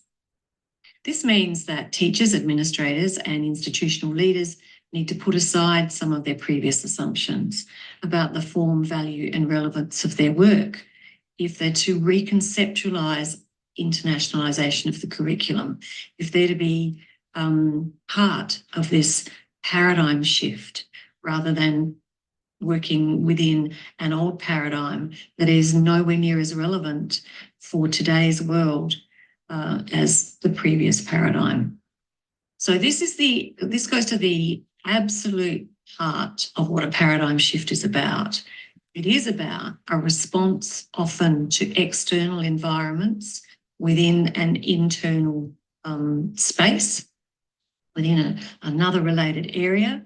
And it is really essentially involves reviewing current approaches and redesigning policies, strategies and actions so that you move towards more effective implementation of your teaching and learning program in your own specific context. And we'll talk a little bit more about how that can be done, what some of the methods and models have shown. It is, this paradigm shift is consistent with the increased emphasis on social responsibility, the social responsibility of universities, the importance of them having a social license to operate. That is, they're not just serving the needs of an elite group of students who can attend those universities, but they're also benefiting the broader society through the impact that those students will have on reacting to and responding positively to global issues as they are experienced locally and nationally. And this quote, I think, really sums up what how this paradigm shift relates to the role of universities in this new world in ensuring not only national prosperity, but having a broader responsibility to contribute to the creation of dynamic and sustainable global communities that are no less caring for human values than the pursuit of material wealth. So we go back again to that notion of human being, social being, as well as economic being. Now, part of this, of course, part of this broader environment and part of the push for this paradigm shift is this recognition increasingly that we live in this super complex world that I discussed earlier, which is at once increasingly connected and yet increasingly divided, in which the old inequalities that we've been talking about for many years, inequalities of wealth, inequalities of food distribution, that these things are making us more unequal and more divided, whilst at the same time, we're much more connected. So what does this mean for education, for higher education in particular, but also for schooling? It means that, and this statement comes from the Global University Network for Innovation, they see this as meaning that to face the main challenges of our times, social inequality, extreme poverty, environmental deterioration, immigration, global citizenship, to make the transition from a culture of war to a culture of peace feasible, the world needs higher education of excellence that makes human beings free and responsible in order to reverse present negative trends. So if we take this one step further, this, I think, means implications for teachers and for students within the curriculum is that teachers have a responsibility to prepare all of their students as graduates to be professionals and citizens in a super complex world. They need a curriculum. This means students need a curriculum that prepares them to respond positively to instability and uncertainty and to be lifelong learners in a super complex world.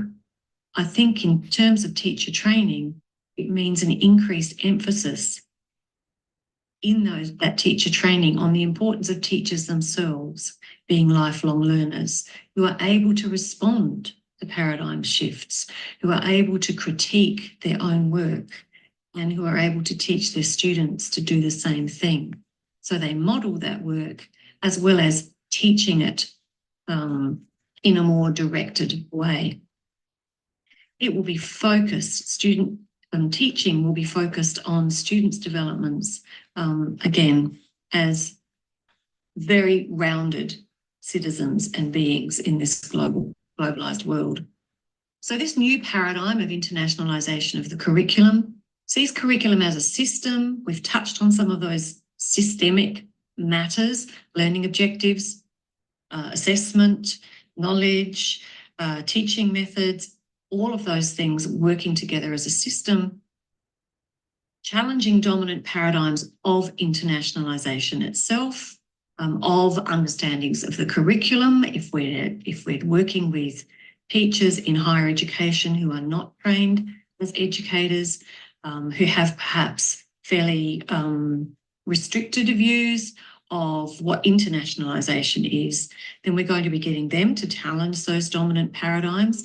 If we're educational developers working to train those people as teachers, and we're going to be looking towards a goal of transformational learning at home for all students as being the goal of all teachers and programs, but also if we're working as teacher trainers and educational developers, we're thinking about how we can assist the people we're working with to develop these skills in their students. I'm not going to go through this slide in detail. This is one that you can come back to, but these are some of the aspects of the system, the paradigms, and what transformational learning at home for all students might look like. because we are going to run short on time if we don't move quickly now to talk on more about some of the frameworks and models that have been developed. Needing to understand that the curriculum in higher education has been really not studied as in as much depth as curriculum in the schooling sector. Myself, I was initially trained as a teacher in schools in Australia. So I did, I'm an educator. I did a course in teaching in schools, and I studied curriculum theory and curriculum design and a whole range of other pedagogical processes. So I bring that that disciplinary background to this study of the curriculum in higher education. So recent literature, this study reports that literature from about 2010 to 2018 really moved well beyond narrow definitions of the curriculum as it was understood in higher education at that time as being just the content and structure of a program of study and perhaps the courses within that program, to a much broader definition of the term curriculum, to incorporate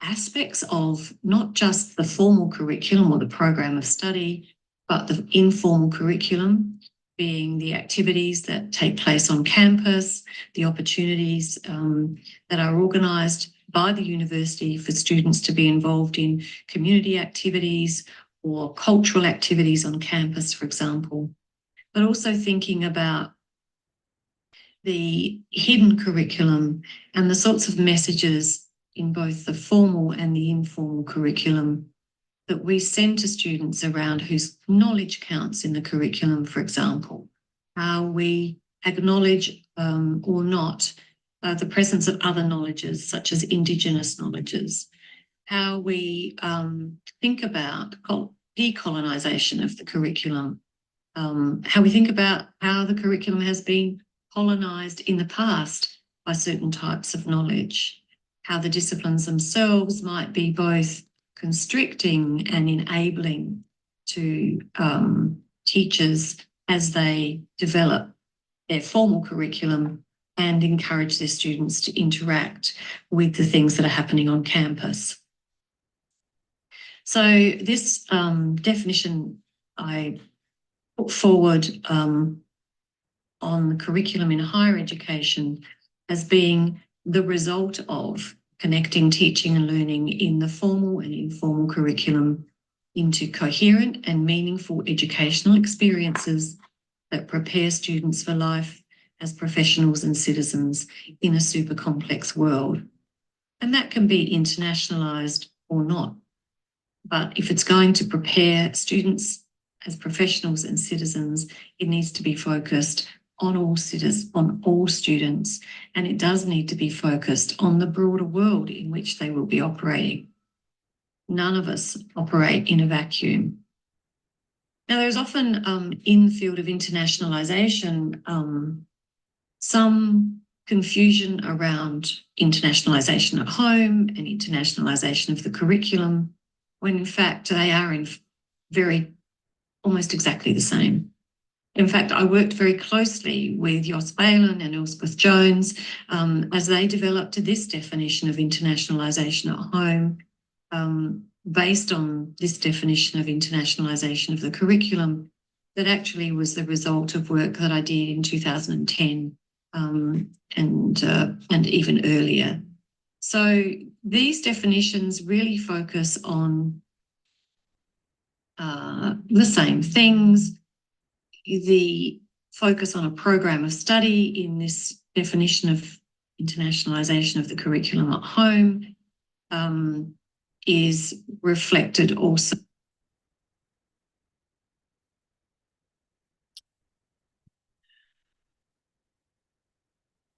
Sorry for the internet issue.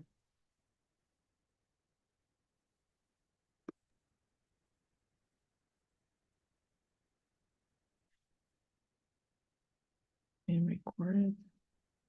I apologize because of the internet. Okay, is Yes, it? the video is going a little bit longer too than we had anticipated. So we'll just go ahead and proceed with the next session then. No worries. And we'll have these videos available for anyone that would like to watch them. Sorry, everybody. No problem, Thakur. Thank you so much, Andrea. We will. Yeah, I'm here. If you would like to finish, I'm here. I can play from my side, but if you want to proceed, that's all right. That's okay. All right, thank you so much. We will continue with our program and the following paper presentations. First, Jacob Coleman. Is Jacob present here? I'm right here, ma'am. Okay, please begin sharing your screen. You have 10 minutes to present and then a few Q&A. Thank you so much. Okay, can everybody see my screen? Yes, we can see it. Okay. Good afternoon, everyone. Well, it's afternoon here in Tennessee. I'm doing a little presentation on developing a growth mindset. That's kind of an answer to teaching across borders and dealing with increasing diversity in schools. Currently a K-12 teacher, taught several grades between 7th and 12th in 8 different subjects. In my first year as a doctoral student, I'm really getting into the research and education. I have an engineering background, so I've been doing a lot of math and science work in the classroom for quite a little while. So let's get dive right in here. So in American education, we get a lot of very diverse backgrounds coming in, and one student is not limited to one background. There can be several factors that play into it. Ethnicity is one thing. We have our Caucasians, African Americans, Asian Pacific Islanders, all the way down the list. That'd be so long to put in there, but we have students such as that can be compounded with nationality. 200 countries, all sorts of regions. I know in America, we have like the American South, the Midwest, the Westerners. So we have those to play into as well, different cultures there. This brings in some language barriers. Students come into our schools. English is not their strong suit, not even their first language. On top of that, we compound the socioeconomic statuses. We have them that are well off. We have some that are impoverished or even on the point of being homeless. And then we put some things on top of that. We have health-related issues, disabilities, students who have seen some horrible things in their childhood that no young person under 17 or young person anywhere should see. And these are the students that we get. And I'm not blaming them for it, it's just the card that we're dealt. So how do we handle that? So when they come into this classroom, we realize that there is a unique mixture of students every semester, every year, every hour lecture period we have. This changes. And each student has their own mixture. They have their own backgrounds, they have their own goals, they have their own reasons for sitting in our classrooms. So how do we go about this? Well, there's a wrong way. Usually it's a fixed mindset. Especially when it comes to the new, there are some schools, especially in America, they've been historically white middle class, and then they're being shifted through immigration, refugees, changing demographics. So they can tend to cast blame on the demographics, saying horrible things, having this in their mindset. You can't teach logarithms to illiterates. Why don't they learn English first? All these negative things that are said. And I personally don't like it. And I think it's very counter to doing what we need to do to benefit these students. So these are symptoms of a fixed mindset. We are predestining those students in our classes before we even get a chance to know them or do anything about it. So this is the mindset we need to get rid of. This is the mindset we need to discourage. Mindset needs to be squashed from some peers who may want to say this or think this way. So what do we do instead? We can't focus on the kids, students, or whoever we have sitting in the seats. We can do nothing about their backgrounds. We can do nothing about their statuses coming in. That's not where our focus should be. Our focus should be on ourselves. Look in the mirror. What are we doing as teachers to get the most out of these students? Well, I got this pretty represents grit. help the students bear some fruit. That's what we want them to get. And success and fruit is more than just their standardized test scores, more than just graduation rates. It's how do we take these students and bring something good from them? In middle school, sometimes fruit for me would be to have a student who was a behavior horror, absolutely defiant. Then by April, the student comes in, opens up a book and pencil, and is quiet. That is fruit for me. I have a student who has never been able to multiply from memory. He finally learns how to do it. It's 8th grade. Hey, we've got some fruit. So these are some definitions that help us to enable this grit that allow us to adjust and adapt to every unique collection of diverse people that come into our classrooms. So let's go into grit real quick.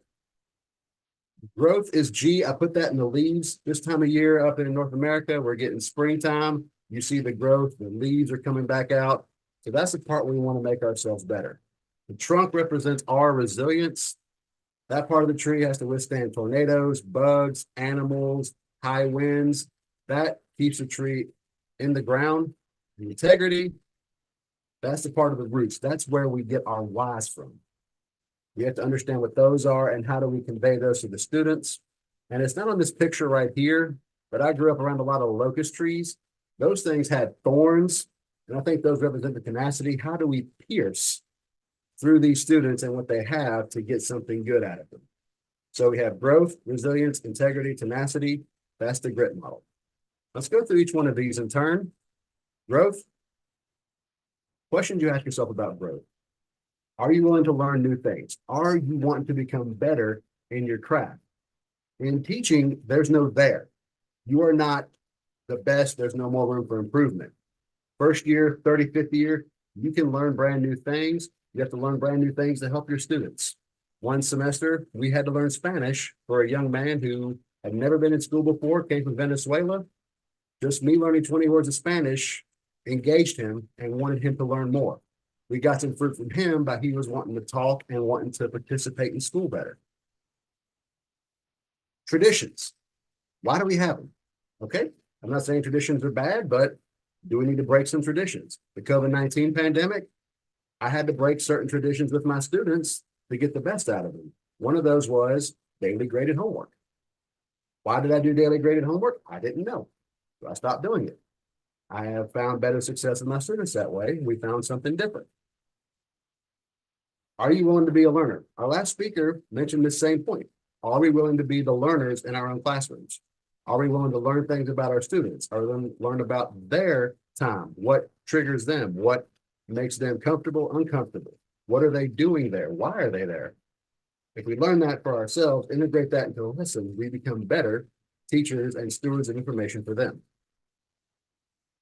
And then last bit right here, one thing I find when I'm around a lot of my peers, they do not accept criticism. There's always a defense mechanism. That fixed mindset comes and just blocks new things from coming in their head.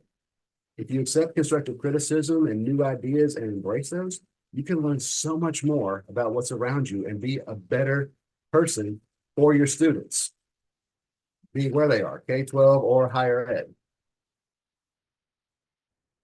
These new changes, this growth, you're not going to be successful 100% of the time. You got to have some resilience. You have to withstand those storms that come. You try something, it may fail. Thomas Edison famously tried something 2,000 times and failed, trying to find a filament for a light bulb. But we have light bulbs. You can try things hundreds of times for your students. Hopefully one time you'll bear fruit. If not, you got them a good education for the next teacher or the next challenge in their life. They're going to keep trying anyway. So how we deal with failure as teachers is equally as important as how we deal with successes. People who are involved with sports, the old adage, you'll learn more from losing than you do winning. So that's part of resilience. How do we deal with the failure and how do we move forward? And these failures, if we learn from them, become stepping stones. What not to do in the situation, what to do for the situation. Why did this fail? Don't do it again. Instead, try something different. Building up that resilience to withstand the challenges that come through each other. Now, this withstanding is rooted. What lines do you have that cannot be crossed? Now that, aside from the legal and ethical issues that are presented in governing boards, what do you have In your teaching, that's a line that cannot be crossed. Are there expectations? Do you prefer your students to call you Dr. or Professor so-and-so, or are you on the first name basis? Some of my professors right here, because I'm in doctoral school right now, they do not like being called doctor. That's their expectation. Some require to be called doctor. That's how it goes. Do I require homework? Do you require showing work on test? Do you require perfect APA 7 citations? Those are expectations that you can draw that base your line on your education. One of my expectations, are you doing your best? I will harp on my students left, right, and center if they don't do their best. If they give me an A-, I know they can do better. I give feedback. If the best they can do is 75, we celebrate. They're doing their best as a line. Do you have due dates? Some are very flexible, some are not, but that's their integrity line. How professional are you? Another integrity line. Do you expect certain things just because of how you are? How do they talk to each other? Do you let students be friendly with you, text you on a personal phone, or do they have to use email? So these are lines that you draw as a teacher that you don't want to cross. Whatever lines you draw, as also mentioned in the last presentation, we have to teach them. As teachers, we have to teach our students what these lines are. You can't just say, oh, here's what it is. I expected that to be coming in. No. You have to teach them. Show them where your integrity line is. That builds the foundation, the roots of the relationship, so their trees can grow and bear fruit. Without good roots, there's no chance for any good fruits. And lastly, oh, those nice thorns, that'd be good. That's what we want from this right here. We want to break through, keep trying new things, breaking through. And this right here was inspired by a talk with Dr. Manny Scott, who was one of the famous freedom riders from Los Angeles when he was in school. He had a teacher, Miss Gruhl. She tried everything under the sun to get these low-performing students who were involved in gangs and high-crime areas and high poverty. She tried everything under the sun, but eventually, after 2 years, got through to a bunch of them. And many of them did go to college. And the guy who spoke to me, who was from that group, was getting his doctorate, Dr. Manny Scott. So I was quite proud of him. Keep smiling, keep attacking, keep doing new things, keep teaching. Don't quit. Don't just write off your students. Keep going. If it didn't work last time, try something new this time. You keep reaching out. Ask them how you doing. Hey, Georgie, how you doing today? Or one of your students get suspended, welcome them back. They're sick, ask them how they are. Send them an email. Keep reaching out. Keep attacking. Keep breaking through. Now, some action steps we can do right here. Get coached. Get some help. Learn how to do this stuff properly. Get some feedback when you try things. I know observations like, oh, observations. Don't be scared of the observations. They're there for you. Get some admin support there and have some goals. Like, do you want discipline to go down? Do you want grades to come up? Do you want attendance to be higher? Whatever you like, set yourself a goal and get support. Put some ground rules for yourself. I have 3 rules I use. I'm not going to go into all 3 of them, but essentially, those are lines that my kids know that I'm not going to cross, and that's how I'm going to behave. I don't yell, I don't fuss, I don't have to do anything, because my students know that those are the rules I have. Step away from those comfort zones. Don't be just in that little shell that you're working in isolation. You need to step forward, collaborate with new people, talk to new people, step out. Like me right here, I'm out of my comfort zone. I feel like I'm one of the least qualified people to be speaking of this thing because everyone's got their doctorates and I'm just starting with my first year ever in a program of education. So I'm stepping out of my comfort zone, and that's what you got to do as a teacher. You talk to other people. Like I work in K-12, talking to parents is very important. And higher education, keep communication lines with those students up and build a good relationship. Get something different. Even though you can't stand each other in lecture, you may got to break through and build a relationship. And then lastly, you have to have support system. Teaching is stressful. I think no matter what level you are, from preschool all the way to doctoral programs, those can be stressful. Have support systems. Your family, your friends, a good hobby, a kitty cat you can scratch when you get home, something you can do that will build you up if you have to be beat down, your resilience gets tested, your roots get shattered, or your thorns no longer work. You need to find something that will hold you back up again and get you back in that classroom to help you reignite and fulfill the passion you chose when you wanted to become a teacher. Those are some action steps I think can help you cultivate a growth mindset so you continue to improve every day for the students that you serve. Okay, I think I'm running close to the 10 minutes, if not a little over. So there's my presentation. I'm opening the floor if we have any questions or discussions. Thank you. Thank you very much, Jake. As we have used up our minutes for Q&A, maybe the people from the audience can leave a message in the chat for him. So thank you so much. And let's continue with Irma Alejandra Cueto Calcanio and her presentation called Intercultural Competences in Undergraduate Students. Irma, please, you can start sharing. Hello, thank you very much. Just give me one second, please.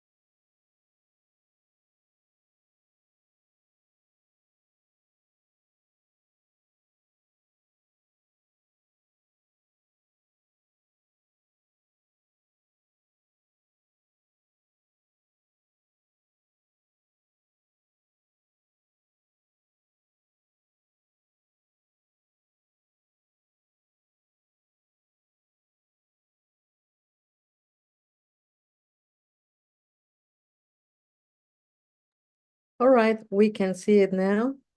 Remember, you have 10 minutes. You may start.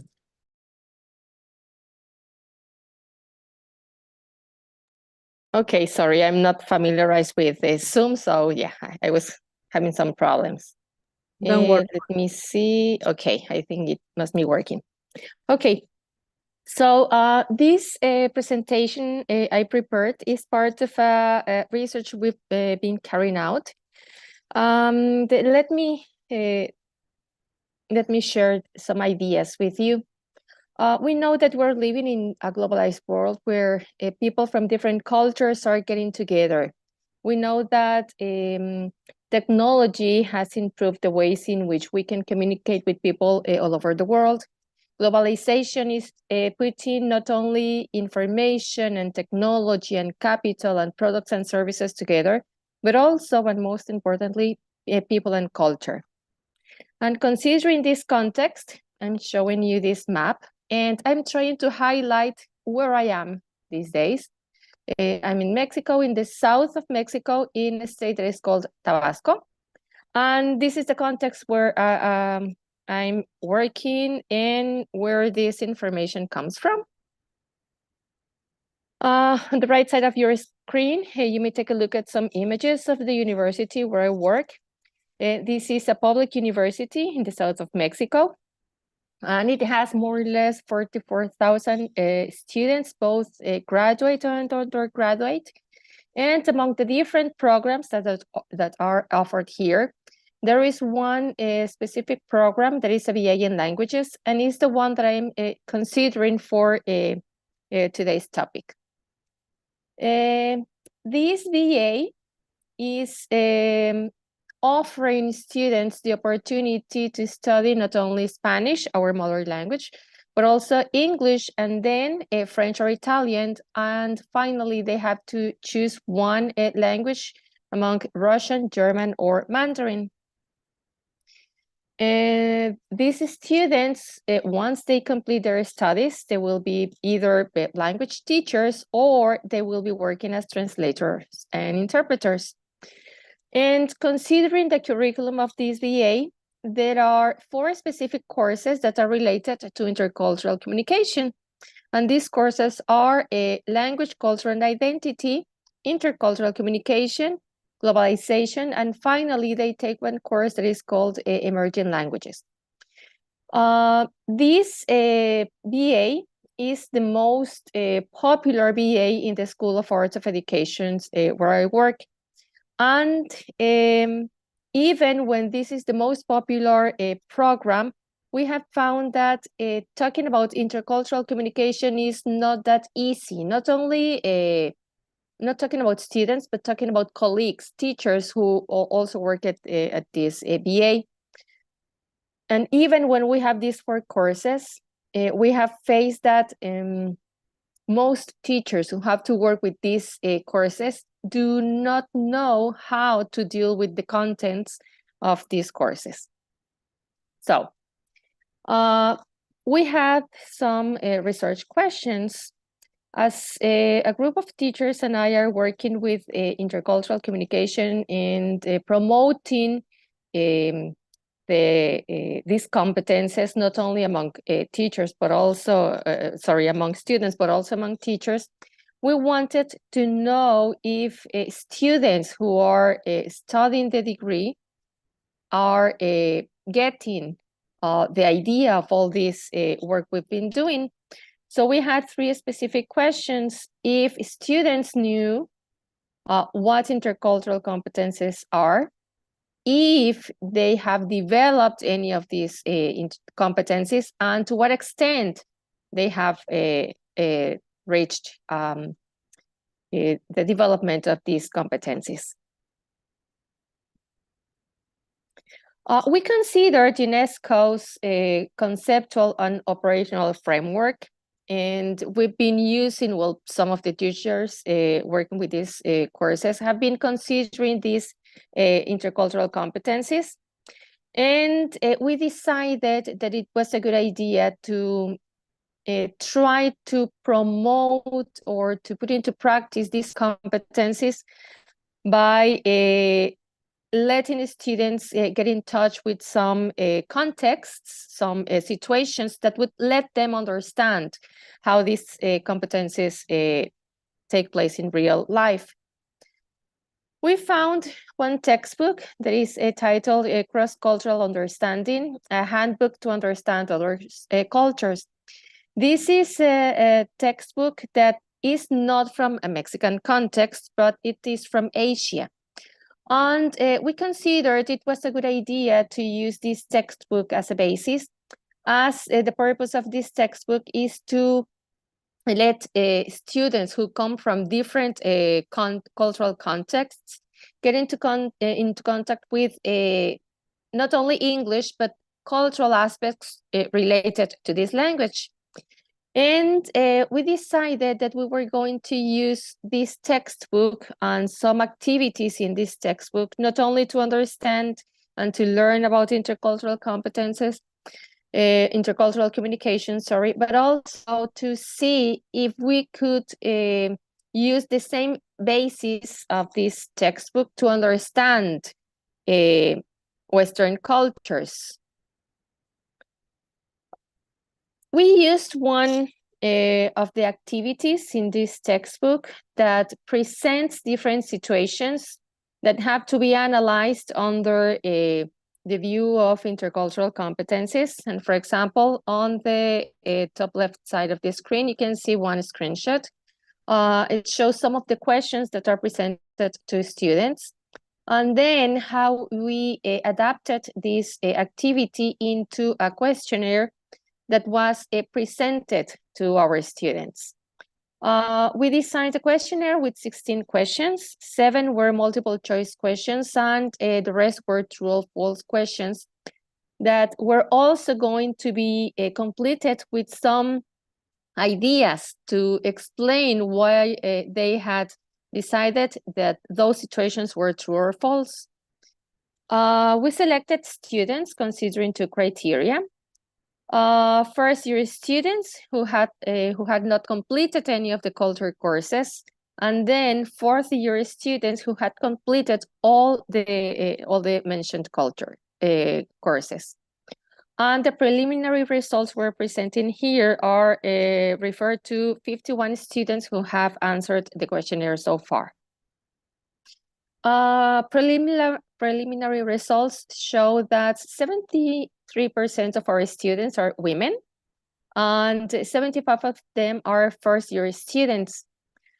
And even when most of them are first-year students, we found that 90% of them no one understands the concept of intercultural. But when we asked them about the meaning of intercultural competencies, only 57% of them, understood what these competencies are.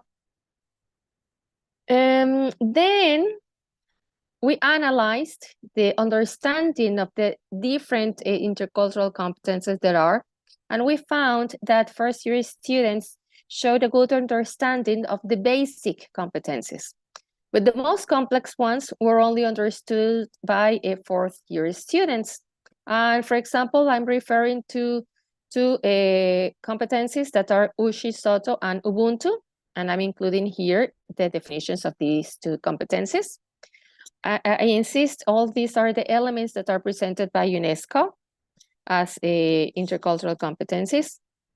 And as we presented these students with situations where they had to analyze whether the situations presented had to do something with intercultural communication or not, I will show what one of these situations was like.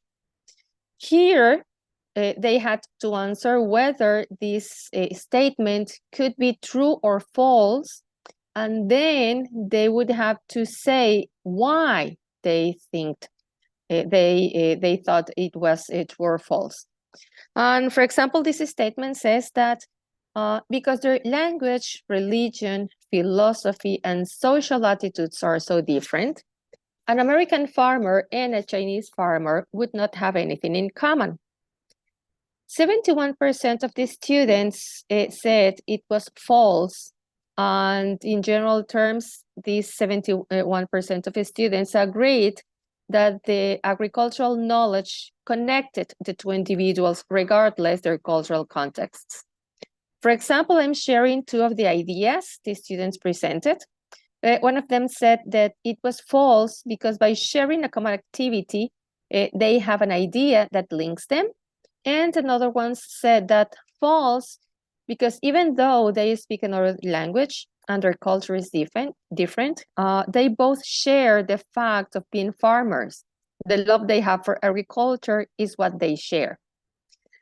Similar situations were presented, and in general terms, most students understood the situations and were able to analyze the situations using their intercultural competences.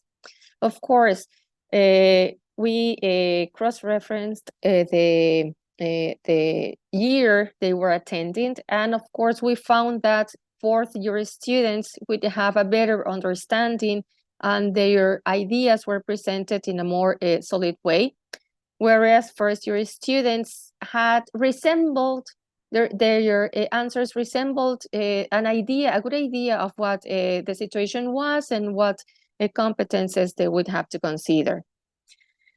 And regarding the challenges we face with this topic, not the research itself, but the topic, is that even when we are working with students who are studying a BA in languages, and that these courses I mentioned are part of a curriculum that was introduced in the year 2018.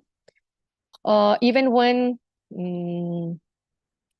we have found that our students are learning or embracing the concepts of intercultural communication, we find that the challenges that we are still facing is that even when we provide the knowledge and the theory, for example, regarding this topic, our students have few international opportunities to really understand what intercultural communication is. because even when in Mexico we have a variety of cultures and there are different languages that are spoken here, as the general idea is that we all share the same culture and the same language, most students do not seem to understand how they can apply all these concepts to their everyday situations, to everyday life. So for most of them, it is only when they get into touch with people from other countries that they will be able to understand all these concepts. And another aspect that we are facing is that most teachers working at our VA are not that into these topics. They do not consider intercultural communication as a relevant topic to be discussed, or even as an important aspect that should be promoted, not only among the courses related to culture, but to emphasize these aspects in every other course when there is the possibility. We are facing a lack of teachers that are prepared to deal with these topics. And well, I can say that we have found that joining, for example, these events like the one we are taking part today has been one of the most important opportunities we have had to promote these topics among teachers and among students at our university. And well, let's see what the future has for us. I hope that both students and colleagues find out how important this topic is these days. Thank you very much. Thank you very much, Irma. We have used up our additional time for Q&A, but please feel free to raise any questions in the chat for our presenter. Thank you very much. We will continue then with Krishna Kumar Yogi. Are you present and ready?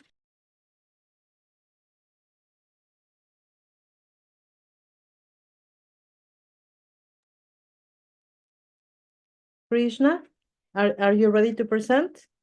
Yes, Sam. Just a second. Let me share my screen. Could you see it, me? It's still loading. Okay, there we have it. Krishna is going to present Empowering Educational Institutions, Cultivating Inclusion, Diversity with Gratitude Education. You have 10 minutes. Please, you may begin. All right, thank you so much, Maria. I'm Krishna Kumar Yogi. I am an academic staff at the University of Tasmania, Hobart in Australia. I would like to acknowledge the country where I'm presenting from. Actually, it has been said to be 20 minutes for my presentation. Sorry if I go beyond that limitation, please bear me. But I would try my best to finish within 10 minutes. The topic of my today's presentation is Empowering Educational Institutions, Cultivating Inclusion and Diversity with Gratitude Education.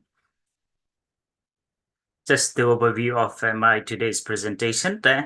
I will focus on the research context and motivation. I would also focus on what gratitude education is for inclusivity and diversity. At the same time, I will try to focus, try to present my research results and the conclusion.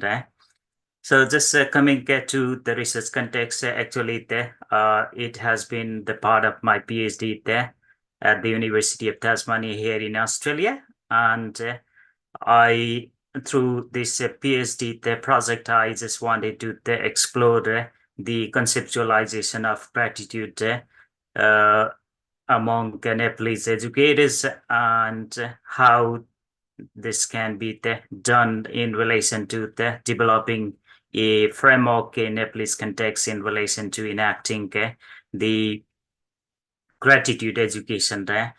I could find that there has been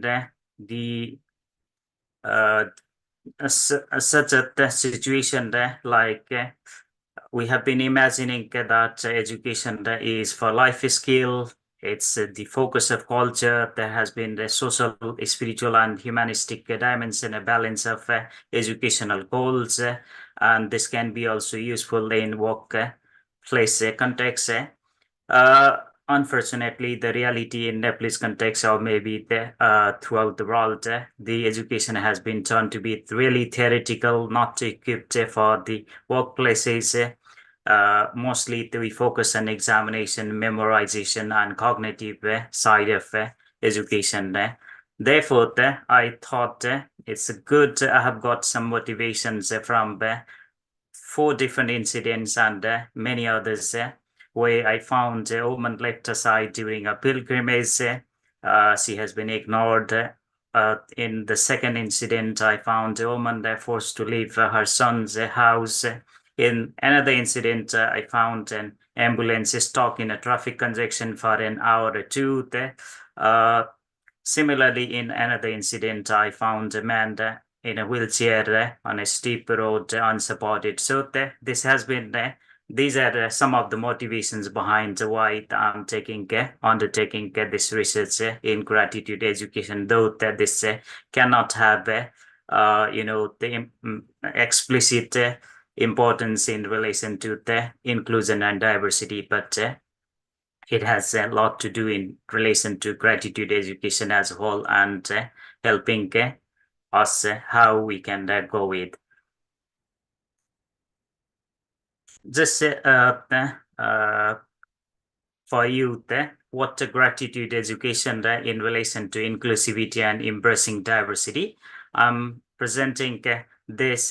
Maybe everyone of you wouldn't be that much aware about what gratitude education is. Therefore, I'm presenting this. You can have a look and try to get some ideas of what gratitude has to do in relation to promoting inclusivity and diversity. I would just pick up 2 or 3 of these, 3 of the quotes from the literature that would be useful here to share. Gratitude is always a matter of paying attention, deliberately beholding and appreciating the others, and it has to do to unite one another, encourage them, honor the differences, and admitting the effort that they have been doing in and around us, basically in the educational context and so on. So it would be connecting us to others and inspire to celebrate our differences, and just making the comfortable environment for everyone to go with. So how gratitude education can serve as a powerful tool for promoting inclusivity and diversity. There are different writers that they have been putting effort to explore and get this idea bigger and bigger. Here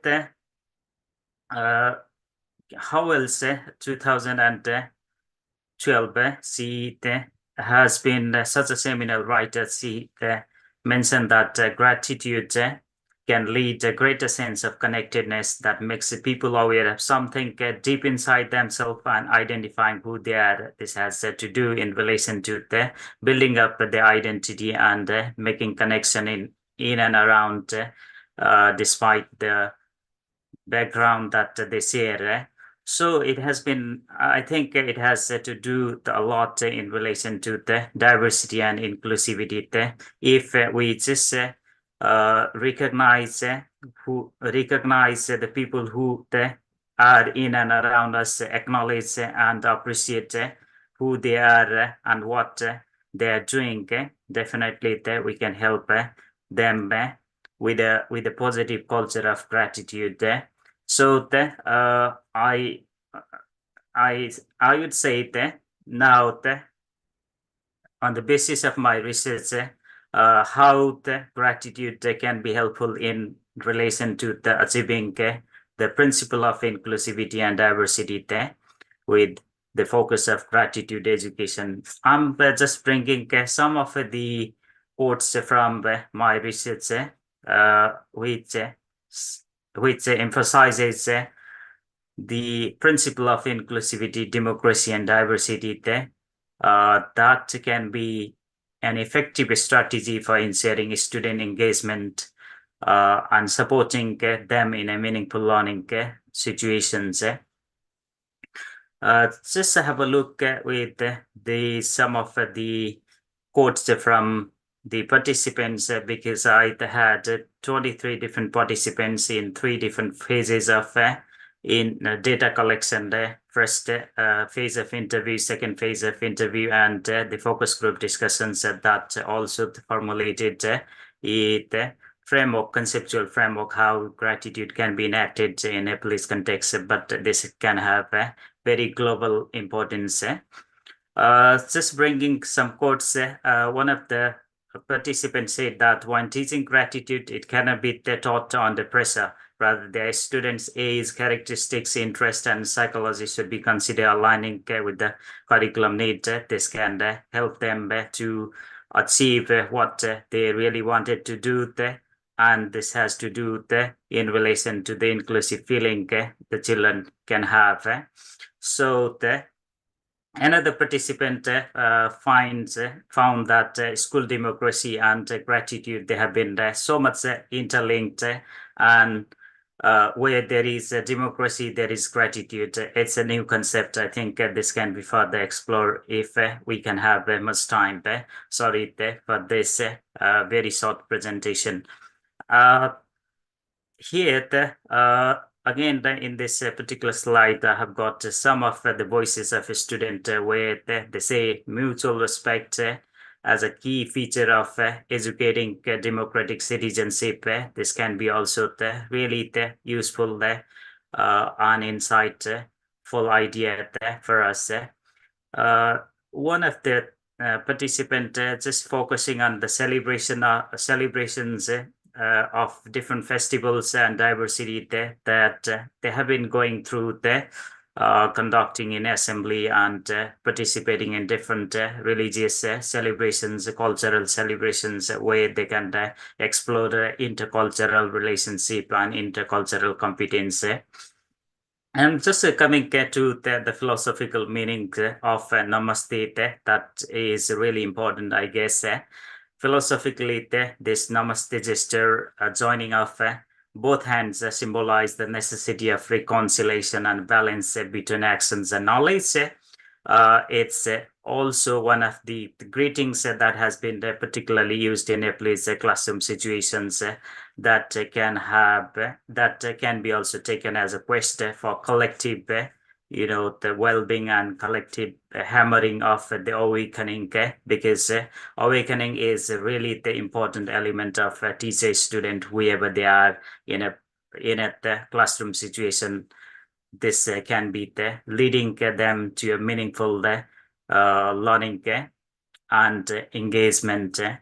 So this also has to do, this Namaste greeting has to do this can also help student and teacher to reject an idea of materialistic gain, and also negating the ego if we have got something. Sometimes we are really boastful what we are doing, and we have been also narcissistic. So to just cut this view, this can be important, and we can just advocate peaceful coexistence, respectful environment and celebrating life if we very meaningfully use this concept. And I have got some spiritual underpinnings of Namaste. You can just have a look. This greeting says that this is such an expression of humility that asks us that I have got the divine soul within me, and you have also got the divine soul within you. So namaste, this greeting connects the divinity, that recognizes, connect the divinity within my divinity, connects your divinity, might, might, the God within me that connects the God within you. This is a way of acknowledging the divinity in a person there and honoring the person there connected by this greeting. So it can have such an important role there, helping and sharing the gift of knowledge among us. How the participant they took this namaste, they conceptualized inclusive culture and mutual respect as one of the elements of Nepalese gratitude education, where they emphasize namaste culture there, which has been referring to inclusive culture there mostly there, and they said that greeting and welcoming and respecting has been a profoundly the foundational part to their schools, and they have been practicing this in day-to-day educational practices beyond the classroom and inside the classroom. This has also kept them remain positive throughout their learning sessions. Now, I would also like to conclude embracing the principle of mutuality, inclusivity, and diversity inherent in gratitude education.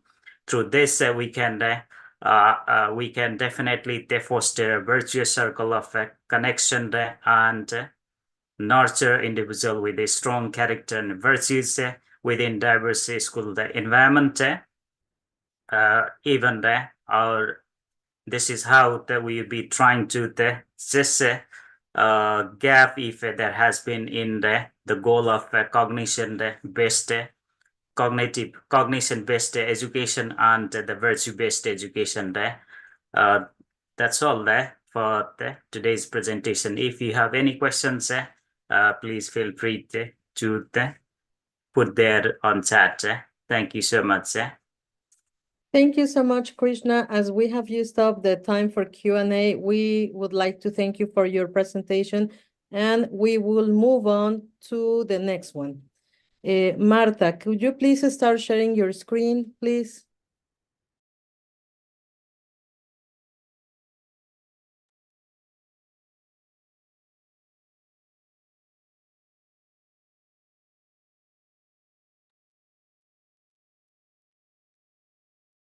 Nuestra siguiente presentación va a ser en español. El título es El estudio de caso en la formación docente de profesores en español.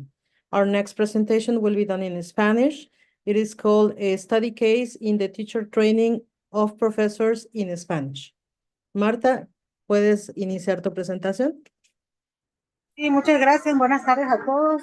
Les saludamos desde Hermosa Tabasco, México. Estamos al sur del país, estamos al sur de México, al sureste de México. Bueno, nosotros somos, aquí les presento a la maestra Katy Larsen, Marta Priego, su servidora. Y bueno, hay un poco de ruido porque tenemos que movernos debido a que hubo un problema con nuestra luz. Y pues encontramos este lugar para proyectar. Pero el caso es que estamos aquí para explicar lo que estamos haciendo con el estudio de caso en la formación de docentes y profesores de español. Y bueno, esta técnica que hemos estado realizando, estamos innovando de alguna manera porque tenemos una materia en la licenciatura en idiomas, ambas somos profesoras del área de teaching de la UJAC y tenemos una materia llamada dificultades en el aprendizaje del español como segunda lengua, que es el campo de teaching y que bueno, el objetivo es que proporciona las bases para el ejercicio de la enseñanza del español en diferentes contextos. El principal contexto es la segunda lengua.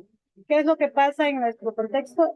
Que no hay realmente personas que tengan diferente lengua al español, o sea, que su lengua nativa sea el español. Lo que traducimos es que no hay muchas personas a las que los chicos puedan, de lengua extranjera, que los chicos puedan enseñar.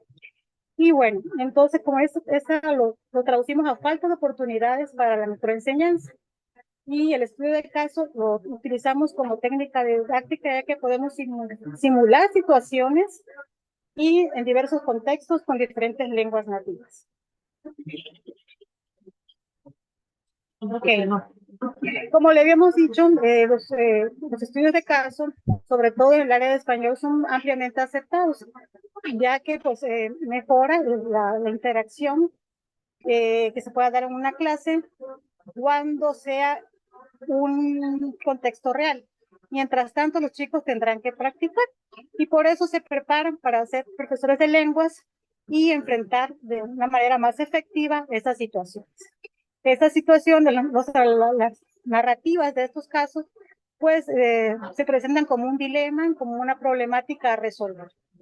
Es necesario que se prepare un escenario que tenga esa problemática, que vaya delineando esa problemática y que se dé una respuesta por parte del aprendiz, que surja un producto que sea eficaz en esa situación de enseñanza que tendrá en un futuro.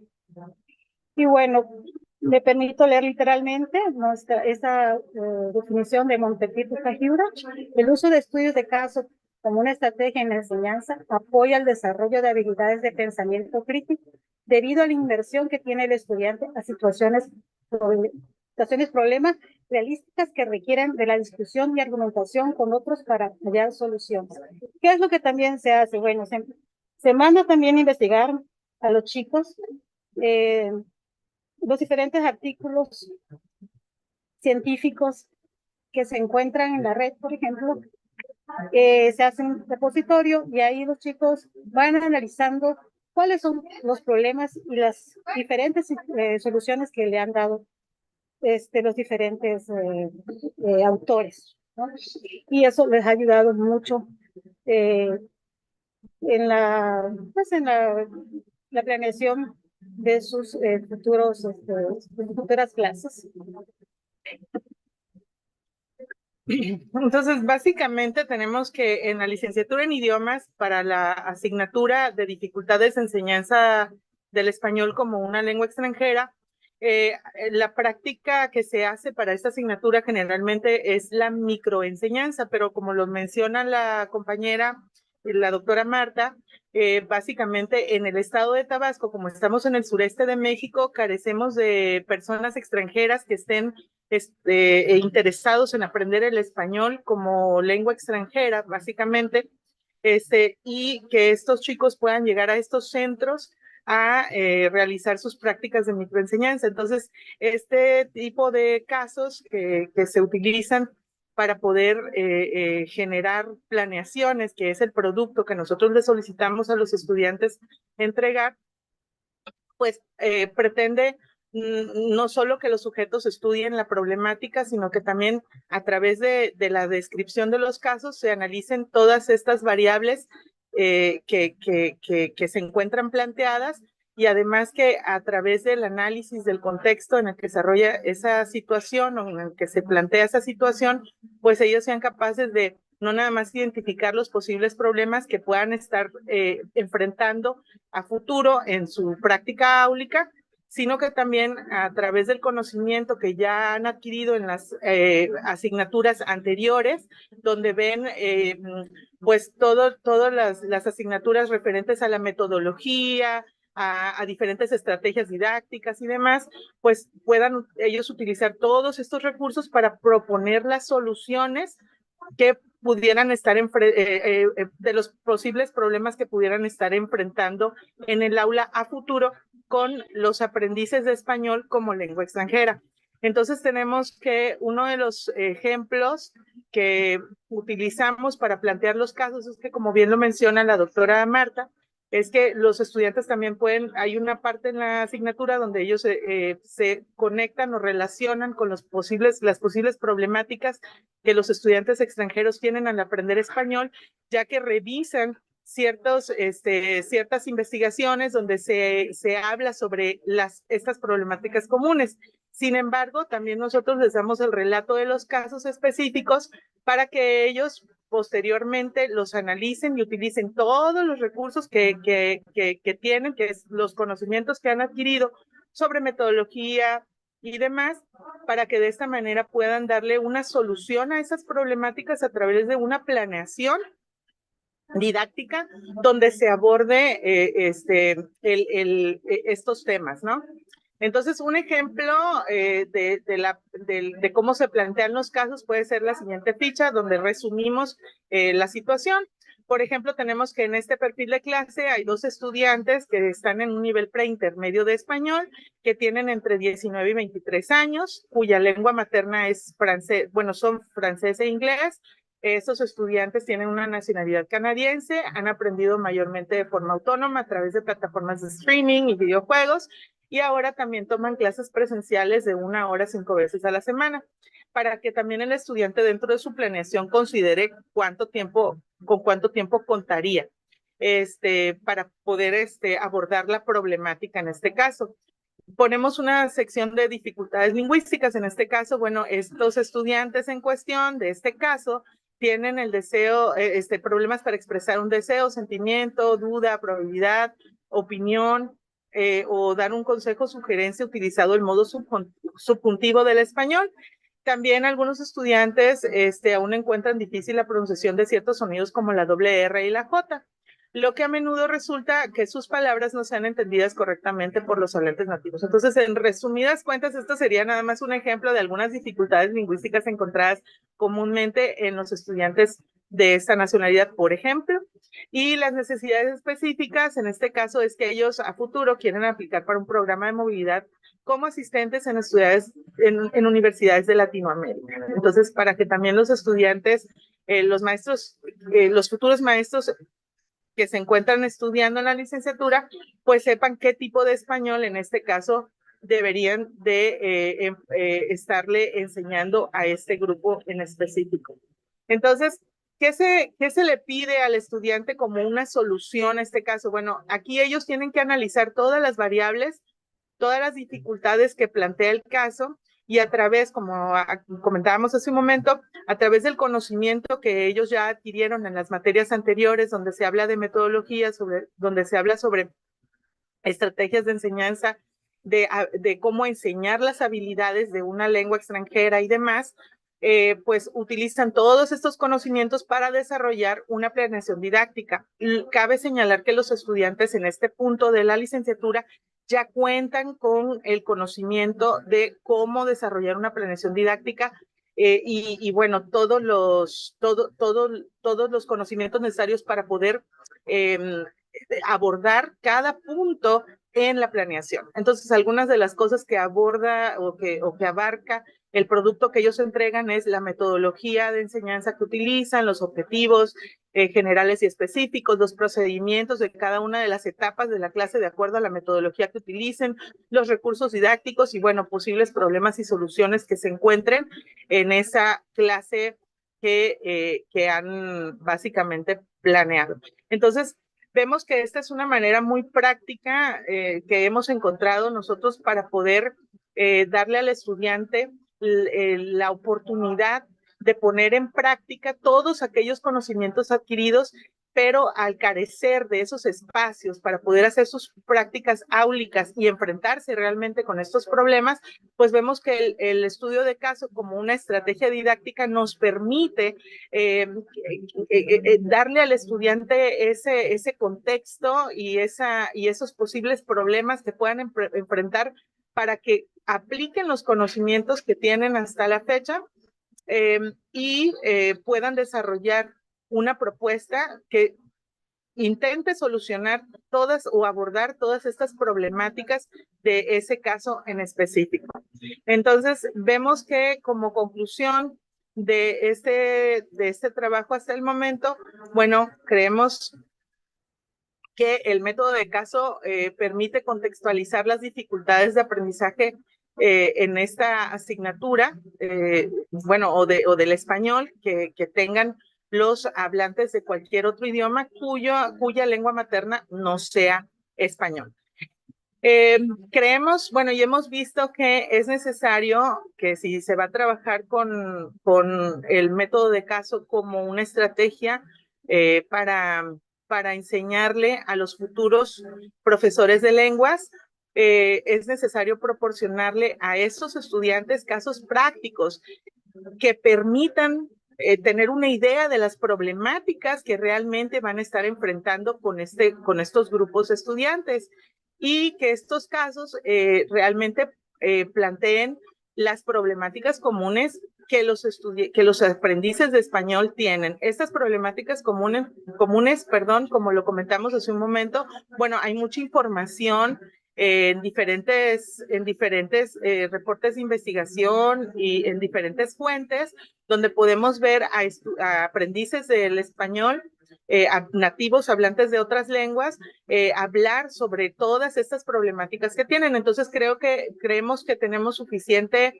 información que podemos recuperar de diferentes recursos para poder crear, ¿no? Estas problemáticas o estos casos. Y bueno, a través del análisis del caso y de las variables, podemos ver que el estudiante puede proponer soluciones sobre estas posibles situaciones que pudieran enfrentar en su práctica docente.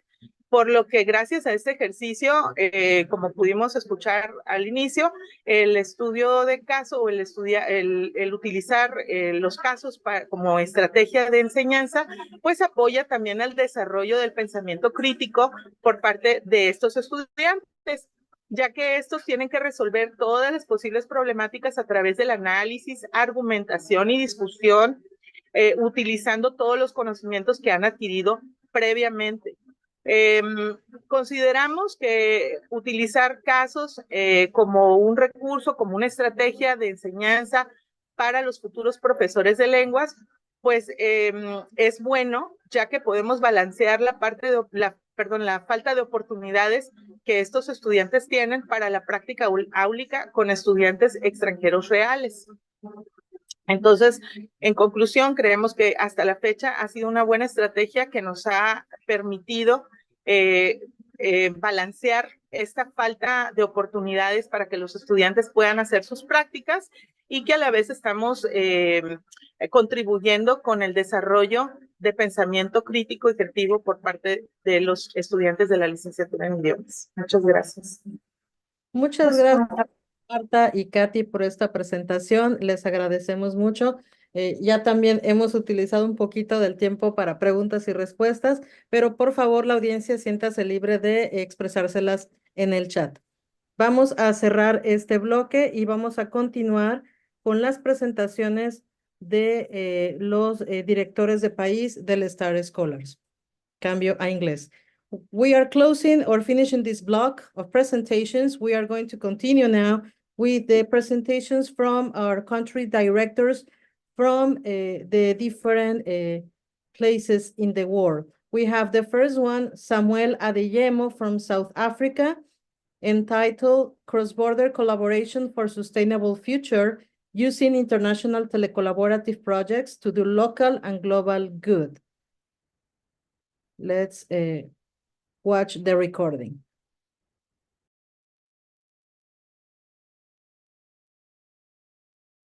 Hi, Andrea, this is Thakur. As we spoke, do you wanna talk or you wanna go ahead? Yeah, so everyone, I know we've gone a little over on time, so it's up to you if you'd like, because these are all recordings, we can share them with you on our website. I mean, if you would like to continue, I can share the videos, but I know we've kind of gone a little bit over on the schedule and it's messed up now. So if you are okay with that, we can share the videos with you on our website. Would that be okay with everybody?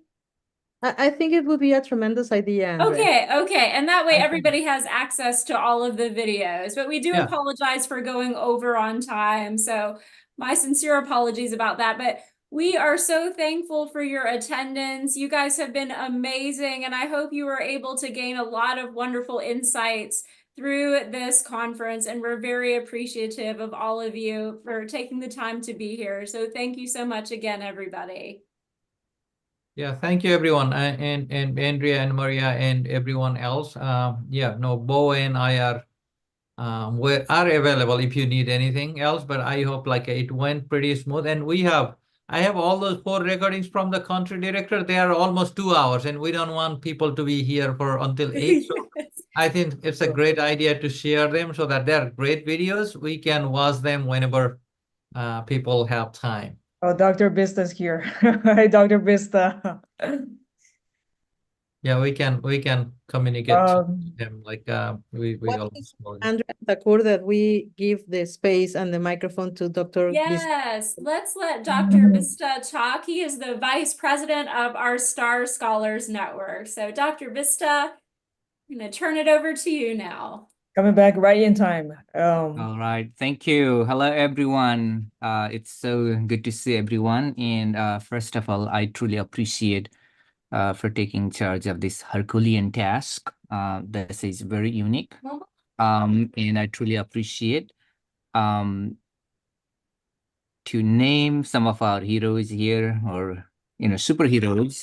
That includes definitely you, Andrea, Maria, Rania, Marina, Goldsman, and Bo all the time.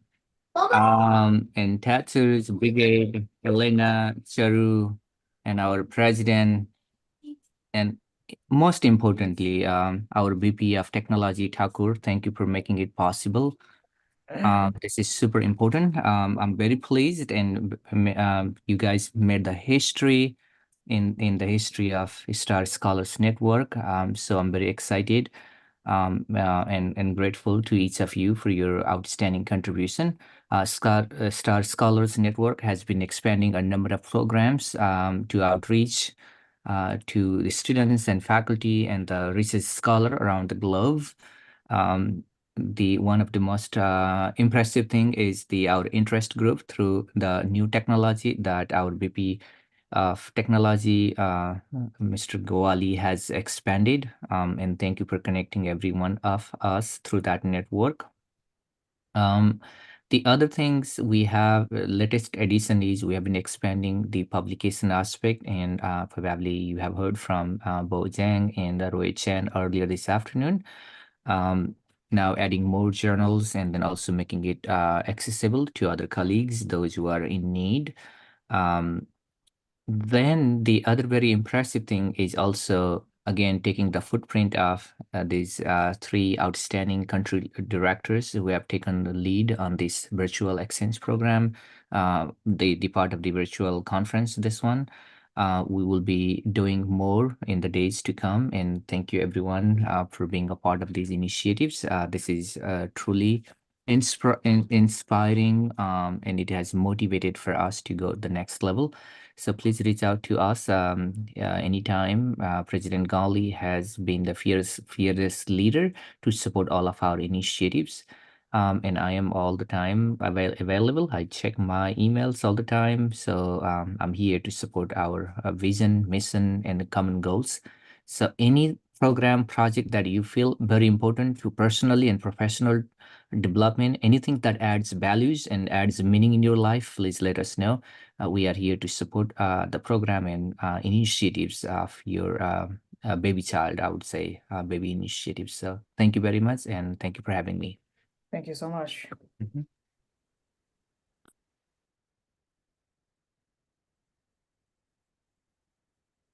I think that's we're closing the conference, and at the end of this conference, I wanted to thank everybody. I'm impressed, and it's a very enriching experience and thankful day today. So glad to meet everybody, and I hope you all catch up some good rest. I know it's been a while, and then you're working hardly on this. So thank you so much. Have a good weekend. Bye, everyone. Thank you, everyone. Thank you, everyone. Bye. Thank We'll be you. in touch. We'll Please be take some sending an rest. email. Bye. Yeah, it's a day Thank you. long from early morning. Thank you, everyone. All right. Take care, everyone. Bye-bye. Tucker, can I talk to you for a minute? Yes. Okay, thank you.